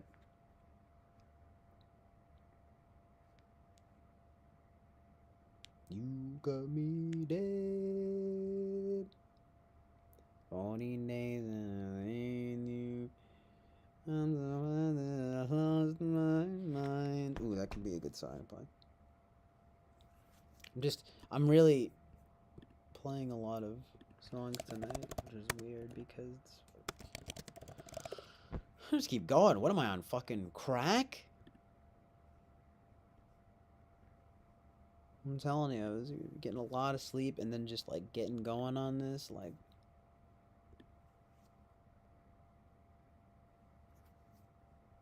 But I literally am about to stop. 2:22 a.m. Make a wish. No, I'm just kidding. I don't know. I always do. Angel numbers. You know, like girls on Instagram always saying that and stuff. So funny. Wait.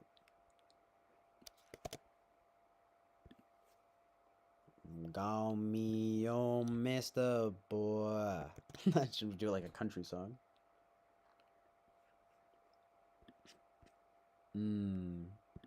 Kind of an amazing truth and reality though happening with this song right now.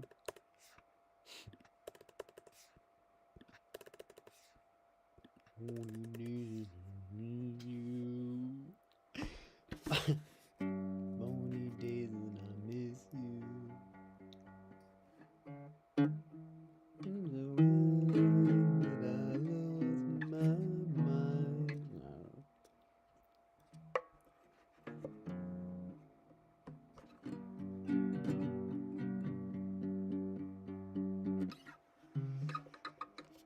Like, no, right?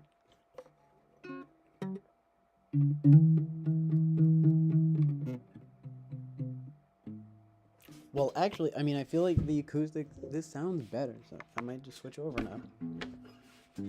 Because I thought that for some reason well, it was on that one song where it was like, it'll, the tuning will be right on here, but I think I had to just figure that out anyway.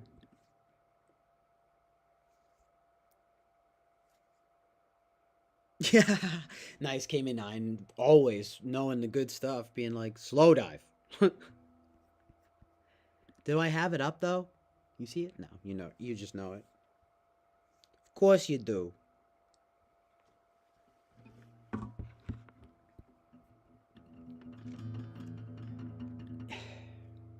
If I saw something new, I guess I wouldn't worry. If I saw something new, I guess I wouldn't care.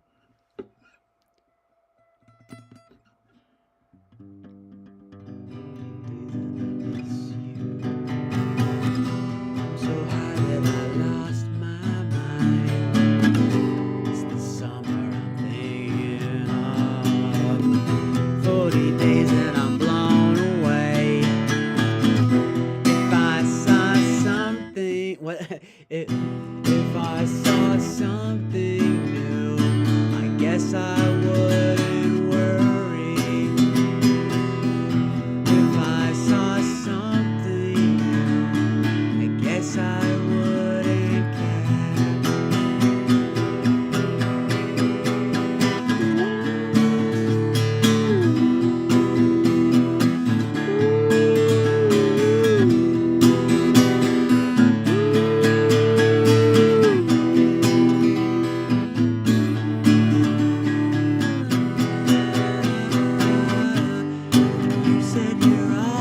It's a little bit too fast, Hold on.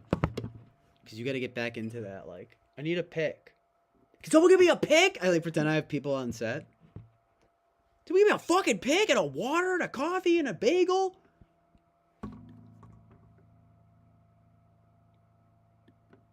No, we're starting this over from the top. I'm gonna do my prima donna bit where I'm like, no, fuck you. We're gonna do it live. Okay, right. I'm sad. I'm playing a slow dive song. I'm just kidding.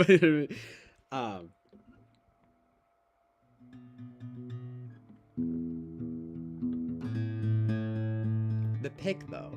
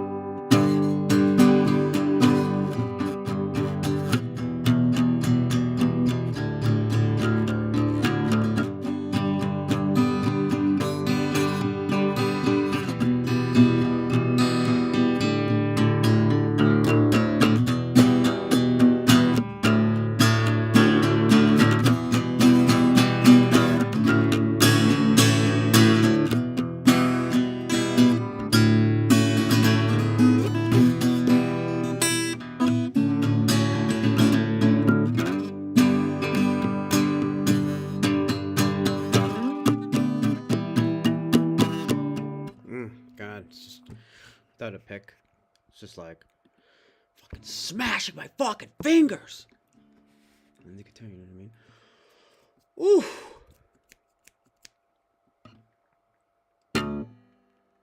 I know what you mean, Kami9. They are painful for me, but in the most beautiful way.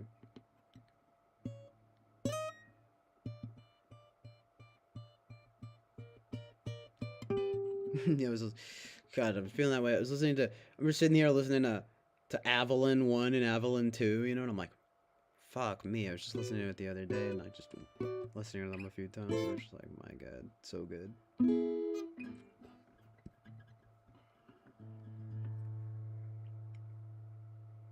I want you. Do do do do do do do. I don't want.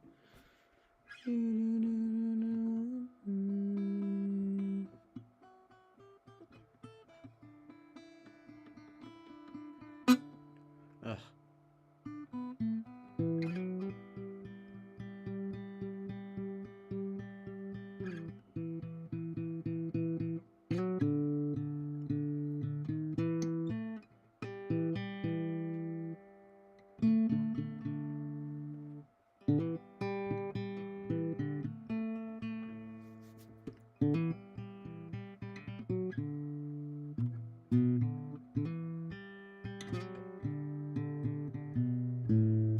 Oh God, sorry, wait. I forgot that I tuned it down.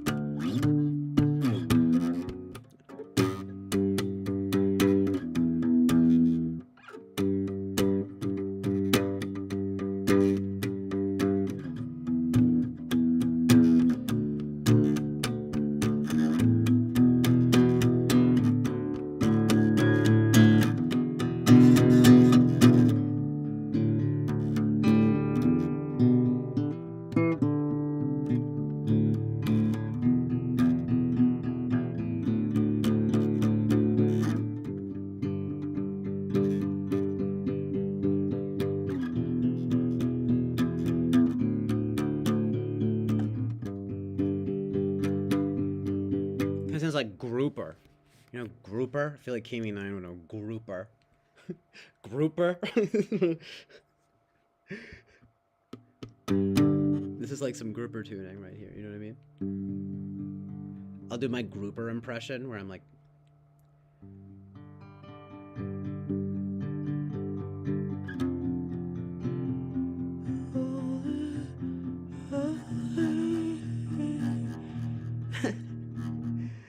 This sounds bad.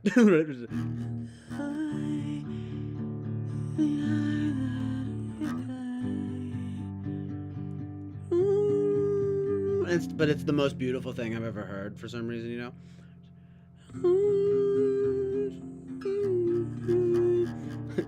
What the fuck, that's straight.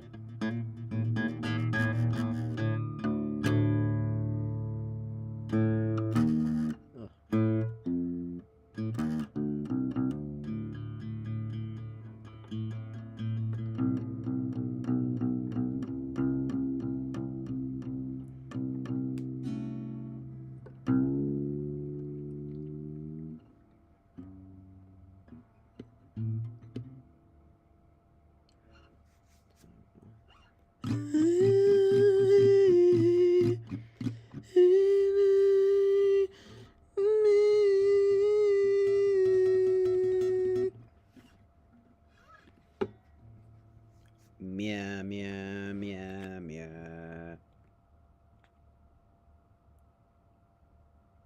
Let's get depressed. I was like, man. I can listen to this grouper. I will like sleep. I was like a period of time where I was just like listening to grouper while like going to sleep. You know what I mean?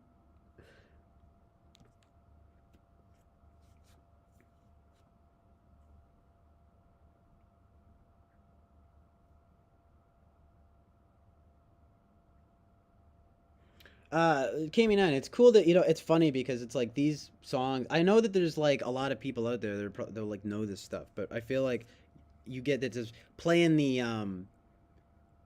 it's like I'm trying to play, wait, it's embarrassing, get the lyrics up right here, but these are the hits of of an alternate universe, you know what I mean? Like these are to me these are like the songs like these are the hit songs in some alternate universe. You guys know, you know, pop music, you know? Strawberry Switchblade is fucking pop, dude. Like what? What are you fucking nuts? We listen to Grouper. Grouper sounds like a rapper. Groiper. Right? The alt-right parody of Grouper, my favorite. Ambient alt-right. No, I'm just kidding. On a Ferris wheel, looking out on Coney Island, there are more stars than there are prostitutes in Thailand. Our hands in the air, reaching out like cotton candy, blah blah blah. You're in my dreams, you got strange powers. And then I was gonna say, you know, like alternate universe hits. You know what I mean? Man, I can sleep, 'cause you got strange powers. Side projects. I never listened to that one. I still need to listen to that one Nevek or whatever it's called. Whatever that is. What is that? She's like she went Antarctic on. She went full Eskimo. We went through that period too. The grouper thing. Volunteers leave the grouper. Yeah, it's just of course like not every last bit of. I like the really ambient stuff, like, you know, for that, you know, like on AIA, both of those. And then obviously stuff off of Dead Deer, but you know, honestly though, there's stuff all throughout her discography. You know what I mean? That like you can just literally put on sleep to, like pretty comfortably, in my opinion. You know what I mean?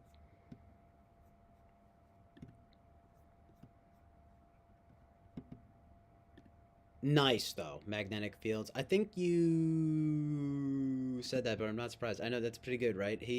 Stephen Merritt, hilarious. His cause baritone vocal thing, right? So good.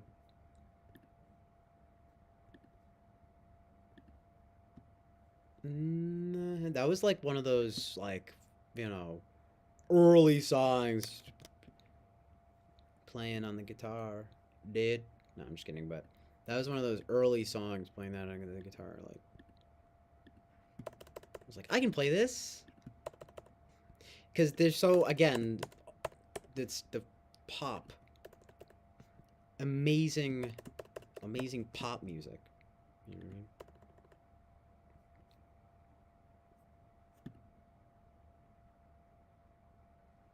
You know, it's like at the end of the day, generally speaking, I basically just like pop and rock that's like maybe a little weird or whatever. Whatever that even means. I don't even know what that means anymore. But it's also like more like over everything though, it's about beauty though, you know. Well, I'm not going to get into all this, right? But like, you know what I mean? But like, it's really the best stuff. You know what I mean? 69 Love Songs is epic. I don't even know if I've still listened to, like, psst, psst. I'm gonna admit that I don't know if I've actually, listened to every last song on it to this day. But the one that I always listen to is The Charm of the Highway Strip.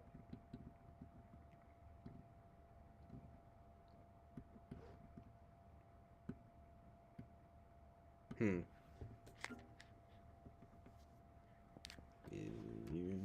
my dreams, strange powers, the sun pours down like honey.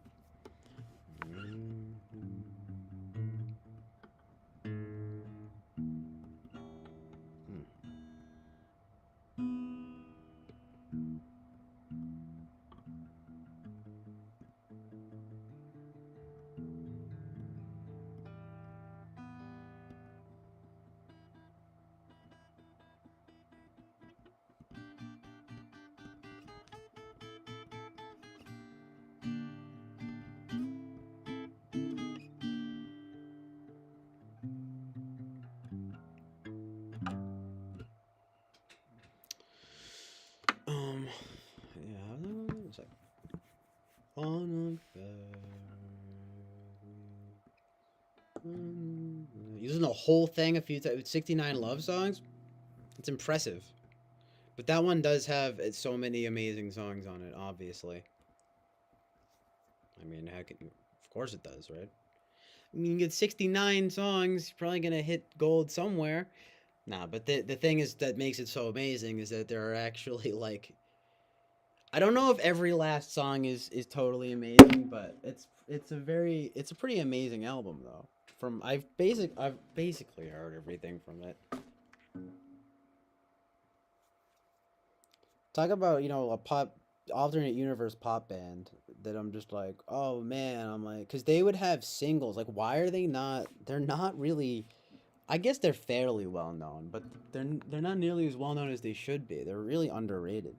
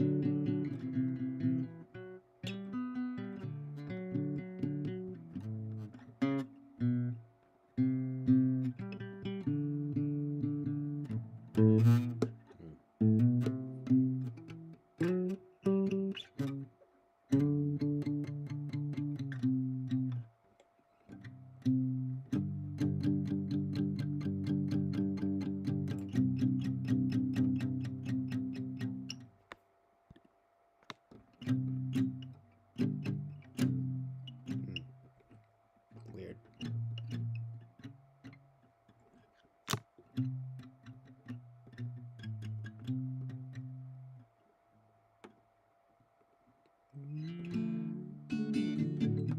Yeah, I guess I had it right the first time. I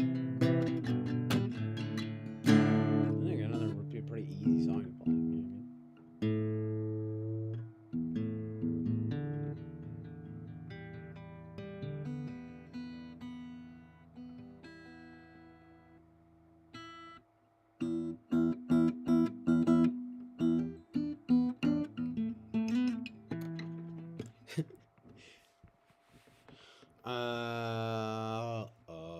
Try to do my best Stephen Merritt. That voice is amazing.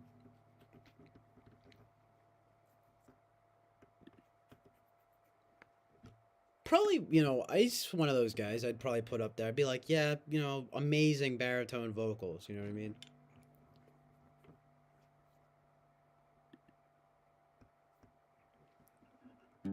Now it makes me want to almost play. There are so many Magnetic Field songs that I could play now, but whatever, right? So I'm already tired of this song, you know what I mean?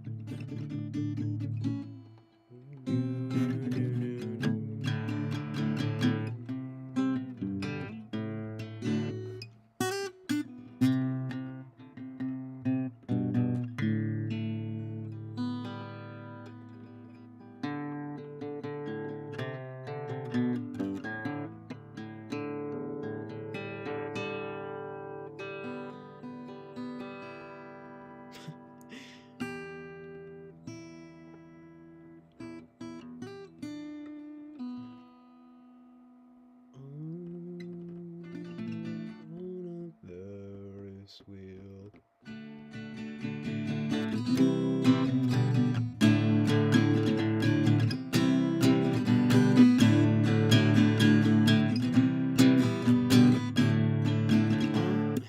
Fuck me. Oh, what is that note? Steven. Mr. Merritt.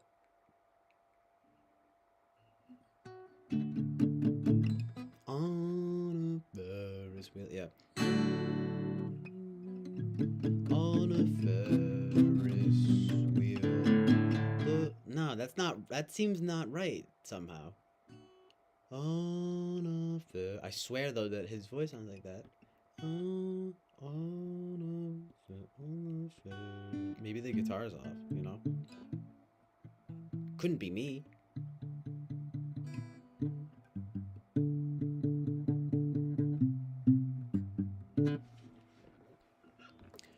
On a Ferris wheel, looking out on Coney Island, under more stars than. Like, why do I feel like it's wrong? Hold on. Just one last time that I will check to see if it's congruent, if it's correct.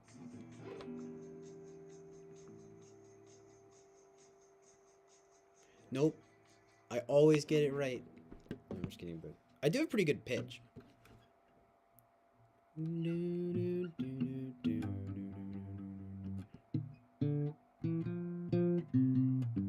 Maybe that's the thing, is that it sounds better.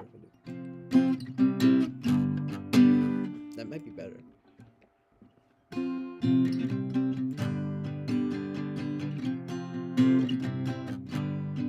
On a Ferris wheel, looking out on Coney Island, under more stars. Nope.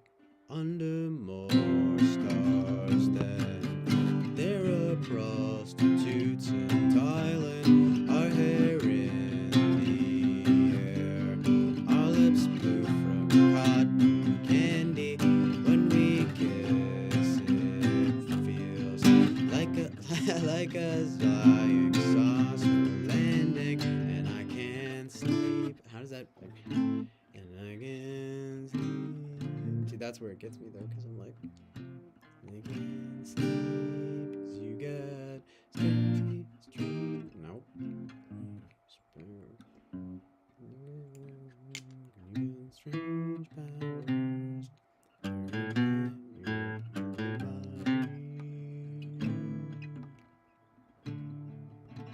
Strange powers, and I can't sleep, and I can't sleep.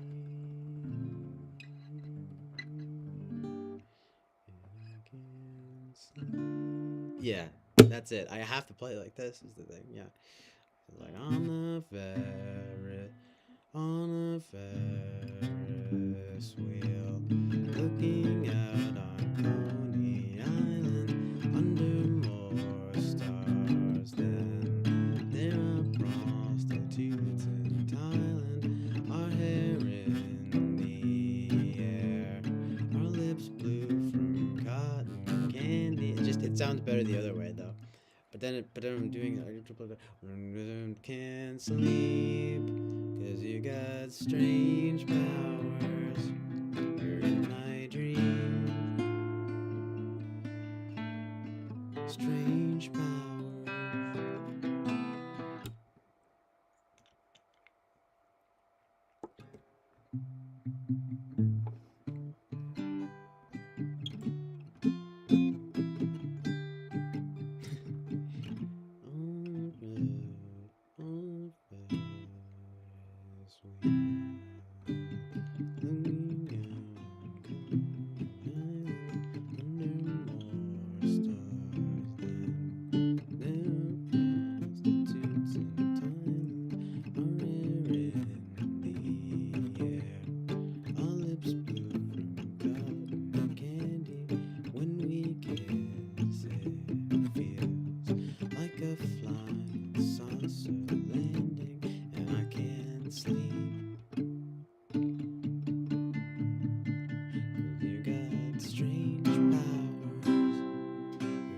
It's a little high up, but yeah, that sounds good. Very good. My dreams, strange powers.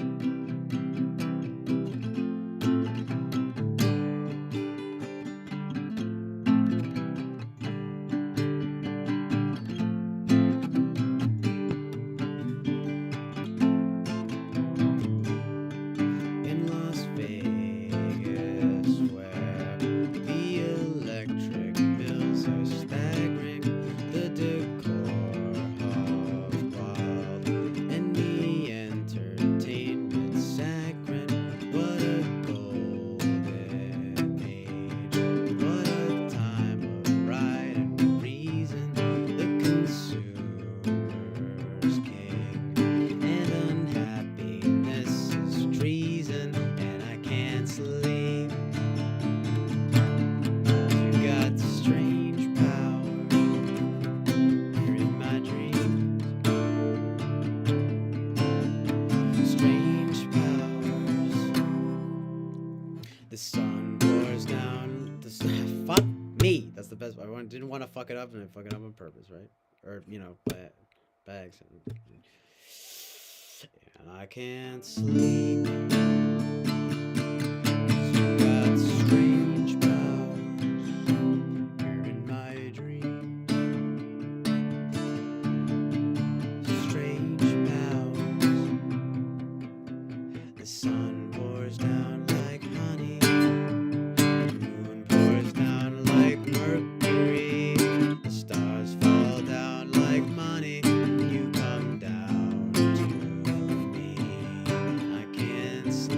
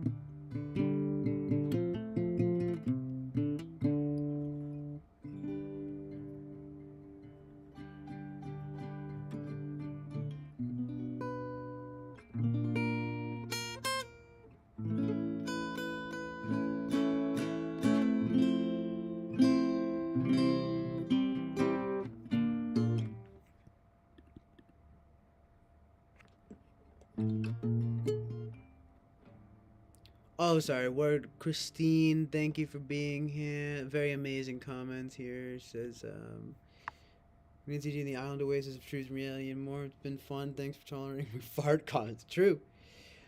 Take care and keep up the good vibes. Thank you very much, Christine. Thank you for being here. Comedian says his lyrics are clever and a bit cheeky. Yeah, he always has that kind of like humor. He's very. I just read the word, but it's literally sardonic, right? He's got that kind of thing.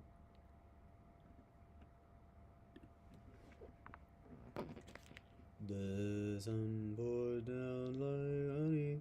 You come down to me. You come down to me. What's one more song to play before I head out, I guess? Not a me. Like,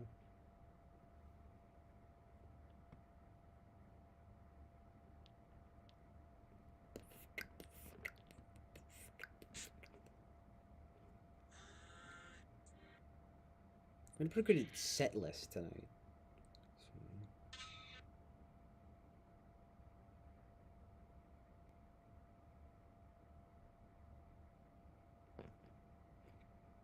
Shaking hands with Charles de Gaulle.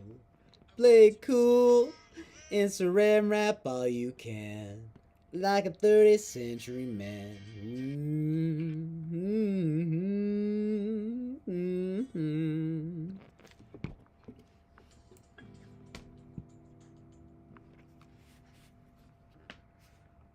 See the dwarves and see the giants. Which one do you choose to be? Which one do you choose to be? Which one do you choose to be? KME9. You know what I mean? Play it cool and saran wrap all you can. Like a 30th century man. It's my theme song. It's one of my theme. It's like one of my theme songs, though, for sure. You know what I mean? Ain't fucking cool. Saran wrap all you can.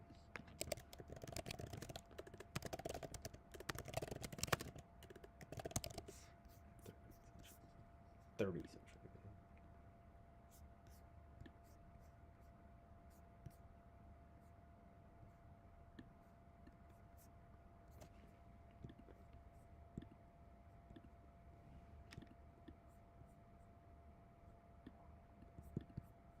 I'll save my breath and take it with me till 100 years or so. Till 100 years or so.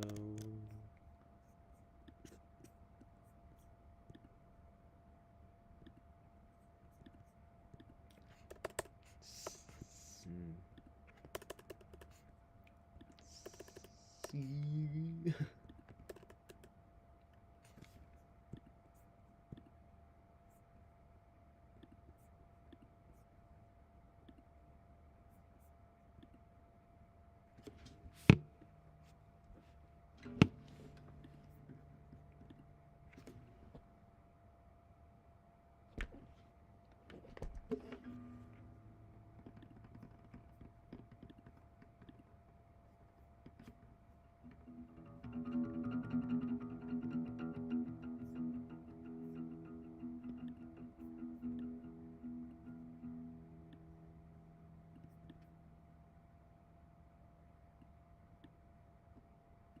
Just cultivating an amazing reality real quick.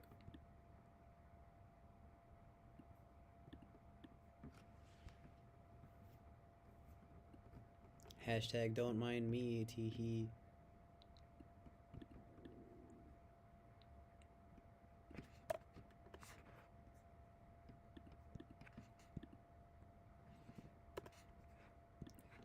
No, it's later where I need to listen to it. It's just almost daunting. Like some of that Swan stuff, you know? Like, jeez, I'm like, what is this? Like a 30-minute song? It's like a drone. Like, oh! You can believe you look at the guy too, and you're like, what the? That voice coming out of that man? That man voice? Boy.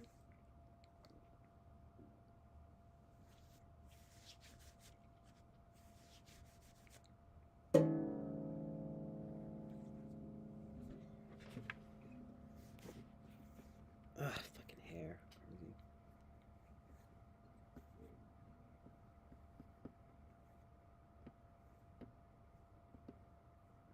I'll save my bread and take it with me. But I love his early stuff.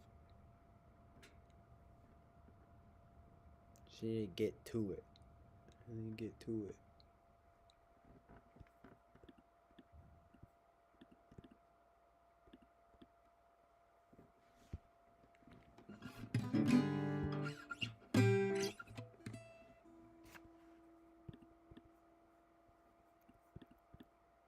Amazing truth in reality. So fucking good you can't even see. The truth is here, you just gotta feel it. Y'all got no reason to even fear it. Chill. I want Oasis of Truth and Reality. FM.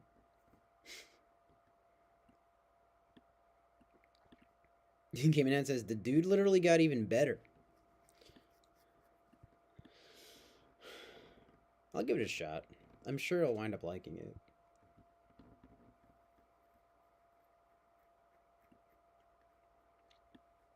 Telling me that later stuff is better than like Scott's 3 and 4.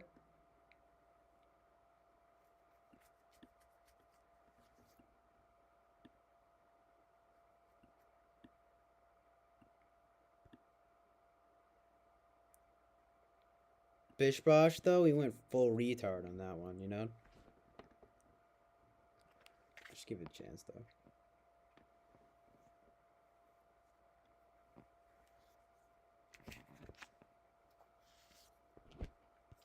Play cool, answer him rap all you can. Like the century man.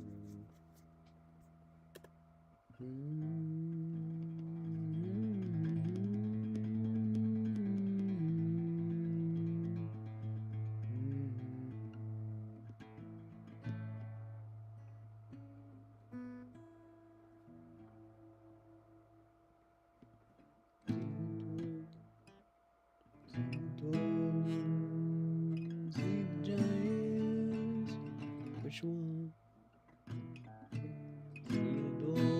See the giants. Which one would you choose to be? And if you can't get that together, here's the answer, here's the key. You can freeze like a 30th century man, like a 30th century man.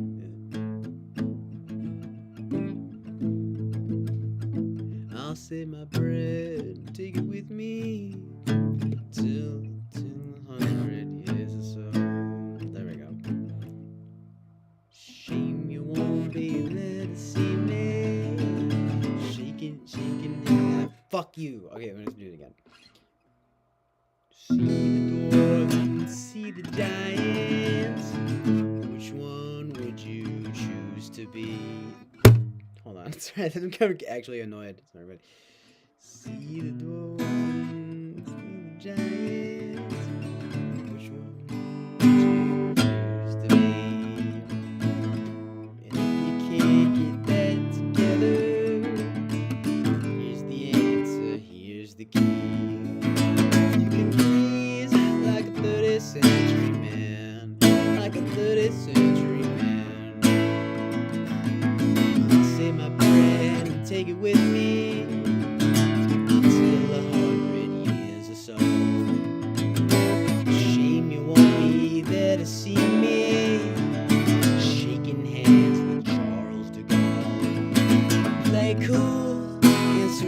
rap all you can. Be a 30th century man. You can freeze like a 30th century man. Like a 30th century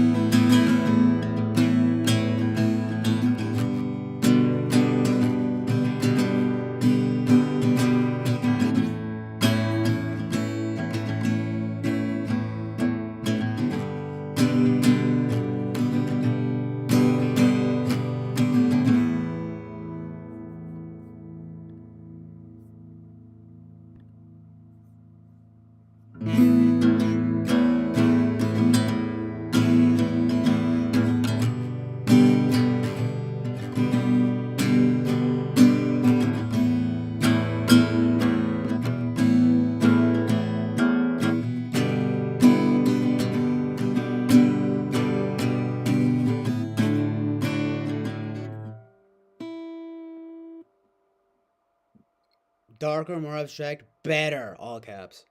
So yeah.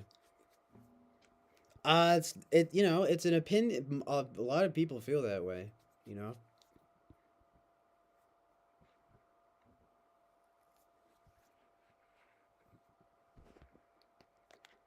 Like it's not surprising because you just got way more experimental. It was already there. And then it's just, by the end, he was doing, like, full-fledged ghoul opera. You know what I mean? Ghoul opera. He's like, ooh. No, he's like, ooh. I don't know why I just did the first one, but, you know, he's like, ooh. It's the haunting of the night. Sounds like church. That thing that they do, you know? Forever and ever. Amazing. Somehow it turns into a Death in June song. I was already doing that vibe though just now, but it turns into a, you know, fucking satanic nonsense. No, but yeah, Death in June is a problematic. Too bad. I mean, basically too bad they have so many like beautiful songs. I mean, like what the fuck? Fuck you, Douglas Pierce. You know what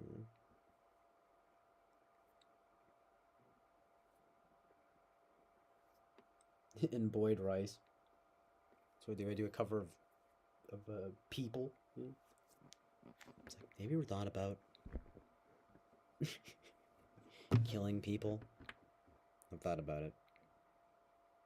Thought about it a lot.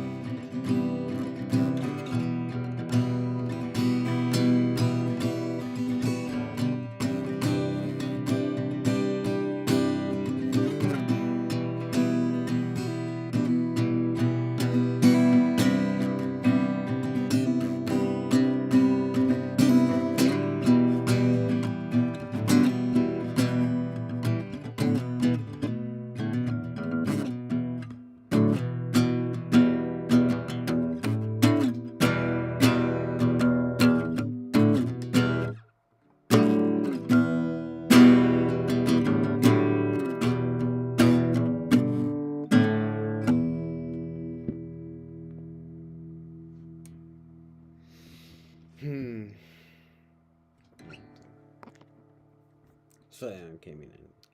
Ha ha ha. I'm just kidding. It's funny.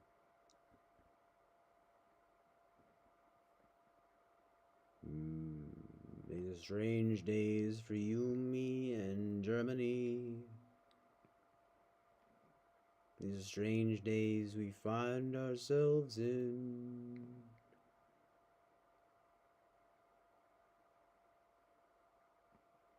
That's a fun one to play, though, to be honest. I'm trying to pick.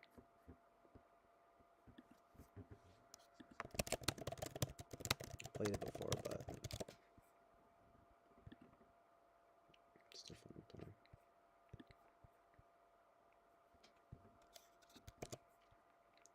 I had a fight with 3 piggies.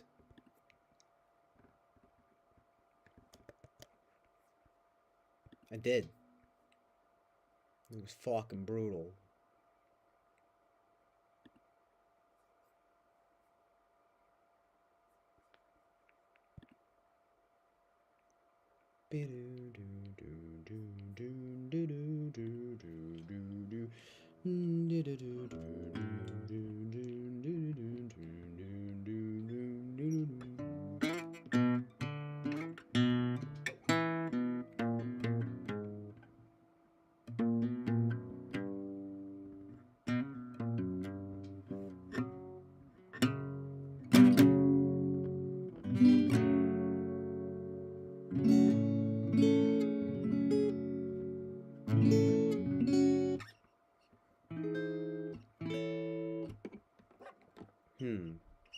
Let's figure this one out together. No, I'm just kidding.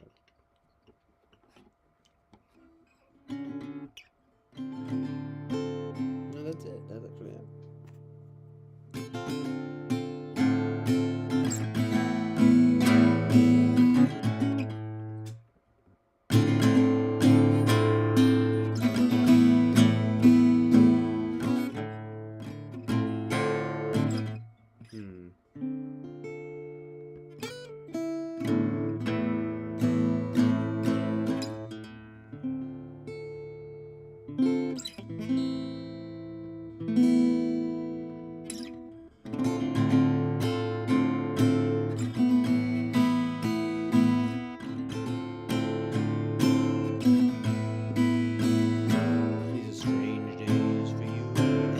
It's actually kind of a deceptively hard strumming pattern. Strange days for you, me, and Johnny. These are strange days we find ourselves in. These are strange days for you, me, and Germany. When we have on our hat. I have a fight with 3 piggies. Seems to be within. These are strange days for you, me, and Johnny. We struggle together.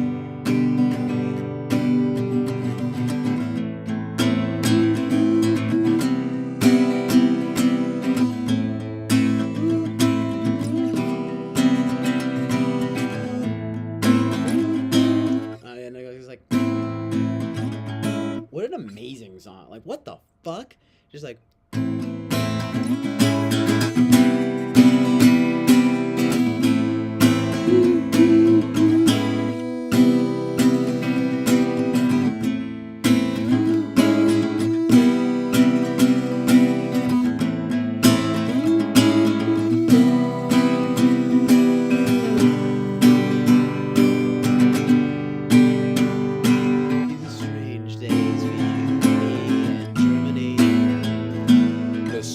Clouds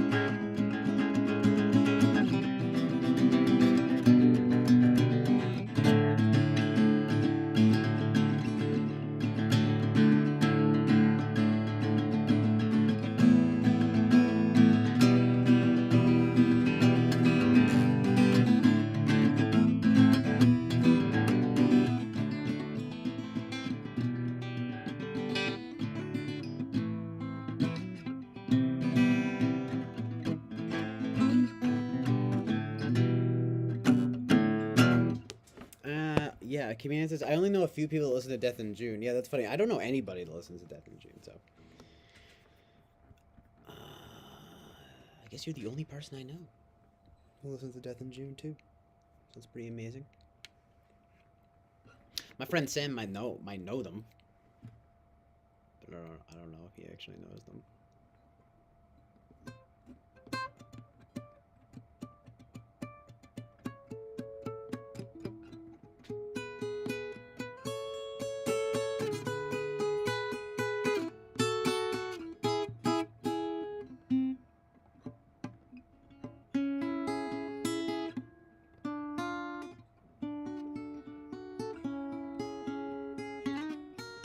Oh my god.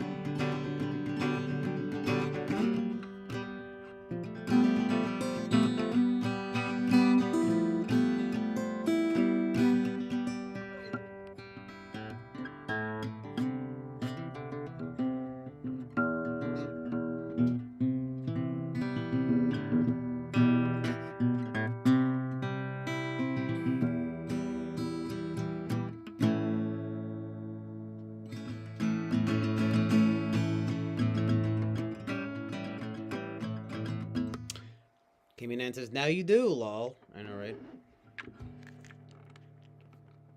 Pretty good. I only got into them, like, for real, like, into, like 2 years ago. So I didn't even really, like, know about them until, like, 2020 or something.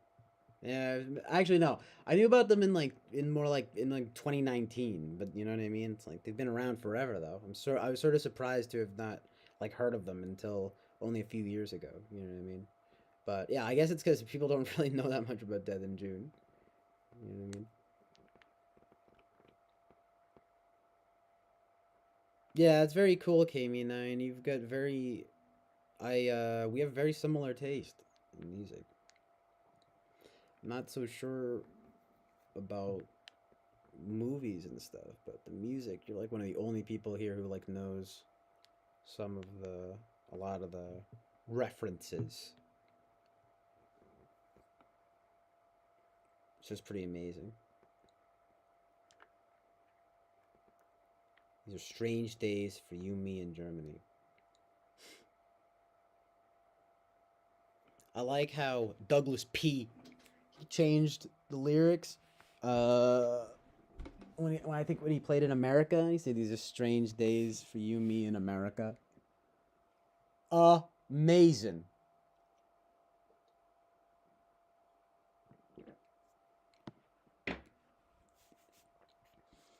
Woo, woo, woo. How did you discover them?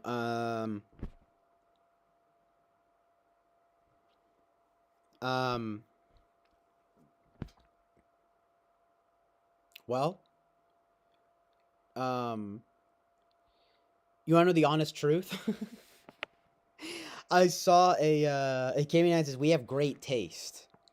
It's very true. We really do. Impeccable taste.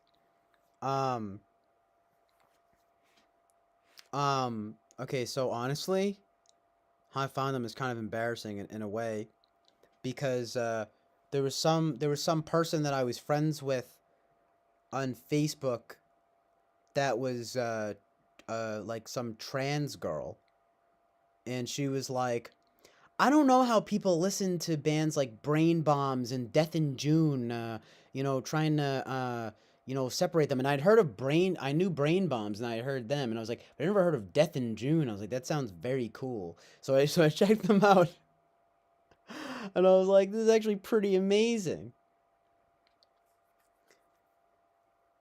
I sort of became like fascinated with them. I realized the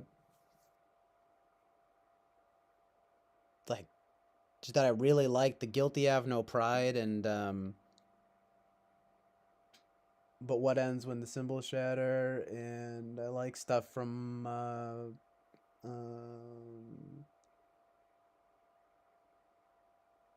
is the title of the album All Pigs Must Die? That was one of the first songs. Like, I had heard a few songs from it. I think that's it. But yeah, that's the album. It's pretty good. And well,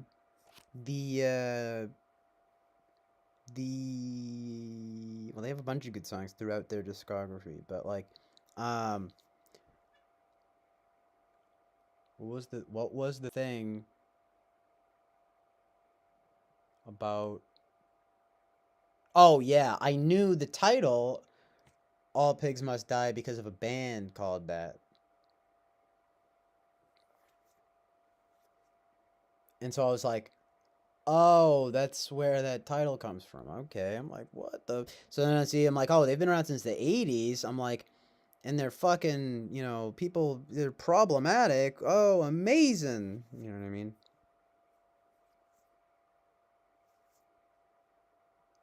And it says, tell me true. It's funny. Tell me true. That sounds like an R&B single or something. Haha, that was a great way to discover them. Basically, right? From a trans person complaining. No, I'm just kidding, but it is pretty funny, right?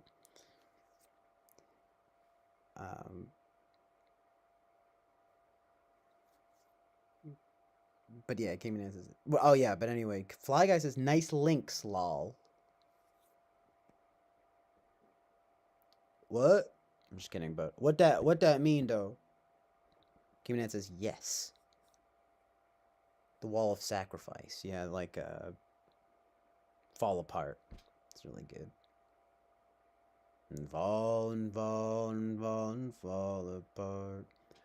Why did you say that things must fall? And fall and fall and fall and fall apart.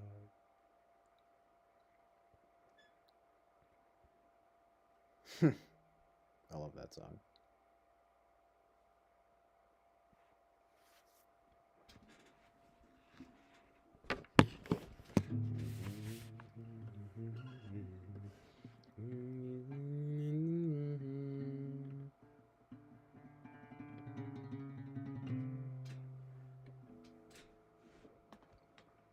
Why did you say that things must fall? Why? Why would you say that to me?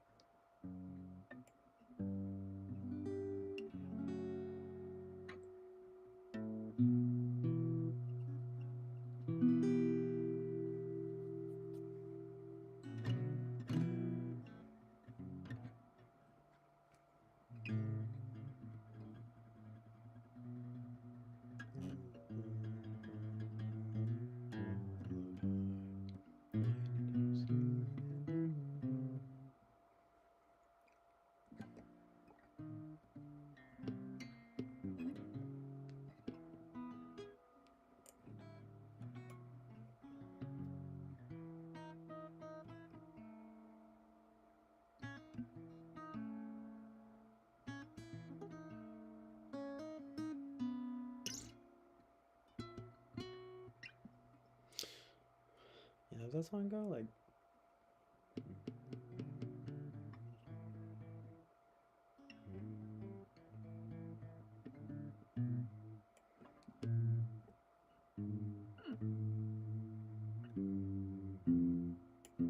I guess it is.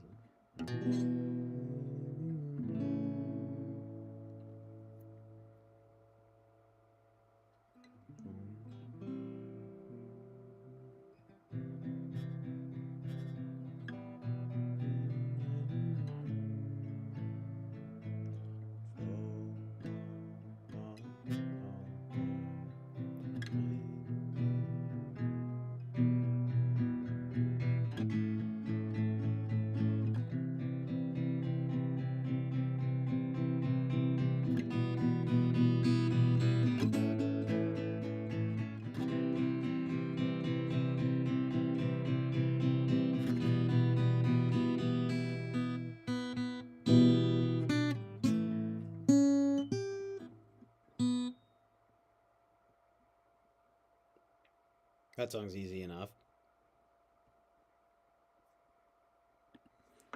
Howling. What did he say? It's actually a pretty verbose song.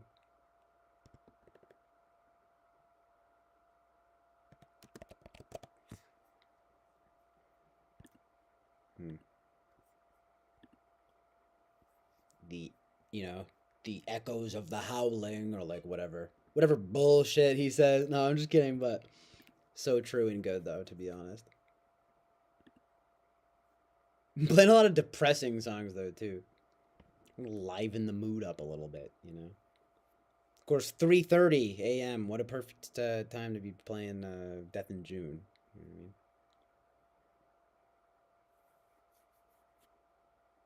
Why did you say that? Alright, fine. I'll do one more. It's gonna fucking fall apart real quick.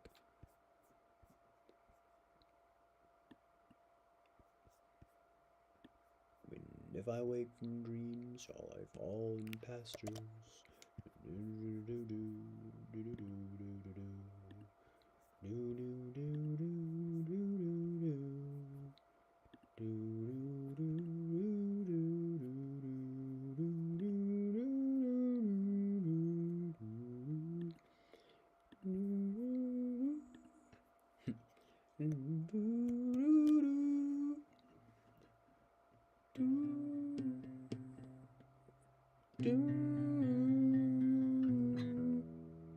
If I wake from dreams, shall I fall in pastures? Will I wake the darkness? Shall we torch the earth?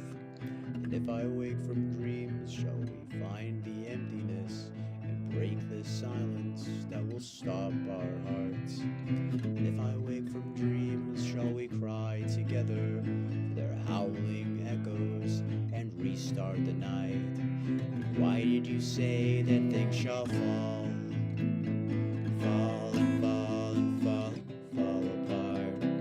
Why did you say that things shall fall? Fall and fall and fall and fall apart. I wake from dreams from the glory of nothing, the cracking of the sun, for the crawling down of lies. But if we fall from dreams, shall we push them into darkness and stare into the howling and clamor into night? Why did you say that things shall fall?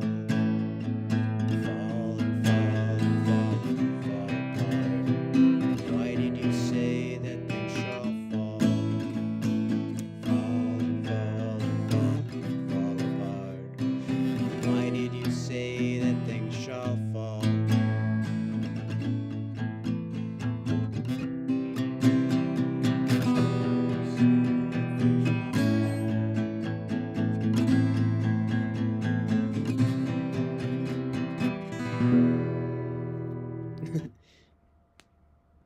Simple enough. Pretty good.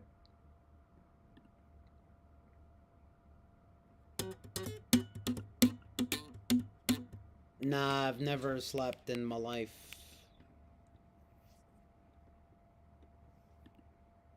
Yeah, it's a fall asleep type vibe. For real, for real. Of course, perfect timing. 3:33. The howling. Feel me? Very Doug P.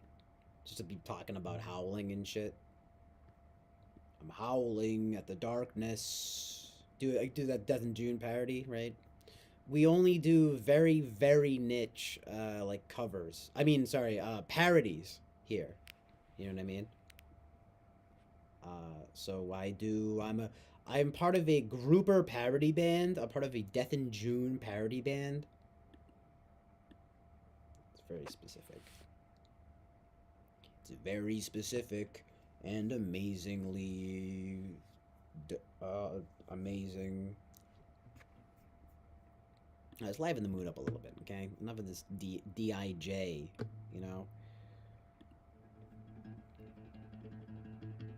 Do you like Sweet Trip? boy, we got, sweet show on deck. Here we go. It's the alternate. It's the hits from an alternate reality coming to you live from the Chill Island Oasis of Truth and Reality. Coming to you live with the jive. 1, 2, 3, 4, 5. You know what I'm saying? Staying alive. Okay? Bee Gees style. Next up, we're going to be playing disco. 4 a.m. disco sleep stream at the same time. At the same damn time. No, yeah, I literally am going to sleep soon, though.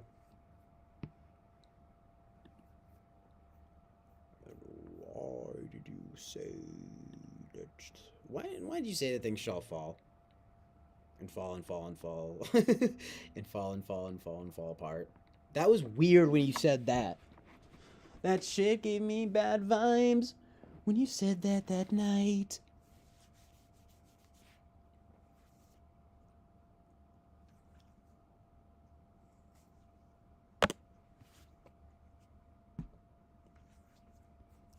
That night I lie with you.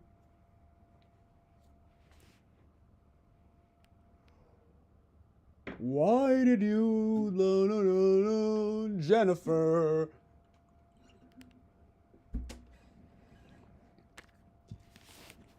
That night I lie with you. Why did you say to me, Jennifer?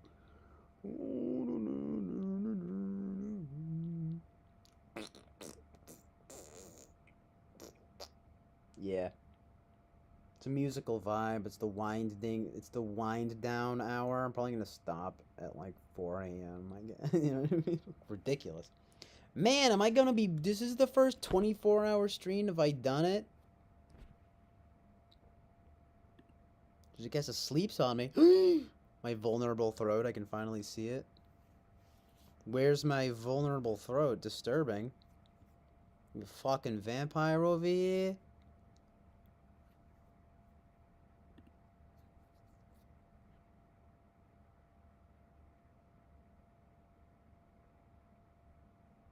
What you mean you ain't nasty? Why the fuck you came? No, but like what?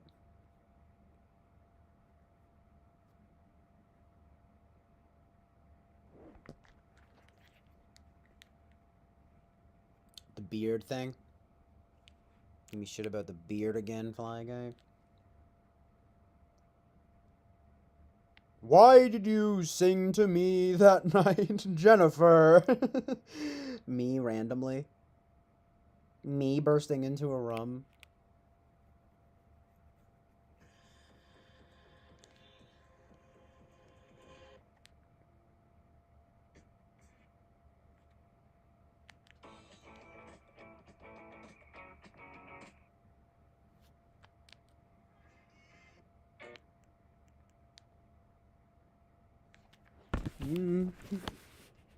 More.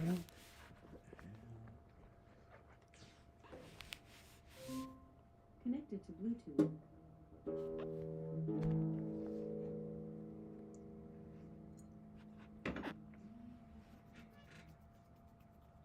Yeah, caffeine anorexic. That is the vibe, you know? I'm so tired. I don't know what to do. I'm so tired. My mind is set on you.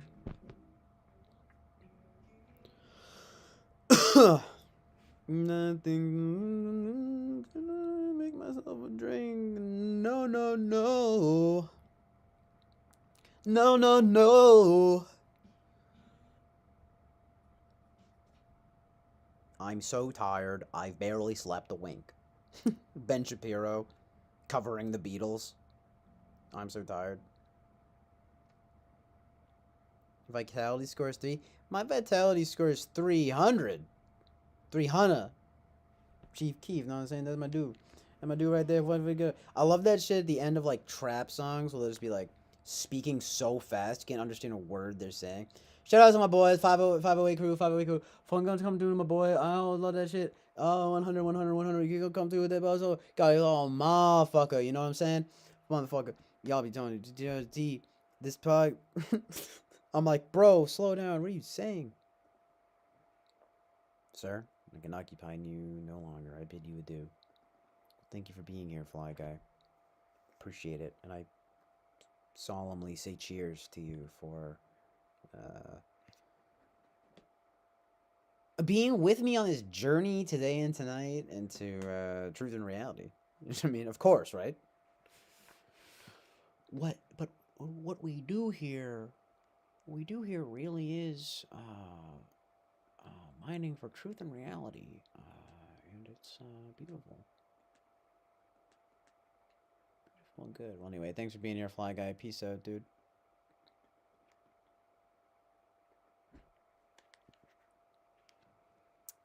It's about to be that time. It's about to be sleepy time, you guys. Yay, sleepy time. What? I'm gonna make yourself some sleepy time tea. Oh, shit. You know what I just realized? How long has this been? Okay, it's almost 10 hours. So, okay, this will at least... I know that this will take. Two powder. We get a... Boy, howdy. Crazy. Almost, I think, 20 hours. Pretty impressive. What's up, Peter? Peter says, I said good day, sir. Yeah. Peace out, Fly Guy. So tired. I wanted to play like one last like positive song, you know what I mean? I'm just playing Death in June all night, you know what I mean? End on a positive note here. No pun intended, right? Oh, something really quickly. Oh.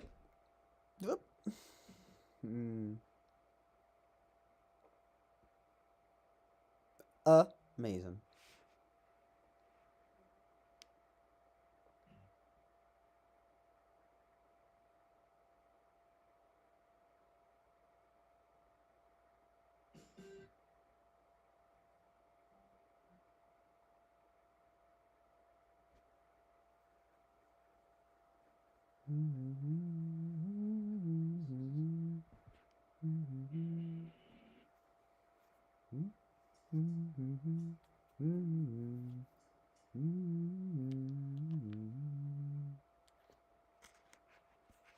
You and I,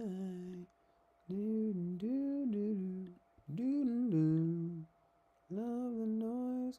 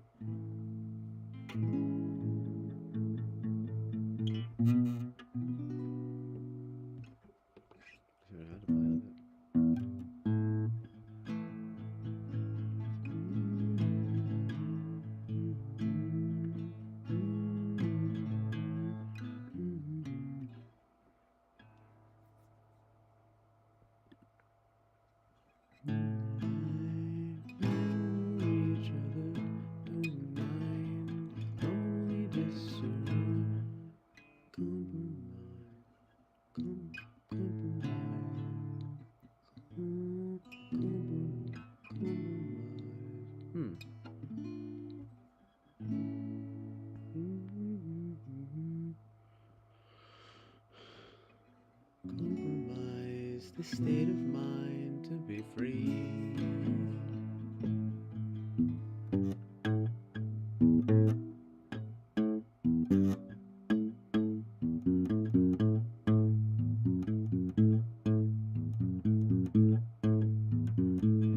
You and I made for each other, don't mind loneliness, sort of compromise.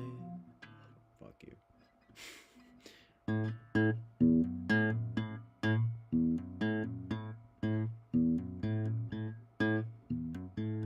You and I made for each other, don't mind loneliness, sort of compromise the state of mind to be free. Can I find you a copy of love, coated in coffee, enterprise, descripting life we believe. You and I think we know better. You and I know the plan. You know you wanna hold me so tight. You and I think we know better. You and I love the noise. You know you wanna hold me so tight.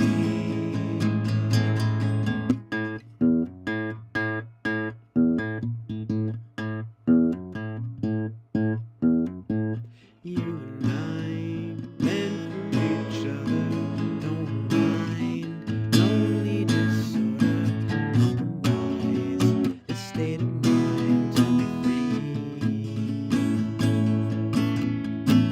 You and I meant for each other, don't mind loneliness, sort of compromise the state of mind to be free. You and I think we know better. You and I know the plan. You know you wanna hold me so tight. You and I we think better. You and I love the noise. You know you wanna hold me so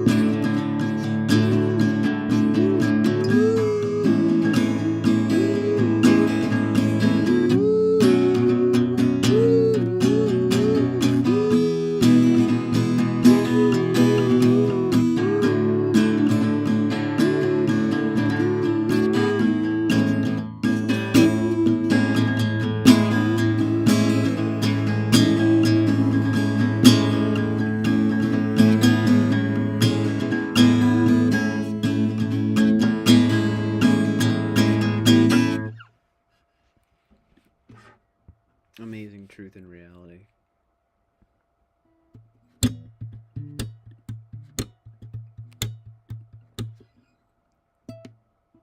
Crack of dawn, Cindy's moving on.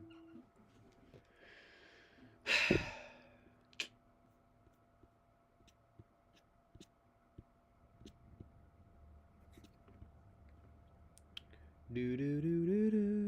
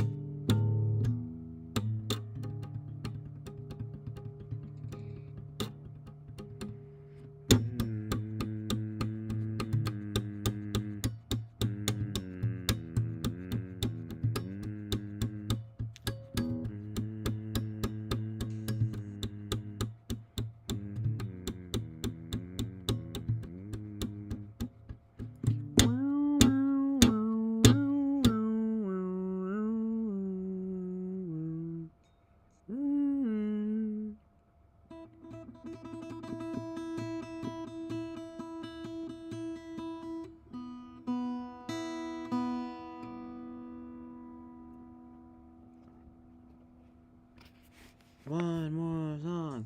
One more song. Okay, you guys, I'll do it. I know everyone's just clamoring for me to play a song right now. You are my sunshine, my only sunshine. You make me happy when skies are gray. You'll never know, no dear, how much I love you. Please don't take my sunshine away. Lowe's cover of Sunshine, though.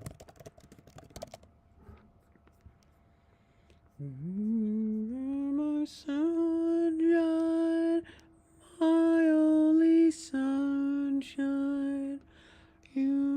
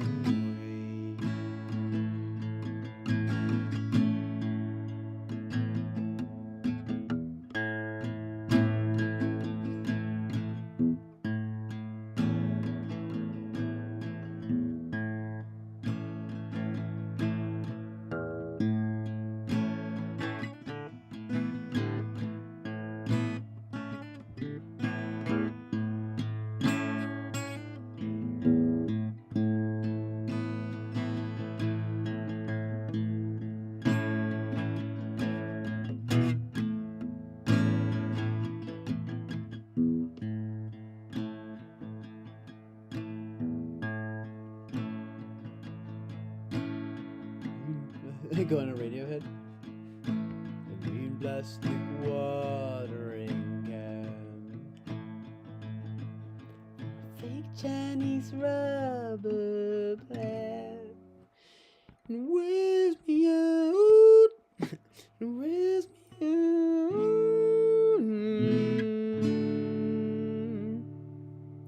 And the fake. And the fake plastic. Can't even go that high.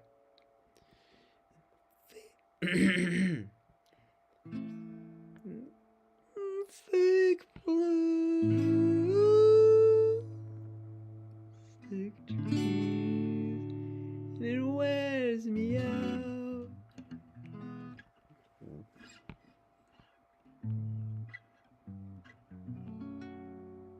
Wears me out. Wears me out. Wears me out. It's not quite it. Wears me out.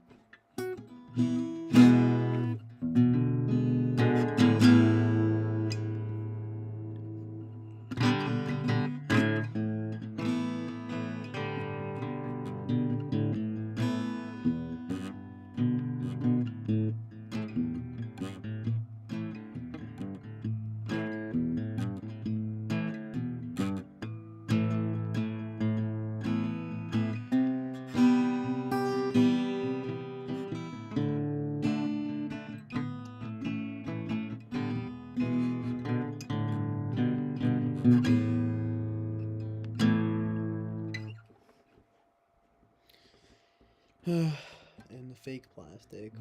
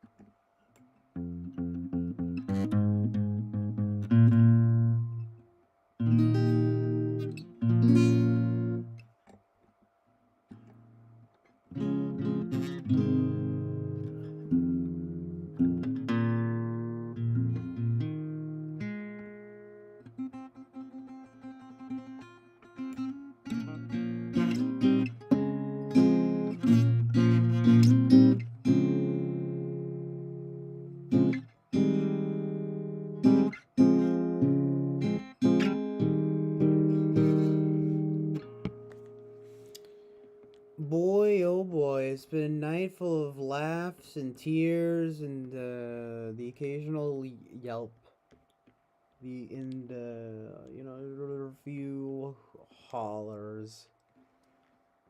But so it goes that another amazing day and night must pass, into the beautiful unknown future unfolding before us, becoming known as we experience it together in real time.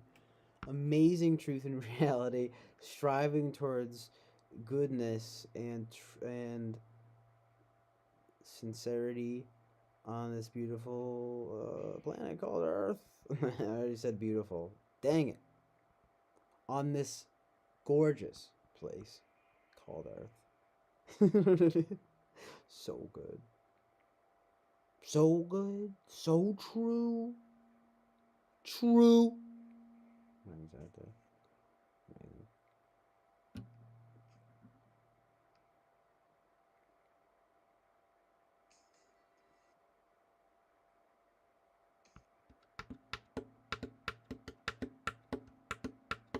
One last positive song. What can we play here real quick?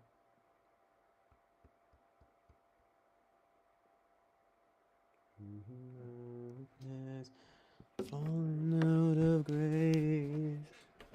Jesus. Jesus.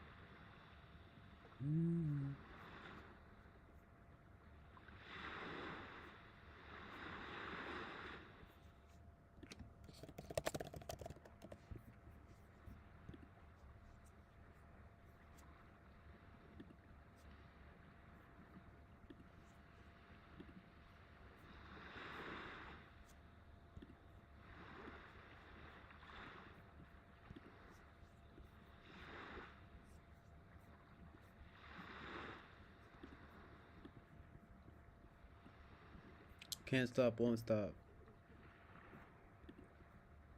I'm gonna stop soon. 1 sec.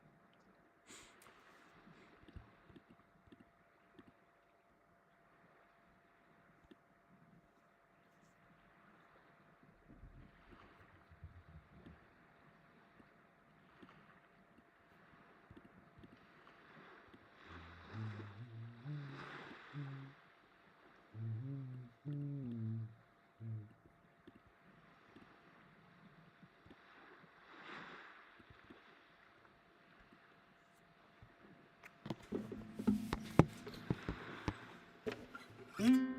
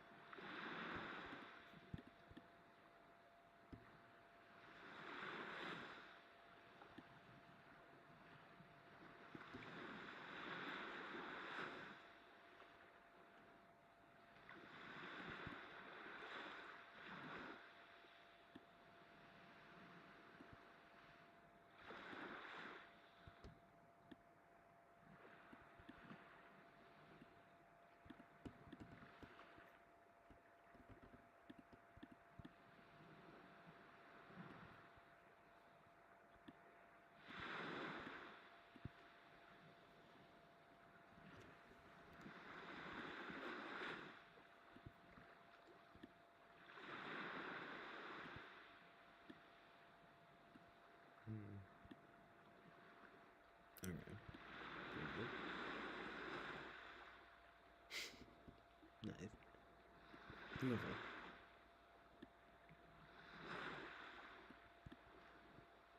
I don't know. It needs to be more like that, though. That's pretty good. Just like, no, because this isn't big enough. You know what? No, it winds up being fine. But still, beautiful. Right? Amazing. Sorry, I meant to say amazing truth and reality. For now.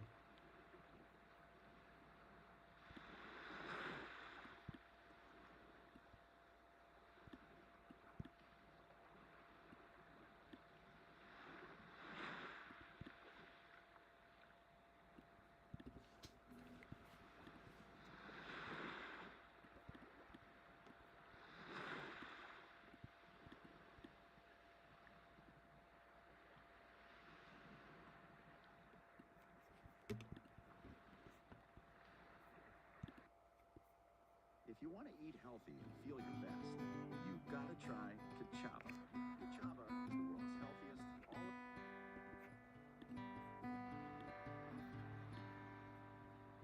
Wow, look at how awesome this looks. So good.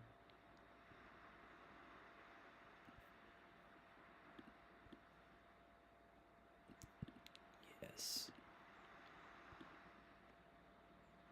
So good.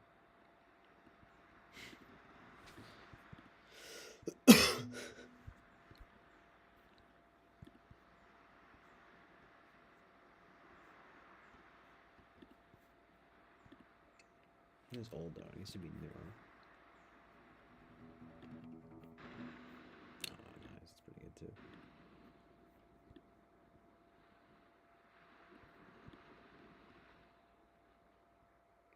Nice. That's a good ad right there. So good though. This beach right here, so good.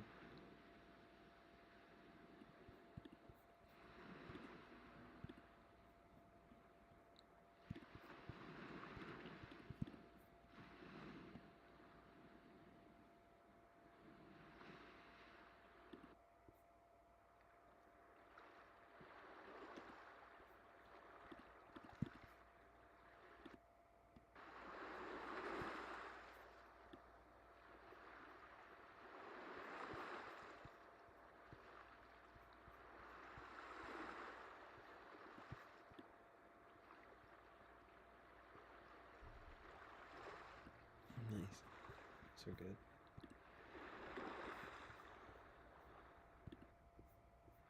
This might be it though. This is amazing here.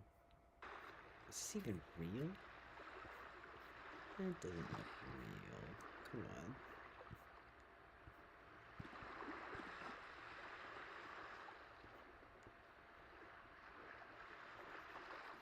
No way, it's actually real.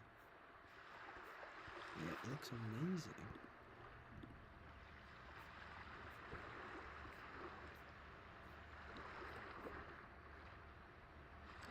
God, it looks so good.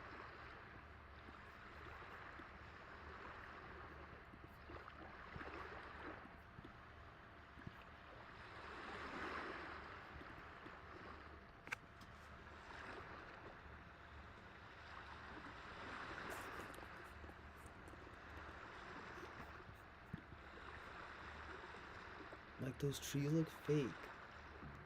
You know, that looks too good.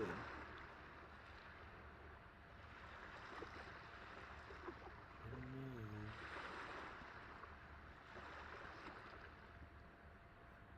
Well, either way, it's pretty amazing.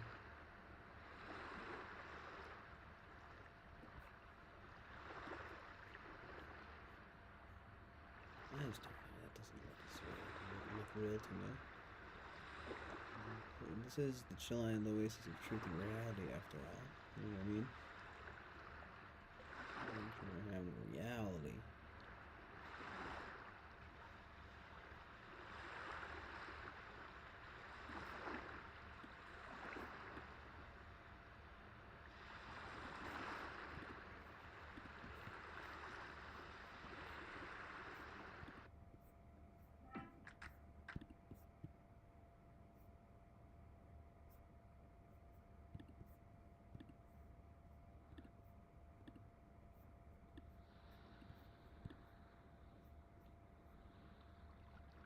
This is definitely real though. Amazing truth and reality. So good. That might be it right there. It's pretty good right there.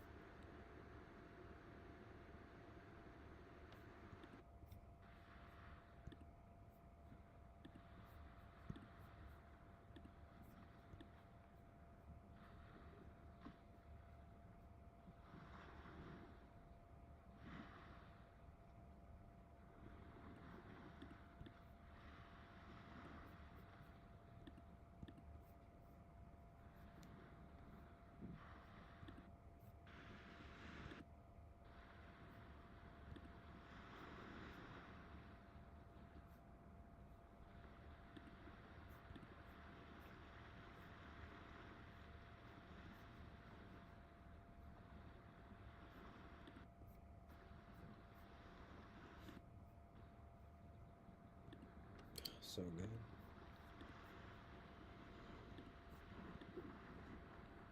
Yes.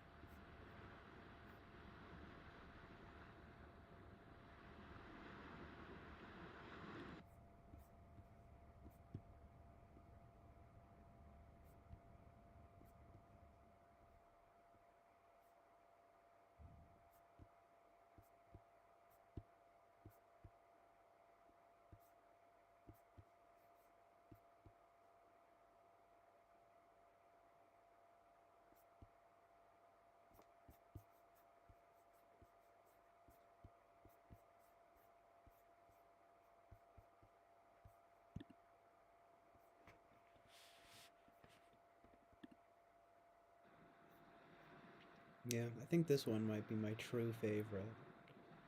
You know, pure unfiltered sky and ocean. Just the beach here. This is perfection. Look at that. Look at that. It's beautiful. There we go. So good.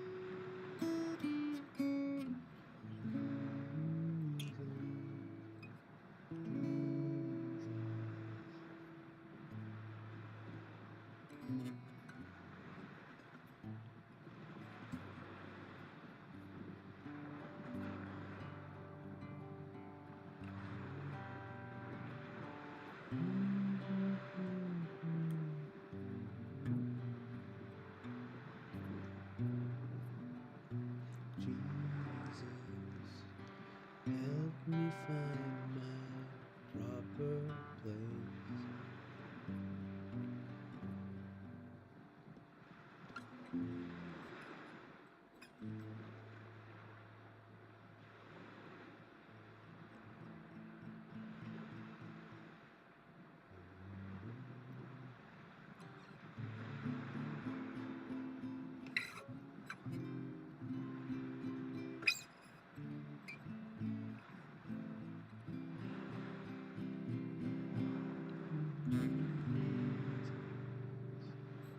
Jesus.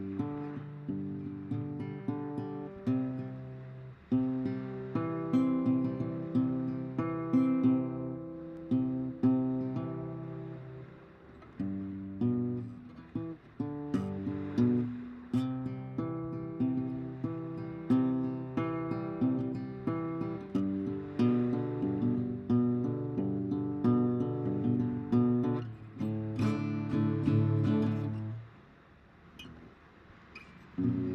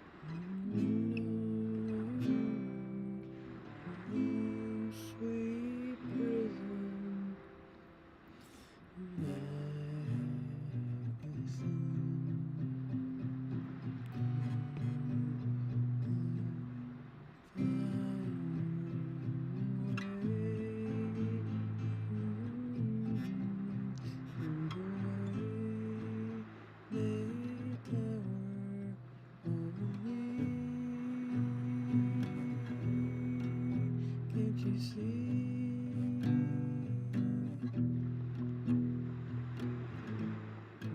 It's your fighting. No one seems frightened.